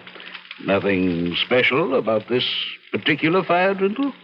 No, sir. It's January 12th, Drindle. And precisely 3 minutes before 4 in the afternoon. Is it indeed, sir? Oh, come off it, Drindle. Surely you're not indifferent to the heralded appearance of the Prince of Darkness down the chimney? Well, it's really no concern of mine, Mr. Winthrop. No, the membership doesn't share your aplomb, Drindle. Lounges filled to overflowing. So it is, sir, and I'd best stir myself. Other gentlemen will be wanting coffee. Bring me a brandy, Drindle, if you have the time. All the time in the world, Mr. Higgins. Old Drindle's the only cool character in the room. Even Ashley, who thinks this whole thing's nonsense. Ashley doesn't even believe the devil exists, for goodness sakes. Well, he's still been sitting on that little hassock by the fireplace since noon. I tried to get him to lunch with me, but he wouldn't budge. Oh, suspects a trick, no doubt. What do you? Well, it is possible, I suppose. What, who'd want to play a trick like that? I mean, even if someone wanted to, how'd he go about it? Now suppose something, or someone, descends that chimney at 4 o'clock, as I am firmly persuaded he will. Who or what could do that? There's a great roaring fire going. Drindle saw to that. Well, suppose someone with a perverse sense of humor should toss a dummy down the chimney. We'd find it afterward. Well, none of it was reduced to ashes. But something would remain. It couldn't all burn up. Am I right? Well, ask Cudworth. He's the brainy one. Gentlemen, all prepared for the big moment? Hello, Cudworth. Only the devil himself could survive a trip down that chimney. Am I right, Cudworth? I'd say so, yes. It's nearly time. Nervous? Well, I don't know what to think. I don't know what to expect. The whole thing is nerve-wracking. Positively devastating. It's time. What's that? It's him. It's him. The devil himself. He's there. See him? There he is. There is certainly something there. Someone. Oh, it's the devil. It's old Harry, the devil. Is it really the fiend? Look at him, standing in the flames. He's laughing. Is he really laughing? Oh, that old serpent. Look at him. He's gone. No, he's not. He's still there, in the flames. Laughing in the flames. He's... Well, now he's gone. Well, that was quite an experience. Yes, it was. Oh, 'twas the most wonderful thing that's ever happened to me in my entire life. Oh, really extraordinary. Well, now, are you all satisfied? What do you mean by that, Ashley? His Satanic Majesty failed to put in an appearance. Of course he put in an appearance. You didn't see him? Now, don't tell me you did. Of course we did. He was all in black, head to foot. No, he was dressed in red. Black and red, I thought. Well, he had red hair. You couldn't see his hair. He wore I a cap. saw his hair. It was sort of waving in the flames, a draft or something, but it never caught on fire. I distinctly remember noticing that. He wore a cap. You couldn't see his hair, and his mustache was black. No cap. A cap and a big black cape. He kept his cape around him all the time he was standing there. Yes, but the cape was red, a very bright red. Now listen to yourselves. Listen, will you? You all saw him. You all say you did. But each of you saw something different. Red cape, black and red cape. Why, it's ludicrous. It is not ludicrous at all. We were all overexcited, all worked up over this thing, and maybe our accuracy, our powers of observation were impaired. That's possible. Except I know he wore a big black cape. Beg pardon, Mr. Higgins? Yeah, don't bother me now, Drindle. Your brandy, sir. Drindle, settle this argument for us, will you? What was the devil wearing? Devil, sir? What was he wearing when he came down the chimney? I wouldn't know, sir. I was not in the lounge. I was fetching Mr. Higgins' brandy. Did the devil make an appearance, sir? How then was the devil dressed? Oh, he was in his Sunday best. His coat was red, and his breeches blue. And there was a hole where his tail came through. Those charming lines were written by Mr. Robert Southey at the turn of the century. But not our century. No, 100 years before. Clearly, the devil had time to acquire a new suit of clothes. We'll be back shortly with Act Two. Never heard of beer on the rocks? No? Swell. The people who brew Budweiser never have thought ice in your beer was such a cool idea anyway. If you only knew how ice cuts down the head and waters the taste. Oh, a chilling thought. A downright tragedy with Budweiser especially. Budweiser is the king of beers. The only beer in America that's beechwood aged, naturally carbonated, which means Bud brews its own bubbles, tiny ones, over a dense lattice of beechwood strips. The beer ages the best way, the right way, naturally. But add an ice cube and bloop, there goes all that extra effort. So if you forget to cool enough Bud, skip the cubes and put your Budweiser on ice for a while, on the coldest shelf in your refrigerator. Even if the wait does frost you a little, it'll be worth it. Anheuser-Busch, St. Louis.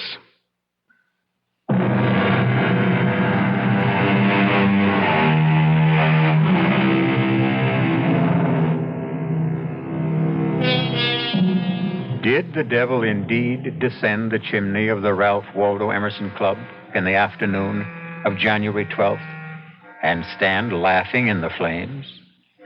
There isn't complete agreement among the club members even now, more than a month later.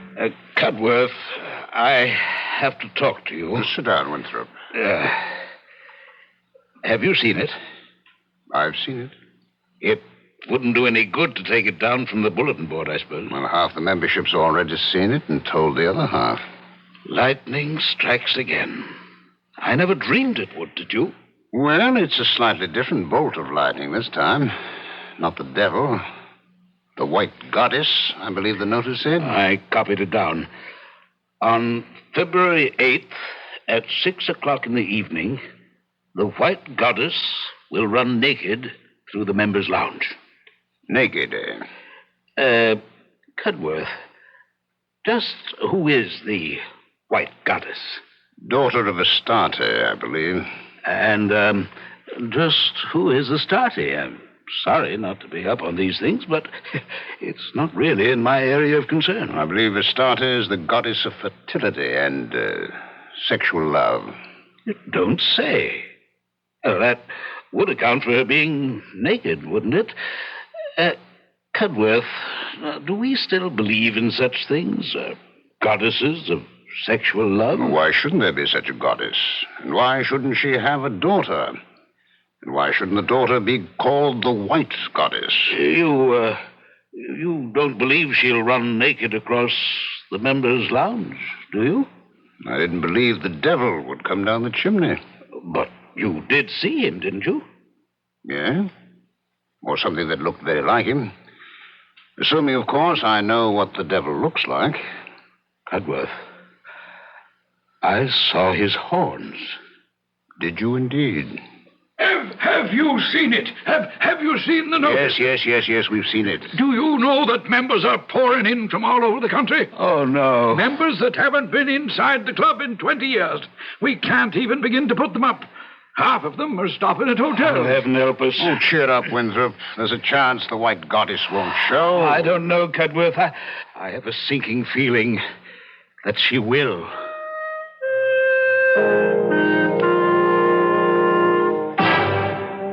There isn't an empty hotel room in the whole of Boston. Why are you doing this, Timothy? What are you getting out of it?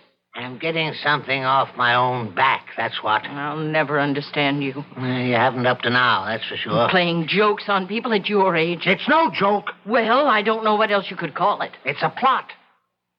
A plot to make them squirm, those fine gentlemen with their fancy ways.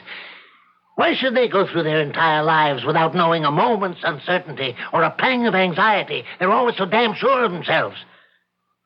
Well, they're not sure any longer. They're divided amongst themselves already on the subject of the devil. I hear them jawing away about it in the lounge. Was he there or wasn't he? What did he look like? What did he wear? Mr. Higgins says red. Mr. Winthrop says red and black. Mr. Cudworth says nothing at all, just looks wise. And Mr. Ashley says the devil never came down the chimney at all, so they're every last one of them crazy. I tell you, their chatter and their argument was driving me right up the wall. But I put a stop to it, all right. And just how did you manage to do that? By putting up the notice about the White Goddess. That's how. Now they're all talking about her. And when is this White Goddess making her debut? 6 o'clock tonight. And is she coming down the chimney? No.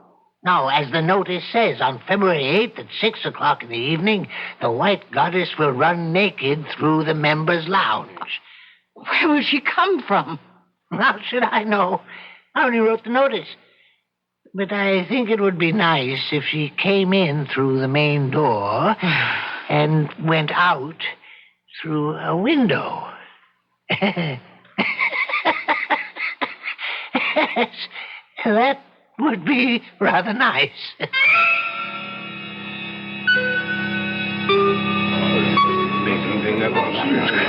The room is filling up. It's amazing. Oh, I don't know. It isn't often, if ever, any of us gets to see the White Goddess run naked across the lounge. You think they really believe? Well, who knows what they believe. Cudworth, do you believe? I'm here, as you see. I suppose that's the only possible answer. Well, it's the only one you're going to get. Do you believe, Winthrop? Like you, I'm here. What's the time? Time. Cudworth, you always have the right time. Mr. Higgins, the clock on the mantel is exactly right. 2 minutes to 6. Mind if I sit down? We've been saving this chair for you, Higgins. Oh, that's nice of you. Well, the lounge is pretty well filled up, isn't it? Bursting at the seams. Oh, I've been studying all about the White Goddess. Daughter of Astarte, who in turn is the goddess of fertility and sexual love. Oh, you knew that. Cudworth told me. Cudworth, you really do know everything. On the contrary, I know very little. Well, you've always seemed to me to know everything. That's because you know less. Hey, mind if I join you? Well, there's no place to sit, Ashley. Oh, what a pity. Well, you could sit on the floor. Now, how would I look sitting on the floor when the White Goddess comes running across the lounge? No, I think I shall join old Drindle over by the window. Perhaps he'll fetch me a brandy. No, you haven't time. It's nearly 6. Oh, you mean I might miss her goddessship? Oh, my, that would never do. Oh, jeez. That ass doesn't believe she'll appear. Well, why did he bother to come here at all? Because if he doesn't believe, neither does he disbelieve. Just look at him, laughing and joking with Drindle. Well, that's probably the first time he's ever spoken to Drindle, except to give him an order. You could say that about most of us, myself included. Well, Drindle's getting old. Poor old Drindle. It's time. The time has come.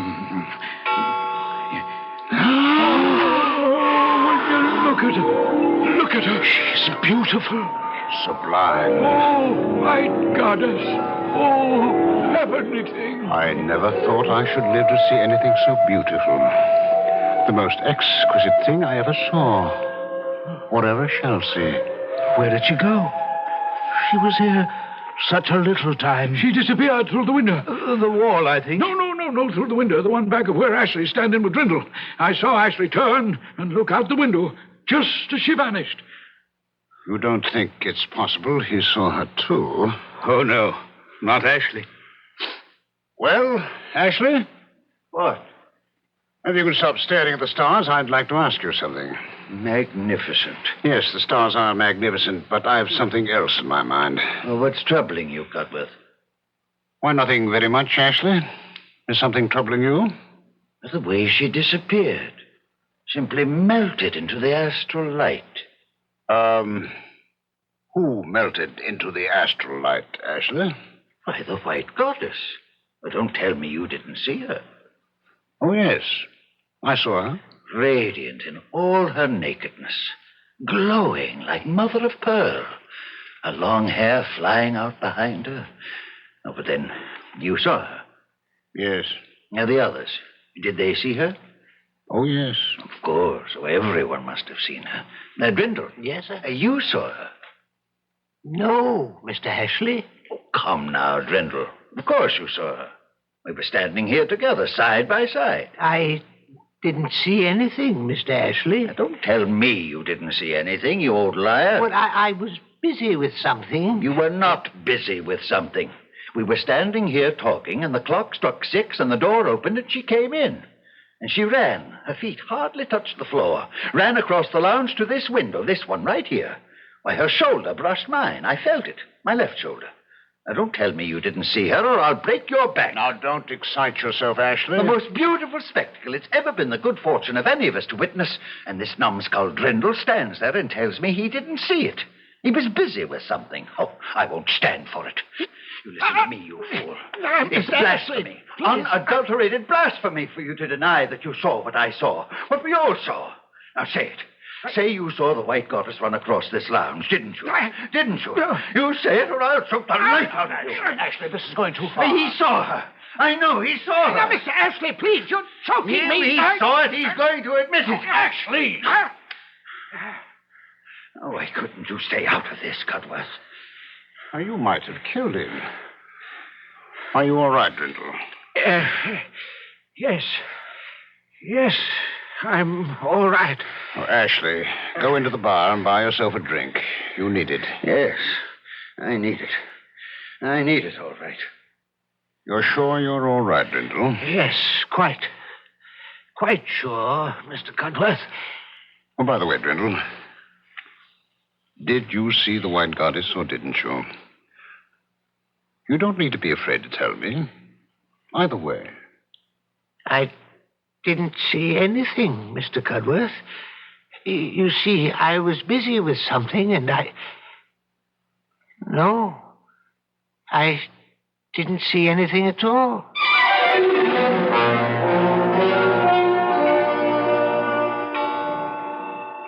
Well, I think I must be getting on home. Yes, it's been quite an evening, hasn't it? Quite an evening. A never-to-be-forgotten evening. Beautifully put, Ambrose. Well, come along. I'll drop you off. Thank you. So long, everyone. Night all. Oh, wake up, Ashley. Yes, I'll wait for you. Well, Cudworth? A never-to-be-forgotten evening. Well, at any rate, one I'll never forget. I fancy none of us will ever forget. You leaving now? No. I'm going to stay until the room's cleared. It's about cleared now. Nobody much left? I want to speak to old Drindle. He doesn't look too happy. That was quite a going over Ashley gave him, wasn't it? Looked that way. Ashley can be a rough man. Can't he, though? Well, I'm off for home. Night, Winthrop. Night, Cudworth. A never-to-be-forgotten night. Oh, Drindle. Yes, Mr. Winthrop. May I speak to you for a minute? Oh, yes, of course, Mr. Winthrop, of course. You all right? Perfectly all right. I couldn't help noticing you and Mr. Ashley seem to be having an altercation of some sort. Mr. Ashley was angry, sir, because I wouldn't say I saw the white goddess. And why wouldn't you say you saw the white goddess? Because I didn't see her. But we all saw her, Drindle. Even Mr. Ashley saw her. She wasn't there. But, my dear man, she was there. She ran across the lounge all naked, just as the notice said she would. Now, why do you persist in denying it? Because I wrote the notice. Oh, now, Drindle. And I wrote the other one, too, about the devil coming down the chimney. I wrote them both, and I made them up out of my head. Why are you lying to me, Drindle? I'm not lying, sir. But of course you're lying. I don't know why you're lying. Perhaps to make yourself important in our eyes. I am not lying. But we all saw her, Drindle. It was the most exquisite moment of our lives. We saw her. Therefore, you're lying.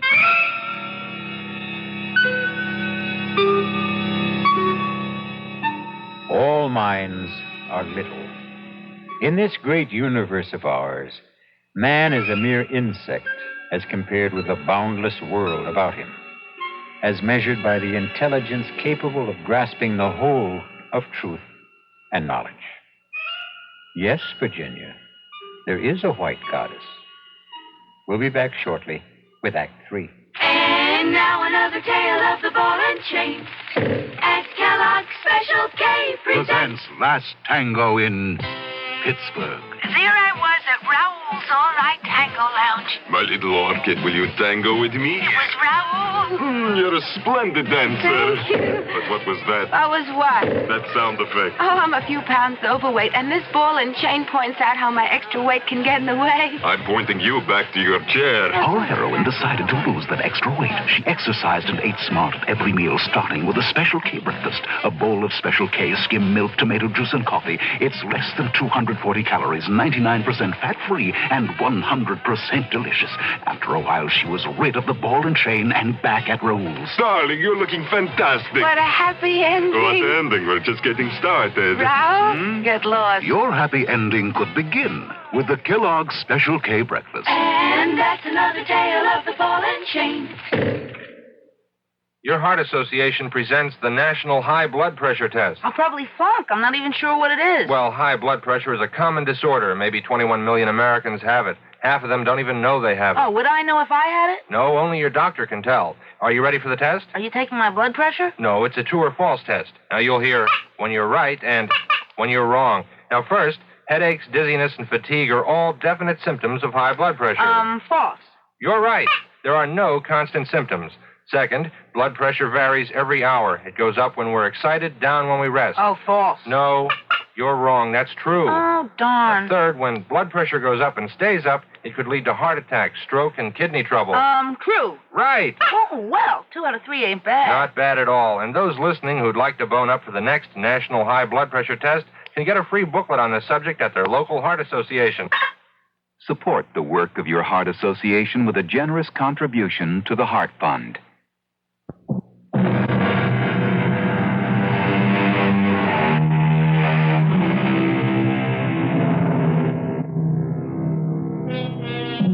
Have you read your Shakespeare lately? If you have, you'll remember Hamlet's observation to his friend. There are more things in heaven and earth, Horatio, than are dreamt of in your philosophy. If you haven't read your Shakespeare, now for the third act of The Walls of Jericho. Come eat your breakfast, Timothy. It's on the table. It's ridiculous. It's absolutely absurd. They're trying to ruin me. Oh, he's off again. I never even turned around when I heard them whispering behind my back. Drindle's getting on. Poor Drindle. Drindle's had a drop too much. That part's true, all right. But when they call me a liar, and to my face, I don't have to take that. Who called you a liar? Mr. Amos Winthrop, the president of the club, the highest mucky-muck of all the high mucky-mucks. That's who. Well, what kind of a lie did you tell him? No lie. I told him no lie. I told him the God's own truth. That I had written those notices and put them up on the bulletin board. The one about the devil coming down the chimney and the one about the white goddess running naked across the lounge as well. Why wouldn't he believe you? Because he's a fool. The biggest fool in a pack of fools. I said, why wouldn't he believe you? He says he saw the devil, saw him come down the chimney and stand in the flames, and that most of the others saw him too. All but Mr. Ashley and a few other disbelievers. Oh, you should never have invoked the devil. I told you that at the time. But even Mr. Ashley is saying that he saw the white goddess run across the lounge. Radiant in her nakedness, he says, glowing like mother of pearl. Imagine Mr. Ashley talking like that. He says she brushed up against him, against his shoulder, and then went out through the window and melted into the astral light. Mr. Ashley, of all people. Maybe it happened. How could it have happened when I made it all up? Well, come, eat your breakfast. No, I can't. I'm too upset. You're more upset than they are. Those fine gentlemen you were going to teach a lesson. Oh, don't you worry. I'll fix them. I'll put up another notice. Oh, now, Timothy, don't start up again. Only this time I'll make it so crazy, so outlandish, they'll see that it's only a joke. They won't be able to help themselves. Now, let's see. Where's a pen? And a piece of paper. Now, what shall I... I need to get them excited, all worked up, waiting for something, and then the let down when it doesn't happen. That's what I'm after. Yes, I've got it. On March the 2nd at 5 o'clock, you see, they'll all be having drinks in the lounge about that time. At 5 o'clock, a leopard will enter... No, not a leopard. A tiger will enter the members' lounge. How's that? As long as you don't make it the devil. No, better yet. 3 tigers will enter the members' lounge. No, I don't like enter. It's too sedate sounding, too tame. We'll come through the windows.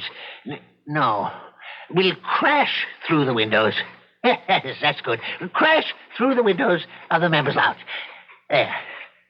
That should put Mr. Winthrop in his place. Somehow, Timothy, I don't think you were born to put Mr. Winthrop in his place. That's where you're wrong, Martha. It's precisely what I was born for, and this'll do it. Wait a minute. I thought of something else. What now? Listen to this.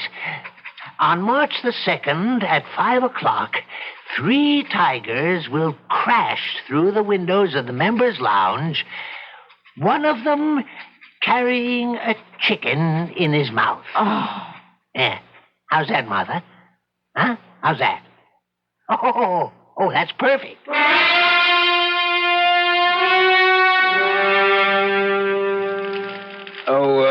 Drindle. Mr. Winthrop? Yes, sir. Stir up that fire, will you? Yes, sir. That's fine.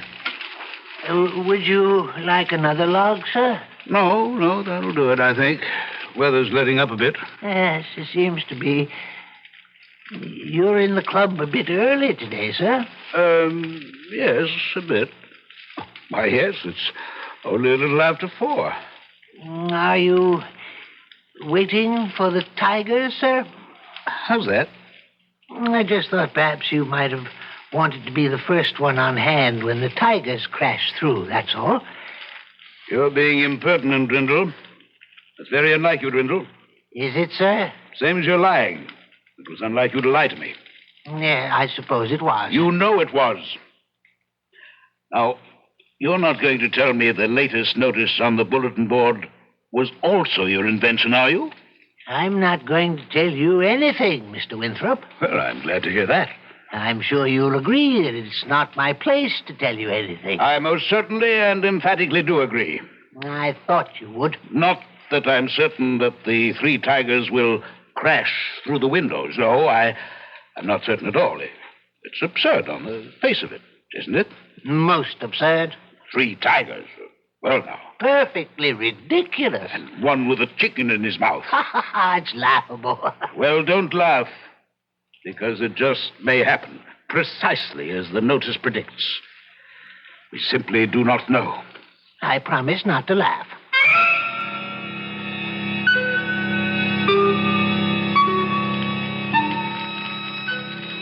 Nervous, Cudworth?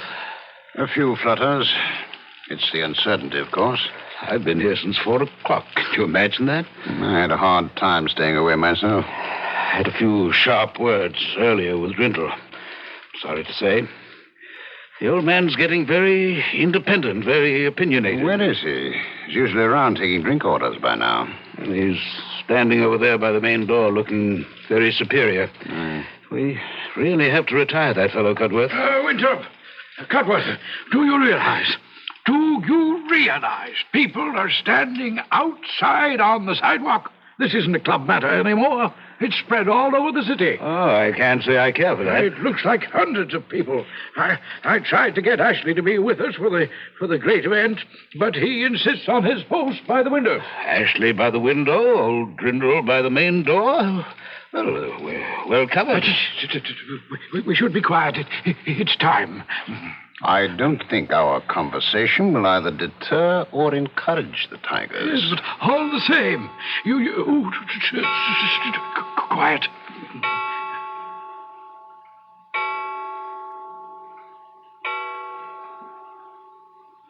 Here they come! Look there! Lord save us! There they are! Tigers, 3 of them.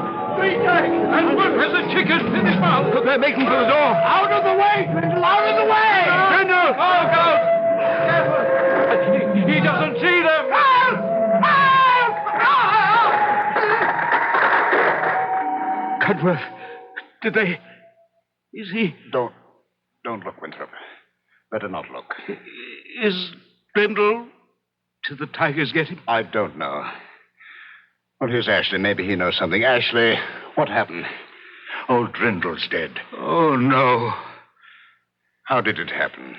Heart attack, apparently. Not the tigers? There isn't a scratch on him. They simply jumped over him, knocked down the big door, and disappeared. Old Drindle never believed in the tigers. Oh, is it conceivable he didn't see them? Oh, he saw them all right. Well, how can you be sure?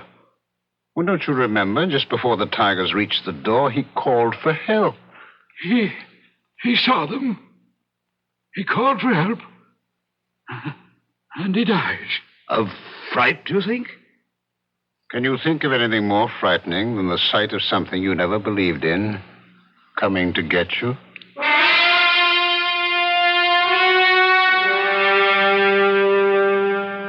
Let's step in here for a few minutes, gentlemen. We won't be disturbing you, Katie, if we use part of the lounge, will we? What happened in here, Mr. Winthrop? Who upset all the furniture? A little fracas, Katie, with some unexpected visitors. Let's set our drinks down here. Pull up chairs, everybody. There's a few that weren't overturned. Well, we'll have a new steward tomorrow. They're promoting someone from the dining room. You'll never hold a candle to Drindle, no matter who he is. Drindle was a good man. If you gentlemen are going to be using this room, I can clear out and come back later. Now, you go right ahead with your cleaning, Katie, if you don't mind sweeping around us. It's all right with me. There certainly isn't that. Gentlemen, I asked you to meet with me here because I have a confession to make. I'm sorry I didn't tell you before, but, well, I didn't. But now I must. After the incident of the White Goddess, gentlemen, Brindle told me that he himself had posted those notices on the bulletin board. Brindle? The one about the devil? And the White Goddess, that one too? I didn't believe him. After all, we saw the devil, most of us, and we all saw the White Goddess. And to believe Grindle would be to admit that he had the power to summon them up. What about the three tigers? One with a chicken in his mouth? We saw them too. And in all probability, so did Grindle. And the sight killed him. Is it possible that a man like Grindle had the power to invoke such things? Well, I must now concede that he did. There I must take issue with you, Winthrop. Grindle only put up the notices. The power lay within us, the membership. I, for one, claim no such power. You, for one, have no such power, Ashley. Nor have I. Nor has Winthrop or Higgins or any member of the club separately or consciously. But unconsciously and collectively, the power is ours. Together and without knowing it, we can do such astounding things. Together and without knowing it, we are constantly doing astounding things, are we not? And always have, both for good and for evil. I call your attention to the biblical story of the Battle of Jericho. We all know that stone walls cannot be shattered by a band of men marching round them, a final blast of trumpets, and a great shout. We know that. And yet it happened. The walls of Jericho fell. Why did they? Consider the circumstances. The Israelites outside the fortress city, the eagerness, the expectancy, and above all, the desire and the belief. Consider the steady tramp of marching feet. Consider the narrowed concentration of the marchers, no man divided in his mind, and no mind divided from the mind of any other man. Consider the psychic pressure created by such a congregation. Mass hallucination? It was no hallucination that Jericho fell to Joshua. No. I should call it mass projection. And that's what happened here? To us? We, all of us, acting in concert, projected these apparitions by the sheer force of our unconscious minds. Then we weren't wrong. We really saw them. The devil, the white goddess, the three tigers, one with a chicken in his mouth. We really saw them, even as the walls of Jericho really fell. Beg your pardon, sir. What is it, Katie? Oh, look what I swept up over by the main door, sir.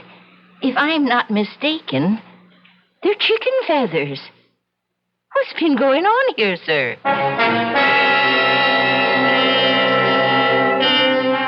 And so ends our tale of magic. A magician performs his tricks. We are delighted and applaud because we cannot comprehend how he did them. But what if the magician himself cannot comprehend? I'll be back shortly. Basically, when we started the Street Corner Scouting program, I came into the communities that had, very little scouting at all. What I had to do was I had to come out here every day during the week, including Saturdays and Sundays, and go out on these same alleys with them and play the same kind of games they played, and just have a regular scouting program with them. Did you know there's such a thing as street corner scouting? That it's bringing scouting to millions of boys who never even heard the word scouting? Did you also know that for every boy in scouting today, there's another boy who'd like to be but can't, and that the reason most of them can't is because no adult in the neighborhood thinks scouting's worth the time? Basically, you got to go to where they are. If they're in the ballpark or behind the house or in the barn, you got to go to them. If you don't think scouting's worth your time, you don't know enough about scouting. Find out more. Write Scouting, North Brunswick, New Jersey, 08902.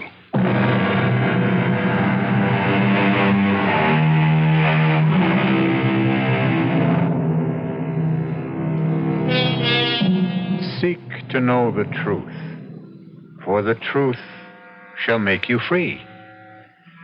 I believe that, but it's a long search and a weary one. And let's be glad that a lot of mystery remains, and there's a little magic here and there along the way. Our cast included Robert Dryden, Mary Jane Higby, Ian Martin, Ralph Bell, Guy Sorrell, and Sidney Walker. The entire production was under the direction of Hyman Brown. Radio Mystery Theater was sponsored in part by the Kellogg Company, makers of Kellogg's Special K cereal. This is E.G. Marshall inviting you to return to our Mystery Theater for another adventure in the macabre. Until next time, pleasant dreams.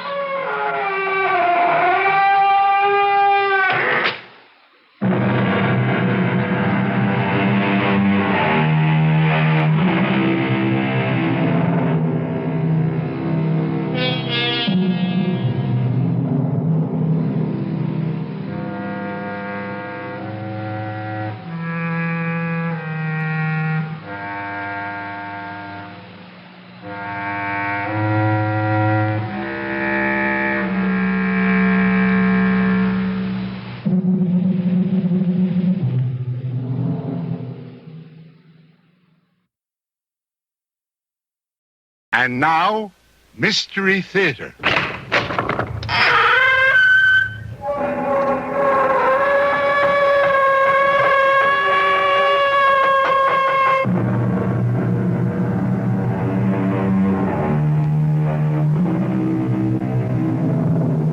Come in. Welcome. I'm E.G. Marshall. Welcome to the world of your terrifying imagination. Consider, at one time, the great cold-blooded reptiles ruled supreme on the face of this earth, but they sickened and died, and dominion was seized by savage, ferocious, hot-blooded killers with hideous fangs and terrible claws. Today, the undisputed lord and master of the planet is man. Yet, in the fullness of time, every victor is finally vanquished. Will we, in our turn, also be conquered? Who waits to make of us what we have made of the animals? Jean? Yes, Monsieur de Maupassant. Do you want to save the world? I save the world, did you say? Yes. Save the world. Save the people. Save every human being on the face of the earth. Well, sir, if I could be sure. Look out. Look out toward the harbor. There. At the pier. Do you see that ship? The white three-masted schooner? Yes, sir. You and I, we have to blow it up. But it is such a beautiful ship. Beautiful and deadly. Deadly enough all by itself to enslave the entire human race.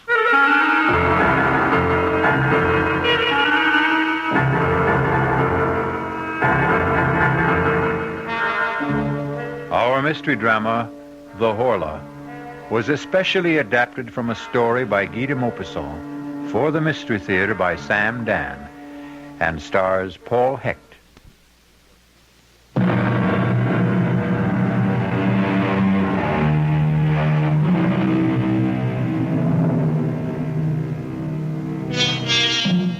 His name was Guy de Maupassant. He was probably the greatest writer of short stories who ever lived. He died in the year 1893. He died young. He died insane. And if you read the stories he wrote toward the close of his life, the critics tell us, you can see how his madness slowly destroyed him. That's how they look at it. He himself insisted he was being possessed. His mind and all of his vital forces were being drained from him by a mysterious, supernatural, and superior being. He called it the Horla. And the Horla is one of the last stories he ever wrote. Is the Horla merely the raving of a man going mad, or is it an inspired prophecy of a fate that awaits us all? You decide. Dr. Cartier. Yes? Yes, what is it? I have been pressing the bell signal, Doctor. It means you must pick up the telephone. Oh, that confounded diabolical contraption. Oh, please, Dr. Cartier. It's Monsieur de Maupassant. De Maupassant? Who is he? The nervous one. He was here the other day. Oh, that one, the writer. Tell him I'm busy with a patient. I did, but he insists on talking. The combination of de Maupassant and the telephone. Just speak into it, Doctor. Yeah, the telephone. Hello, this is Dr. Cartier. Doctor, you must come to see me. You must come here at once. Please, monsieur, calm yourself. If I knew how to calm myself, I wouldn't need you. You must come here. Monsieur, be reasonable. I would like to be. I'd give everything I own if I could be reasonable, if I could only be reasonable, but it won't let me leave. What won't let you leave? It. The Horla. The what? Monsieur de Maupassant. Monsieur, speak up. What happened?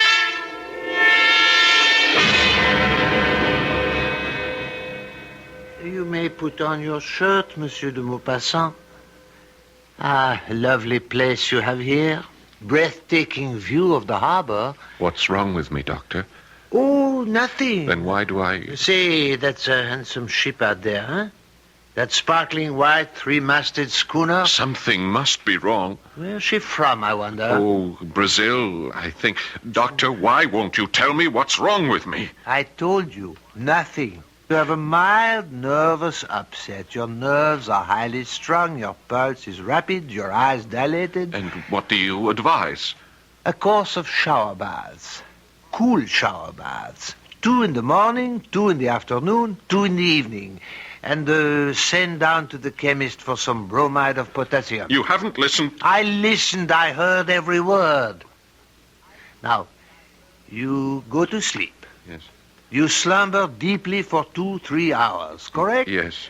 Then a nightmare lays hold of you, true? Yes, exactly. You feel someone is in the room with you, in the dark room. Someone is in the room. Am I stating the facts? Exactly. This someone or something is staring at you? Yes. I can't see it, but I know it's there. I know it's staring at me. And then it comes closer and closer to me. I feel it touching me. A cold, terrifying touch. And then I hear a sound. A low, vibrating sound. It's nothing human, nothing animal, nothing mechanical. And then I feel a weight, as if something kneels on my chest.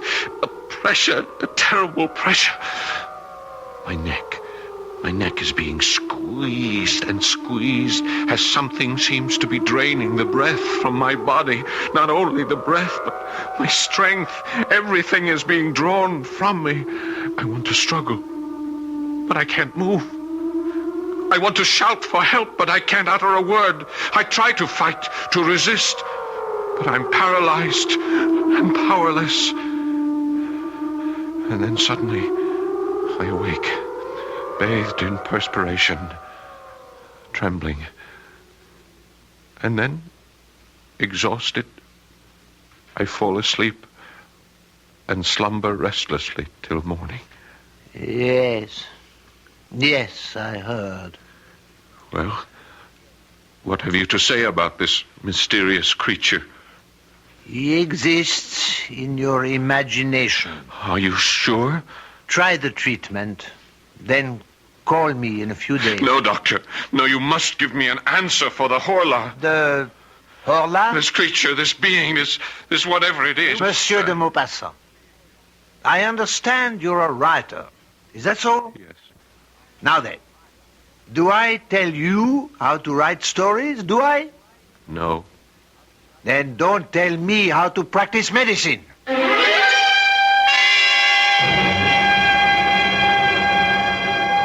Fish, fresh mullet, mackerel, bass, flounder, fresh and sweet as a faithful wife. Good morning, Madame Oh, it's you, Monsieur de Maupassant. I hear you have been ill. It's because you have not been eating enough fish. I instructed my cook to buy some for dinner. Oh, yes. She has been here. Monsieur, you promised to put me in a story. Well, perhaps I will. Tell me, Madame Bossard, have any interesting new ships come in? Now that is a good question. Yes, it is. And I would say it's not what comes in that's interesting. It's what's not going out. If you get my drift, monsieur. No, I'm afraid I don't understand. The Brazilian. The Brazilian? The white three-master schooner at the end of the pier. You see? Oh, yes. Well, what about her? Oh, monsieur, she has been tied up here for 3 weeks. So? She hasn't unloaded a stick of cargo. Well, perhaps she's put in for repairs. She has not replaced so much as a rope. Supplies? Food? Water? Listen, Monsieur de Maupassant. No one is allowed to go aboard her. Her crew has not been given so much as 10 minutes of liberty. Strange, no? Every few days, her captain comes down to the dock to buy fresh fish, meat, some fruits. And that's all we ever see of them. What does the captain say? Not a word. He's a huge, surly ape of a fellow. He points to what he wants and pays. Comes in without a hello and leaves without a goodbye. Well, we seem to have a mystery. What is the name of the ship? The Horla. The what? The Horla. The Horla? But that's... What is it, monsieur? The Horla. I thought... Yes? I thought I had just made it up. Monsieur, what are you saying? Are you sure? Are you positive that that's the name? The Horla? Well, walk down the pier. You'll see it. It's printed on the bow. Yes, I think I will. Good day, Madame Bossard. Good day, monsieur.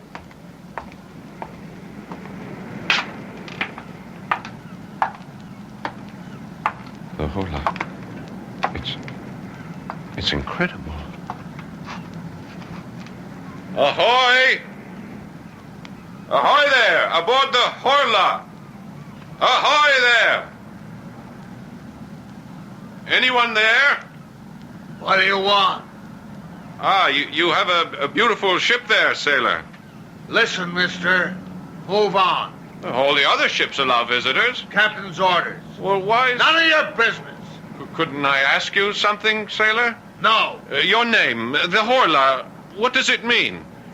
It doesn't mean anything. How did you come to choose Go on, it? move. You got no business here. This is a public pier. I have as much right to be here as you do. Perhaps more. Now, listen, mister. Please, for your own good, get out of here. Leave as fast as you can. Go away. Go away as far as you can before... Before what? Before the... Aha! No! Please! I didn't say anything to him. Well, who are you talking to? No, please. Don't do that to me. Don't! Sailor, what is it? What is it? Don't! Sailor!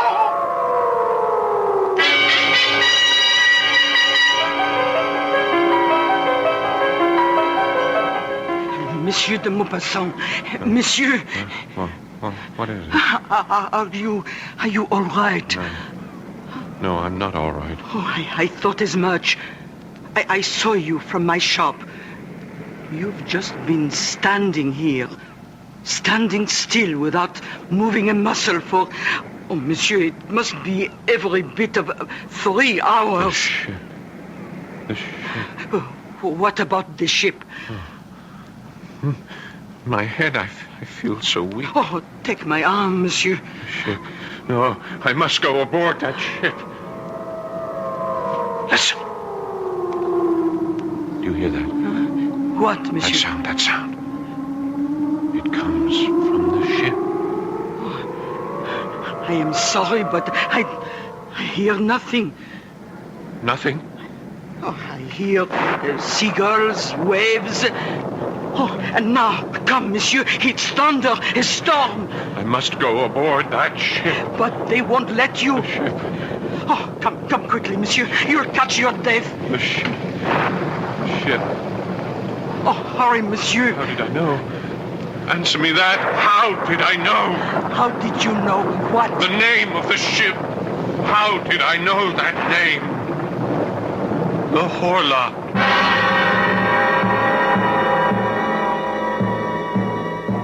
How indeed. And as long as we're asking questions, here's a couple to keep the cauldron boiling. Who, or should we say what, is aboard the Horla? Or perhaps the most strategic question of all, what does the name Horla mean? I'll be back shortly with Act Two.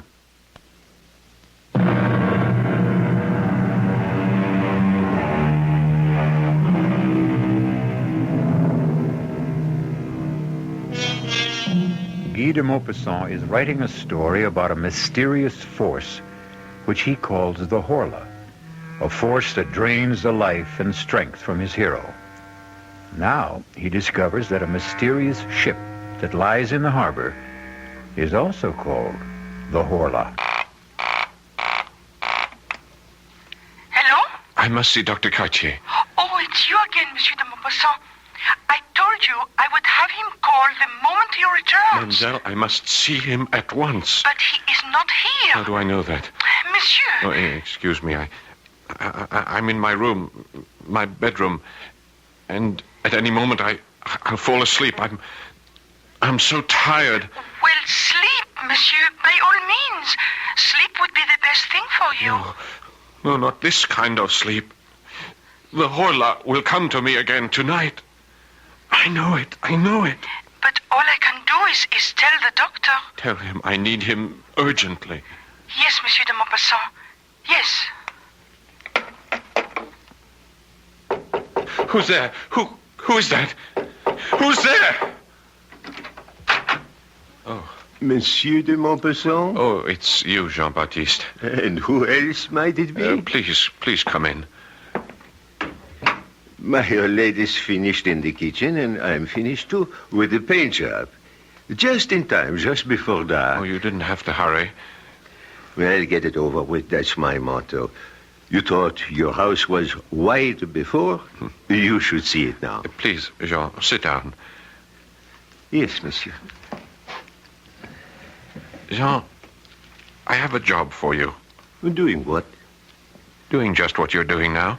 But I'm not doing anything. Oh, yes. Yes, you are. You're sitting there. That's the job? That's the job.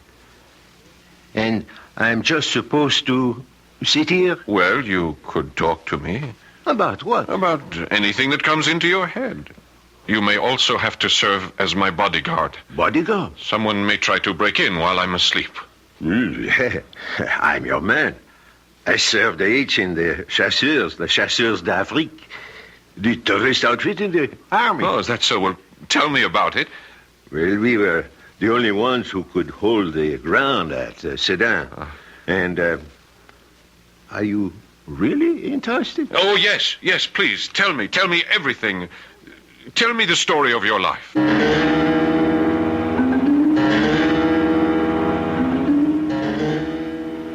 And so we advanced against the Prussian left flank, and we...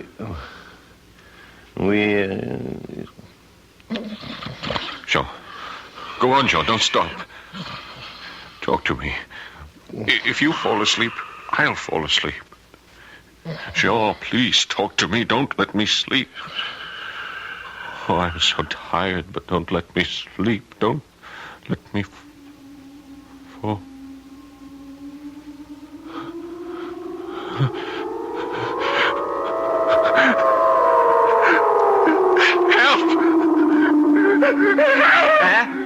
What? Catch it! Catch it! Monsieur de... Hold it! Hold it! What is it? Kill it! Kill it! Wake up! Get it off me! Kill it! Kill it! Kill what, monsieur? The Horla! The Horla! Wake up, monsieur!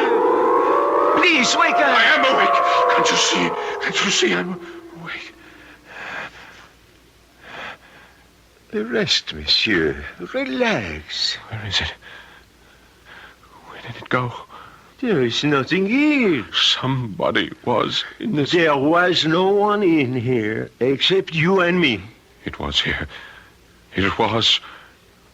Impossible, monsieur. It's impossible. You didn't hear it? That terrible sound?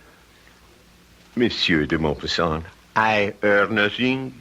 I saw nothing. There was nothing. Oh, no. No, you're wrong. It was here. The window? As you can see, still locked from the inside. The door still barred. From the inside. Nothing human could have gotten in or out. Who says it's human? Are you saying that something less than human may be coming in and out of here at night? It may be more than human. In that case, monsieur, I resign from the job. No, Jean. I'll raise the pay. You cannot raise it high enough. There isn't that much money in the whole of the world.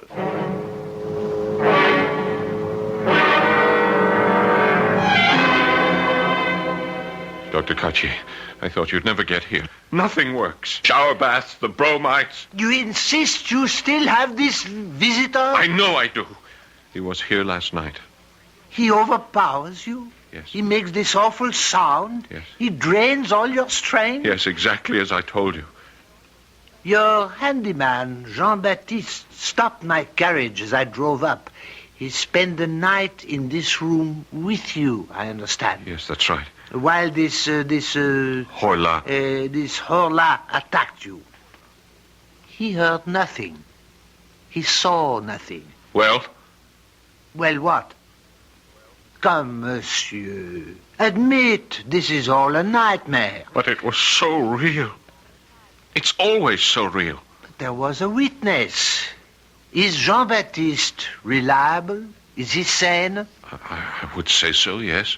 Would he have any reason to lie? To embarrass you? No. Then why do you insist on maintaining this ridiculous fiction of a Horla? Doctor, that name, Horla, I thought I had made it up, that it was a creation of my own imagination. But it happens to be the name of that ship. What ship? You know, the one you asked me about last week, the white three-masted Brazilian schooner. I mean, where would I get that name? Why would that name pop into my head? That Brazilian ship is called the Horla? Prove it to yourself. Pick up that telescope. See her, out there at the pier. You can read her name. Ah, then that explains it. You had picked up your telescope one day to view the harbor. Without being aware of it, you might have read the name on her bow. I have never seen that name before in my life. Someone, somehow, placed it into my imagination. Monsieur de Maupassant, sit down. Huh? At once. Now I have coddled you long enough. You are one of the great writers of France, but you have reduced yourself to a terrified, trembling wretch. This will not do. I admit that I am terrified. That's what I've been trying to tell you. Yes, you terrified. You have been terrified by the critics. Oh, that's a lie. I don't care for the opinions You of are those... human. You care. I read what they write. You've lost your touch. Your best work is behind you. I am as good as I ever was. Better. Sometimes genius becomes too heavy a burden to bear. And so you construct this fable in order to have an excuse not to work anymore, not to be judged anymore. That's not true. But the fact is, you're not writing. I am writing. What are you writing? I'm writing a story. A story called The Horla.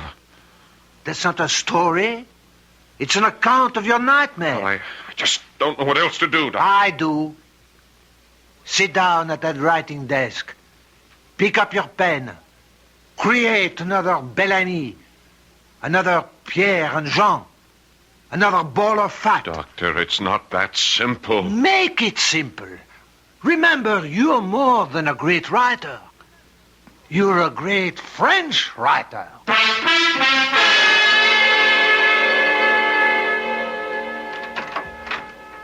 May I come in, monsieur? Oh, Jean-Baptiste, yes, of course.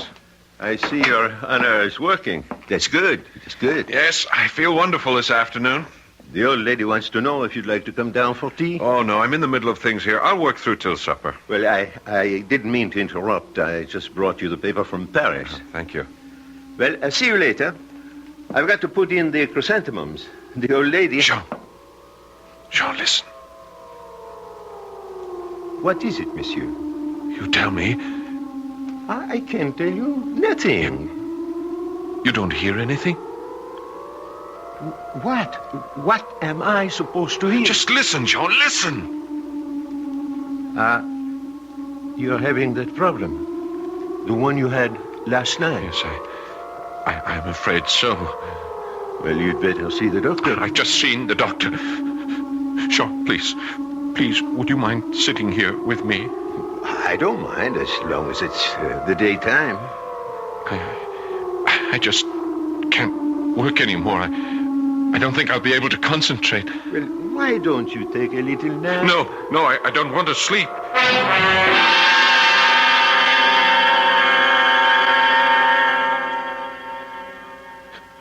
Jean! Huh? Oh, I must have dozed off. Jean, quickly, take this telescope. Go to the window. What for? Down at the pier. At the end of the pier, the three-masted schooner. Do you see her? Yes, I see. Well, don't you see anyone standing on her deck? No. It's empty. All right, now keep looking. Why? Cover the gangplank. Have you got it in focus? Yes, monsieur. Now, if you see anyone at all, leaving that ship, follow him through the telescope and see where he goes, and let me know. You understand? I think so, but why? I don't think you would really want me to tell you. Now, just watch, and watch carefully. Wait, monsieur. Where are you going? I'm going to see Dr. Cartier. But how will I be able to tell you if anybody... Well, just call me on the telephone. The telephone? There's nothing to it. You just pick up the receiver, turn the handle, and ask the operator for Dr. Cartier. See here, de Maupassant.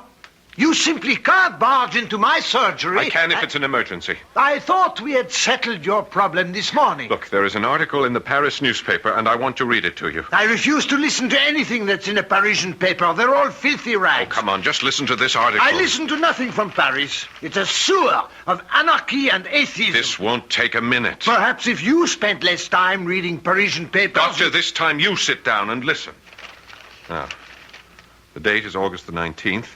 A curious piece of news comes to us from Rio de Janeiro. That's in Brazil. Yeah, I know that's in Brazil. Madness, an epidemic of madness, like that contagious madness which attacked Europe in the Middle Ages, is now raging in the province of São Paulo. The terrified inhabitants are leaving their houses. They say they're being pursued and possessed. Now, these are not my words, Doctor. I quote from this article. Typical Parisian exaggeration. They only copied the story that arrived on the wire from Brazil.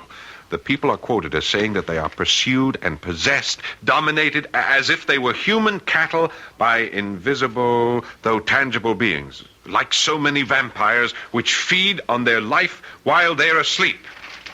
Now, what do you say, Doctor? South Americans are basically Spaniards. Are highly romantic, unstable people. Oh. To continue, if I may, Professor Don Pedro Enriquez and several other medical experts have gone into the province to study this madness. Brazil. Doctor, Brazil. The ship that you noticed in the harbor, she comes from Brazil. What of it? I say she brings this madness here with her. She has been tied up here the better part of a month. No one leaves her, no one visits her. She makes no repairs, she takes on no cargo. Now stop fighting me. Think with me. Why is she here? What do you expect me to say? She is here to spread that madness, to capture our souls. Very well. I'll stop fighting you. What? I'll start to think with you. Assume she is here on the errand you mentioned. Yes. Then why is there no panic in the town, as there was in Brazil? Well, perhaps the conditions aren't the same here. So far, again, for the sake of argument, only you have been attacked. Why? Why you? Perhaps this Horla, perhaps it's selective. Perhaps only I have what it wants. Yes, that could be possible. Well, of course, it could be completely irrational. when I saw that ship sailing up the Seine, I thought she looked so pretty, so white. And this being, this Horla, it also saw me, and it saw my house, which was also a brilliant, sparkling, dazzling white, just like the color of its own ship. For that reason, it decided to take me. Monsieur de Maupassant, I recommend a journey for your health. No, thank you, Doctor. I am going to play this out. Listen to me. Does it matter if you're attacked by an outside force or by a weakness in your own body? The result is the same. Madness. Now, try a change of scene, of climate. Monsieur de Maupassant, the telephone for you. Oh, thank you. Yes? Monsieur, this is Jean-Baptiste. Hello? Yes, Jean. Is this really Monsieur de Maupassant? Yes, of course it is. What is it? It's the first time I ever spoke on the telephone, sir. Your voice sounds different somehow. Never mind that. What do you have to report? A man looks like a ship's officer. He just walked down the gangplank, you know, from the Brazilian Where did he go?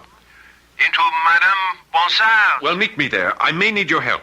Yes, sir. And bring a weapon.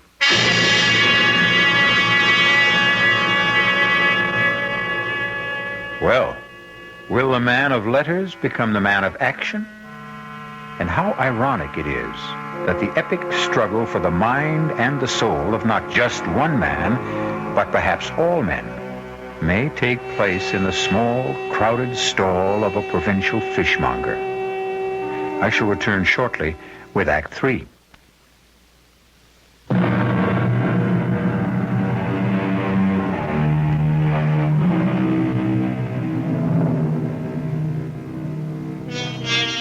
A beautiful white sailing ship is docked in the harbor near the mouth of the Seine River.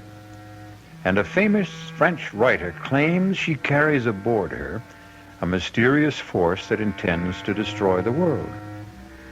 Only he can't be sure, and neither can we. Is this just a story he is writing, or a nightmare he is living? What, fancied or real? A confrontation with the ship's captain awaits us. Jean, here I am. Yes, monsieur. Are you armed? Yes, I have my old service revolver loaded and ready. Well, keep it out of sight. Your man is inside the stall buying fish from the Bonsard. All right, come along. Follow me. Yes, monsieur. And you'll have some mullet. Very good. Oh, good afternoon, Monsieur de Maupassant. I'll be with you as soon as I'm through with this customer. You know this, Jean? Yes. Is the mackerel. Look, he doesn't speak. Renee. Yeah, he points to the fish he wants and holds up his fingers for how many he'll take. He's a hard-looking customer. No, sir. Very well. That'll be 27 francs, monsieur. Renee will bring it out to your ship. Bon appetit. One moment. Captain, I'd like a word with you. Stand aside. My name is Guy de Maupassant. Stand aside. I would like to talk to you about your ship. I said stand aside. Not until we learn what's happening here. Stand aside. Jean, help me with this fellow. Help me.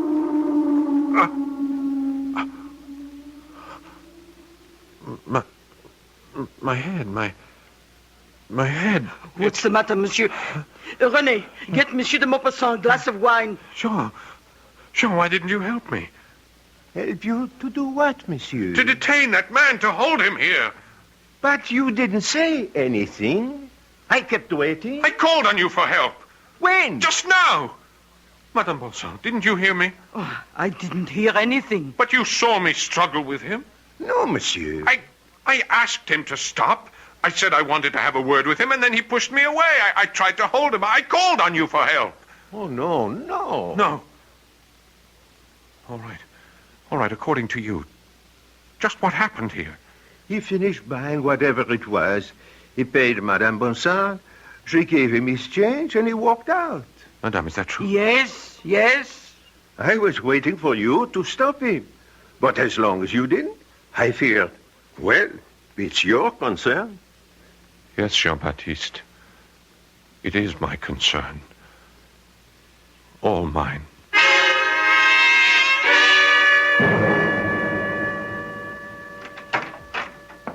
Good evening, de Maupassant. I didn't send for you, Doctor. No, you didn't. But I received a visit from your handyman and the bonsai woman. They fear for your sanity. I can't fault them in that regard. I fear for it, too. I want to help you. What can you do? I tell you the problem, and you dismiss it as an aberration. Give it up. Give me up, Doctor. I can't. Surely you've lost a patient or two in your career, Doctor? Oh, yes. Well, then this should be no novelty. Why do you persist? Are you that fond of me? No. Actually, I dislike you heartily. Your ideas, your politics. But I am first a Frenchman and a patriot. Your writing brings honor to our country. You are one of our national resources. I must save you. How far would you be willing to go? I still don't know the problem. I told you the problem. I read you the dispatch from the Paris newspaper. Very well. This force, this thing, this Horla, why does it attack? Why? Perhaps the reign of man on this earth is over. Oh, what kind of nonsense is that? We'll get nowhere if you keep saying nonsense to me every time I open my mouth. Man did not always rule this planet. He didn't? No. We are but one of a series of rulers, according to evolution. Oh, evolution? What do you say, oh? Do you quarrel with Darwin? Why, is it too much to suppose that we, in our turn, are being supplanted? By whom? It doesn't have to be a whom. It could also be a what. What kind of a what? A Horla? And we are back where we started. Yes. A Horla. I would accept a vampire, a physical, tangible, visible creature, but your Horla cannot be seen. That's true. Then how can he do damage? He can seize control of the brain. Never. The brain is inside the skull. It is safe. It cannot be tampered with. The Horla has always tampered with it. Primitive man feared him, this unknown, unseen horror. The priests, magicians through the centuries have tried in vain to exorcise him. Yet he has stolen into our minds, captured our thoughts. Mesmer, he understood this power. He could even demonstrate it. And Mesmer was a Frenchman. I regret to say he was also a charlatan. The mind, that part of it we don't know. That dynamic, unconscious portion. The part discovered by Freud. Who? Freud, Sigmund Freud of Vienna. Oh, an Austrian. A brilliant psychologist. Freud, Mesmer, others, they show us glimpses of this awful mental power. Some call it magnetism, suggestion, hypnotism. But only the Horla fully understands it, and he will use it to conquer. But why? Why did we conquer? Because our time had come. And I hear him. He keeps telling me he has come. My boy, let us put you into a hospital for your own good. He'll follow me there. What do you suggest? Eventually, he will make of us what we have made of the horse, the ox. His beast of burden and his food, just by the strength of his will. You need a complete rest, a change of scene. But you know, sometimes an animal turns on its master. Sometimes the slave rebels and kills the oppressor. And I know just the place. To get away from the sea. Breathe some good, crisp mountain air. And so I'll kill this Horla. I'll have your servants pack some clothes. And if I kill him, perhaps all of us will be safe. For a while.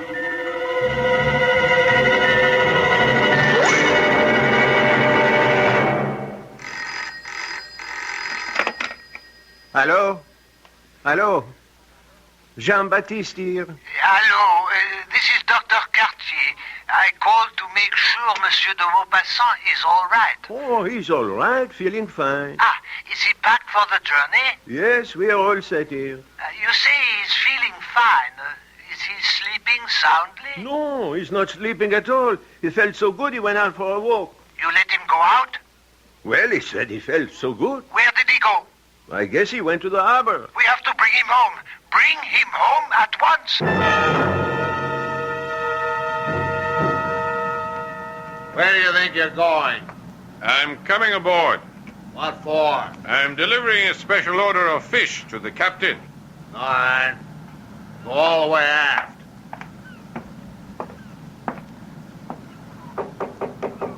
What is it?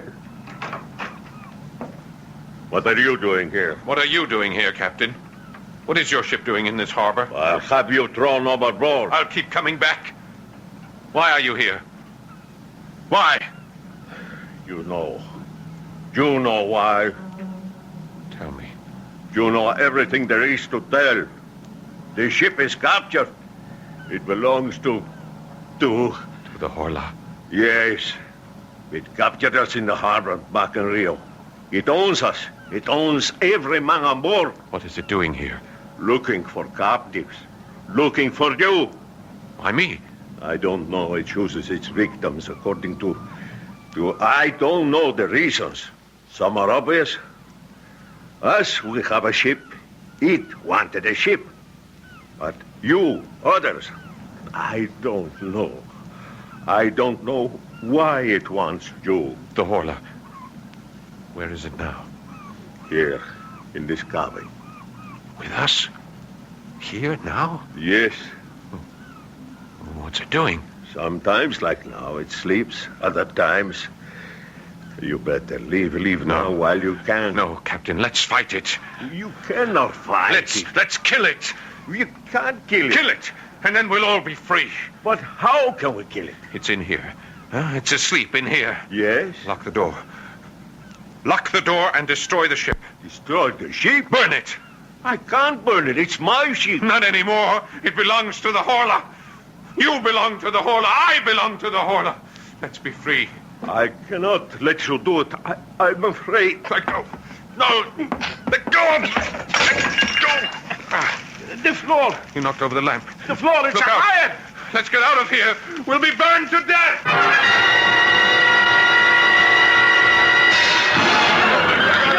Doctor! Look! The ship! It's on fire! Fire! Fire! The Maupassant is aboard her! Come on! Hey, Guy! Guy! Where are you? Monsieur de Maupassant! Where are you? She's going to blow up! The whole ship is going up!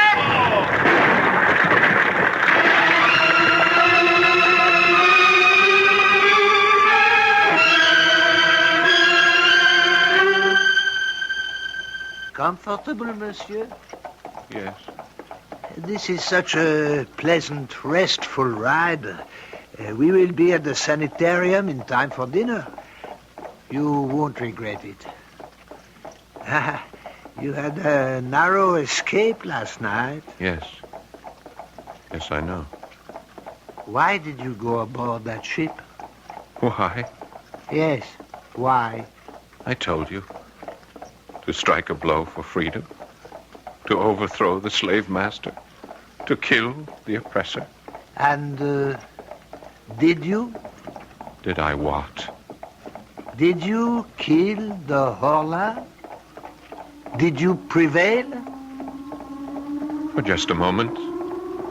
I thought I did. But no. How can man prevail against the Horla? They say de Maupassant lost his mind. They also say those whom the gods would destroy, they first make mad. Are there new gods?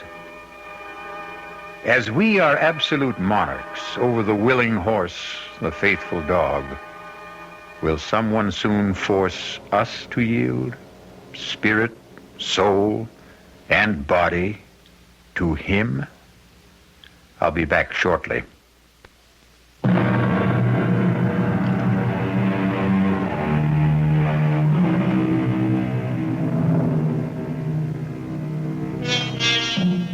We look down from the top of the evolutionary tree, and we consider ourselves the highest, the noblest, and the best.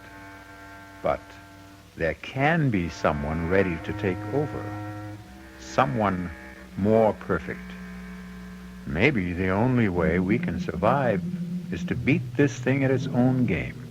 Improve ourselves, shape up, and also show up regularly for the next adventure in the macabre.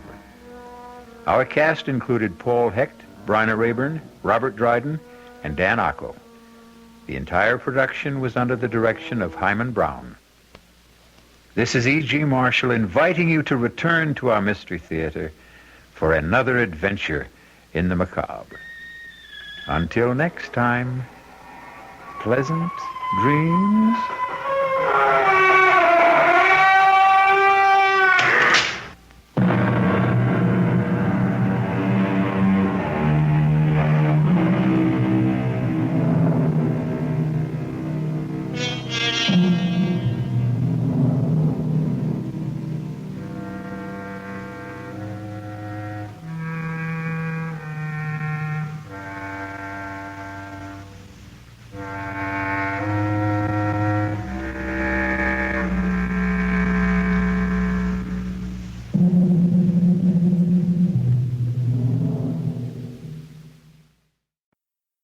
The CBS Radio Mystery Theater presents...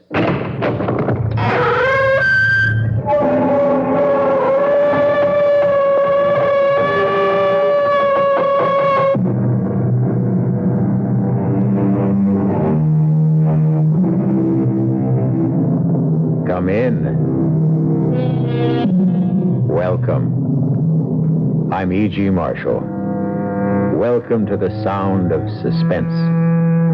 Welcome to the fear you can hear, but mostly to the world of terrifying imagination. The story you're about to hear concerns one of the most unusual killers in the annals of crime. A brutal murderer who carries not one but 4 deadly weapons wherever he goes. A huge monster of a creature weighing hundreds of pounds. But this isn't a horror story. In a way, it's a love story. It's called The Horse That Wasn't for Sale. And now that you've heard the title, you've already guessed the identity of our killer. But that doesn't mean you know what Stargazer is really like. No, you keep away from me here. Get back, Stargazer! Get back, get away! Please, stop it! Please, somebody stop him! Save me!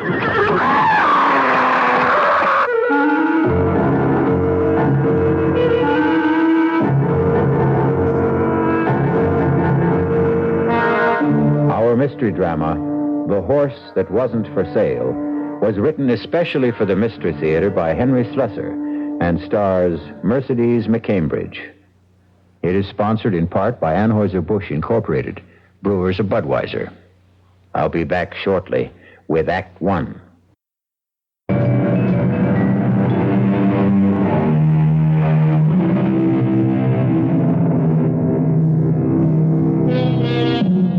Our tale begins in an idyllic setting. Just picture the gently rolling hills of a horse farm in the early days of autumn. The colors of the trees all red and rust and differing shades of amber. See the ranch house nestled comfortably in the valley. The long row of white stables. But now you may notice something unusual about this farm. The stables are empty. No horses neigh and whinny in the paddocks. The only sound is the tapping of a typewriter. And at a desk in the front room sits a very handsome and very sad-looking young lady whose name is Chrissy Runyon. Judge Simmons, I thought it was only fair that I tell you the whole story about Stargazer, so that at least you'll know the animal isn't entirely to blame for what happened. It began on the day my father was buried. And, of course, it began with our trainer, Clem Burnett. He was all alone at Runyon Farms that day, and he took advantage of the fact to sample some of Daddy's best bourbon. Ah, shut up, you. Stand still if you want to get brushed. Ah, what's the matter with you? Stand still, you mangy beast. Oh, for the love of... There goes the blasted phone now. I ain't got one job to do, it's another. All right. All right, I'm coming. Hello. Mr. Burnett, it's Chrissy Runyon. Oh, hello, Miss Runyon. How is everything out there? Oh, everything's fine. Just fine. What about Bobolink?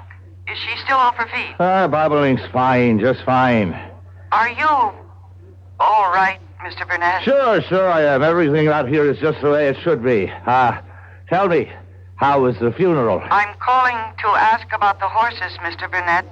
Is Stargazer still restless? Well, that horse ain't been nothing but restless since the day he was foaled. Well, then don't trouble him, Mr. Burnett. Do you understand? Just let him be.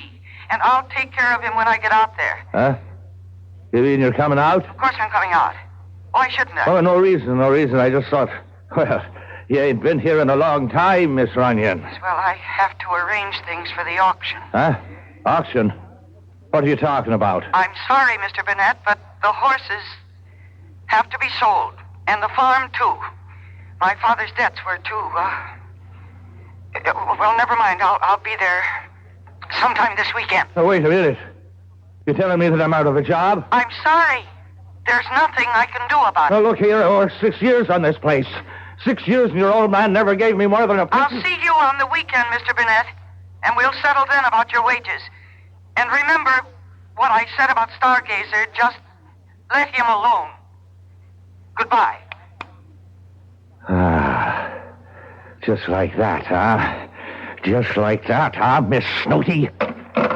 I'll let him alone, all right. He can starve as far as I'm concerned. Well,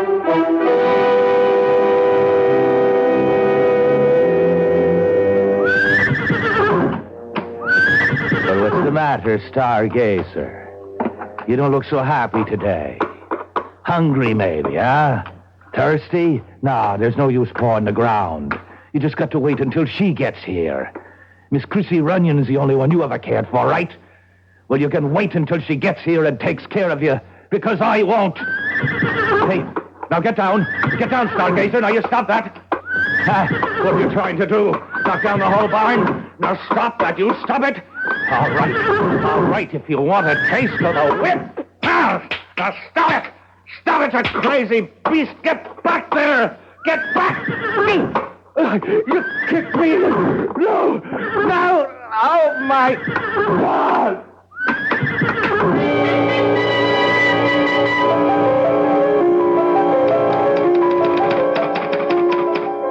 Well, you know what happened to Clem Burnett better than I do, Judge Simmons.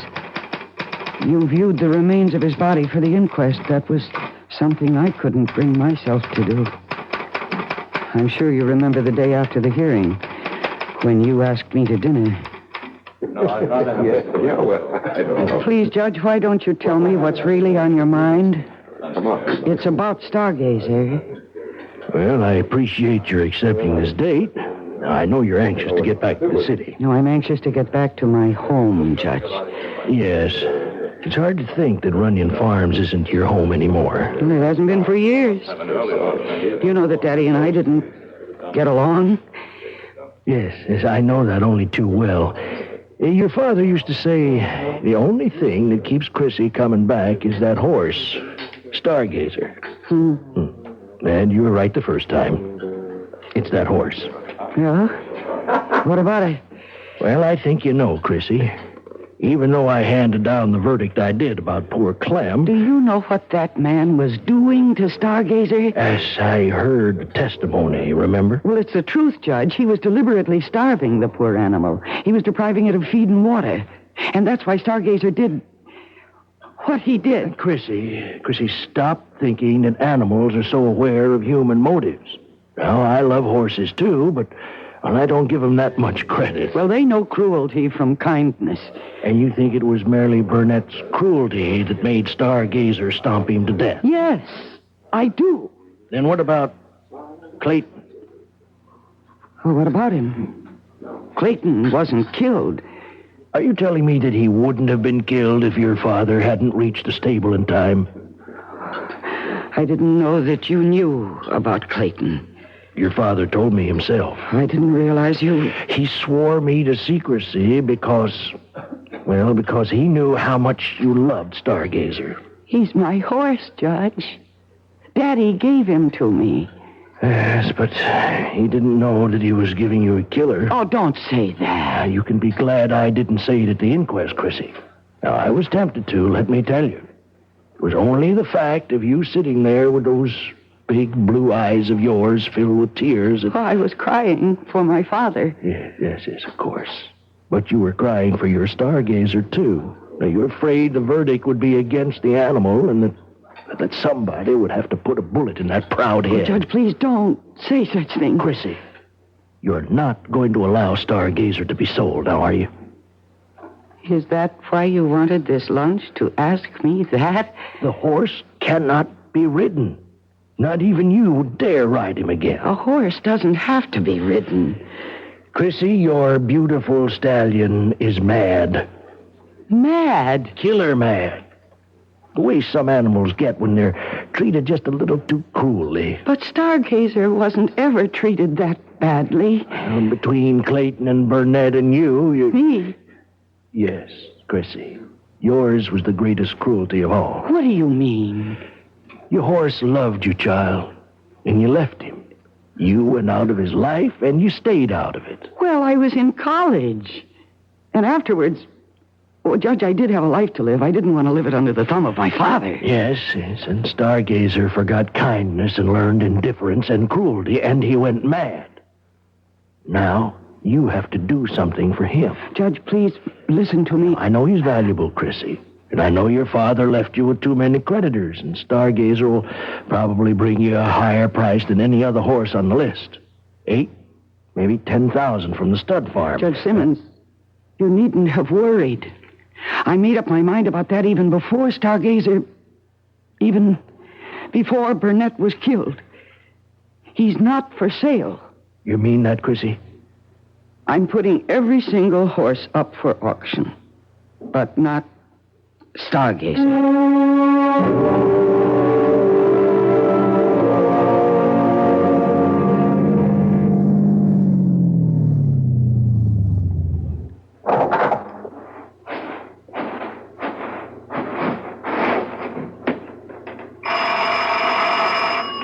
Just a moment. Good morning. Oh. Hello. You remember me, don't you? Alan Carlin from Wildbrook Farm? Yes, of course. I remember you, Mr. Carlin. Why, I thought you might have forgotten me. It's been a couple of years since we've seen each other, Miss Runyon. I remember you. In fact, I saw you at the auction. Well, I'm flattered that you noticed me. You bought 3 of my father's horses. Yes, I bought 3. I meant to buy 4. Listen, do you mind if I come in? Oh, please do. I was really shocked when I heard he died. He wasn't a youngster, of course, but just the same. Well, my father was 71. Yeah, but I always figured he was younger, seeing as how he had such a young daughter. But I know it took Will a long time to get around to marrying. He was practically 40 by then, wasn't he? But then, that's how your father was, always putting things off. Including paying his bills, huh? Is that why you're here, perhaps? I beg your pardon. No, I know that you are on my father's list of creditors. Oh, but that's not the reason I came to see you. You see, I bought 3 horses at your auction, but I meant to buy 4. The only reason I didn't was because the horse I really wanted wasn't for sale. Huh. You mean Stargazer? Well, I suppose you think I believe those rumors about the animal? Well, I don't. I've been around horses all my life. A good thoroughbred doesn't go crazy overnight. So any compunction you might have about selling him... You're mistaken. Stargazer was kept out of the auction at my request. He's my horse, and I don't want him sold.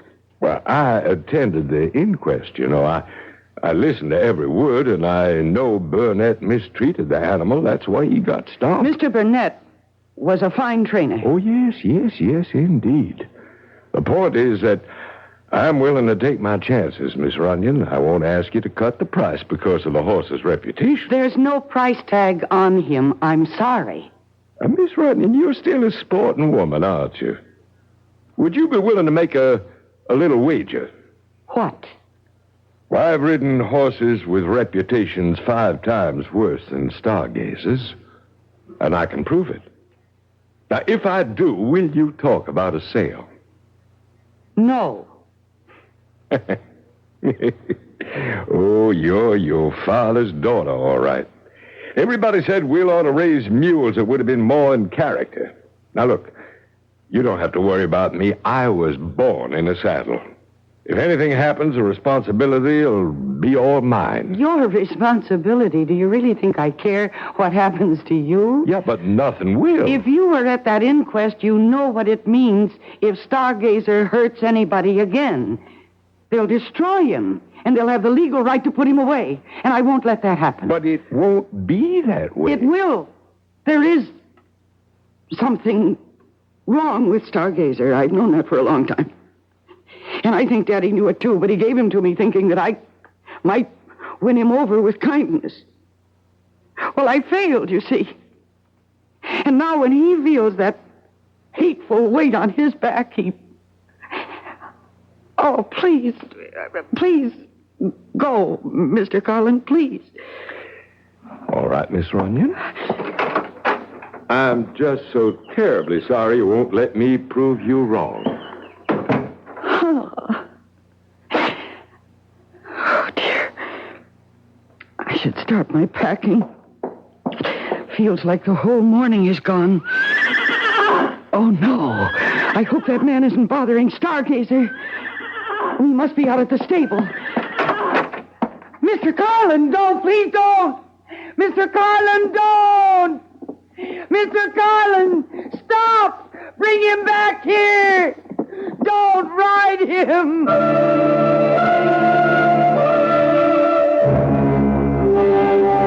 And so Mr. Alan Carlin, horse fancier, has taken a fancy to a killer horse. But Mr. Carlin won't admit he can't win Stargazer's heart and perhaps win Stargazer himself. We'll find out what becomes of both of them when I return shortly with Act 2.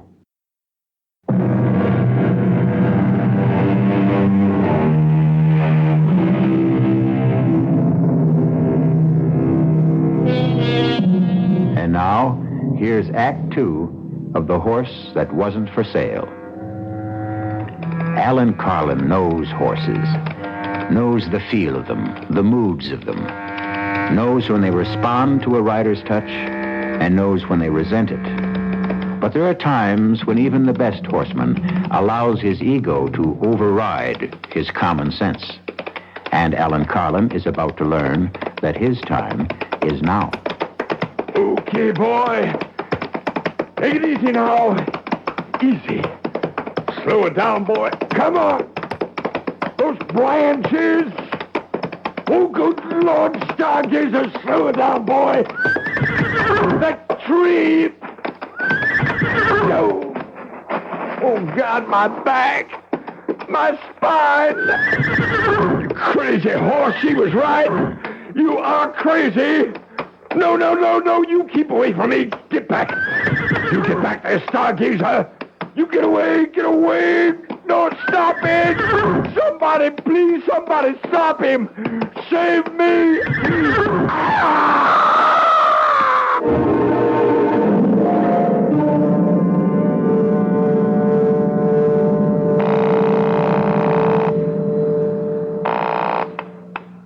Police department. Hello. I want to report a missing animal. A horse. Who is this, please? My name is Runyon, Christine Runyon. Oh, yes, Miss Runyon. This is Sergeant Beggs. Oh, Sergeant, one of my horses was removed from... he ran away. Oh? I thought all your animals were auctioned off, Miss Runyon. No, there's one that wasn't sold. His name is... listen, maybe he's still around the farm somewhere. Maybe I better just go out and look for him. Well, if you want to give me a description of the animal... No, it's all right. I just lost my head for a minute. I'm sure he's around the property somewhere, and I'll find him. Don't worry. Whatever you say, miss. I'm sorry to have troubled you. Goodbye.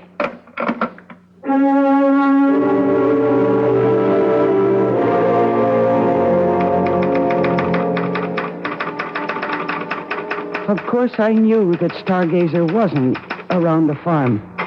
I knew where Stargazer was.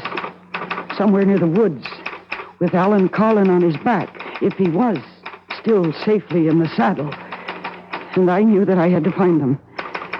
I saw Carlin's automobile parked outside, and I decided to take it instead of my own, so that I could send Mr. Carlin back where he belonged.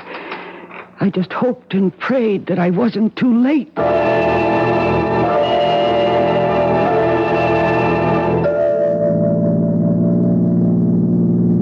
I hated driving. All my life I preferred a saddle to a driver's seat. But I drove Alan Carlin's car like a reckless idiot, taking every curve as if it was a race course. Stargazer must have been traveling swiftly, because there was still no sign of them when the road ended and became a forest trail. Only a horse could travel that pathway. So I stopped the car. I wasn't afraid of the forest. I'd spent half my life on a trail that led into the deepest parts of it. But now for the first time I felt afraid of it. Afraid of what it might conceal. And then I heard a sound that froze me in my tracks. Stargazer! Stargazer, where are you? Stargazer! Mr. Carlin! Oh, thank heavens you're all right, Stargazer. You are. Oh, dear God. No! Mr. Carlin, he's been thrown. Oh, I warned you not to do this. He just won't be ridden. Nobody can ride Stargazer, not even me. You're lucky you weren't... Oh, no. Oh, no, his head. Oh, no. You killed him. He's dead. He's trampled to death. Oh, dear God. How could you let this happen? It isn't right. It isn't right. No, Stargazer. I'm not angry. Not with you. My poor animal. No, it's his fault. It's all his fault. Oh, damn you, Carlin. Why did you make this happen? Why? No, don't worry. Don't worry, Stargazer. I'm not going to let anything happen to you. That wouldn't be fair. It just wouldn't be. Only what can I do? They'll find out. Somebody will find out. I looked at Carlin's dead body. And I thought, what if I simply left it there? Just left it to yesterday's dead leaves and this year's snow. By the time they found him, Stargazer would be safe with me in Washington. But then I realized that would never work. They'd see the hoof marks on his face. They'd know. That policeman I called would remember, and they'd come for Stargazer, and they'd put a bullet in his head. No, I couldn't leave Alan Carlin there. Not with the story of his death so clearly marked on his face and his body. Or maybe there was something else I could do. What if I obscured the story of that death? What if I just obliterated it? Yes, that was my answer. Alan Carlin's automobile was only 100 yards away. If I could get him there, I bent down and put my hands under his arms, and I tried to lift him. He was so heavy. Dead weight. How could I drag him to the car? No, it was impossible. I could only move him a few inches along the ground. The slippery leaves beneath his body helped a little, but I just didn't have the strength. And then Stargazer gave me the answer. If I could manage to secure the body to his harness, if I could attach it somehow to the reins, or even to the stirrup. Oh, it was horrible, I knew that. But the thought of what might happen to Stargazer was even more horrible, more unbearable. And finally, I managed it.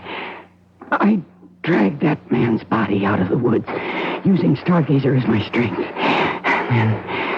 And I put Alan Carlin into his own automobile. And I started the engine. There was only one logical place to take him. It was the canyon road, of course.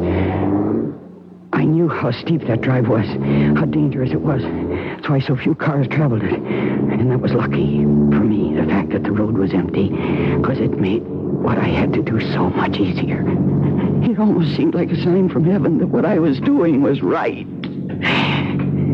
And then, at the beginning of a steep grade, I stopped the car. And I looked at the edge of the precipice.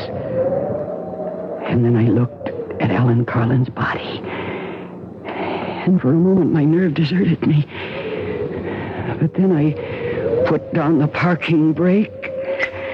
I shifted the car into drive. And I got out. And I reached below the dashboard and released the handbrake. And for a moment, I thought I'd have to push the car to start it sliding down the grade toward the edge. But then gravity became my confederate, and the car began to move of its own accord. The door slammed shut as the wind caught it, and with gathering momentum, it headed straight for the guardrail, straight for the canyon below. And the guardrail gave way, and the car and the man and the whole horrible problem went over the edge. And when it struck the bottom, the impact was so shattering, I knew that Stargazer could never possibly be implicated in that man's death. Then I made the long walk back to the woods, back to my horse, to my old friend, who stood patiently tethered, waiting for me, trusting in me.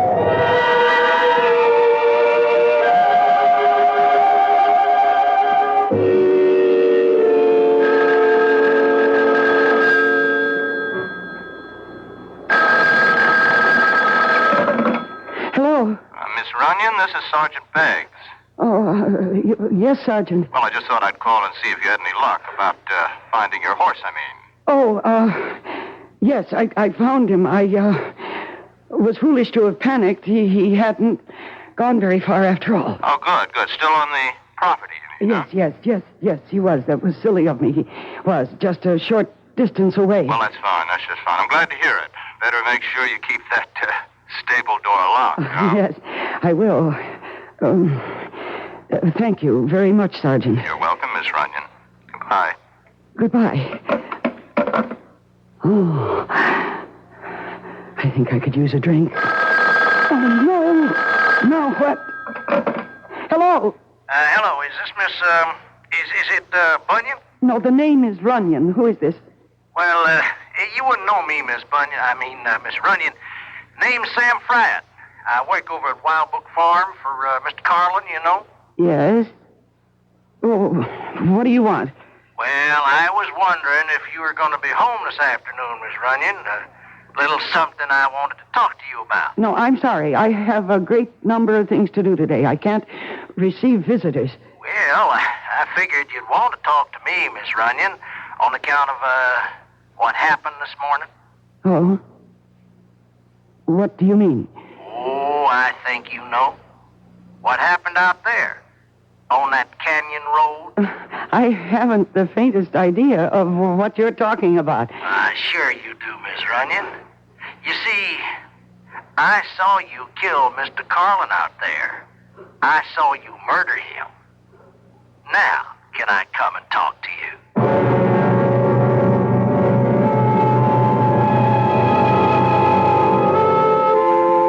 There's a famous old saying that we've all become familiar with lately. Oh, what a tangled web we weave when first we practice to deceive. At the moment, it looks as if Chrissy Runyon has woven herself a tangled web, and one in which she herself seems to be caught. But we'll learn exactly how tangled her affairs are when we return shortly with Act 3. This is WBBM Chicago.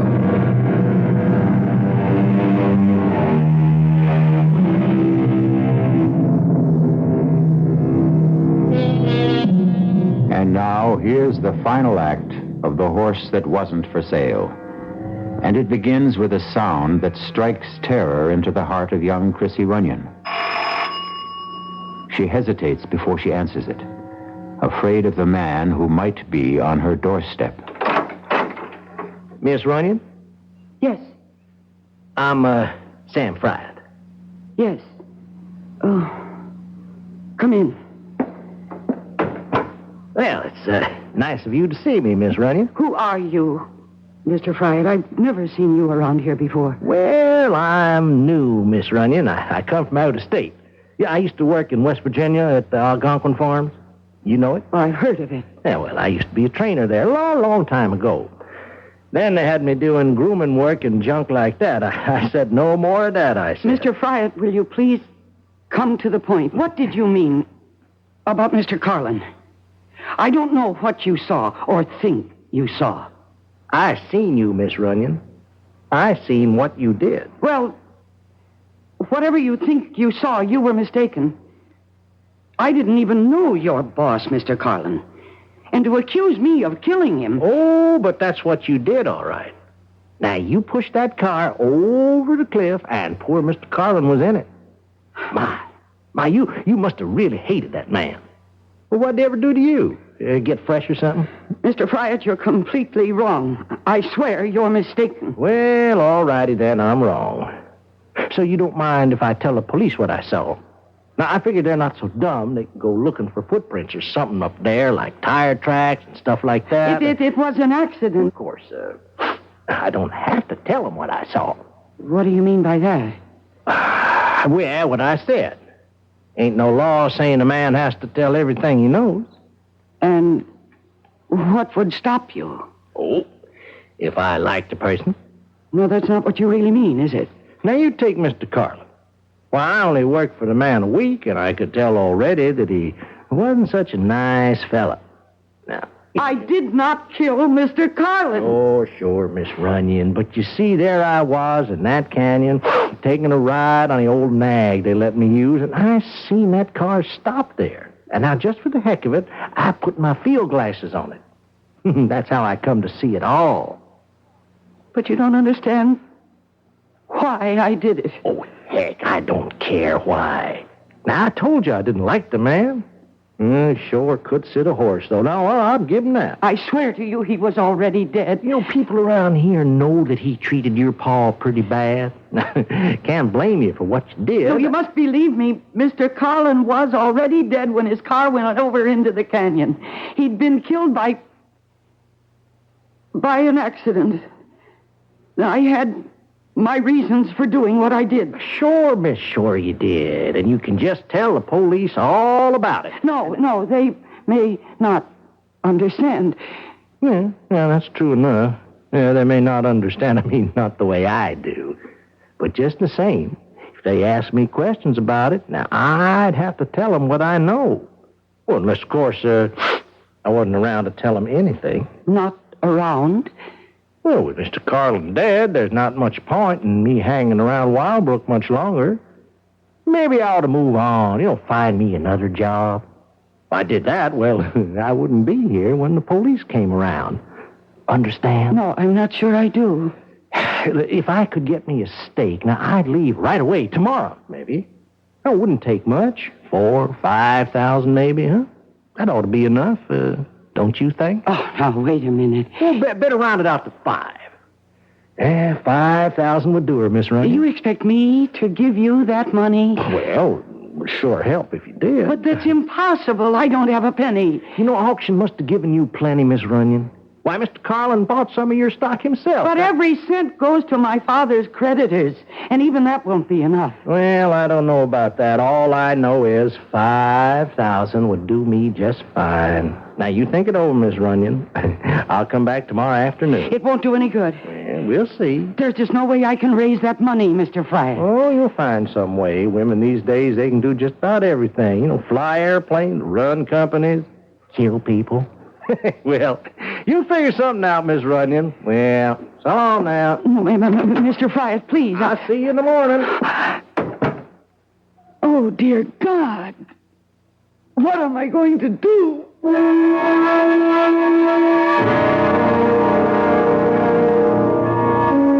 now, here's news on the local scene. The body of horseman Alan Winslow Carlin has been found in the ravine below Canyon Road. Carlin, the victim of an auto crash that completely demolished his vehicle, had to be identified positively through examination of his dental records due to the condition of the body. An investigation by the State Highway Patrol is underway. Yes. Miss Runyon, my name is Sergeant Beggs. We spoke on the phone earlier today. Oh, yes, Sergeant. Could I please come in? Well, if you're still worried about my horse, I told you that I did find him again. Oh, yes, miss, I know. Well, then, what's the trouble?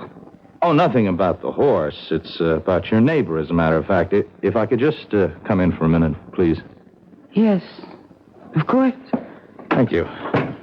I don't know if you know the gentleman. Name of Carlin? Oh, yes, I know who he is. Wildbrook Farm. Yes, that's him. Matter of fact, I understand he bought some of your horses at the auction last week. Yes, he did, but I didn't handle the transaction myself. The auctioneer did all of that. Yes, I understand. Well, then, what was it you wanted to ask me? You haven't been back home for some time, have you? It's close to 2 years.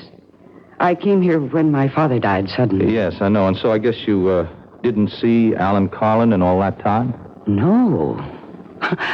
Why in the world should I? Oh? I was just asking. Oh, Sergeant, I think you'd better tell me what this is all about. Well, I've got something to tell you about Mr. Carlin. He's dead. He died in an auto crash this morning. Yes. I just heard that on the news. Oh, I see. Well, it was pretty bad. He was halfway up the Canyon Road, heading for the Leap. You know where the Leap is? Sergeant, I was born and raised in this part of the country. Oh, yes, of course. Excuse me. Anyway, he went out driving that way, and he must have skidded or something.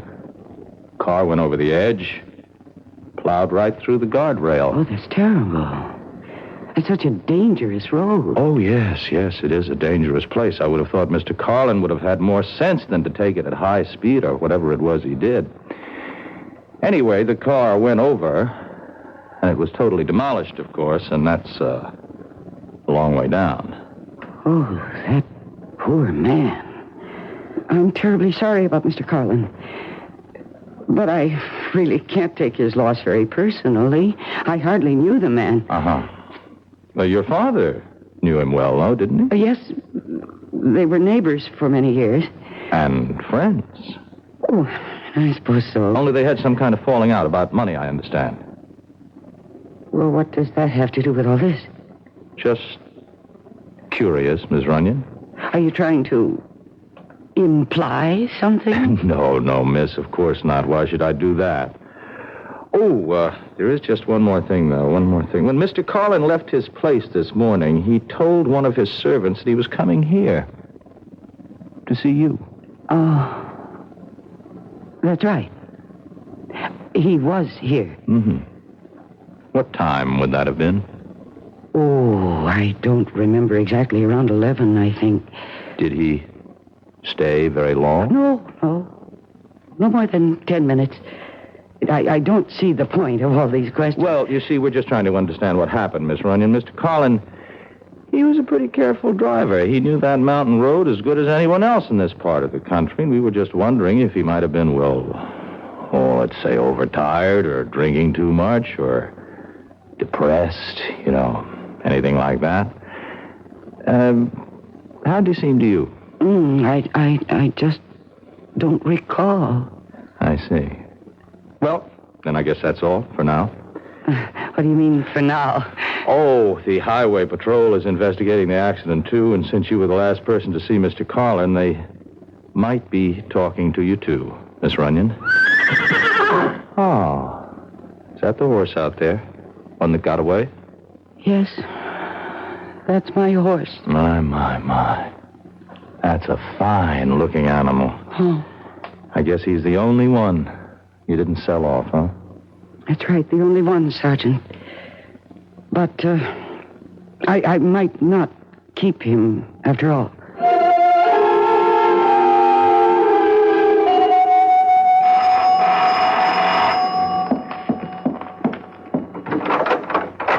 Well, hello, Miss Runyon. Hello, Mr. Fryer.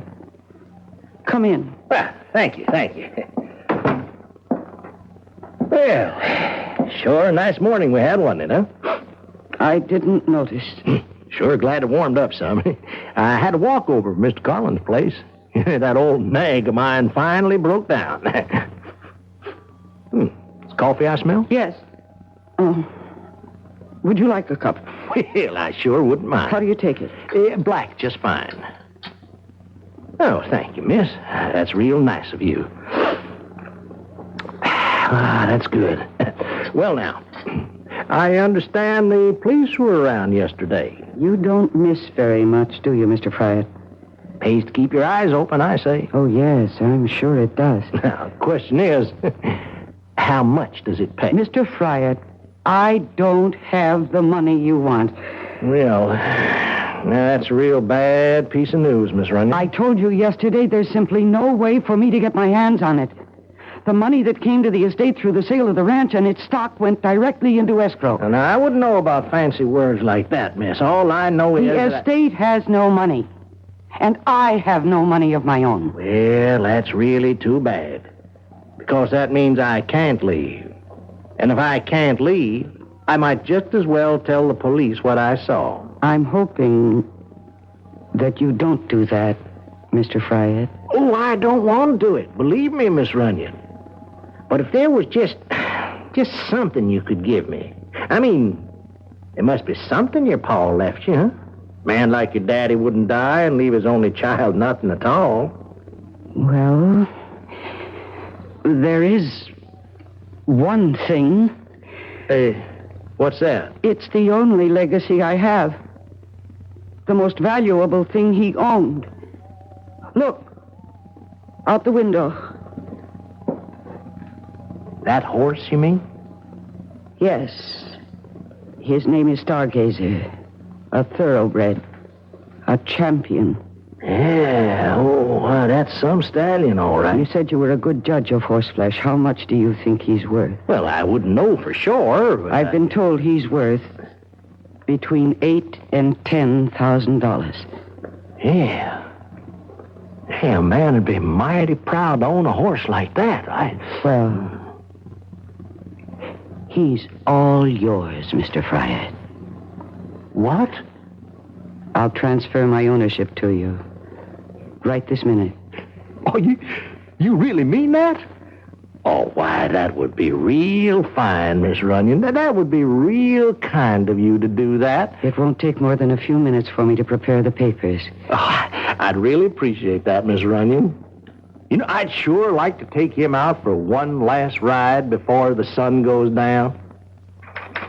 And, of course, that's just what happened, Judge Simmons. Sam Fryatt took Stargazer out for his very last ride.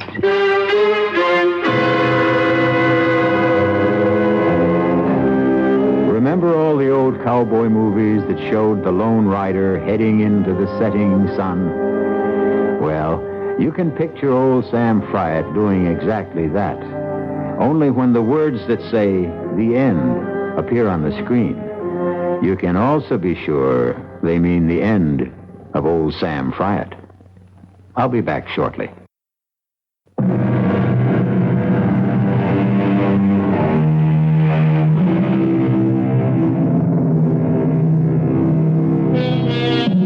We hope you enjoyed this radio mystery story. We hope you're enjoying the magic of radio itself. Magic which produces the most gigantic stage of all. A stage large enough for one galloping horse or an entire herd of galloping horses. This is E.G. Marshall asking you to tune in. Will someone please head those horses off at the pass? Our cast included Mercedes McCambridge, Arnold Moss, William Redfield, and Earl Hammond. The entire production was under the direction of Hyman Brown. Now, a preview of our next tale. He'll never be satisfied. We got him out of the country. What's to keep him from coming back when he's broke or even threatening us from abroad? I gave him $1,000 in cash only a few days ago. When he was picked up in the bar, he had only about $270-some left. In a matter of 2 days, he'd squandered over $700. But if he were made to understand that the sum agreed on was all he was going to get. Can't I make you understand? We're not dealing with a rational, honest man. He'll agree to anything. When his money runs out or he decides he wants more, he'll be right back. What can you do? There are only 2 things one can do about a blackmailer. Keep on paying and paying forever. And the other? And the other? Kill him. Radio Mystery Theater was sponsored in part by the Kellogg Company, makers of Kellogg's Special K cereal. This is E.G. Marshall inviting you to return to our Mystery Theater for another adventure in the macabre. Until next time, pleasant dreams.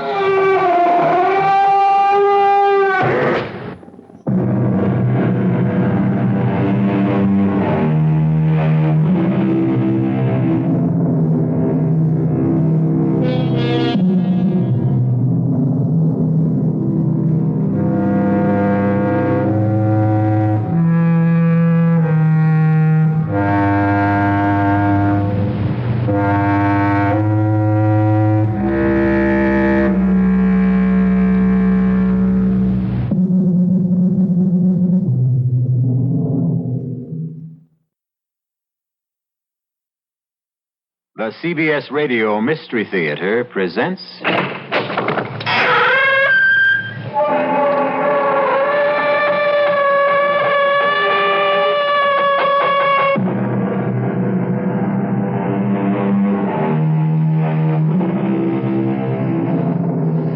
Come in.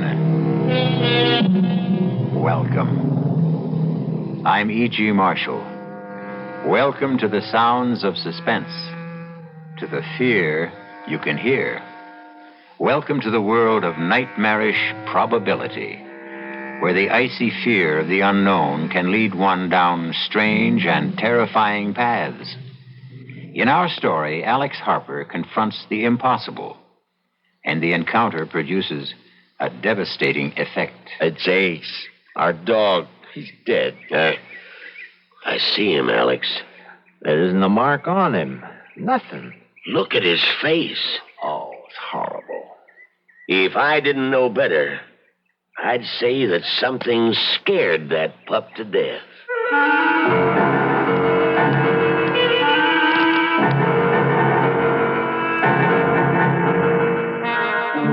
Our mystery drama, The Edge of Death, was written especially for the Mystery Theater by Saul Panitz and stars Patrick O'Neill. It is sponsored in part by Anheuser-Busch Incorporated, brewers of Budweiser, and by the Kellogg Company, makers of Kellogg's Special K cereal. I'll be back shortly with Act One. When you drink beer, do you tilt the glass for long, hearty swallows? Or just tip it and sip it? Well, sipping's the thing for wine. But Budweiser beer is a hearty drink, brewed for zest and character. The best way to enjoy Bud is to drink it.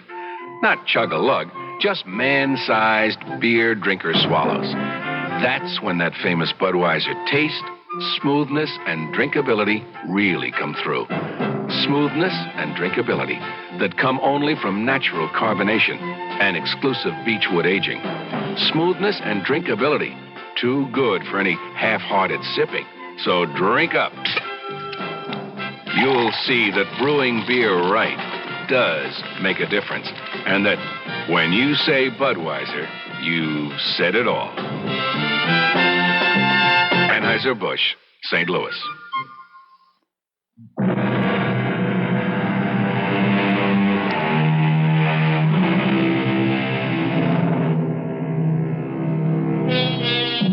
Meet Alex Harper, farmer. Right now, his left arm is in a sling, heavily bandaged to protect the more than 20 stitches. Just a small accident on his tractor. First time in his 28 years as a farmer that he'd ever suffered more than a slight sprain or a minor bruise. It is a late August morning, an unreal sky, so blue it almost hurts the eyes to look at it. Even now, there is a promise that the cool dampness of the morning will soon yield to the stifling heat of the prairie sun. No matter what you say, I still don't think I ought to leave you alone. Who said I'm alone? You hear what Judy said, huh, Ace? Can't you be serious for a second? Only because I think you should go. Now, we've been over this a dozen times. If something was to happen, I'd never forgive myself. Oh, what if the sky fell down, Chicken Little? Well, your arm. It hurts, doesn't it? Did I say so? Oh, whenever you get this way, sarcastic, you're covering up. You can't fool me. Take another pill. Another one, and I'll be going around like a zombie. All right, I'll ask Doc Stevenson if he can give you something else. But I don't want something else. Now, you go on, get your annual checkup, do a little shopping if you like. But I still think I ought to be here. After last night. Oh, boy, last night again. I am not a hysterical woman. I didn't say you were. Well, you thought so. Well, you get me up out of a sound sleep and insist that there are lights and noises. I know. I heard something last night. It wasn't a rabbit or a deer. There was a flashing light. I'm not an idiot, and I haven't got that good imagination to make it all up. And now I'll go.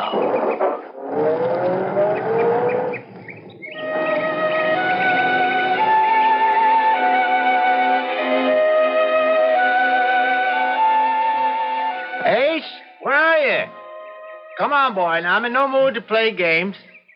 All right, I'm going back to the house. Oh, behind the barn, eh?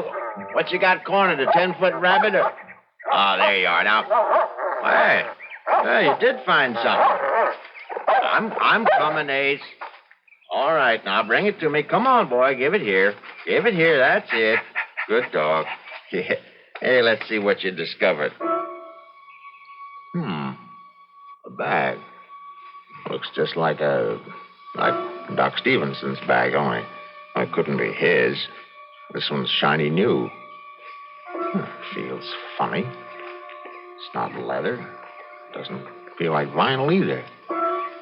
How the deuce can anyone possibly use this? No lock, no zipper, no buckle. No way to open this case. It's a gag. I'll bet that some of those college kids from town, sure, that's it. Judy did hear some sounds last night. The kids. And they left this stupid bag. Of course, Ace. Now, you'll get full credit. Yes, sir, boy. I'll tell Judy you found it. All right, come on. Let's go back to the house. Come on.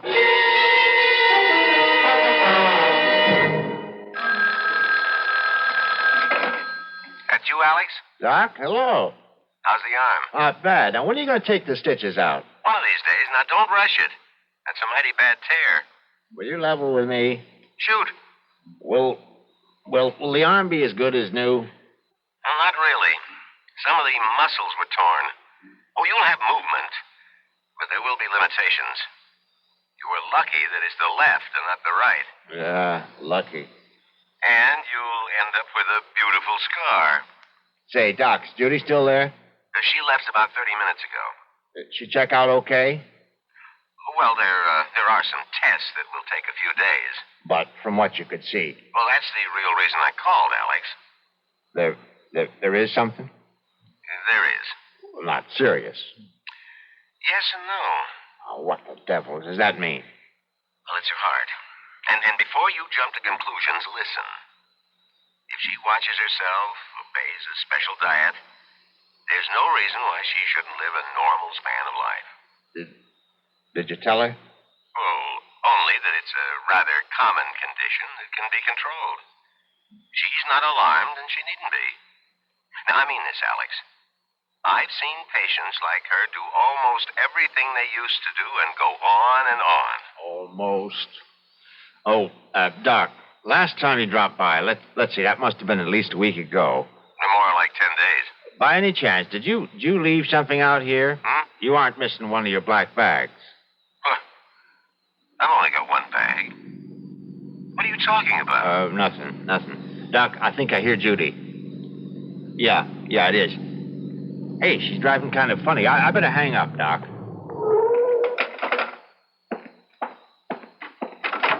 Oh, Alex!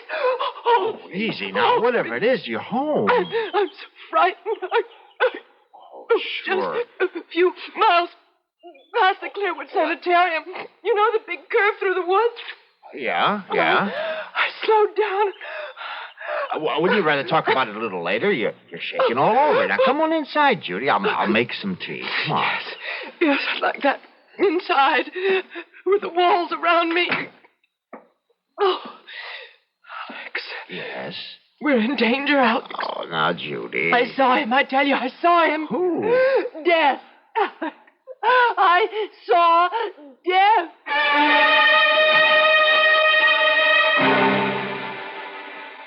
You feel better now? Yes. Look, I can hold my hands out and they don't shake anymore. Now, maybe I ought to call the doc anyway. I guess you must think Oh, Alex. I was maybe a minute or so past the railroad bridge when I heard this thing. What thing? It was on the news about a patient at Clearwood escaping. And please notify if you see him and telephone number and all. Any description? Well, all I can remember was something about his being dressed all in black. Nothing more. Hear that? What? Siren? Police siren? Well, it could be a fire truck. Oh, yes, I suppose so. You've heard sirens before. Yes, I know, but... I know, but they're searching for him. I still don't know who him is, except he's one of those mental cases from Clearwood. Well, he was just standing by the side of the road. But first I could barely see him in the shadows, dressed in black as he was. Well, what'd he do? Nothing. Just stood there, looking. Didn't threaten you? And then he said something. It was like, I want to communicate with you. Yes, I think that was it. And you got out of there fast. Did he shout? No. His voice was soft and mild. And he said communicate? You sure he used that word? Communicate, yes. It's a queer word to use, don't you think? I mean, most people would say talk. I want to talk with you. Communicate. I mean, I know what I heard. I looked up when I heard him, and by now he was in the sunlight, and I could see him clearly, just a few feet away. Alex, he had no face. Now, Judy. I know what I saw. There was no face. I'm not hysterical, and I saw him. Now, if you say so. Oh, why don't you believe me? Because I can't conceive of anyone without a face, that's why. Now, all right, let's start from the beginning. Did you see his eyes? No. Was he wearing a hat? Yes, a black one. Well, I could throw a shadow over his eyes so you couldn't see them. It's possible. Well, it has to be. How the devil could anyone? He could have been in an accident, surgery. But how would he... All right, let's go on. Now, what about his nose? No, I didn't see any. Could be the hat again. Mouth? His mouth, Judy. You see, if the sun was hitting over his shoulder, then there'd be a shadow from his hat. In that case, the mystery's over. You're trying to make me feel like a fool. I don't care what you or anyone else thinks, but I saw a man with no face. So you can know what you can do with your theory about the sun and the shadows. I don't know about flying saucers, and I don't take pills, and I don't smoke pot or whatever they call it. And I'm not crazy in imagining things. For your information, Alex, my eyes are still 20/20, and they saw, oh, God help me, a man without a face.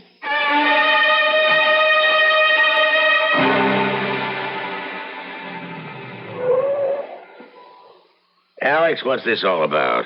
I mean, meeting you down the road instead of at your house. I didn't want Judy to worry, Ben. Well, I'm a police officer, not one of those secret agents you see in the movies. Ben, She says she saw the patient from Clearwood. Is that why you got me out here like this? He escaped. You make it sound like he's Jack the Ripper. Because he's from Clearwood, you got the idea he's a raving homicidal maniac. Oh, sure. All they've got out there are a bunch of lovable folks who are just a little mixed up. You're really upset. Never seen you like this. I guess I didn't know how much until right now. Judy ran into him on that big curve near Clearwood. She wasn't the only one. We've had calls from all over. Funny, you get sober citizens see him at the same time, and miles apart, and dressed different. Happens every time. Take a hot day, mix in a little imagination. Now, this was real. Of course it was. And Judy's not, well, she's not the type. Now, take my word for it, Alex. Every time something like this happens... Naturally, they're doing something about it, like cruising the highways, enjoying the scenery. I'll give him credit for enough brains to hide out. Oh, I suppose you want police officers out in the field? That's where they ought to be. Sure. We'll hire a couple of hundred extra. Won't that make the taxpayers jump for joy? Come here. What for? Now, come here. I won't bite. I want you to hear this. This is 5. This is 5. Receiving 5. That you, Ben? Over. Look up something for me, will you? Over. Go ahead. Over. How many identifications we got on the Clearwood thing? Give me a second. Here it is. Ben, we got 12 so far. Over. Hear that, Alex? 12. Everyone's a positive, too. Point blank range. Over. What's the spread? Over. This'll kill you. Nearest one is 2 miles. Longest is over 30. Over. See, Alex? Everybody sees what he wants to see. You still with me? Over. Yeah, right here. Over. Something you might be interested in. Over. Standing by. One of the boys here says it must be some kind of he calls it mass hysteria or something. About half the idents claim this guy is nothing like anything you or me ever seen. Like how? Get to it, will you? Well, they say they had a close look and that he ain't got a face like you and me.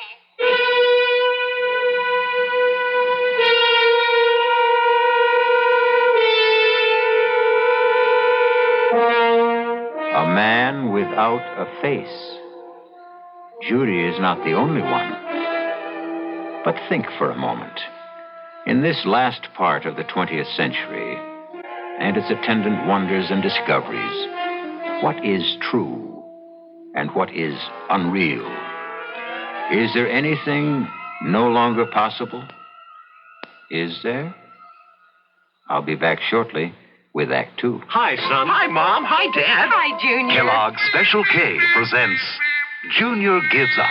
Junior, why aren't you eating your Special K? It's your favorite cereal. Oh, just 'cause. Just 'cause why, honey? Just 'cause Darla said some evil things about it. That's just 'cause why. Hi, Mom. Hi, Dad. Hi, Darla. Hi, sis. Hi, Junior. Darla, what did you tell Junior about his Special K? Daddy, all I told him was that Special K is good for us. Yeah, and anything that's good for me never seems to taste good. But, Junior, you already know that Special K tastes good. Who do I believe? Darla or my taste buds? What's that, son? Oh, nothing, Dad. Son, Special K is America's favorite high-protein cereal. It's got minerals, vitamins, iron, and all those good, nutritious things. But it got to be so popular over the years because it tastes good, too. You mean it's good for me and tastes good, too? Right, son. Right, Dad. Right, Junior. Right, Mom. Right. Right, indeed. Start your balanced breakfast with Kellogg's Special K. It's nutritious and delicious. Right, Dad.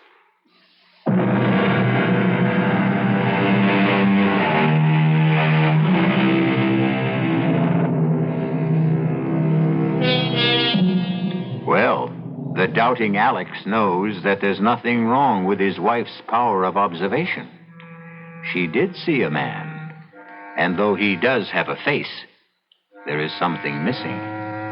A mouth. Result of an accident? Or is he a mutation? A gruesome congenital result? Or perhaps from out of this world? Let's join Alex and see if we can find out. This is Alex Harper calling. Could you connect me with the director of the sanitarium, please? Richards here. I'm sorry to bother you, Doctor. I'm Alex Harper. I have a place on Route 36, about 8 miles from you. Well, of course. I've passed by there quite often. What can I do for you, Mr. Harper? Doctor, I hope you won't laugh or anything, but I have a couple of questions about this fellow who broke out of your place. Michael. That's his name? Michael? Michael what? Well, now, we have no full identification. He gave us only his first name. But he was a patient at Clearwood, wasn't he? In a sense. Was he or wasn't he? Well, only for one day. You see, Michael is a rather unique case. Most unique. In all my years, I've never seen anything like him. Look, I have to speak low because I don't want my wife to hear. She's in the kitchen, and she's plenty upset already about your Michael. Well, she's seen him? Where? Have you notified the police? Well, I thought I'd speak to you first. She saw him, and from what she says, she's either crazy or hysterical. And I can tell you she's not either one of them. Well, Michael is, well, he's different. Different? That what you call a guy without a face? Without a... Oh, no. He has features. The eyes, nose, and the rest of it? Well, of course. Then my wife, she didn't see what she says she saw? No, I haven't said anything like that, Mr. Harper. What I was referring to was his appearance, not his powers of reasoning or social behavior, because, quite frankly, he didn't talk to us. Outside of his name, we couldn't establish contact with him at all. Well, what about his, as you call it, appearance? Michael has no mouth. From what we can tell, he was born without a mouth. We don't know how he communicates, or if he does at all, or how he manages to ingest food. Truth is, he wrote his name on a scrap of paper. You see, Michael may be something quite new to our world, Mr. Harper. Perhaps one of a kind. Maybe he's, what's the word I'm hunting for? Mutation? Yeah, that's it.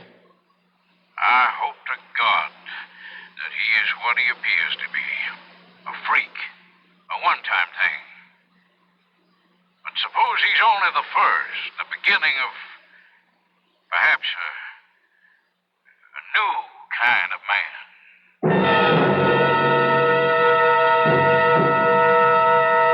Alex? Be right in. Uh-oh. What were you... Oh, no. Oh, it's only an old ashtray. No big loss. How'd that happen? I got up when you called, and this case was on my lap, and it fell off. Well, you'll pick up the pieces, won't you? I've got something cooking. Sure. Hey, it's open. Judy, the bag is open. What's open? Oh, well, never mind. Well, what do you know? Hey, will you look at this? Now, Alex, you want me to ruin supper? Well, it's almost like a miracle. You see, Ace found this bag, and I couldn't figure out a way to open it. It looks just like the kind of bag Doc Stevenson carries. You don't have to be an engineer to open one of those. Oh, yeah? Well, this one has no lock or no nothing. And when I just dropped it and broke the ashtray, it opened up. Look what's in it. Let me see this eighth wonder. All these bottles. Yeah, that's strange. Hmm? Doesn't feel like glass. Plastic. Mm-mm. Not plastic either. I never felt anything like this. Oh, what's the difference? Say, here's one that says cardiac arrest. And this one's cerebral occlusion and lymphoid carcinoma? Angina pectoris and respiratory carcinoma. Spinal sarcoma. And this one at the end, tuberculosis. Alex, what is all this? What are these pills? Well, how should I know, except that they're important. Here's one that's different. For cuts, bruises, and dermatological eruptions. Looks like talcum powder. It obviously belongs to a doctor. But what a doctor. What does that mean? Have you ever heard of a doctor who has a bag full of pills that cures heart disease and cancers, not to speak of stroke? The worst plagues of mankind, and here in our hands are the answers to what science has been searching for? Cures? Those pills aren't cures. Who ever heard of a pill curing cancer, heart disease, or stroke? Well, why not? Think a moment. Look at this bag, Judy. Never seen anything like it in your life. I tell you, I don't understand it. I don't know where it came from, but it's like nothing on this earth. And these pills, now go on and laugh if you want to. But I know they can do what their labels say. Now, I can't prove it, but I know. All right, dear. If you want to think that, you go right on. I've got dinner to make. Now, don't patronize me. Alex, aren't you carrying this a little too far? You don't seem to realize what we have here. And you do. Those things could be dangerous for all you know. Oh, my God. Now, how can I prove? Whoa. Wait, there is a way. And right now, here, help me. Here. No, don't, Alex. All right, then I'll get these bandages off Please, myself. Now, I'm begging you. Now, the doctor said that... It's kind of awkward. Now, get scissors and cut some of this away. Now, get it. I won't be part of this stupidity. Now, you've lost your mind. Are you going to help me or not? Now, once I get the bandages off, I'm only going to put some of that powder on the stitches and on the skin where it's so red. That's all. A little powder. Oh, now, what can happen? What? Honey, don't you realize what this is all about? If this should work, and it will, you'll see, then those pills for cancer and heart... See now? Alex, these things happen in stories, but not... It's for you. You'd be well. Don't you understand? When Doc told me what he'd found, that you had a heart condition, But he assured me it was nothing to worry about. Oh, the old bedside manner. He wanted to break it to you easily. Did he tell you that it was... No, I can't say that, but how can heart disease be anything but serious? So when somehow the bag opened and I saw what was inside, I couldn't think of anything but that you could be cured just like that. Oh, honey, I love you. Oh, Alex, I guess it's all right. Where are they? Here they are. That's better. Now, careful now. You don't want to cut those stitches. Good. That's fine. Oh, the skin is so red. Sorry, looking mess, I know. Now, please, give me that bottle of powder or whatever it is. Alex. Please. Here. The bottle is warm. Well, it's a hot day. Oh, it feels as though it's generating the heat itself. Isn't that wild? Judy, will you do the honors? Just shake some all over. All right. That should do it. A little more. It's all covered. That ought to do it. Feel anything? Not yet. How long do you think it'll take? That is, if it... Well, it hasn't even been 30 seconds. I suppose it'll take a little time, though.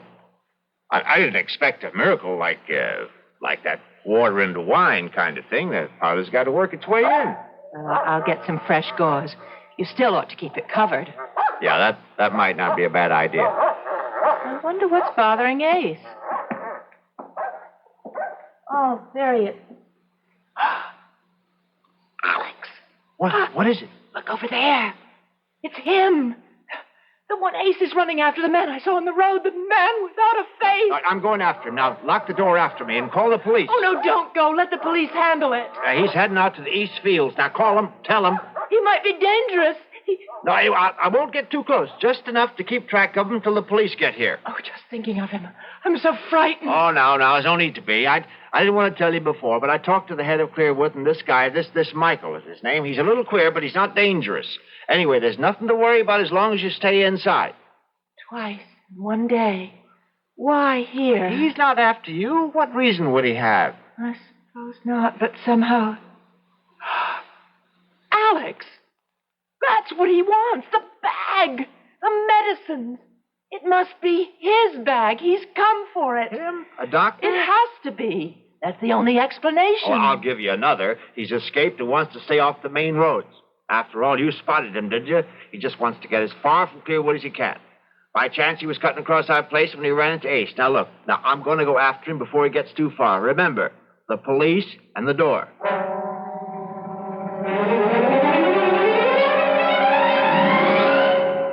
Now, don't get your dander up, Alex. We've known each other too long for that. Now, you just show me again where you saw this feller last. Ben, I know that a good cop ought to be skeptical, but by God, I saw him run under that tree, then up and over that fence. Now, why would I lie? I don't mean to make out that you did any such thing. It's just so darn queer. Huh? Well, look for yourself. Look at what? That's it. Nothing to see. Oh, come on now. Let's stop this rustic routine. No footprints. Prints? Feel the ground. Soft, isn't it? So it's soft. Then where are the prints? You say he was running? Yeah, with Ace right behind him. A man running puts down a mighty heavy print. Heavier than if he was walking. He could have gone across these rocks? Could have. But nobody could jump from rock to rock. Why, it must be 20 feet between them. Yeah. Unless he can fly. Must be clear out of the county by now. Now, how do you come to that conclusion? Ace. That's why. If we were anywhere near that there Michael, we'd be hearing Ace. You know he's always been a noisy dog. Well, he could have lost interest and run off after a rabbit or a woodchuck. Yeah, maybe. Something right over there, Alex. To your right. Grass is too tall. I can't see a thing. Something black. This side of that thorn bush. I see it. He's wearing black. Everything black. Yeah. Come on out. Stand up. Now, I'm telling you for the last time. Put up your hands and come out. Now, I'm going to fire a shot in the air, and if that doesn't fetch you, I'll put the next one into you. Ben, I don't think he's coming out. You won't shoot, will you? Just you watch. But he isn't armed. How do you know that? Well, if he was, he could have cut you down. Standing up, you'd make a beautiful target. You got something there. I'm going in. I got an idea. He's so scared he can't move. Now, don't be stupid. Come back. Oh, my God. Of all the stupid things... Oh, it's Ace. Our dog. He's dead.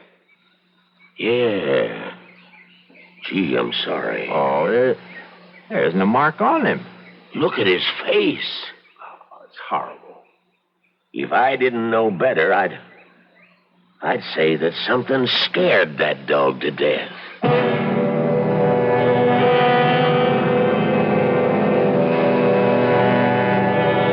There is no medicine for fear. The icy chill that reaches out with frigid fingers to clutch the heart.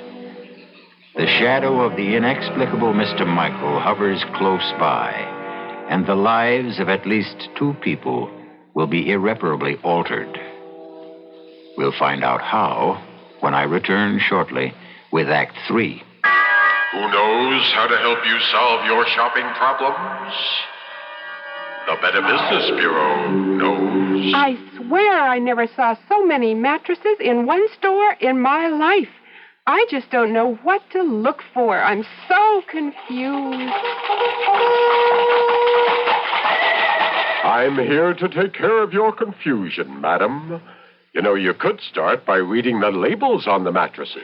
Oh, sir, who are you? I'm the man from the Better Business Bureau. You know, by law, every mattress must carry a label listing the materials used in the mattress. And don't forget, madam, that there's a new law that all mattresses must now be flame-resistant. Oh, thank you, sir. And be sure to read the guarantee and find out what it covers and for how long. Just another consumer tip from your Better Business Bureau.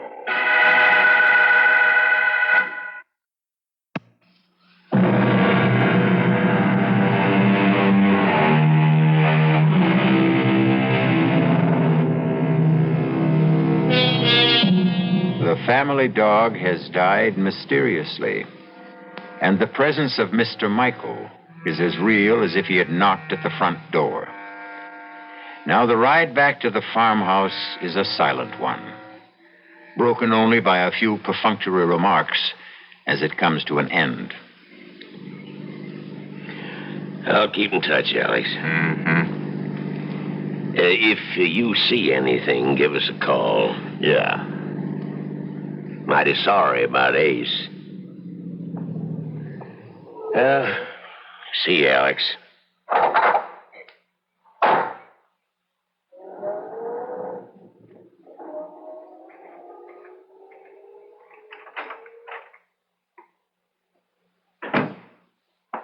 You okay?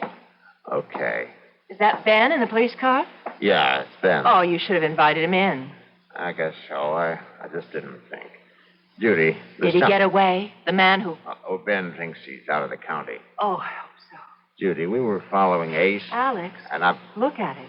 It's the miracle you were talking met about. Ben and we were over in the Call the North doctor. Field. He'll drop everything and come out when you tell him. And I was the one who didn't believe. I don't understand you. I thought you'd be jumping up and down because what you said would happen did.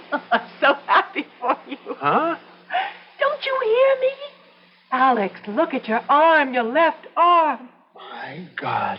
My God in heaven. I didn't believe it. Oh, what an idiot I was. Talcum powder. You want to know the truth? I thought you'd flipped. I mean, absolutely over the deep end. Telling me to shake powder on. Hey, I'm moving it. You see? Like it was before the accident. It's like a young arm. It's brand new. Yahoo! No more pain. No more stitches. No more pain. Couldn't believe it. He won't believe it. Oh, Doc Stevenson, boo. Boo on all doctors. Here. Hey, what do they know anyway? You'll never have full use of that arm. However, if you followed my advice, you'll think I borrowed another arm. Look, not a single scar. Looks like the skin was never even scratched. Oh, it's so wonderful. Oh, and I love you. You won't be angry with me. How could I be? And why should I be? The doctor's bag, the one Ace found, Yeah, the bag. Where is it? I have it. Well, get it. Now that we have proof. Judy, you're going to be as good as new. The proper pill and no more heart condition. Hear that, world? Listen, oh, gracious universe. Well, it's on the desk. Well, what are we waiting for? Alex. Look, if it works like the powder, we'll stand them all on their collective ears. Judy, the bag is locked again. I was so full of doubts. When you left, I looked at the bag and... Oh, Alex, to me it was the embodiment of everything evil. And I wanted to destroy it, so I picked it up and somehow I pushed the flap down. Well, now I can't tell where one part fits into another. See, I can't find a seam anywhere. Well, I think it was just about here. Try there. No, that's no use. I'll drop it on the floor, maybe like last time. Still in one piece. I'll try again. No use. Oh, forgive me. Right now, we got to figure out a way to get the bag open so we can get you a heart pill. Alex, you have an electric drill. I can try. I'll take it out to my workbench in the barn. Well, why not wait until morning? It's getting dark now. No time like the present. Now, give me a shout when dinner's ready. If I'm lucky, I may be back before then. I'll get this thing open if I have to use dynamite.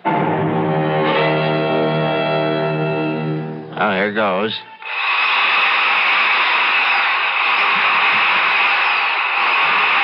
Nuts. The instrument will not achieve penetration. Who? Do not be alarmed. I mean you no harm. You know who I am? Michael. I am he. Don't come any closer. There is nothing to fear. There is no belligerency in me. I have a gun. This rifle is loaded. That is a weapon? Yes. It can bring an end to consciousness? Easily. It is not my intention to cause any fear. But you have. You killed my dog today. The creature threatened me, and I did not intend to. I did not realize how weak it was. A simple mental probe, and I regret the occurrence. Haven't you ever seen a dog before? They are images in books and pictures. There are no dogs or animals where you come from? There is barely enough room for the higher forms of life. We have never learned to curb our reproductive powers, it seems. Well, where is this place you come from? This is Earth, the third planet from the sun, I think. I know. It is my home, too. Oh, that can't be. I exist, but not of your time. Not of my time? Time runs on. There is a past, a present, and a future. The threads are simultaneous. Oh, now, you don't expect me to I believe. am fatigued from my experience, and I must return. If you will kindly give back my case to me, the one you have on the bench. It's yours? That is why I have come. It was misplaced, lost. But now that I have found it... Well, there's no argument about it, Doctor. It's yours. I am not a doctor, not in the context of usage in your time. Well, who cares? Listen, the case was opened. I don't know how. The mechanism is faulty. I must exchange it.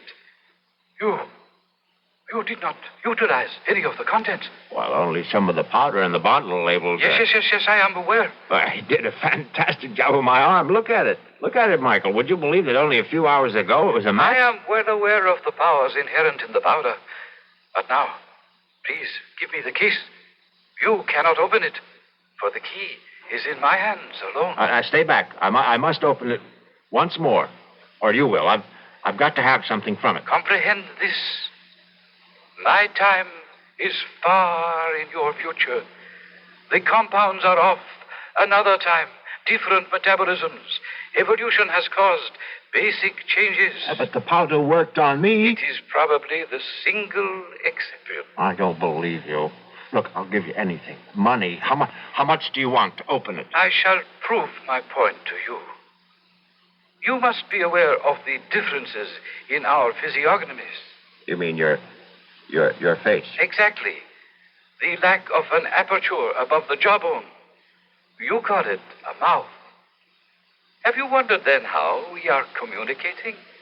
I have no mouth, for we ingest our nourishment through an osmotic process unknown to you. And if I have no mouth, then how do we communicate? Well, You are moving your mouth, and I hear. I, on the other hand, send my thoughts to you through my mind. You see this is so? Yes. Think of it in this manner. I am you in a distant time.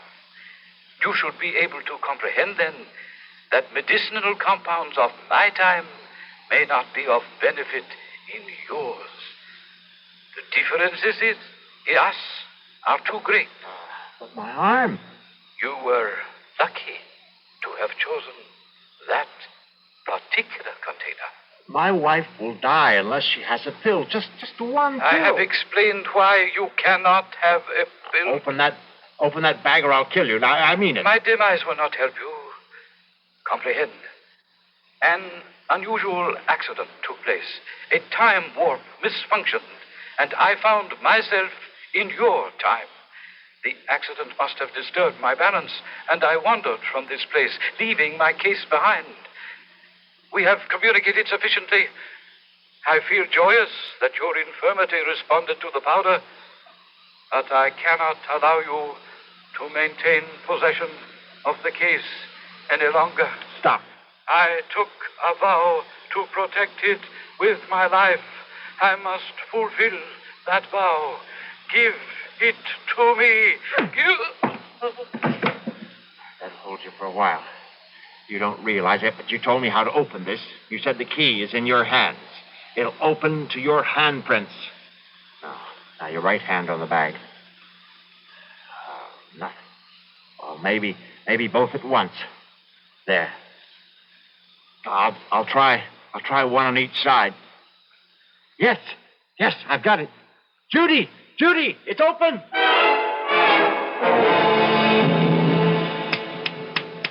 Come on, Michael, wake up. Come on, you're okay. Piece of ice on your cheek should help. That's it. Easy now. Fine. What? How do you feel? I thought your aim was to extinguish me. No. I only wanted one of those heart attack pills. You see, my wife, Judy, has a heart condition. Well, she had a heart condition. Thanks to you, we don't have to worry about that anymore. This other person, your wife, she ingested the dosage? It's like a flash. After she saw what happened to my arm, she had no hesitation. If I could only have just one of each of those different pills, I wouldn't have... I have communicated to you that I am not a physician, yet you have refused to accept the truth. You insist I am practiced in medicine because I possess a case apparently similar to physicians of this time era. Well, you can't blame me for thinking You that. will not communicate.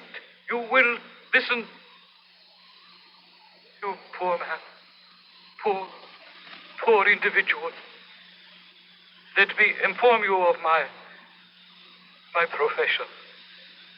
I am proudly the highest ranking exterminator.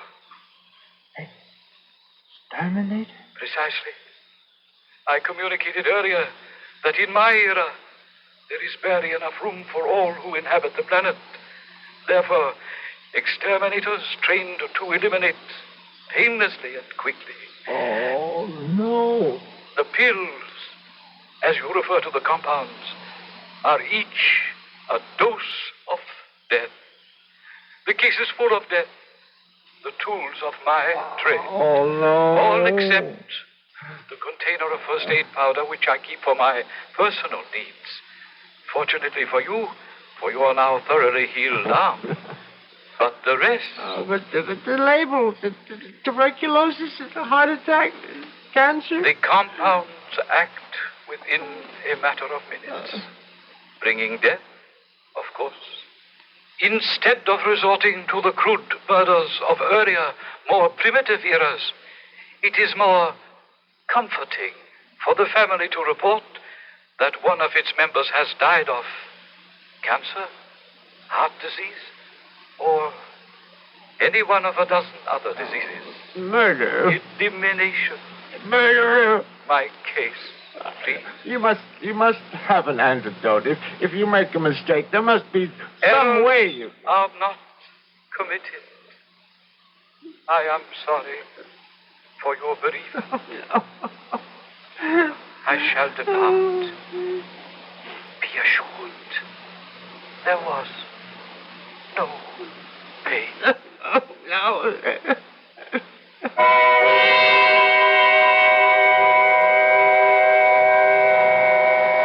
Naturally, there were those who were skeptical. A man from another time who conversed through telepathic means? Much too fantastic. Alex Harper would look with infinitely sad eyes and agree that it was too much to expect anyone to believe his story. Except for one thing. And he would bare his left arm. Explain this, he would say. And if you can, I will agree that I dreamed the entire nightmare.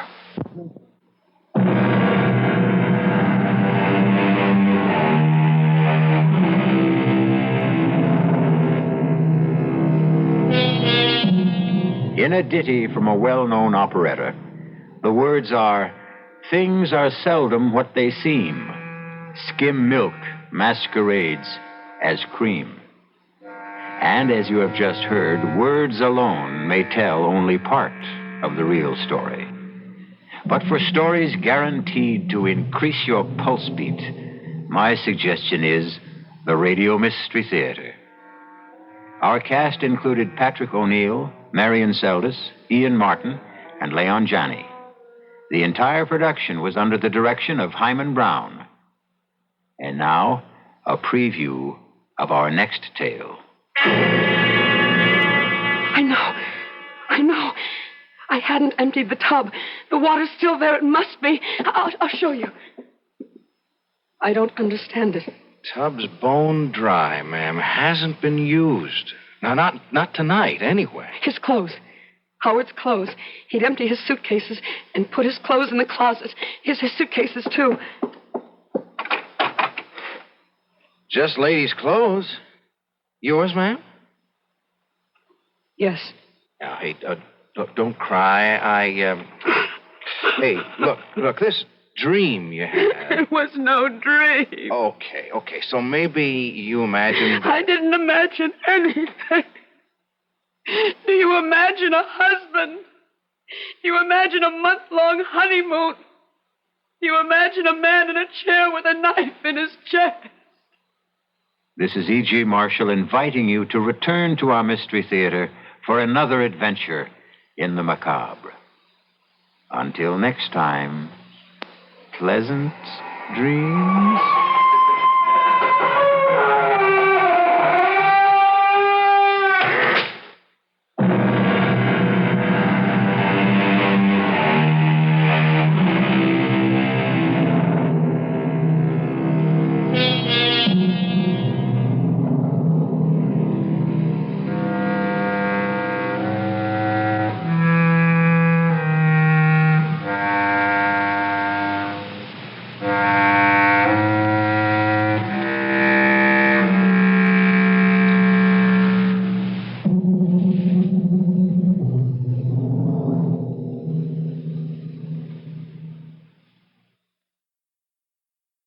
And now, Mystery Theater.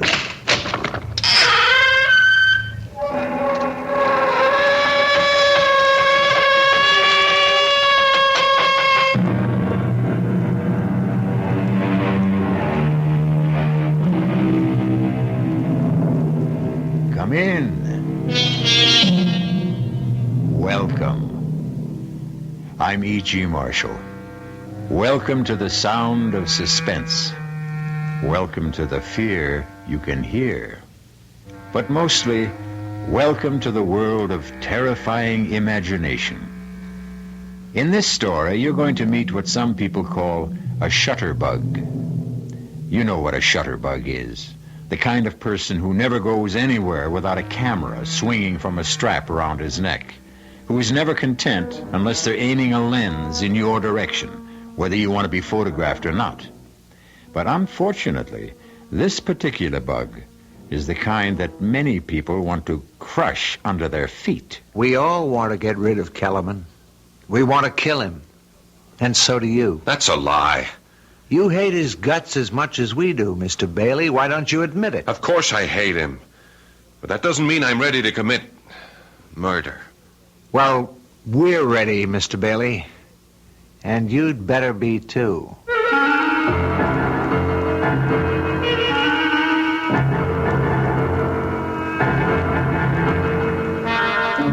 Our mystery drama, A Choice of Witnesses, was written especially for the Mystery Theater by Henry Slessor and stars Paul Hecht.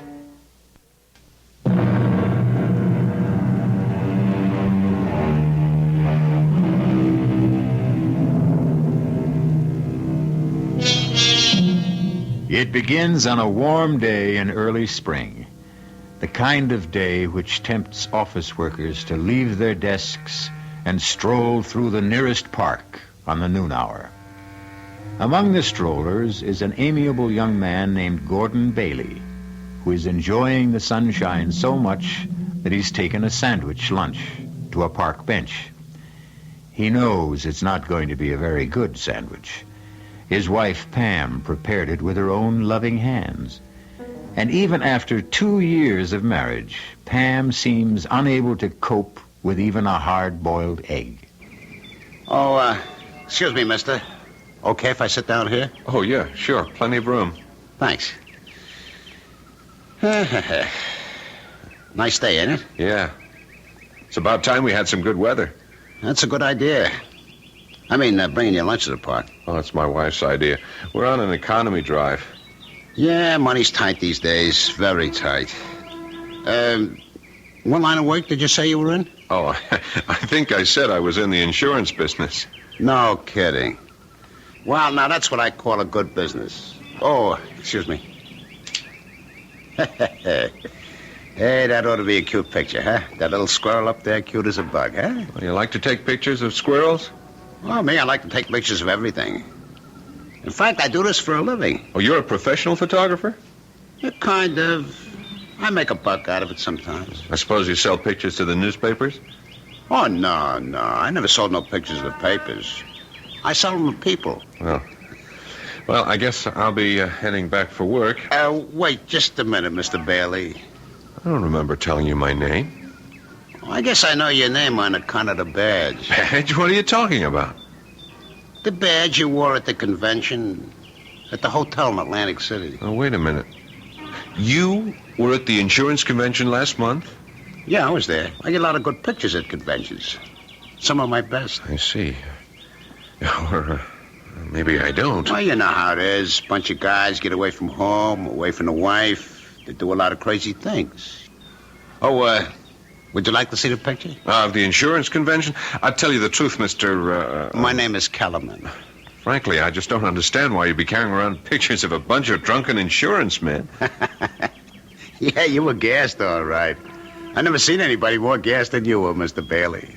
You don't mean you have pictures of me? Yeah, that's what I was trying to tell you. You like to see them? They're real beauts. I don't think I ever took better, Mr. Bailey. All right, let me see them. Oh, yeah, sure. Here they are. I'm in my pocket here. Yeah. Look at this one. Oh, no. She was really stacked, huh? How did you get this? Well, I told you with my trusty little camera. But how? Hey, come on. What do you think? I'm not giving away no professional secrets. You were in that hotel room?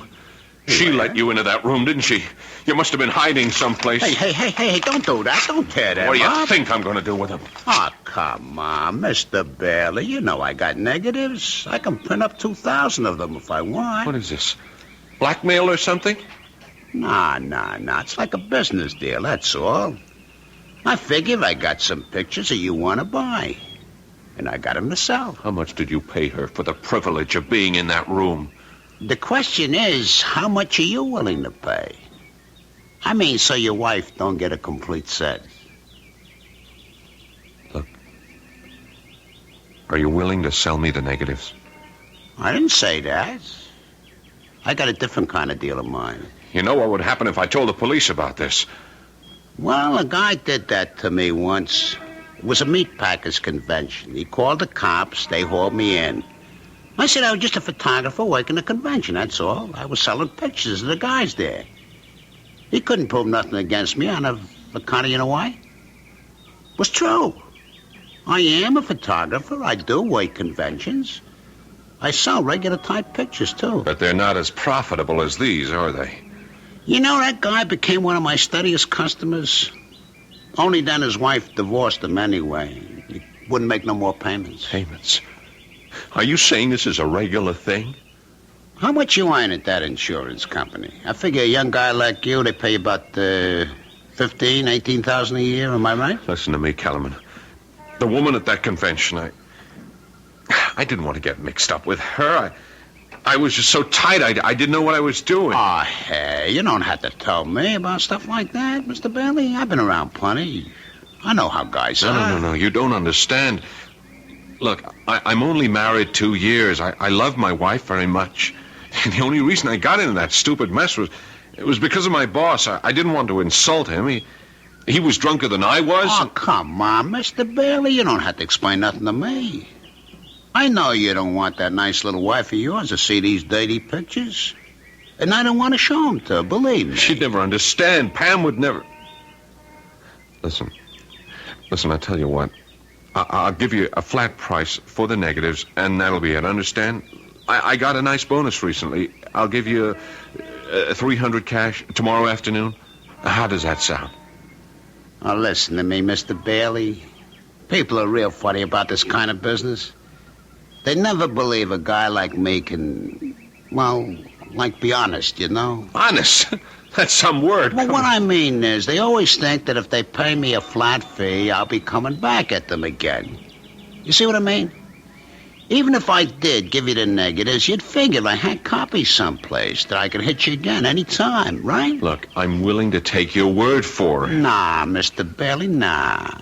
You just spend the rest of your life worrying about me coming back, am I right? But this way, you just make one small payment to me every month, like you pay the electric bill or the rent, you know? How much? How much do I have to pay? I figure for about $40 a month. Now, that's not so terrible, is it? Just $40 a month? How do you collect the money? Oh, in person, Mr. Bailey. I just go around to all my customers once a month, and I collect in person. It's better that way, believe me. $40. It's $480 a year. You never miss it. And everything will just be fine between you and the missus.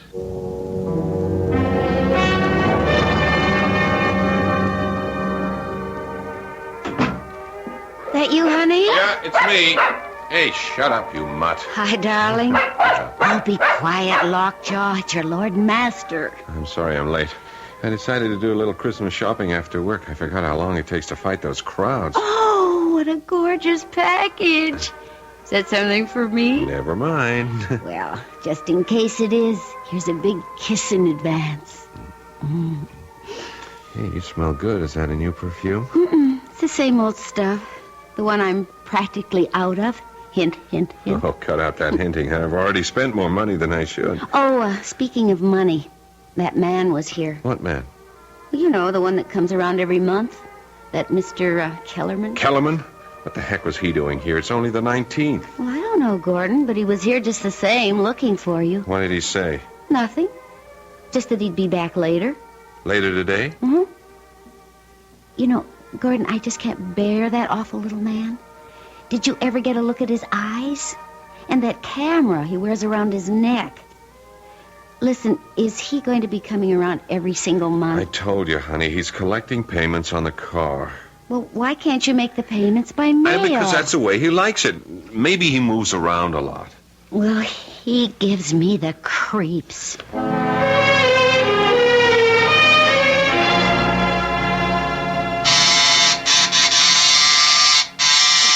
Get that, honey? I'm feeding the dog. Yeah, okay, I got it. Oh, it's you. Evening, Mr. Bailey. I heard you came earlier today. Yeah, but you aren't home yet. Hope I didn't disturb your wife too much. Look, we'll talk in the hallway. Oh, yeah, of course. All right. What's this early visit all about? You going away for the holidays? Oh, no, I never go anywhere this time of year. This is one of my busiest times of year, you know? Yeah, I can imagine. I get some of my best pictures around now. You'd be surprised. You know how it is. People get all filled up with the Christmas spirit. All you know? right. Get to the point. You want your payment now? Well, I wouldn't mind, of course, but that's not the reason I came around, Mr. Bailey. You see, I want to tell you that the payments are going to go up. What? I really hate to do it, but it's the inflation, you know? Everything costs more. Food, clothing, film, gasoline.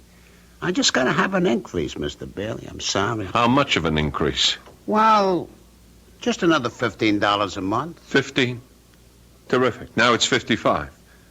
What's it gonna be a couple of months from now?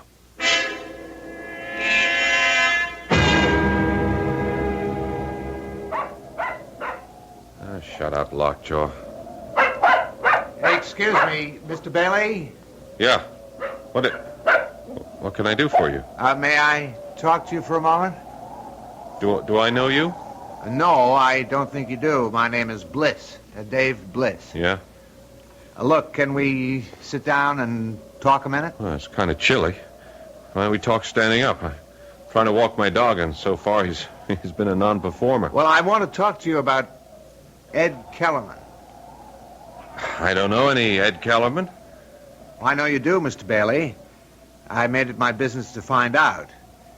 Now, I'm not asking what he's got on you, Mr. Bailey. I'm sorry, you're making a mistake. It doesn't matter. I won't ask you why Kellerman is blackmailing you. I expect you'd do as much for me. Only would you mind telling me how much you pay him? He hits me for $60 a month. Used to be 40.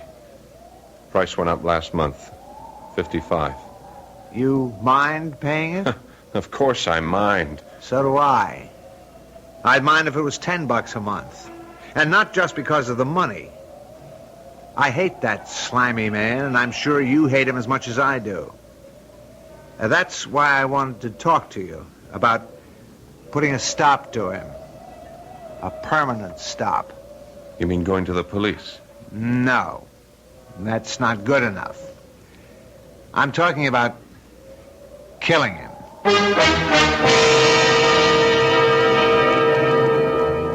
Every problem has a solution, they say. And Mr. Dave Bliss seems to have arrived at his. The obvious question here is, do two wrongs make a right? We'll find out what Mr. Gordon Bailey thinks about that dilemma when we return shortly with Act Two.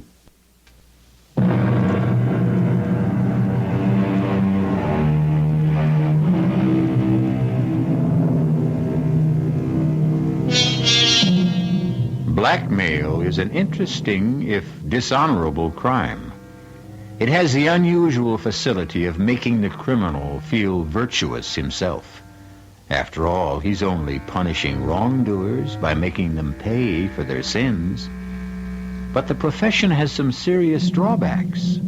For one thing, it inspires one's victims to think in drastic terms.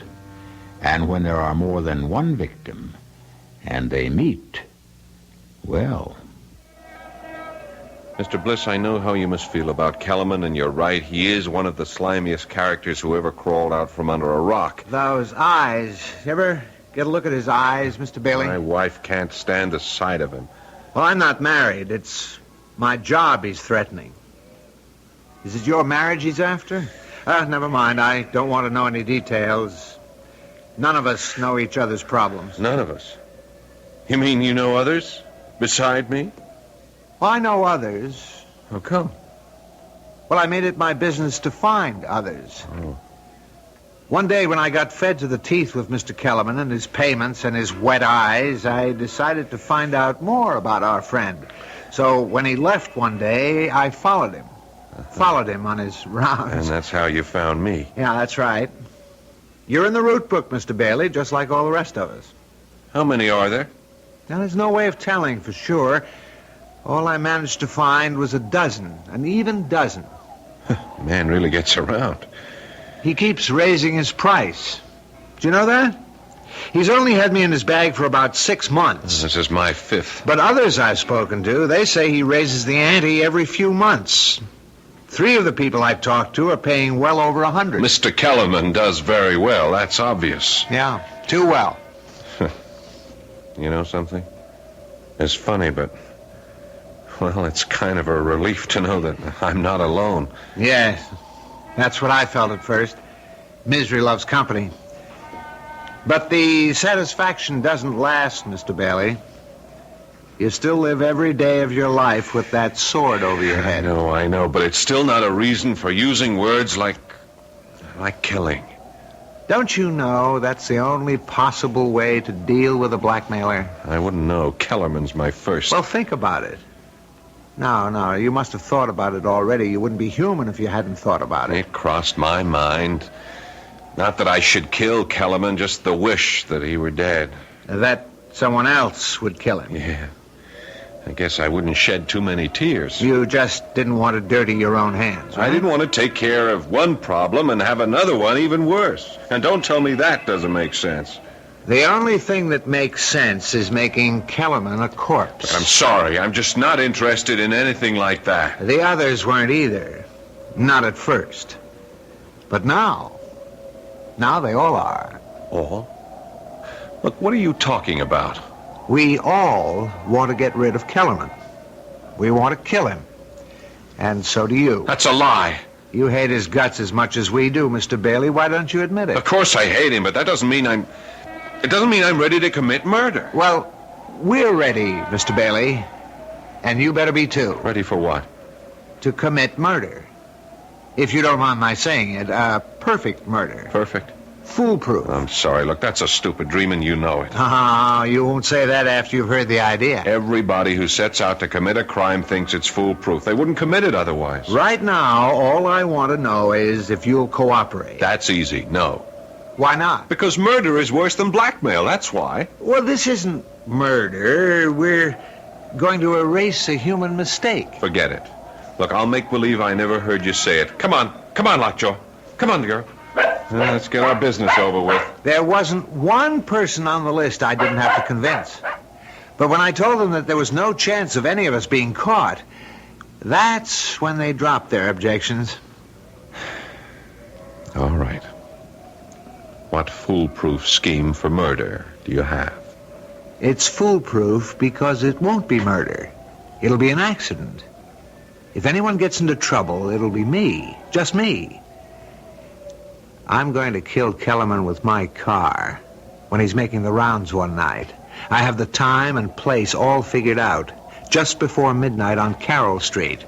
An accident? Right. So now you know the favor I'm doing you.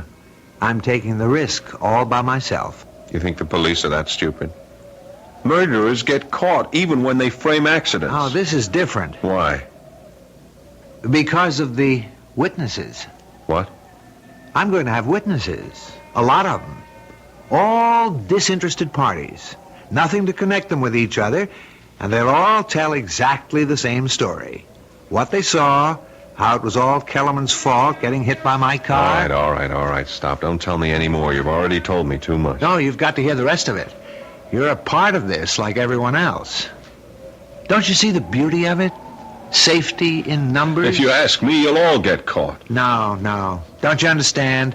When a group of citizens all testify exactly the same way, I mean reliable citizens from every walk of life, you ought to meet some of Kellerman's victims. One is a college professor, 2 are doctors, there are 4 housewives, a bartender who owns his own joint, 1 working stiff, 1 person in city government. You might as well know that's me. Bliss. Wait a minute, I've seen your name. Something about the Transportation Authority? One of them is in the insurance business. They're all with me, Mr. Bailey. Every one of them has agreed. So many witnesses to one accident? Well, we won't need everyone. Some of them won't be asked any questions by the police, but they'll all be there just the same. We'd like you there, too. You're nuts. Do you know that? You and the rest of... I won't have any part of this. Don't you see? It can't miss. It doesn't matter. I don't want to have any part in killing a man. How come, Mr. Bailey? Have you got religious scruples or something? Maybe. You've got scruples, but you did something rotten enough to make you a blackmailer's victim. I didn't commit murder. Look, you got a good idea about getting everyone together. Maybe if we all went to the police. Oh, no way. Whatever it is you don't want known about yourself, my friend, it'll come out the minute Kellerman gets arrested. Now, my way is better. I can't buy it. Look, I'm sorry. My dog is getting tired, and so am I. Come on, Lockjaw. Now, wait a minute now. You want my advice, Bliss? Don't go through with this. Find some other way. There has to be one. Goodbye. Bailey. Yeah?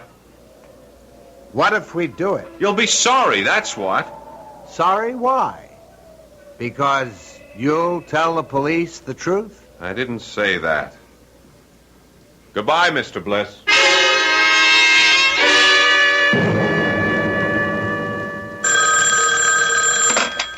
Hello. Evening, Mr. Bailey. How are you? I'm all right, Bliss. What do you want? You going to be busy tomorrow night? What do you mean, busy? Well, some of the gang are getting together tomorrow night. At the corner of Carroll Street and 9th Avenue, about 9:30.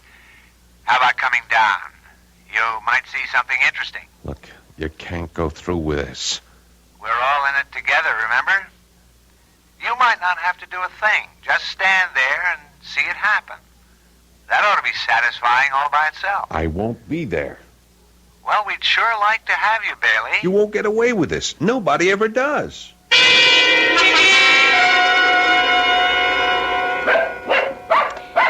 Oh, shut up, Lockjaw. What's the matter with you tonight? Gordon? Yeah? Do you think Lockjaw's all right? She keeps staring at the door and growling. I don't know. Must hear the neighbors or something. Maybe she's waiting to bark at that man, the collector, you know? Kellerman? Uh-huh.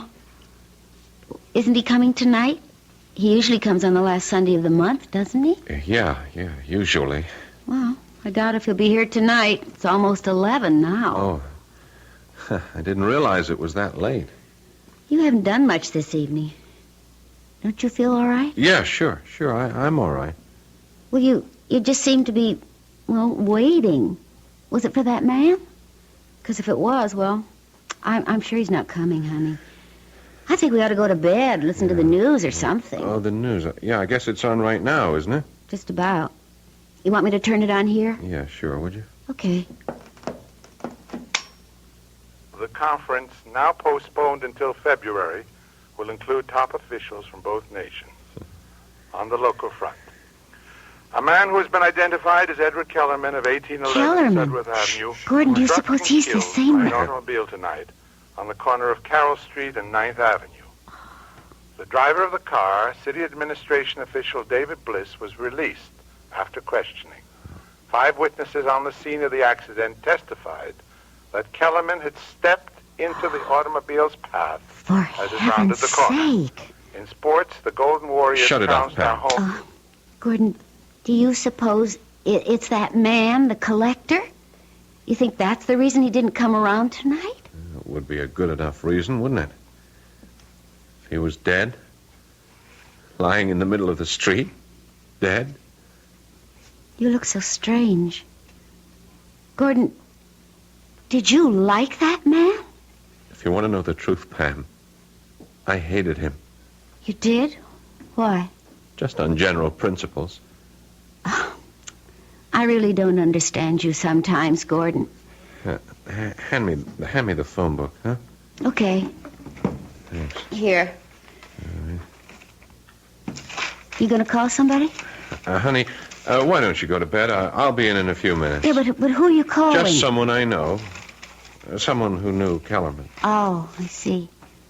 To find out if they know about what happened to him, right? Yeah, that's right. Okay, honey. I'll go in then. I'm feeling a little tired. Yeah, so am I. I'll be right. Good night, sweetheart. Good night.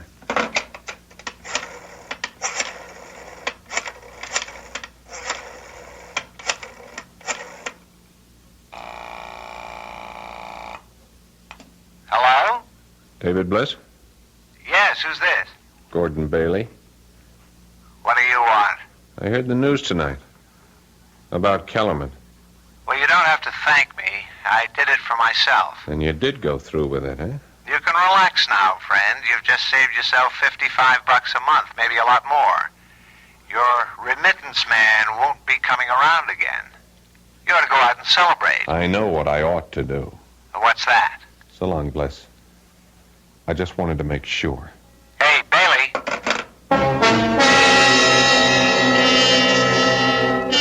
Obviously, there's one thing you can say for David Bliss.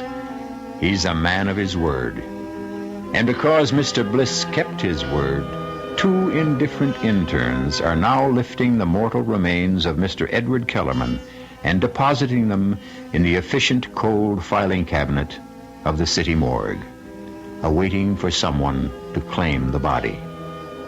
But who cares about a dead blackmailer? Possibly Mr. Gordon Bailey. We'll find out shortly when I return with Act 3.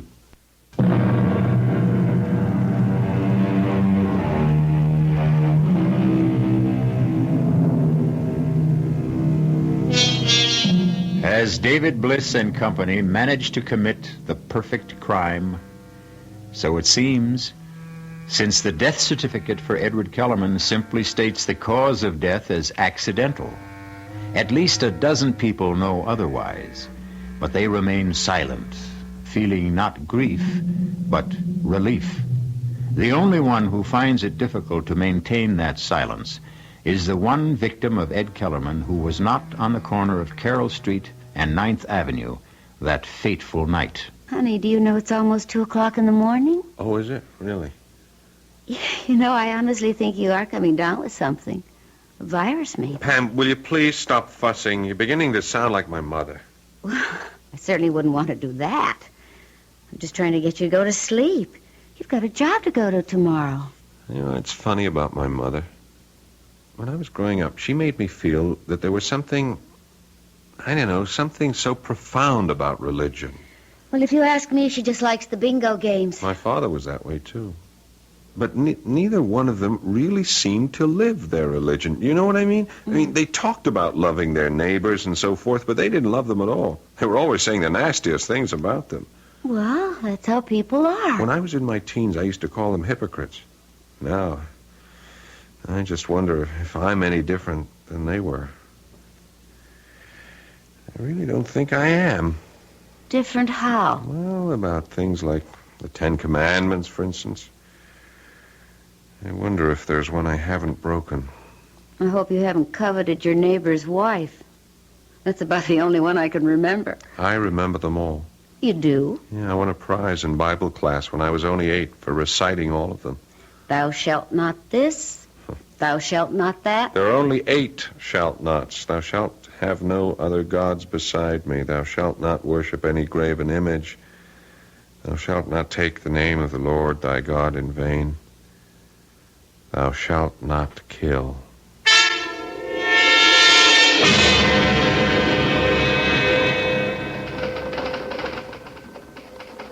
Yeah, sure. I'll have that file completed in time for the meeting. Righto, Phil. Bye. Oh, Sylvia, did you reach that number yet? No. Okay, well, buzz me if you do. All right, now, let's see about that actuarial table. Hello. All right, Bailey. What is it now? Hello, Mr. Bliss. I've been having a lot of trouble reaching you this morning. Well, I haven't been at my desk. I was wondering if you might be free for lunch. Sorry. I'd really like a chance to talk to you. About what? About some mutual friends of ours. If we're talking about the same thing, Bailey, they're not mutual friends. They're all strangers, complete strangers, just like you and me. Well, that's something I'd like to rectify. Would you have lunch with me? All right? All right. Where? Suppose we meet somewhere halfway. I know you're in the City Hall area. I'm on Wall Street. How about Mercury's? Do you know it? I'll see you there at 12:30. That's fine.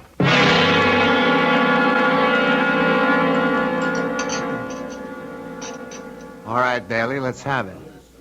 You don't want a social lunch. You have something on your mind. You're right. Something I can't get off my mind. How about our old friend Kellerman, I suppose? You remember what you said about him? How he was a sword hanging over your head? So? He's still that for me, Mr. Bliss. He is exactly that. Kellerman is dead. He won't be ringing your doorbell anymore. How come you're not grateful for that? If Kellerman had really been hit by a car, if he had a heart attack or something, yes, I admit I would be glad about it. I would have gone out and celebrated. I would have slept very well at nights. But the way things are, I'm not sleeping at all. Try pills. I'm just sorry you ever came up to me in that park. If I didn't know it was going to happen the way it happened, it never would have bothered me. But I do know. And it bothers me too much.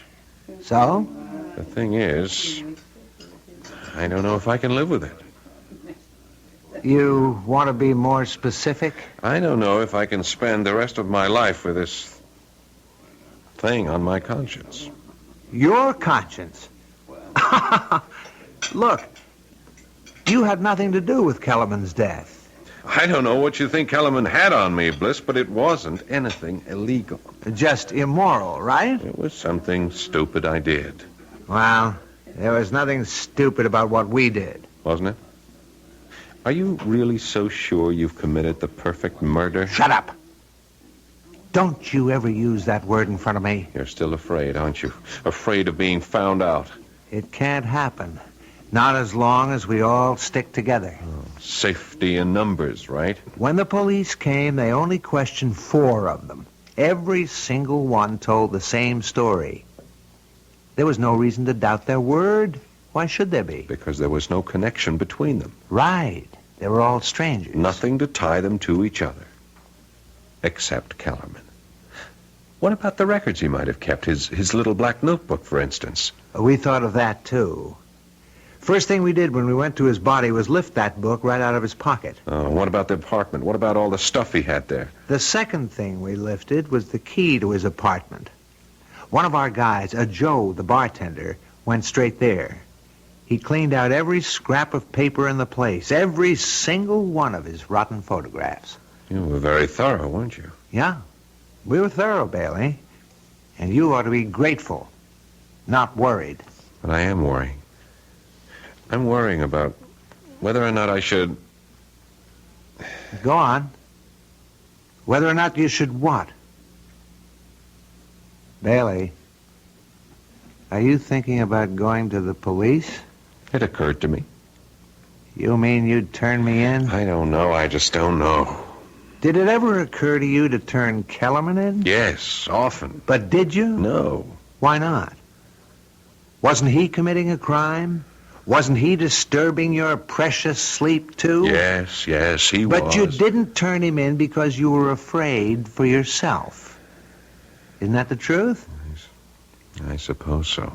So all this morality of yours, this conscience you talk about.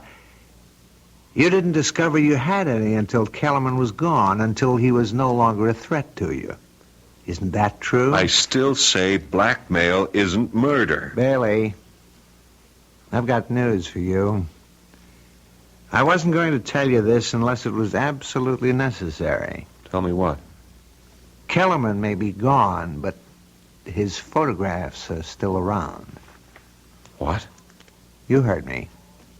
We have all of Kellerman's negatives, all the dirty pictures he ever took. Most of them have been returned to his victims. Everyone who cooperated with us. I see. That means we have your pictures too, my friend. You understand? And if I don't cooperate, I get a new blackmailer. Is that it? No, that isn't the way it is at all. Kellerman bled you, Bailey. Every month he came whistling up to your front door asking for money. More and more money all the time. But that's over now.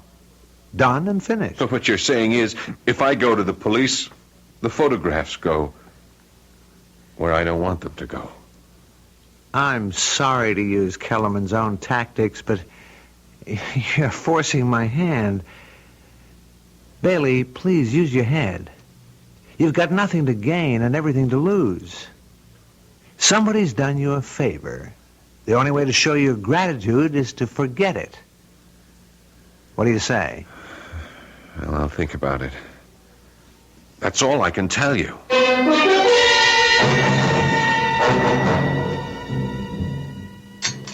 Want any more coffee, honey? No, thanks. You look so tense, Gordon. Yeah, I guess I have been acting pretty jumpy tonight. Well, you've hardly said 2 words to me since you came home. The thing is, I've been thinking a lot, Pam. About what? About whether I had the nerve to tell you something. Something that happened about, 7 months ago. What do you mean?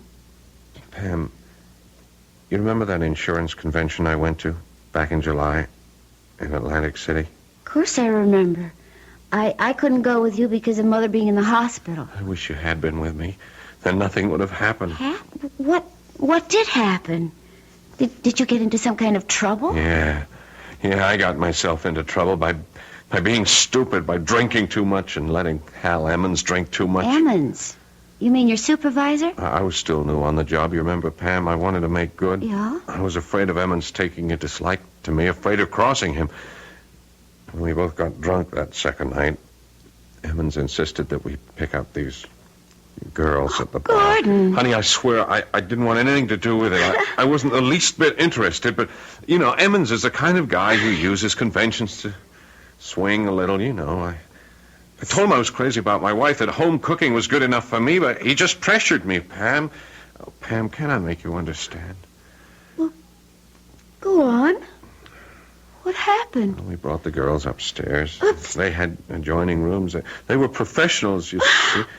Gordon. Oh, honey. Gordon, why do you have to tell me about this? Please don't cry. I wouldn't have known if you hadn't told me. It's on my conscience, Pam. Your conscience? Oh, sure, I could have kept my mouth shut. Well, I guess I needed to tell you. I guess I wanted you to know so that you could forgive me. Gordon. I've been tortured about it for months, honey. You have no idea what torture it's been for me. But that's the dumbest thing of all. Don't you think I would have forgiven you a long time ago? Pam. Oh, please. Hold me, Gordon. Honey, please. It'll never happen again, honey. I swear. Oh, dear. Darn it. Yeah, I was just getting cozy. Okay, I'll get it. Hello. Mr. Bailey, Dave Bliss here. What do you want? I have something for you, a present. What is it? About half a dozen photographs and the original negatives. I decided they really belong to you. That if you knew you were really out of danger, you'd sleep a great deal better. Do you want them? All right. Put them in my mail, to my office. And have some secretary open them by mistake? No, I don't think you'd care for that. You could mark it personal. Supposing I hand them over in person tonight. Whereabouts? Well, right now I'm in a bar called Adam and Eve's on 12th and Walnut. I'll be here for another hour if you can make it. Otherwise, well, it'll have to be some other time, that's all. Oh, well. All right. I'll be there in half an hour. Gordon, you're not going out. Just for a little while, honey. I got some client business. Besides, I can use a little fresh air. You're not still feeling bad, are you? No. I feel just fine. I never felt better.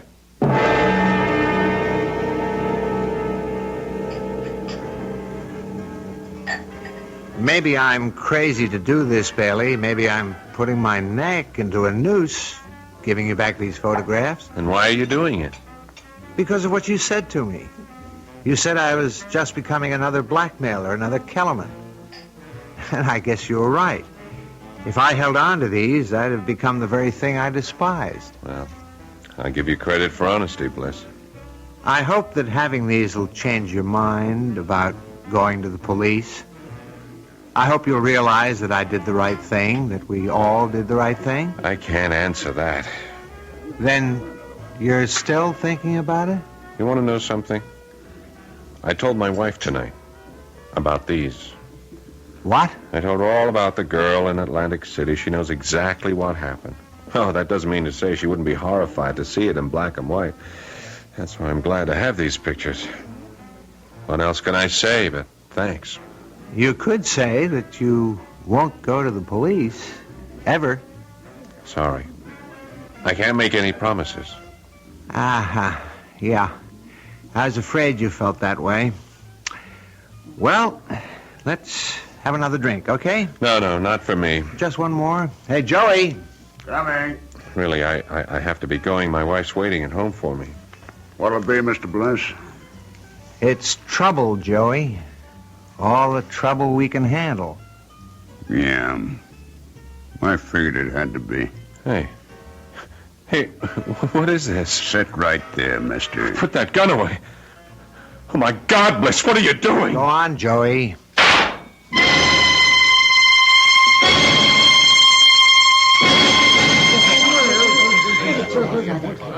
All right, let's get the story straight now. What happened here, Joey? Look, Sergeant, you know me. You know I don't like trouble with my joint. Well, what did the guy do? Try to hold you up? That's right. He come in, he sat down at the bar, he pulled out a .45 and stuck it in my gut. Well, that's a strange one, all right. I mean, the guy was some kind of insurance executive. It says so right here on his business Well, he card. must have gone off his nuts, Sarge. Look, you can ask anybody, all of my customers. This gentleman right here was at the bar. Yes, officer. My name is David Bliss. I'm with the city, officer, and the bartender's right. The guy just sat down and pulled out the gun. Yeah, that's true. And when the bartender tried to grab it away from him, it went off. What's your name, lady? Mrs. Edith Chester. It was a pure case of self-defense, Sergeant. I'm just glad nobody else got hurt, you know. Yeah, you were lucky, Joey. You were all lucky.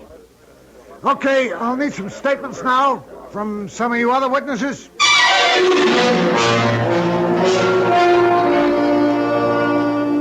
And so for poor Gordon Bailey, there was no safety in numbers, only extinction. We admit that this is a grim demonstration of the old saying that in union there is strength. But we sincerely trust that justice finally prevailed. I'll be back shortly.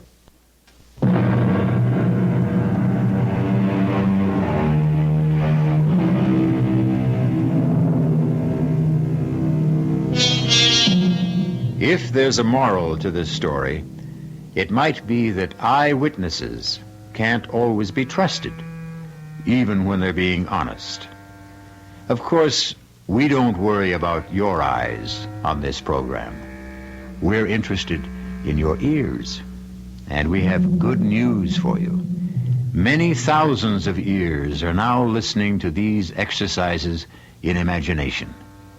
We hope you'll continue to be an ear witness. Our cast included Paul Hecht, Evie Juster, Ralph Bell, and Robert Dryden. The entire production was under the direction of Hyman Brown. This is E.G. Marshall inviting you to return to our Mystery Theater for another adventure in the macabre. Until next time, pleasant dreams.